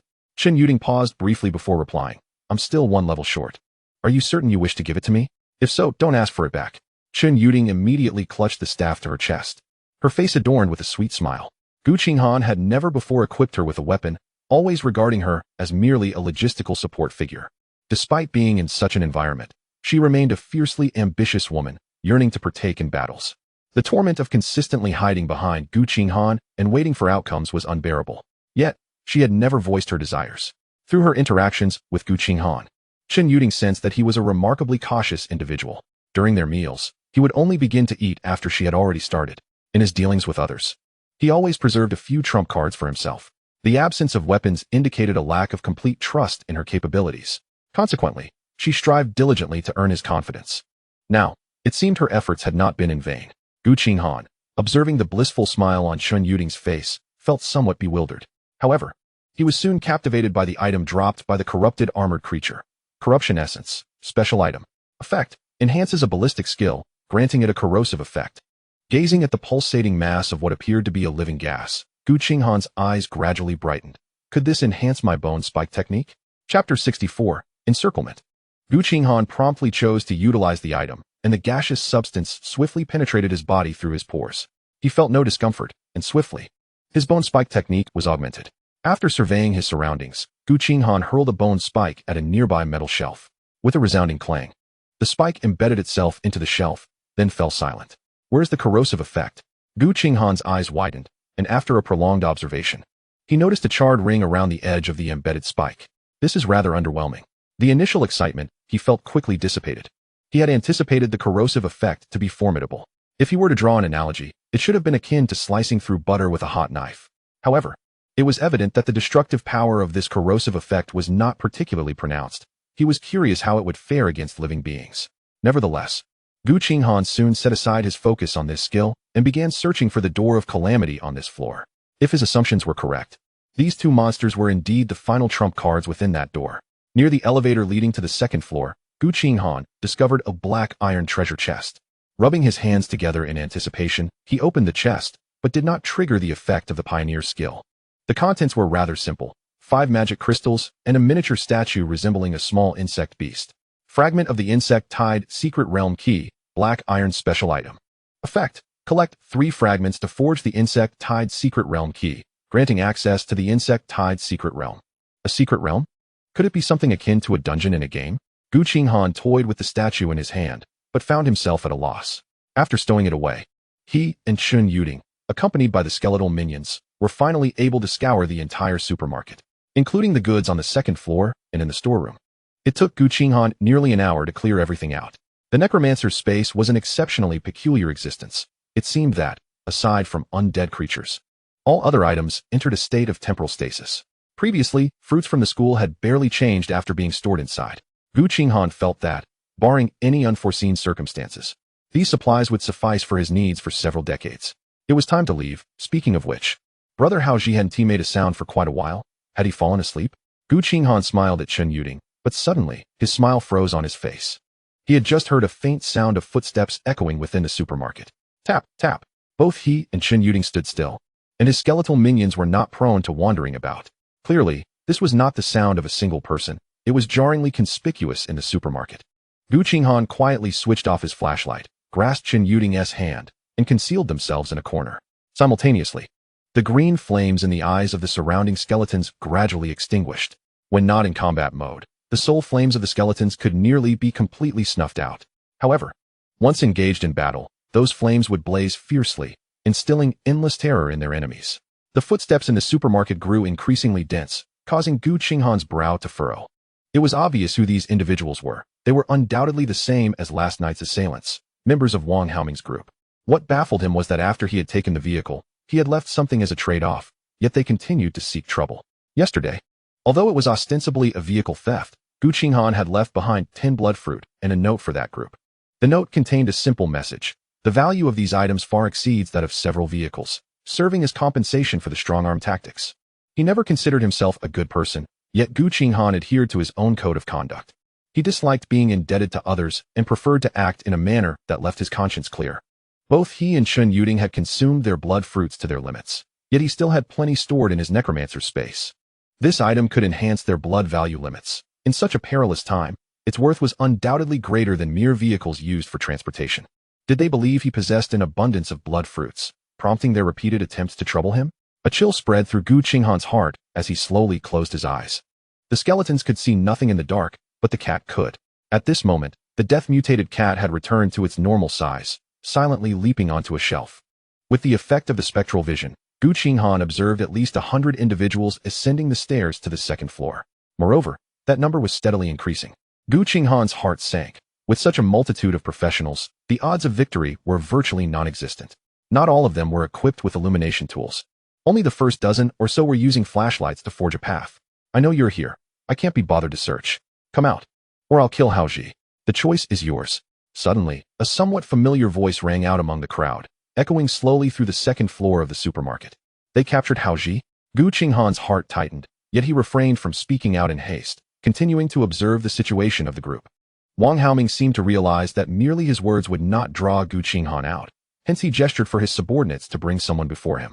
Gu Qinghan's brow furrowed sharply as he recognized the individual. It was indeed Haoji. Wang Haoming let out a cold laugh, brandishing a short dagger and plunging it into Haoji's thigh. Haoji remained silent, yet his body quaked violently. Oh, quite resilient, aren't we? A cruel glint flickered in Wang Haoming's eyes as he viciously twisted the dagger. Instantly, Haoji let out a cry of pain, followed by a desperate shout. Don't come out. This bastard brought everyone to capture you. Before he could complete his sentence, a short blade was plunged into his other thigh, causing him to collapse onto the ground in agony. Through the vision granted by the death mutant cat, Gu Qinghan could discern that blood was continuously streaming from the gaping wound on Haoji's back. The injury was gruesome, suggesting that he must have struggled for quite some time before being captured. Wang Haoming waited a few seconds before suddenly addressing a woman beside him. Did you not claim he was not on the first floor? Are you deceiving me? The woman in question was Li Na, her face still marked with purple-red handprints. Yet she hurriedly replied, I swear, Minggu, the scent on the first floor is indeed faint. I can confirm he is on the second floor, but his presence is weak, and I cannot pinpoint his location. Gu Qinghan understood that this was due to the effect of his cloaking cape, but he suddenly sensed Chen Yuding's small hand tremble beside him. He opened his eyes and cast her a puzzled glance, leaning closer to Gu Qinghan's ear. Chen Yuding whispered in a barely audible voice. His voice resembles that of one of my college roommates. Realization dawned upon Gu Qinghan, and he promptly closed his eyes once more. Meanwhile, Wang Haoming's face began to display evident signs of impatience as he suddenly shouted, Have you emptied the supermarket of its goods? Do you possess some sort of spatial equipment? Hand over the items, and if you kneel and admit your mistakes, I shall release Haoji and spare you all. What say you? His voice brimmed with arrogance and ambition, mingled with Haoji's muffled groans, causing Gu Qinghan's murderous intent to surge to its zenith. Chapter 65, The Haunted Supermarket. If you believe the value of those few vehicles exceeds that of the items I have left, I am willing to offer further compensation for their release. Gu Qinghan's voice suddenly resonated, bringing a grim expression to Wang Haoming's face. He swiftly unleashed 2 skills towards that direction and shouted, Over there! Ranged professionals, bombard them. Instantly, at least 100 attacks were unleashed, ravaging the floor in that area beyond recognition. I shall grant you another opportunity. My patience and tolerance are finite. Gu Qinghan's voice emerged from another direction, causing the previously attacking professionals to freeze in place. Despite their swift actions, the owner of that voice moved with astonishing speed. They were unaware that Gu Qinghan had employed Death's Whisper, communicating those words through the death mutant cat. Speed and explosive power were the forte of the mutant cat, making it improbable for a group of lower-level lackeys to strike it easily. Wang Haoming's expression shifted as he realized that the latest voice seemed to emanate from the vicinity of the ceiling. He cast several skills in that direction, but then heard the earlier voice resound from a wall nearby. I shall produce 5 more bloodfruit. Release the captive, or all of you shall remain here. What are bloodfruits? Wang Haoming continued to attack, but his words caused Gu Qinghan to furrow his brow slightly. Did you not see the items and the note I left behind? Items. Wang Haoming cast yet another skill, only to suddenly recognize something amiss. 10 bloodfruits would undoubtedly hold greater value than your few vehicles. If they haven't been received, it must be due to an issue with your subordinates. The death mutant cat continuously maneuvered around the group, drawing out skills while gradually causing beads of sweat to appear on some foreheads. Who was guarding those vehicles yesterday? Wang Haoming abruptly ceased his attacks, realizing that some of his subordinates might be harboring ulterior motives. No one stepped forward. In the shadows, all faces remained obscured. Wang Haoming took a deep breath and seized a flashlight from someone, illuminating the crowd while bellowing. Are you all deaf? Who was on guard yesterday? Step forward. The blinding light caused the individuals to shield their faces, yet silence prevailed. Just as Wang Haoming was on the verge of fury, a voice piped up, Boss. It seems like Xiao Zhao and his crew were guarding the vehicles. They might be outside the supermarket. There were only 300 people who entered the supermarket, while the rest blocked the exits, preventing anyone from escaping. Wang Haoming suddenly grasped the situation, a cold smile creeping onto his face. Very well, very well. To dare scheme beneath my nose. He no longer regarded the group, but instead turned and declared loudly, My men will handle this later. But all resources in this supermarket must remain, otherwise, Hao Ji will surely perish. He kicked Hao Ji, stepping on the hilt of the knife, eliciting more cries of pain from him. A faint sound of wind cutting through the air was heard, followed by a scream from the crowd. A man clutched his shoulder, his expression one of extreme agony. It hurt so much. Gritting his teeth, he abruptly pulled out a sharp, dagger-like bone spur from his shoulder. At the tip of the spur, bright red blood hissed ominously. Nearby, onlookers' eyes widened. The corrosive effect was unmistakable. Furthermore, upon seeing the bone spur in the man's hand, a few timid individuals instinctively took 2 steps back, attacking with bones, vanishing without a trace. What manner of being lurked in the darkness? If you dare lay a finger on him, I will kill one of you. If he dies, you all will follow him to the grave. Gu Qinghan's voice echoed ominously throughout the supermarket, instilling a chill in the hearts of the 300 professionals. The visible enemy was not the true threat. It was the unknown that inspired fear. Particularly in this environment, Gu Qinghan's psychological pressure on this group reached an unprecedented peak. The man struck by the bone spur continued to wail, his cries far more harrowing than Hao Ji's earlier lamentations. Pathetic. Stop your wailing. Wang Haoming slapped the man across the face, yet still could not quell his cries. He aimed to strike again, only to realize a pungent odor emanating from the man's shoulder. The hissing sound persisted, the pain from the corrosion akin to a dull knife slicing through flesh, rendering the man incapable of controlling himself. Priest, dispel the affliction. A strikingly beautiful girl stepped forward, casting a skill upon the man. His screams diminished, yet his heavy gasps conveyed the torment he had just endured. Is this all you can do? No wonder your subordinates dare to pilfer your belongings. Gu Qinghan's voice continued, calm yet unsettling, causing Wang Haoming's complexion to darken. Search for him, find him, kill him, and all the goods will be ours. He unleashed another skill toward that direction, yet soon realized that no one dared to advance a single step. Gu Qinghan's bizarre tactics had instilled a sense of retreat among them. We are over 300 strong. What is there to fear? He roared, shoving one of his subordinates forward. The moment that person was thrust out, a bone spur, shot from an unknown source, struck him in the abdomen. He howled in agony as he crawled back, even breaking through the crowd to flee downstairs. Wang Haoming's expression darkened further. In a fit of rage, he hurled a skill at the fleeing man, blocking his path. Who the hell dares to run? I'll kill him first. We are 300 strong. What do we have to fear? All eyes turned to him, but suddenly they felt a gust of wind rushing toward them. Several teams recoiled in fear as a shadow materialized like a specter, only to vanish abruptly. However, by the time the shadow dissipated, Hao Ji had already been taken. A ghost. There's a ghost. Li Na screamed, pointing toward the direction the shadow had fled, for she had just glimpsed its 2 eerie, green eyes. With such speed and such eyes, what else could it be but a ghost? Damn it, I should have killed you outright.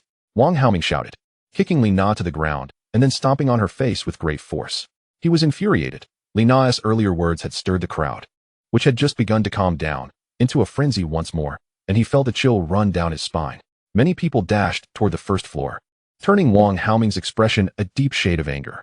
Yet, he was unwilling to relinquish the resources within this supermarket. Fear not, let us slay this trickster together. The injured can claim an additional week's rations from me. Wang Haoming resolved to stabilize the crowd's morale with promises. As the saying goes, great rewards will yield brave men, and soon his words ignited a glimmer of greed in some of the onlookers. Even though a majority had fled, at least 100 remained. After all, they were seasoned fighters who quickly organized into 10 small teams, preparing to conduct a thorough search. However, without Hao Ji as a hostage, Gu Qinghan was free to act. He had been sending the death-mutated cats scurrying about, not merely to frighten these people, but with a deeper purpose, to provoke them into revealing their skills. After reaching level 11, his mimicry talent allowed him to imitate an additional class. Just moments ago, he had successfully gathered the desired class traits. Wang Haoming's class, Extreme Ice Sorcerer. Originally, Gu Qinghan had considered that his health points were too low and sought a class with robust defensive capabilities. Yet, the sudden turn of events left him with no choice. Having entirely collected the traits of the Extreme Ice Sorcerer, Gu Qinghan wasted no time in transforming half of his skeletons into Ice Sorcerer skeletons. In such circumstances, more than 20 melee fighters were likely to be defeated.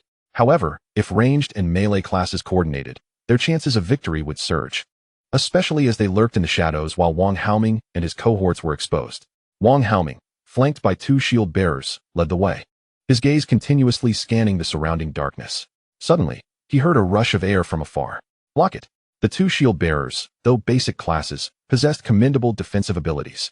Their expressions darkened as they activated their shields, emanating ripples that enveloped their comrades in a protective barrier. Yet, they soon realized that what was hurtling toward them was not bone spikes, but a barrage of ice shards radiating chilling energy.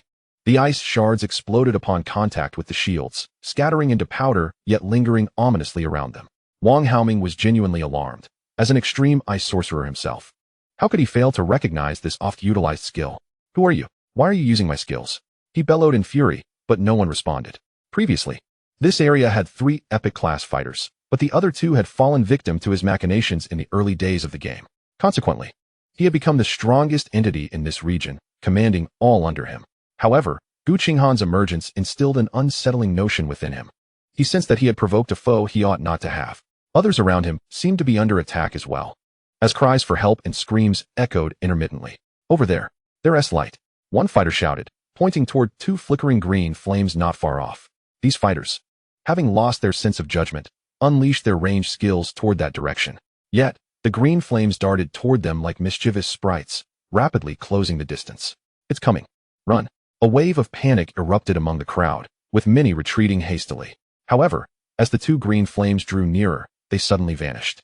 In less than a few seconds, the green glow reappeared elsewhere, as if mocking their ineptitude. Over there. Attack. The fighters poured their abilities toward that spot once more, only to repeat the futile cycle. Wang Haoming's countenance hardened as he shouted, "Stop! They're draining our magic." Yet, some still unleashed their skills toward the sporadically appearing green flames. These green flames were none other than the eyes of the death-mutated cat, and under Gu Qinghan's control, achieving this was rather simple. The death-mutated cat merely needed to enlarge and charge toward the crowd a few steps before suddenly shrinking back to its normal size. If the earlier throngs had been too numerous for Gu Qinghan to dispatch, now with just over 100 remaining, he felt confident in his ability to eliminate them all.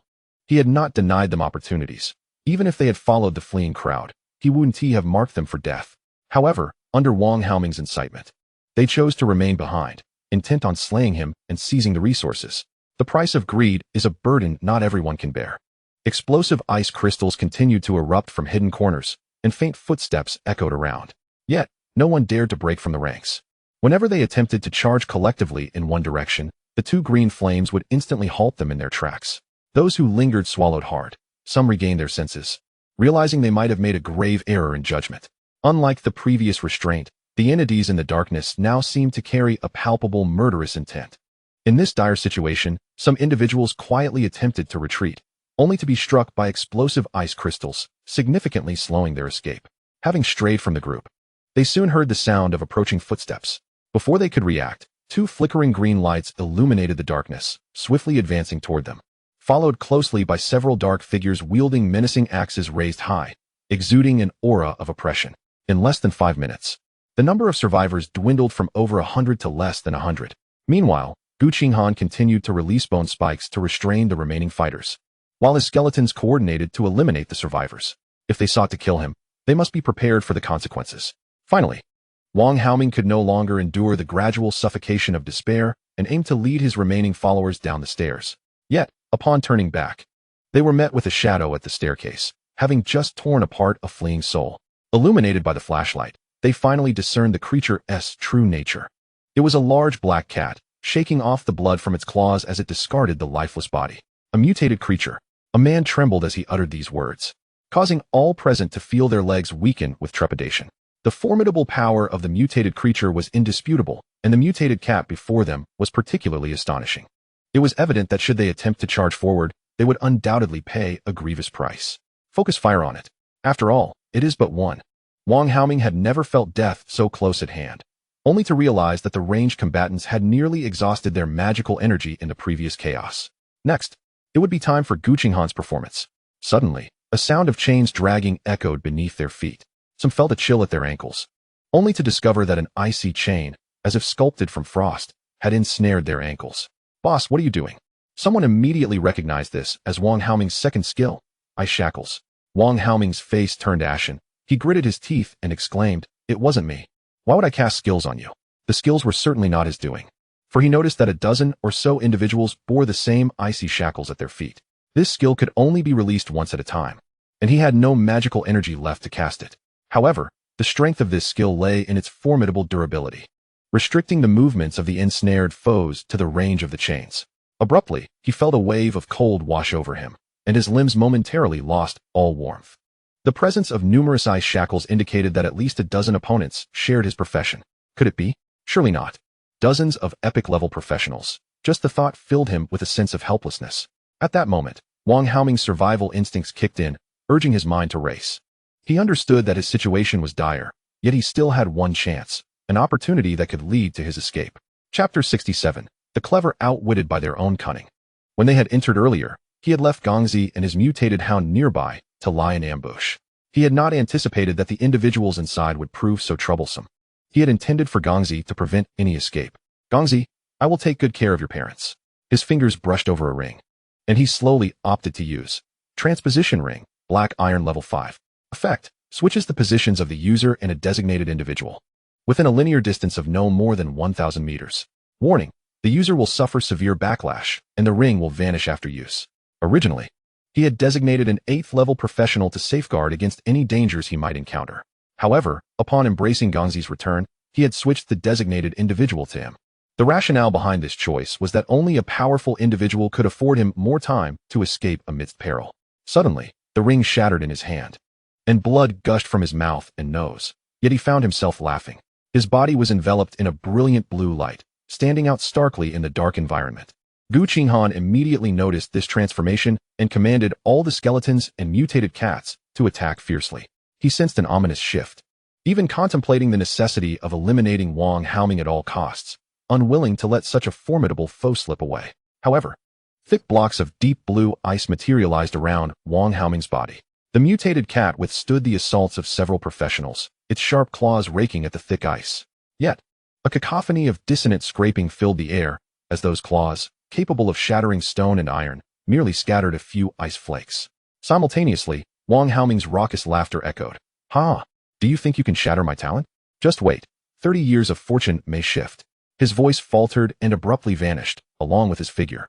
Everyone was left in stunned silence, particularly those professionals who remained alongside him, bewildered by the sudden turn of events.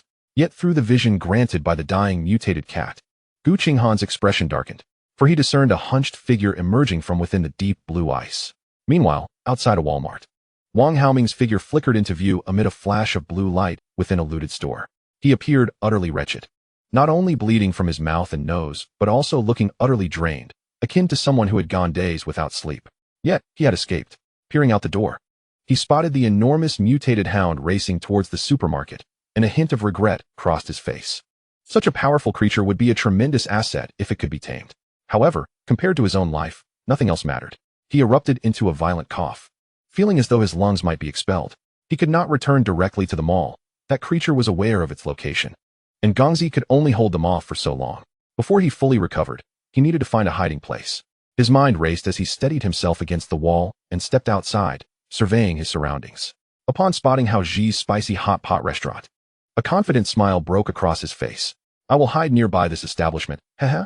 He believed himself to be exceedingly clever, reasoning that the most perilous place often proved to be the safest, as few would anticipate his audacity. Yet, he had more than just this plan prepared.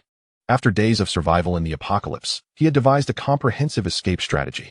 He reached into his pocket and retrieved a green scroll. If Gu Qinghan were present, he would recognize this as the item he had previously acquired. Healing scroll. Restores stamina and some injuries gradually over 10 minutes. Wang Haoming first retreated back into the building, tearing open the healing scroll. Once he felt his body rejuvenated, he hastily shed his shirt, wiped away the bloodstains on his face, and discarded the clothing. Having completed this, he retreated to the chosen house, erasing all traces of his presence before lying down on the floor. At that moment, his mind found respite, and an overwhelming wave of fatigue washed over him. His eyelids grew heavy, and he eventually succumbed to a deep slumber. However, this sleep was far from tranquil. He was plagued by a nightmare. He dreamt that Gongzi, whom he had sent forth, had not perished but instead returned with a chilling smile. Then, the mutated hound beside him began to tear apart his flesh and consume it piece by piece. He jolted upright, frantically searching his body. Thank goodness. It was merely a dream. He wiped the cold sweat from his brow, exhaling heavily in relief. The room was shrouded in darkness, eerily reminiscent of the shadows he had encountered in the supermarket. It was nightfall, and it seemed he had temporarily found safety. He longed to laugh heartily, but restrained himself. Yet, as he glanced towards the doorway, his soul nearly fled in terror. It turned out that it was not night at all. The darkness he perceived was merely due to the absence of light within the room. As I glanced over, I discovered the reason for the obstruction at the door. A colossal creature was blocking the entrance. It was the black cat I had seen earlier in the supermarket. As if sensing his awakening, the enormous black feline slowly leaned down and peered inside. Just a single glance from its vertically slit pupils, seemingly ablaze with an eerie green flame, sent a chill of dread cascading down Wang Haoming's spine. He immediately sprang to his feet, yet was utterly at a loss as to how to flee. How had they tracked him down to this place? Had his cunning plan utterly failed? At that moment, the door was abruptly flung open, and a flood of light poured in. Wang Haoming suddenly felt a wave of absurdity wash over him. It was still daylight, and he had scarcely slept for long. For figures clad in black armor, wielding axes, emerged from the outside, swiftly approaching him. One of them pressed the axe against his neck, signaling him to step outside. A bitter smile crept across Wang Haoming's face. His magical energy had barely replenished, leaving him with no means to resist. Even if he had some magic left, as a mage confronted by these clearly melee-oriented adversaries, he stood no chance. His mind was foggy, and he could hardly discern if he was still dreaming. With a face ashen with despair, he followed them outside, where he beheld several individuals engaged in discussion. Nearby stood a man, unmistakably Hao Ji, already bound in bandages. He held a cigarette, squinting at Wang Haoming with a sardonic smile and a raised middle finger. Wang Haoming ignored him, directing his gaze towards the group in conversation. Among them was the hunchbacked Gongzi. Had he survived? How was it possible he had not perished? Did he perhaps know these people beforehand? Another was an exceptionally beautiful young woman, devoid of makeup, yet strikingly captivating. However, Wang Haoming's attention was drawn to the final individual, a seemingly harmless young man, his appearance benign. In a world before the apocalypse, this was precisely the kind of handsome figure he detested. Yet, Wang Haoming recognized his voice. In the supermarket, it was this person's voice that echoed through the darkness, pronouncing the doom of many on their side. The conversation among the group soon concluded, and the handsome young man turned his gaze towards Wang Haoming. He observed the faint glimmer of defiance in Wang Haoming's eyes and suddenly spoke with an odd expression. Your hiding strategy is commendable, but have you forgotten something? He pointed at the black cat beside him and then at the mutated dog lying in wait in the distance, stating, both cats and dogs possess keen senses. Hiding here is akin to running naked through a bustling market. Upon hearing these words, the color drained from Wang Haoming's face. After the apocalypse, he had only been aware of the terrifying combat prowess of mutated creatures, neglecting their inherent attributes. Go ahead and act, he realized. So it turns out Han Jigang returned with you. That was my oversight. Wang Haoming cast a glance at Gongzi beside him, letting out a bitter laugh. Han Jigang shook his head, refuting Wang Haoming's assumption. I didn't know him before. Rather, it's you who threw me into the fire pit at this moment. You didn't know him? How could you not be killed then? Wang Haoming's expression twisted into a snarl. Gongzi had merely been a rookie under his command before the world fell apart. He was less capable, less adept in social interactions, and even his post-apocalyptic class was inferior to Wang Haoming's. Why? Why must he die while this wretch thrived? And what of that mutated dog? He was unworthy of such a powerful creature. Han Jigang offered no explanations. When he had been teleported to the supermarket, he was indeed in a state of panic.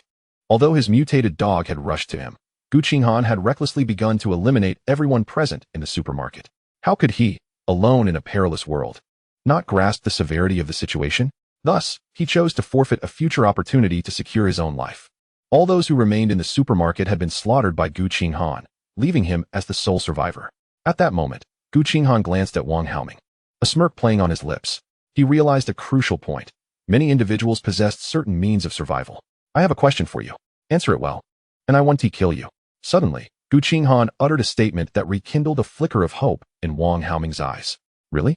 Wang Haoming felt it was improbable, but was unwilling to abandon this thread of hope. Indeed, I always keep my word. As he spoke, Gu Qinghan commanded his skeleton to release Wang Haoming, creating an opening. I can escape because I acquired a piece of equipment that allows me to. Wang Haoming was uncertain whether Gu Qinghan genuinely intended to spare him, but he recognized this was his only chance. However, Gu Qinghan shook his head, approaching Wang Haoming and whispering, I didn't ask you that. What are the hidden attributes of your profession? Speak. Suddenly, Wang Haoming recalled that Gu Qinghan's people seemed to share the same profession as his own. Did he possess some ability to replicate his skills? It had to be so. Hence the inquiry. If I tell you, will you truly let me go? Yes, hurry and tell me. I assure you, I want to kill you. Gu Qinghan's expression grew impatient. He had declared he would not kill him.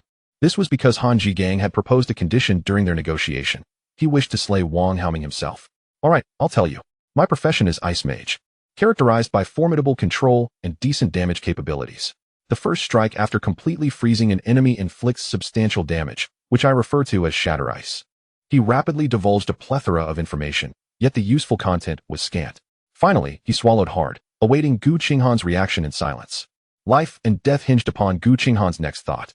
To his astonishment, Gu Qinghan indeed refrained from attacking him. What are you standing there for? I'm not your caretaker, Gu Qinghan remarked, casting a glance at him before turning to return to Chen Yuding's side. Wang Haoming, overwhelmed with disbelief, found himself at a loss. Had he genuinely been spared? He stole a cautious glance at Gu Qinghan, preparing to leave in the opposite direction.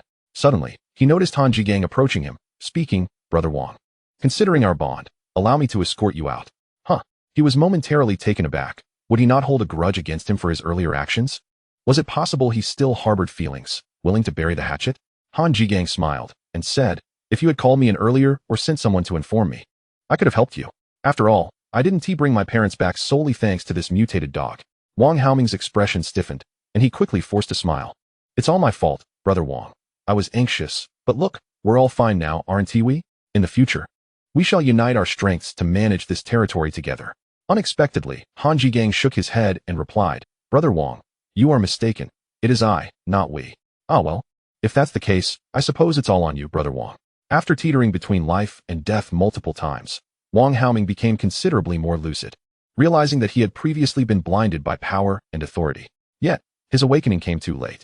Han Jigang merely shook his head, casting a regretful glance at him. Let us proceed, Brother Wang.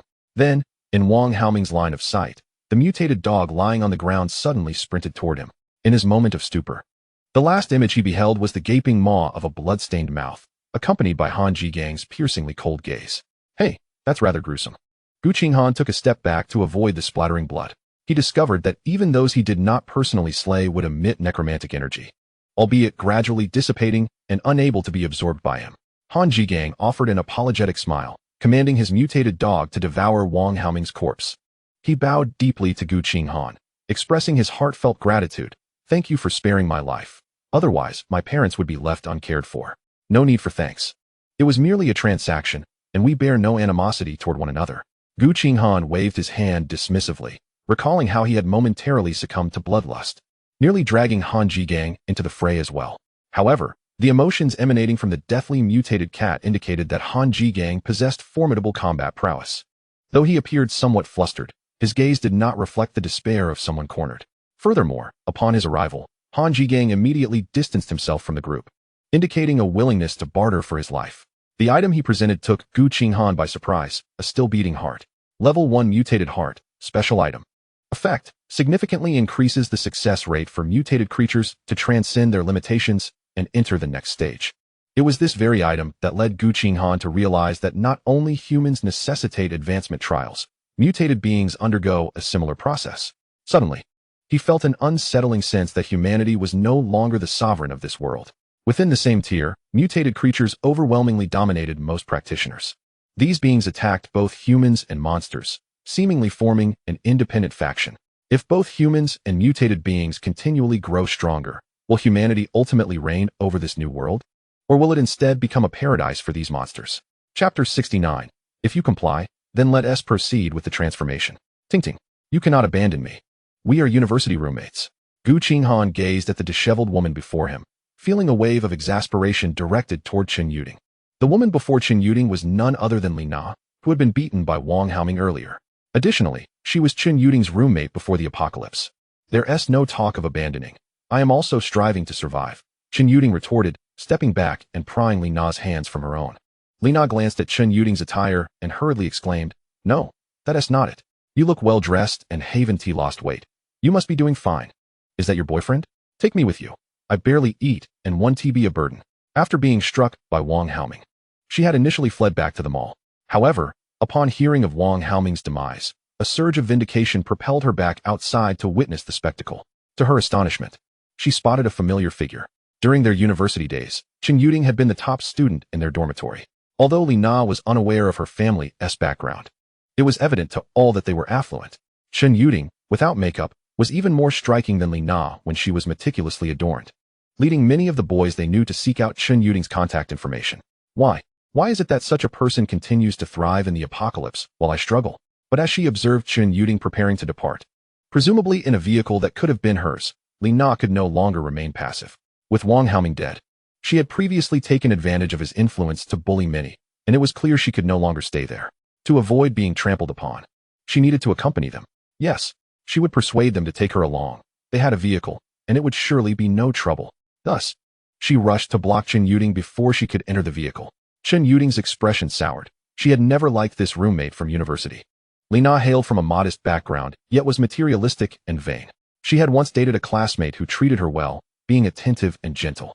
However, Li Na had cheated on him for a man outside of school simply because he could not afford luxuries for her. Chen Yuding held disdain for such women. She believed in independence and found Li Na's attitude toward relationships repugnant. Even if Li Na and she had been on decent terms, she would never implore Gu Qinghan to take her along. From their initial utilitarian relationship, they had evolved into friends who could trust one another. With Chen Yuding diligently showcasing her value, even when she could not craft equipment, she took on all household chores, ensuring she did not impose any unnecessary burdens on Gu Qinghan.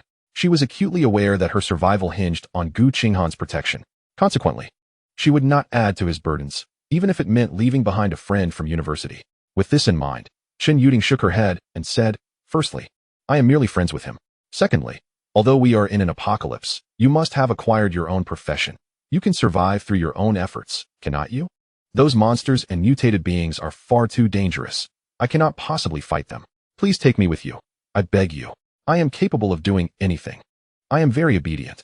As she spoke, she turned to Gu Qinghan, attempting to tidy her hair and reveal a semblance of her once delicate features. Chen Yuding wished to say more, but saw Gu Qinghan appraising Li Na with a somewhat amused expression. "Anything at all. You are quite obedient, are you? Are you certain? Even if it entails some excessive demands?" Li Na understood that it was Gu Qinghan who held the reins. As long as she could win him over, Chen Yuding would be inconsequential. Though she currently appeared disheveled, a little grooming would restore her former allure.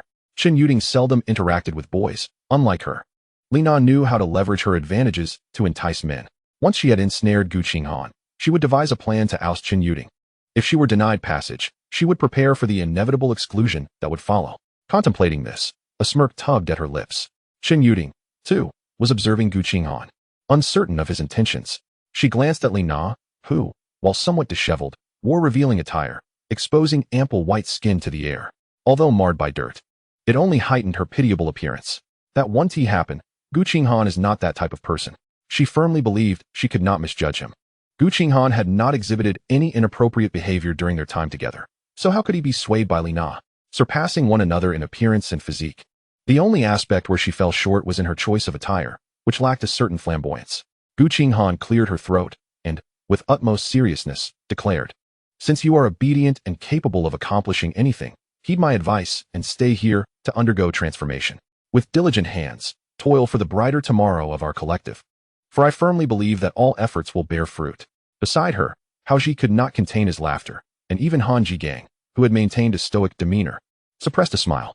Chen Yuding burst into laughter, realizing that Gu Qinghan would not disappoint her. Li Na paused momentarily before comprehending that Gu Qinghan was merely teasing her. Incensed, her face flushed with anger, yet she refrained from confronting Gu Qinghan directly. Instead, she forced a smile towards the chuckling Chen Yuding and seemingly nonchalantly remarked, "In that case, I wish you a smooth journey. By the way, Ting Ting, do keep your boundaries in mind while you entertain yourselves, lest you end up like last time, when you overexerted yourselves. There are no hospitals available now." With that, she turned and strode towards the shopping mall. Chen Yuding's smile froze on her face as she quickly realized the implication of Li Na's words. That malicious woman, seeing no hope of departing with them, resorted to slandering. Li Na's intentions were clear. If she could not have a good time, neither could Chen Yuding. Whether Gu Qinghan believed it or not was irrelevant. As long as it created a rift between the two, Li Na deemed it worthwhile. Chen Yuding, her cheeks flushed with indignation, glanced at Gu Qinghan, wishing to explain but at a loss for words. Gu Qinghan merely laughed heartily and then pushed her into the driver's seat. "If you could end up in the hospital from playing too hard, you wouldn't have looked so famished when you first encountered me. Now drive." He waved goodbye to Hao Ji and Han Jigang before settling into the passenger seat. Earlier, Hao Ji had informed Gu Qinghan that he was already acquainted with Han Jigang, a frequent patron of his spicy hot pot restaurant. Han Jigang was a man of great integrity and had previously offered Wang Haoming some sound advice, which had gone unnoticed. Consequently, Hao Ji altered his initial plans and decided to stay here and strive alongside Han Jigang. As for the reward for assisting Gu Qinghan in clearing away the pests, he accepted merely a few cigarettes and did not even ask for a vehicle. Sitting in the driver's seat, Chen Yuding felt somewhat awkward. "I've never driven an RV before. Didn't you pass your driving test? Give it a try. It should be quite similar," Gu Qinghan encouraged. Chen Yuding nodded and, after a few attempts, finally managed to drive the RV forward slowly. Ahead, more than 20 armored skeletons cleared the debris from the road. Observing the RV, which resembled an oversized off-roader, Han Jigang turned to Hao Ji and remarked, "Brother Hao, that woman just now must be Wang Haoming's partner. I believe she ought to be eliminated. Indeed, let us rid ourselves of such a woman. She is nothing but a menace. We should also address that group that previously offered misguided counsel to Wang Haoming," he added, casting his gaze toward the direction where Li Na had departed, only for his expression to suddenly shift. Han Jigang followed his gaze and spotted a small black cat darting toward Li Na. "Let us go. That woman no longer requires our intervention." Gu Qinghan had almost forgotten her, yet she has chosen to court disaster herself, dancing recklessly at the gates of death. Hao Ji stretched and, taking a puff of his cigarette, chuckled, "Let us plan carefully. Times have changed, and with diligent development, we might just forge our paths into the world." Han Jigang nodded, looking toward the direction Gu Qinghan had departed. He felt a strong belief that he would cross paths with her again one day. Chapter 70, Mutation. "This is Mutation. I remember it. The food processing plant is just a kilometer away," Chen Yuding exclaimed, gazing at a small village in the distance, her face lighting up with joy. This was the second evening following their separation from Hao Ji, and they were finally nearing the food processing plant mentioned by Wang Yan. In truth, Gu Qinghan had initially contemplated not returning, as the supplies in the supermarket were sufficient for him to indulge for quite some time. However, knowing that a location held at least dozens of tons of ready-to-eat dishes, he felt a persistent emptiness within him at the thought of not retrieving them. Especially after learning from Chen Yuding that the ready-to-eat meals produced by this plant differed from what he had previously known. The meals here were crafted using the most advanced technology, excelling in both nutrition and flavor far beyond common counterparts. Of course, the trade-off was a higher price and a shorter shelf life. Hurry, hurry. I can almost feel the banquet of 1,000 dishes beckoning to me." Gu Qinghan felt his mouth water. After hearing Chen Yuding's description, he genuinely wished he could fly straight to the warehouse of this factory. After subsisting on instant noodles and bread for over 10 days, he felt as though he spoke with the flavor of seasoning packets lingering on his tongue. Chen Yuding glanced at the sky, hesitating before suggesting, "Perhaps we should wait until dawn to go. This area is quite remote, and there may be formidable mutated creatures lurking." Gu Qinghan nodded in agreement. Indeed, his physical condition posed a challenge in such locales. The reason they had taken over a day to traverse a journey that could typically be completed in mere hours was due to encounters with powerful mutated beings. And not just one. On the hillside adjacent to the highway, a giant monkey was engaged in a battle with a serpent at least 10 meters long. He had initially hoped to capitalize on the situation, but both mutated creatures had noticed him from a distance. At that moment, Gu Qinghan instructed Chen Yuding to floor the accelerator and leave without a backward glance. After all, one's life was of utmost importance. Gu Qinghan surveyed the nearby village, contemplating for a few seconds before stating, "Let us spend the night in this vehicle. There should be people in the village." and leaving a car here might draw too much attention. The vehicle they were currently driving was a black 7-seater van, as the RV had been stored in Gu Qinghan's necromantic space. After witnessing those two terrifying mutated creatures, he resolved that the RV would only be released when he was certain of the surrounding safety. The RV was equipped with solar power and various modern amenities. It wouldn't be an exaggeration to call it a mobile home. Should it be destroyed, he would undoubtedly feel heartbroken. Chen Yuding nodded in agreement, promptly parking the vehicle by the roadside before retrieving a plastic bag from the back seat. Inside were some ready-to-eat snacks that Gu Qinghan had specifically selected. The two of them exited the vehicle, each clutching a meat floss bun as they prepared to eat while stretching their limbs. Wait, there's someone in the car. Gu Qinghan suddenly interposed himself in front of Chen Yuding, his tone serious. Startled, Chen Yuding watched as Gu Qinghan abruptly flung open the car door. Several figures clad in black armor, cramped in the rear compartment, raised their hands in surrender as they emerged one by one. You are truly insipid. Chen Yuding rolled her eyes. It was evident that this was one of Gu Qinghan's pranks. Gu Qinghan laughed heartily, releasing the skeletons from the vehicle and surrounding them in a mock guard formation. Chen Yuding had only eaten half a bun before finding herself unable to continue. Her appetite had always been modest, and recently, consuming such fare had rendered her somewhat unable to indulge further. Nevertheless, she tucked the remaining half of the bread back into its packaging, clasping it in her hand, intending to partake of it later when hunger struck. At that moment, Gu Qinghan's expression shifted, and he positioned himself in front of her, exclaiming, "Someone over there is watching us." Chen Yuding, startled, trembled slightly, then, gritting her teeth, retorted, "Gu Qinghan, you are truly insipid." However, this time, Gu Qinghan remained silent, his gaze fixed intently in that direction. Concurrently, a nimble little black cat darted out from the open car door, halting at Gu Qinghan's feet. Chen Yuding froze, the appearance of a mutated cat instilling in her the realization that Gu Qinghan was not jesting this time. She swiftly turned her head to the source of his concern, where a patch of overgrown weeds swayed subtly in the dimming light, towering over half a meter. Yet among those weeds, an elderly man, his face lined with wrinkles, squatted motionless, observing them intently. Chen Yuding, immediately terrified, ducked behind Gu Qinghan. The man's appearance was exceedingly eerie, resembling a statue. Yet, she was unequivocally certain that he was indeed a person. They exchanged glances for over 10 seconds. And just as Gu Qinghan was on the verge of employing a bone-breaking technique, the old man suddenly moved. He seemed to be holding a few stones in his hand, rubbing them together behind him, then casually adjusted his trousers. Gu Qinghan's lips twitched. It appeared that the man had just been relieving himself. Before long, Gu Qinghan noticed something peculiar. As the old man stood up, he groped around for a cane on the ground. However, rather than using it for support, he tapped it on the ground in front of him as he moved forward. His eyes were fixed straight ahead, yet he maintained an expression of dullness. A blind man. Chen Yuding also discerned the oddity. The old man's gait was unmistakably that of a blind person. The careful yet proficient manner in which he navigated showed he was accustomed to such a life. They were at a considerable distance from the elderly man. Thus he had not overheard their conversation. Just then, a child's voice suddenly rang out from the village. "Zhang the blind. Dinner time. Coming." The old man responded affirmatively, but continued to meander slowly toward the village. However, the child who had called out immediately noticed Gu Qinghan and the others, promptly turning and running into a house. In less than half a minute, several middle-aged men and women began to approach them gradually. One man, bare-chested and wielding a hammer, intently inquired, "Who are you? What brings you to our village?" The man's voice caused the elderly man, referred to as Zhang the blind, to freeze in his tracks, turning his mouth toward the sound. Soon, a woman approached him, assisting him back toward the village. "We're merely passing through.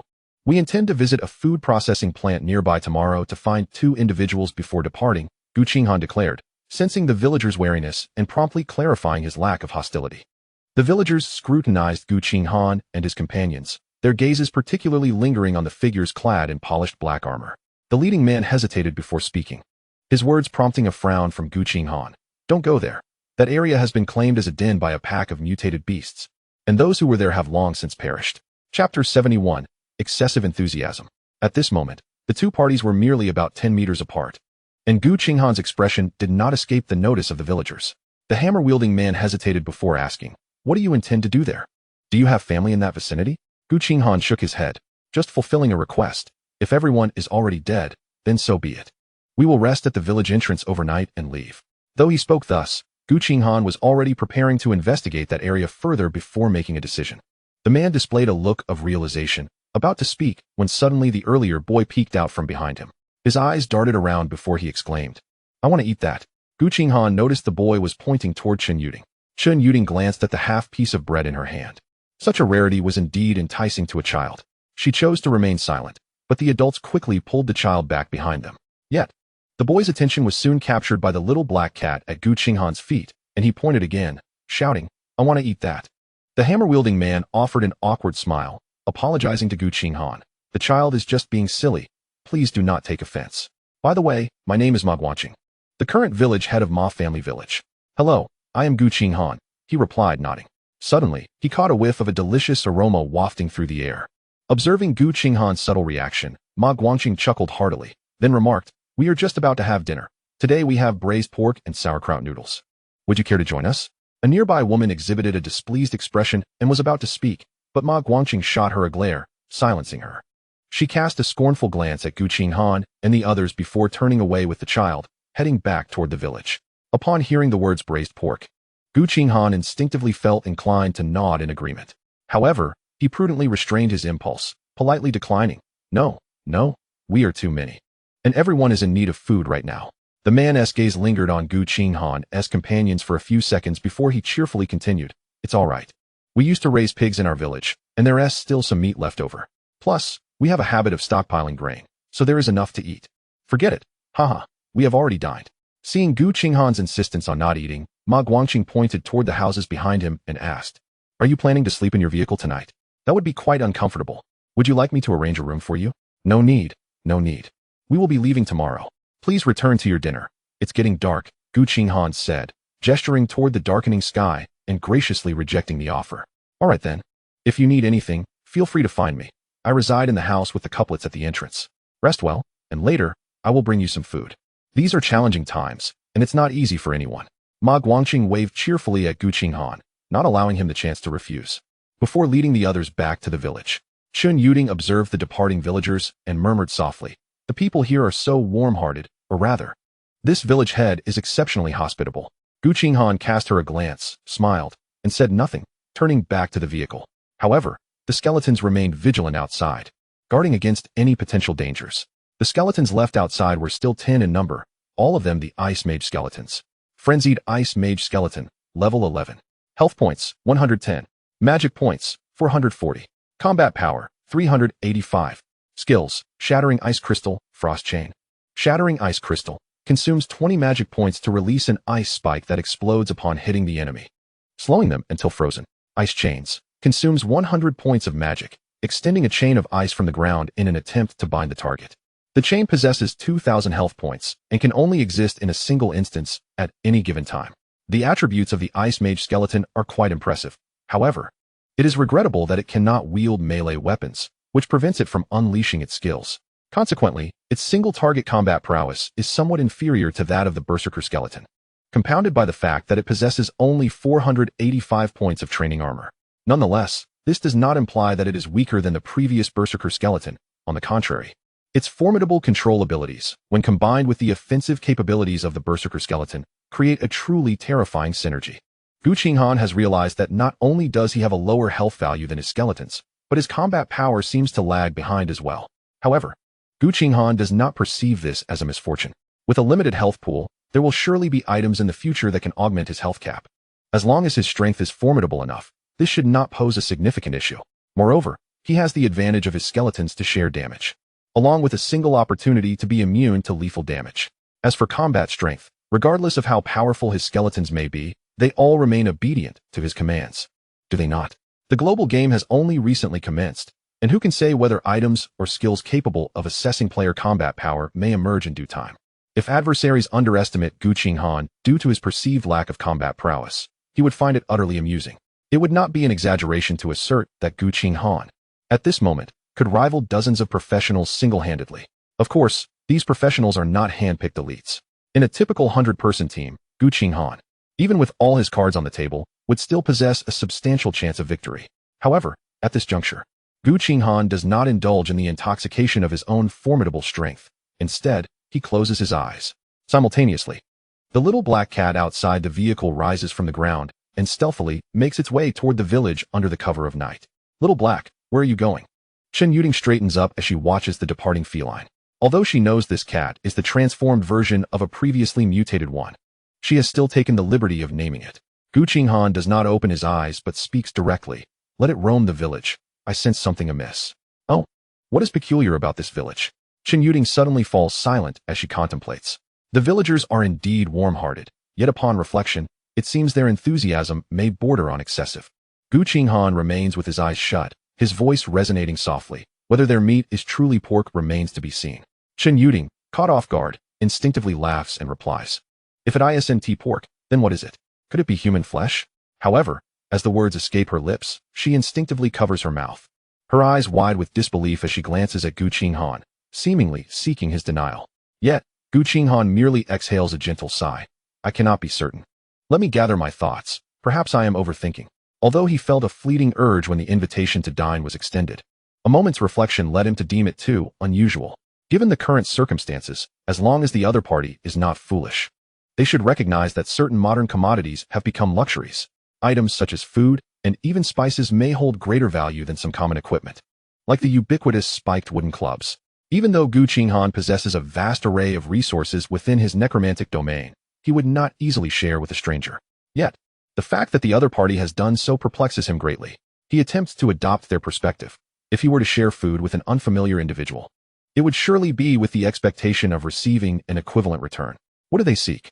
Is it food, equipment, or something else entirely? Chapter 72, Turning the Tables. Just then, the little black cat has located the courtyard where Ma Guangqing and the others are dining and gracefully leaps onto the wall. The entire process devoid of any noise.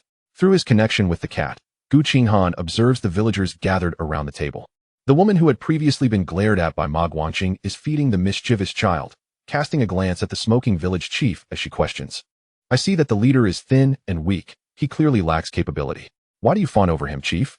Shouldn't we have saved the leftover pork for ourselves? Ma Guangqing finishes his cigarette, casting a disdainful glance at her as he responds. It's no wonder women lack insight. If he had no strength, would he have driven all the way here? Perhaps they are simply fortunate?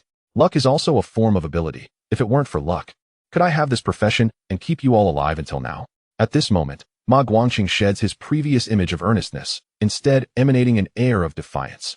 He rises to fetch an iron basin, ladling from the two large pots. Amidst the reluctant gazes of the onlookers, he fills the basin to the brim with food, adding a dozen or so buns into another. Seemingly noticing the wistful expressions surrounding him, he encourages, do not hesitate over a single bite. If they consume our provisions, they will surely feel obligated to join us. When the time comes to conquer that factory, we shall have more than enough to eat. A lean man scoops another spoonful of food and inquires, but what if we fail to conquer it? If we cannot, we let them bear the brunt for us, and we make our escape. After all, if we fail this time, our rice and flour supplies will be nearly depleted anyway. We might as well leave in the direction they came from. However, I suspect we will succeed. Those two young ones may lack experience, but the 10 armored individuals should not be weak. Once we conquer it, we can find an opportunity to deal with these people. At this juncture, he instructs the man who had just ladled food, check how many of the factory workers we captured are still alive. It's been 2 days since they were fed. Let's not allow them to perish. The man shovels the food into his mouth carelessly, responding, they're merely bait to distract those mutated creatures. If they die, so be it. Ma Liuzai, I warn you, if they perish, it will be you who must entice that great black bear. Have you forgotten? That creature is only interested in the living. Chastised, Ma Liuzai refrains from arguing further, retreating to fetch a large bottle of water before heading out the door. Ma Guangqing observes his departure, glancing at the crowd in the courtyard before turning to deliver food to Gu Qinghan. However, as his gaze sweeps over the courtyard wall, he suddenly perceives a fleeting shadow. He promptly rushes outside, only to find nothing amiss. Could it be that young man? Ma Guangqing furrows his brow and hurries toward the spot where Gu Qinghan parked. Meanwhile, Gu Qinghan slowly opens his eyes within the vehicle, directing his gaze toward Chen Yuding, who has been watching him intently. The village chief is bringing us food. The meal should be fine, so maintain a natural demeanor. Chen Yuding nods, though Gu Qinghan can still discern the pallor on her face and the lingering fear in her eyes. Clearly, his earlier suspicions have unnerved her. Gu Qinghan commands the skeletons stationed outside to gather in a cluster, adopting various postures of either squatting or standing. He opened the door just a crack, allowing Little Black to leap in from outside, whereupon it settled at his feet. Moments ago, Little Black had nearly been spotted by Ma Guangqing, and it was highly probable that suspicions had already begun to form in the latter's mind. At this juncture, any peculiarity could exacerbate his doubts. After overhearing their conversation, Gu Qinghan discerned that the situation across the way might prove rather challenging. He had devised a plan and thus had no intention of fleeing. Instead, he intended to turn the tables. He glanced at Chun Yuding, hesitated for a moment, and then suddenly spoke. Come here, I need to tell you something. Although Chun Yuding was somewhat curious, she leaned in closer. Unexpectedly, Gu Qinghan gently pressed his lips to her cheek. Instantly, her face flushed crimson, and her eyes widened as she stared at Gu Qinghan, rendered speechless. Gu Qinghan clasped his hands together and murmured an apology, just as the sound of hurried footsteps echoed in the distance. Within seconds, someone knocked on the car window. Undoubtedly, it was Ma Guanqing. Gu Qinghan smoothly rolled down the window, switched on the overhead light, and feigned surprise upon seeing Ma Guanqing. Village chief, what brings you here? Ma Guanqing scanned his face, detecting nothing amiss, and lifted the 2 bowls he was carrying with a smile. Didn't I say I'd bring you some food? Better eat it while it's hot. The portions were modest, but at least they were warm, a far better option than your stale bread. Simultaneously, he naturally turned his gaze towards Chun Yuding in the driver's seat. Upon noticing the lingering blush on her cheeks, his wariness dissipated significantly. The scene from earlier had unmistakably suggested that she had been engaging in some sort of playful interaction with this young man. The embarrassment and panic reflected in her eyes were not lost on someone as seasoned in the ways of the world as he. Gu Qinghan cleared his throat, then slightly straightened up to shield Chun Yuding, saying, We've actually already eaten. The village chief is too kind. Ma Guanqing chuckled heartily, handing the 2 metal bowls into the car, then remarked, Of course, I won't let you eat for free. Your presence here indicates that you possess considerable strength and a certain affinity with me. Didn't you express interest in visiting that food processing factory? We're planning to venture in as well, and I assure you, there will be plenty of food to share. Gu Qinghan was taken aback, his expression one of confusion. But village chief, didn't you say that place is crawling with mutated beasts? Indeed, that is precisely why we want you to accompany us. You'll only need to assist us. We'll handle the rest, ensuring your safety is guaranteed. Ma Guanqing's peripheral vision caught a glimpse of Little Black at Gu Qinghan's feet, and the last vestiges of his caution gradually faded away. Gu Qinghan appeared somewhat hesitant, yet he chose to exit the vehicle, offering the 2 bowls of food to Chun Yuding as he said, Let us step outside and talk.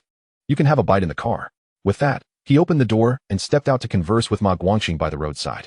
Observing Gu Qinghan's seemingly carefree demeanor, it was evident to Chun Yuding that he was merely putting on an act. At that moment, she understood that his earlier kiss had been a strategic move to lower Ma Guanqing's guard. Little Black's earlier excursion and hasty return had undoubtedly aroused Ma Guanqing's suspicions. Yet, Gu Qinghan's harmless appearance and his youth served as the perfect disguise. Who would suspect that a youth seemingly in his 20s could possess such cunning? Coupled with his flawless performance and remarkable improvisation, he had effectively dispelled any lingering doubts from Ma Guanqing. With the window still open, Chun Yuding could hear their conversation. So you're Gu, right? Since we're going to cooperate, we ought to get to know each other better. Let me introduce myself briefly. I'm an epic class Earth warrior, currently at level 9, with an overall combat power exceeding 700. Ah yes, I am a rare class bone spike mage, also at level 9, with a total combat power of over 500. Excellent. Gu Qinghan is at it again, spinning tales. What about your girlfriend? What is her profession? She is just an ordinary class sorceress, currently capable of only the fireball spell. Ma Guanqing nodded, but then suddenly realized something. He glanced around the vehicle, noticing a group of individuals squatting by the roadside not far away. Those were the black-armored individuals he had encountered earlier. Are these your friends, Gu? Following his gaze, Gu Qinghan revealed a smug smile. They are my father's subordinates, here specifically to protect me, so you needn't worry about them. While they may not match my prowess, each one boasts levels of 7 or 8, with an average combat power of around 300. Ma Guanqing scrutinized Gu Qinghan intently, pondering the youth's true identity. Nevertheless, he maintained his facade of honesty, saying, All right then, we'll set off tomorrow. We can discuss the details in the morning. In his mind, the higher Gu Qinghan's status, the more he would need to ensure the latter did not leave alive once their mission was accomplished. If the youth's father happened to be a significant figure and learned of the abundant food here, it could spell trouble for him. Thankfully, he had managed to gain a preliminary level of trust from Gu Qinghan, gleaning an understanding of the strength of this group. Although their average combat power exceeded that of the villagers, his own side held the advantage in numbers. With careful planning, he was confident that he could secure their eternal presence in this place after the mission's success. Gu Qinghan nodded, just as he was about to re-enter the vehicle, when Ma Guanqing added, There are a few empty houses in the village. Perhaps your uncle could arrange a room for you. It might be cramped in the car, and it would spare them from standing outside. He had formed a rough judgment of Gu Qinghan by now, perceiving him as a typical carefree scion. Without the powerful father he spoke of, one could speculate that he might have met his end in some obscure corner long ago. Gu Qinghan paused, then donned a rather mischievous expression as he replied, "Thank you for your kind offer, village chief, but the car is far more thrilling. You should try it sometime." Ma Guangqing burst into laughter, clapping Gu Qinghan on the shoulder. "All right, it seems city folks know how to have fun. I'll be heading back now. Just leave the bowls by the roadside when you're done eating. I'll send someone to collect them tomorrow. And please, call me Uncle Ma instead of village chief." "Sure thing, Uncle Ma. You can call me Little Gu." Ma Guangqing departed swiftly, and Gu Qinghan turned back to the car. However, the moment he shut the door and rolled up the window, the earlier frivolous demeanor vanished entirely. The initial clash between the old fox and the young fox concluded with Gu Qinghan's resounding victory. "You're not studying drama in university, are you?" Chen Yuding inquired uncertainly, glancing at Gu Qinghan. Although they had spent considerable time together, they had not exchanged much about their pasts. Gu Qinghan picked up the chopsticks beneath the bowl, shaking his head with a smile. "Nope, hurry and eat. Village Chief Ma is quite thoughtful, providing exactly 12 pairs of chopsticks." Chen Yuding gazed at the fluffy white buns and the aromatic hot dishes before her. Swallowing hard as she asked, "Are you brave enough to eat? Even if the meat is fine, are you not afraid they might poison it? They consume the same food themselves, and it is indeed pork, so there are no issues. Moreover, they previously provided you with an antidote, so do not fear." As he spoke, he took the initiative to start eating, immediately revealing a look of contentment. This was the first time since the game commenced that he savored genuine cuisine. Rather than Chen Yuding's spicy hot pot or the instant noodles and hot pot he prepared himself, it was a sensation akin to being reborn. Chen Yuding nodded and began to eat as well. The two bowls of food were thoroughly devoured by the pair. Gu Qinghan set the remnants aside by the roadside and returned to the vehicle to share his plans with Chen Yuding. The villagers sought to leverage his strength to seize that factory and then cut ties afterward. Therefore, he could exploit their mindset and turn them into cannon fodder for his own purposes. "Tomorrow, I will leave you here while I accompany them. Unless unforeseen circumstances arise, I will leave them all behind and return for you." "But what if something goes awry?" Chen Yuding asked, a hint of worry in her eyes. Recalling how those who utter such words in films often meet a grim fate, Gu Qinghan chuckled softly and replied, "If something goes wrong, it simply means they returned before I did. At that point, you should drive back along the same route until they abandon their pursuit. I will certainly come back for you."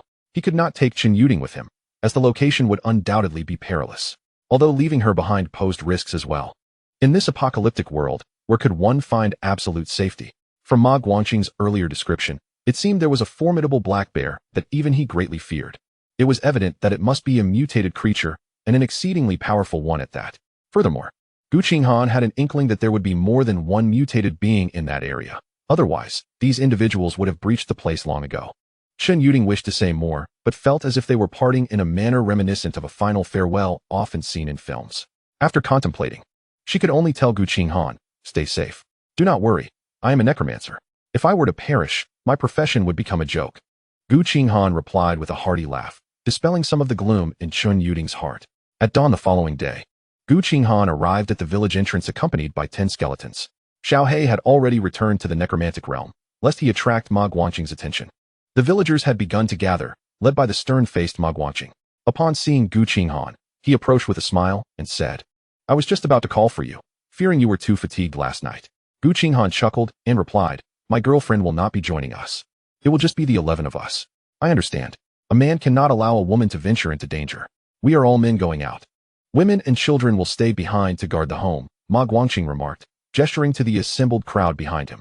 "Including myself, we have a total of 45 people ready. Let us set off." The village's vehicles had long run out of fuel, and the distance was only about a kilometer. "Very well, let us go." For professionals, traversing a kilometer posed no burden whatsoever. However, Gu Qinghan noticed that the individual known as Ma Liuzai was absent from the crowd. It appeared he had likely departed ahead to set up the so-called bait. Last night, Gu Qinghan had attempted to seek out the bait to inquire about the true circumstances.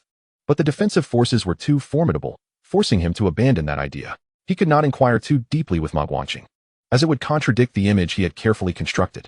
In the eyes of others, he must appear as an arrogant young man with little cunning. Gu Qinghan followed behind the group toward their destination, and aside from Ma Guangqing, no one engaged him in conversation. However, they occasionally cast glances at him and the skeletons, their expressions tinged with pity and disdain.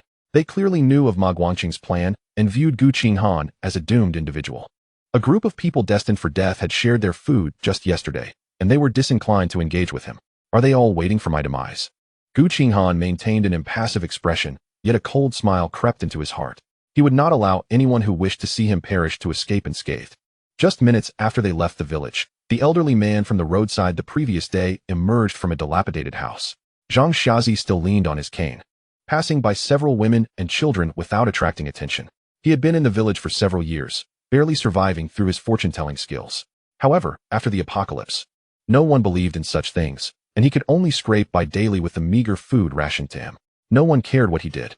He would leave the village each day merely to find a place to relieve himself. Even if he were to die outside one day, people would probably only feel relieved to have one less mouth to feed. After stepping out of the village, Zhang Xiazi suddenly moved with newfound agility. His once dull eyes began to scan his surroundings, seemingly ensuring no one was watching. Once he confirmed the coast was clear, he hastened forward. However, in his path stood a black business vehicle, the one in which Chun Yuding was seated.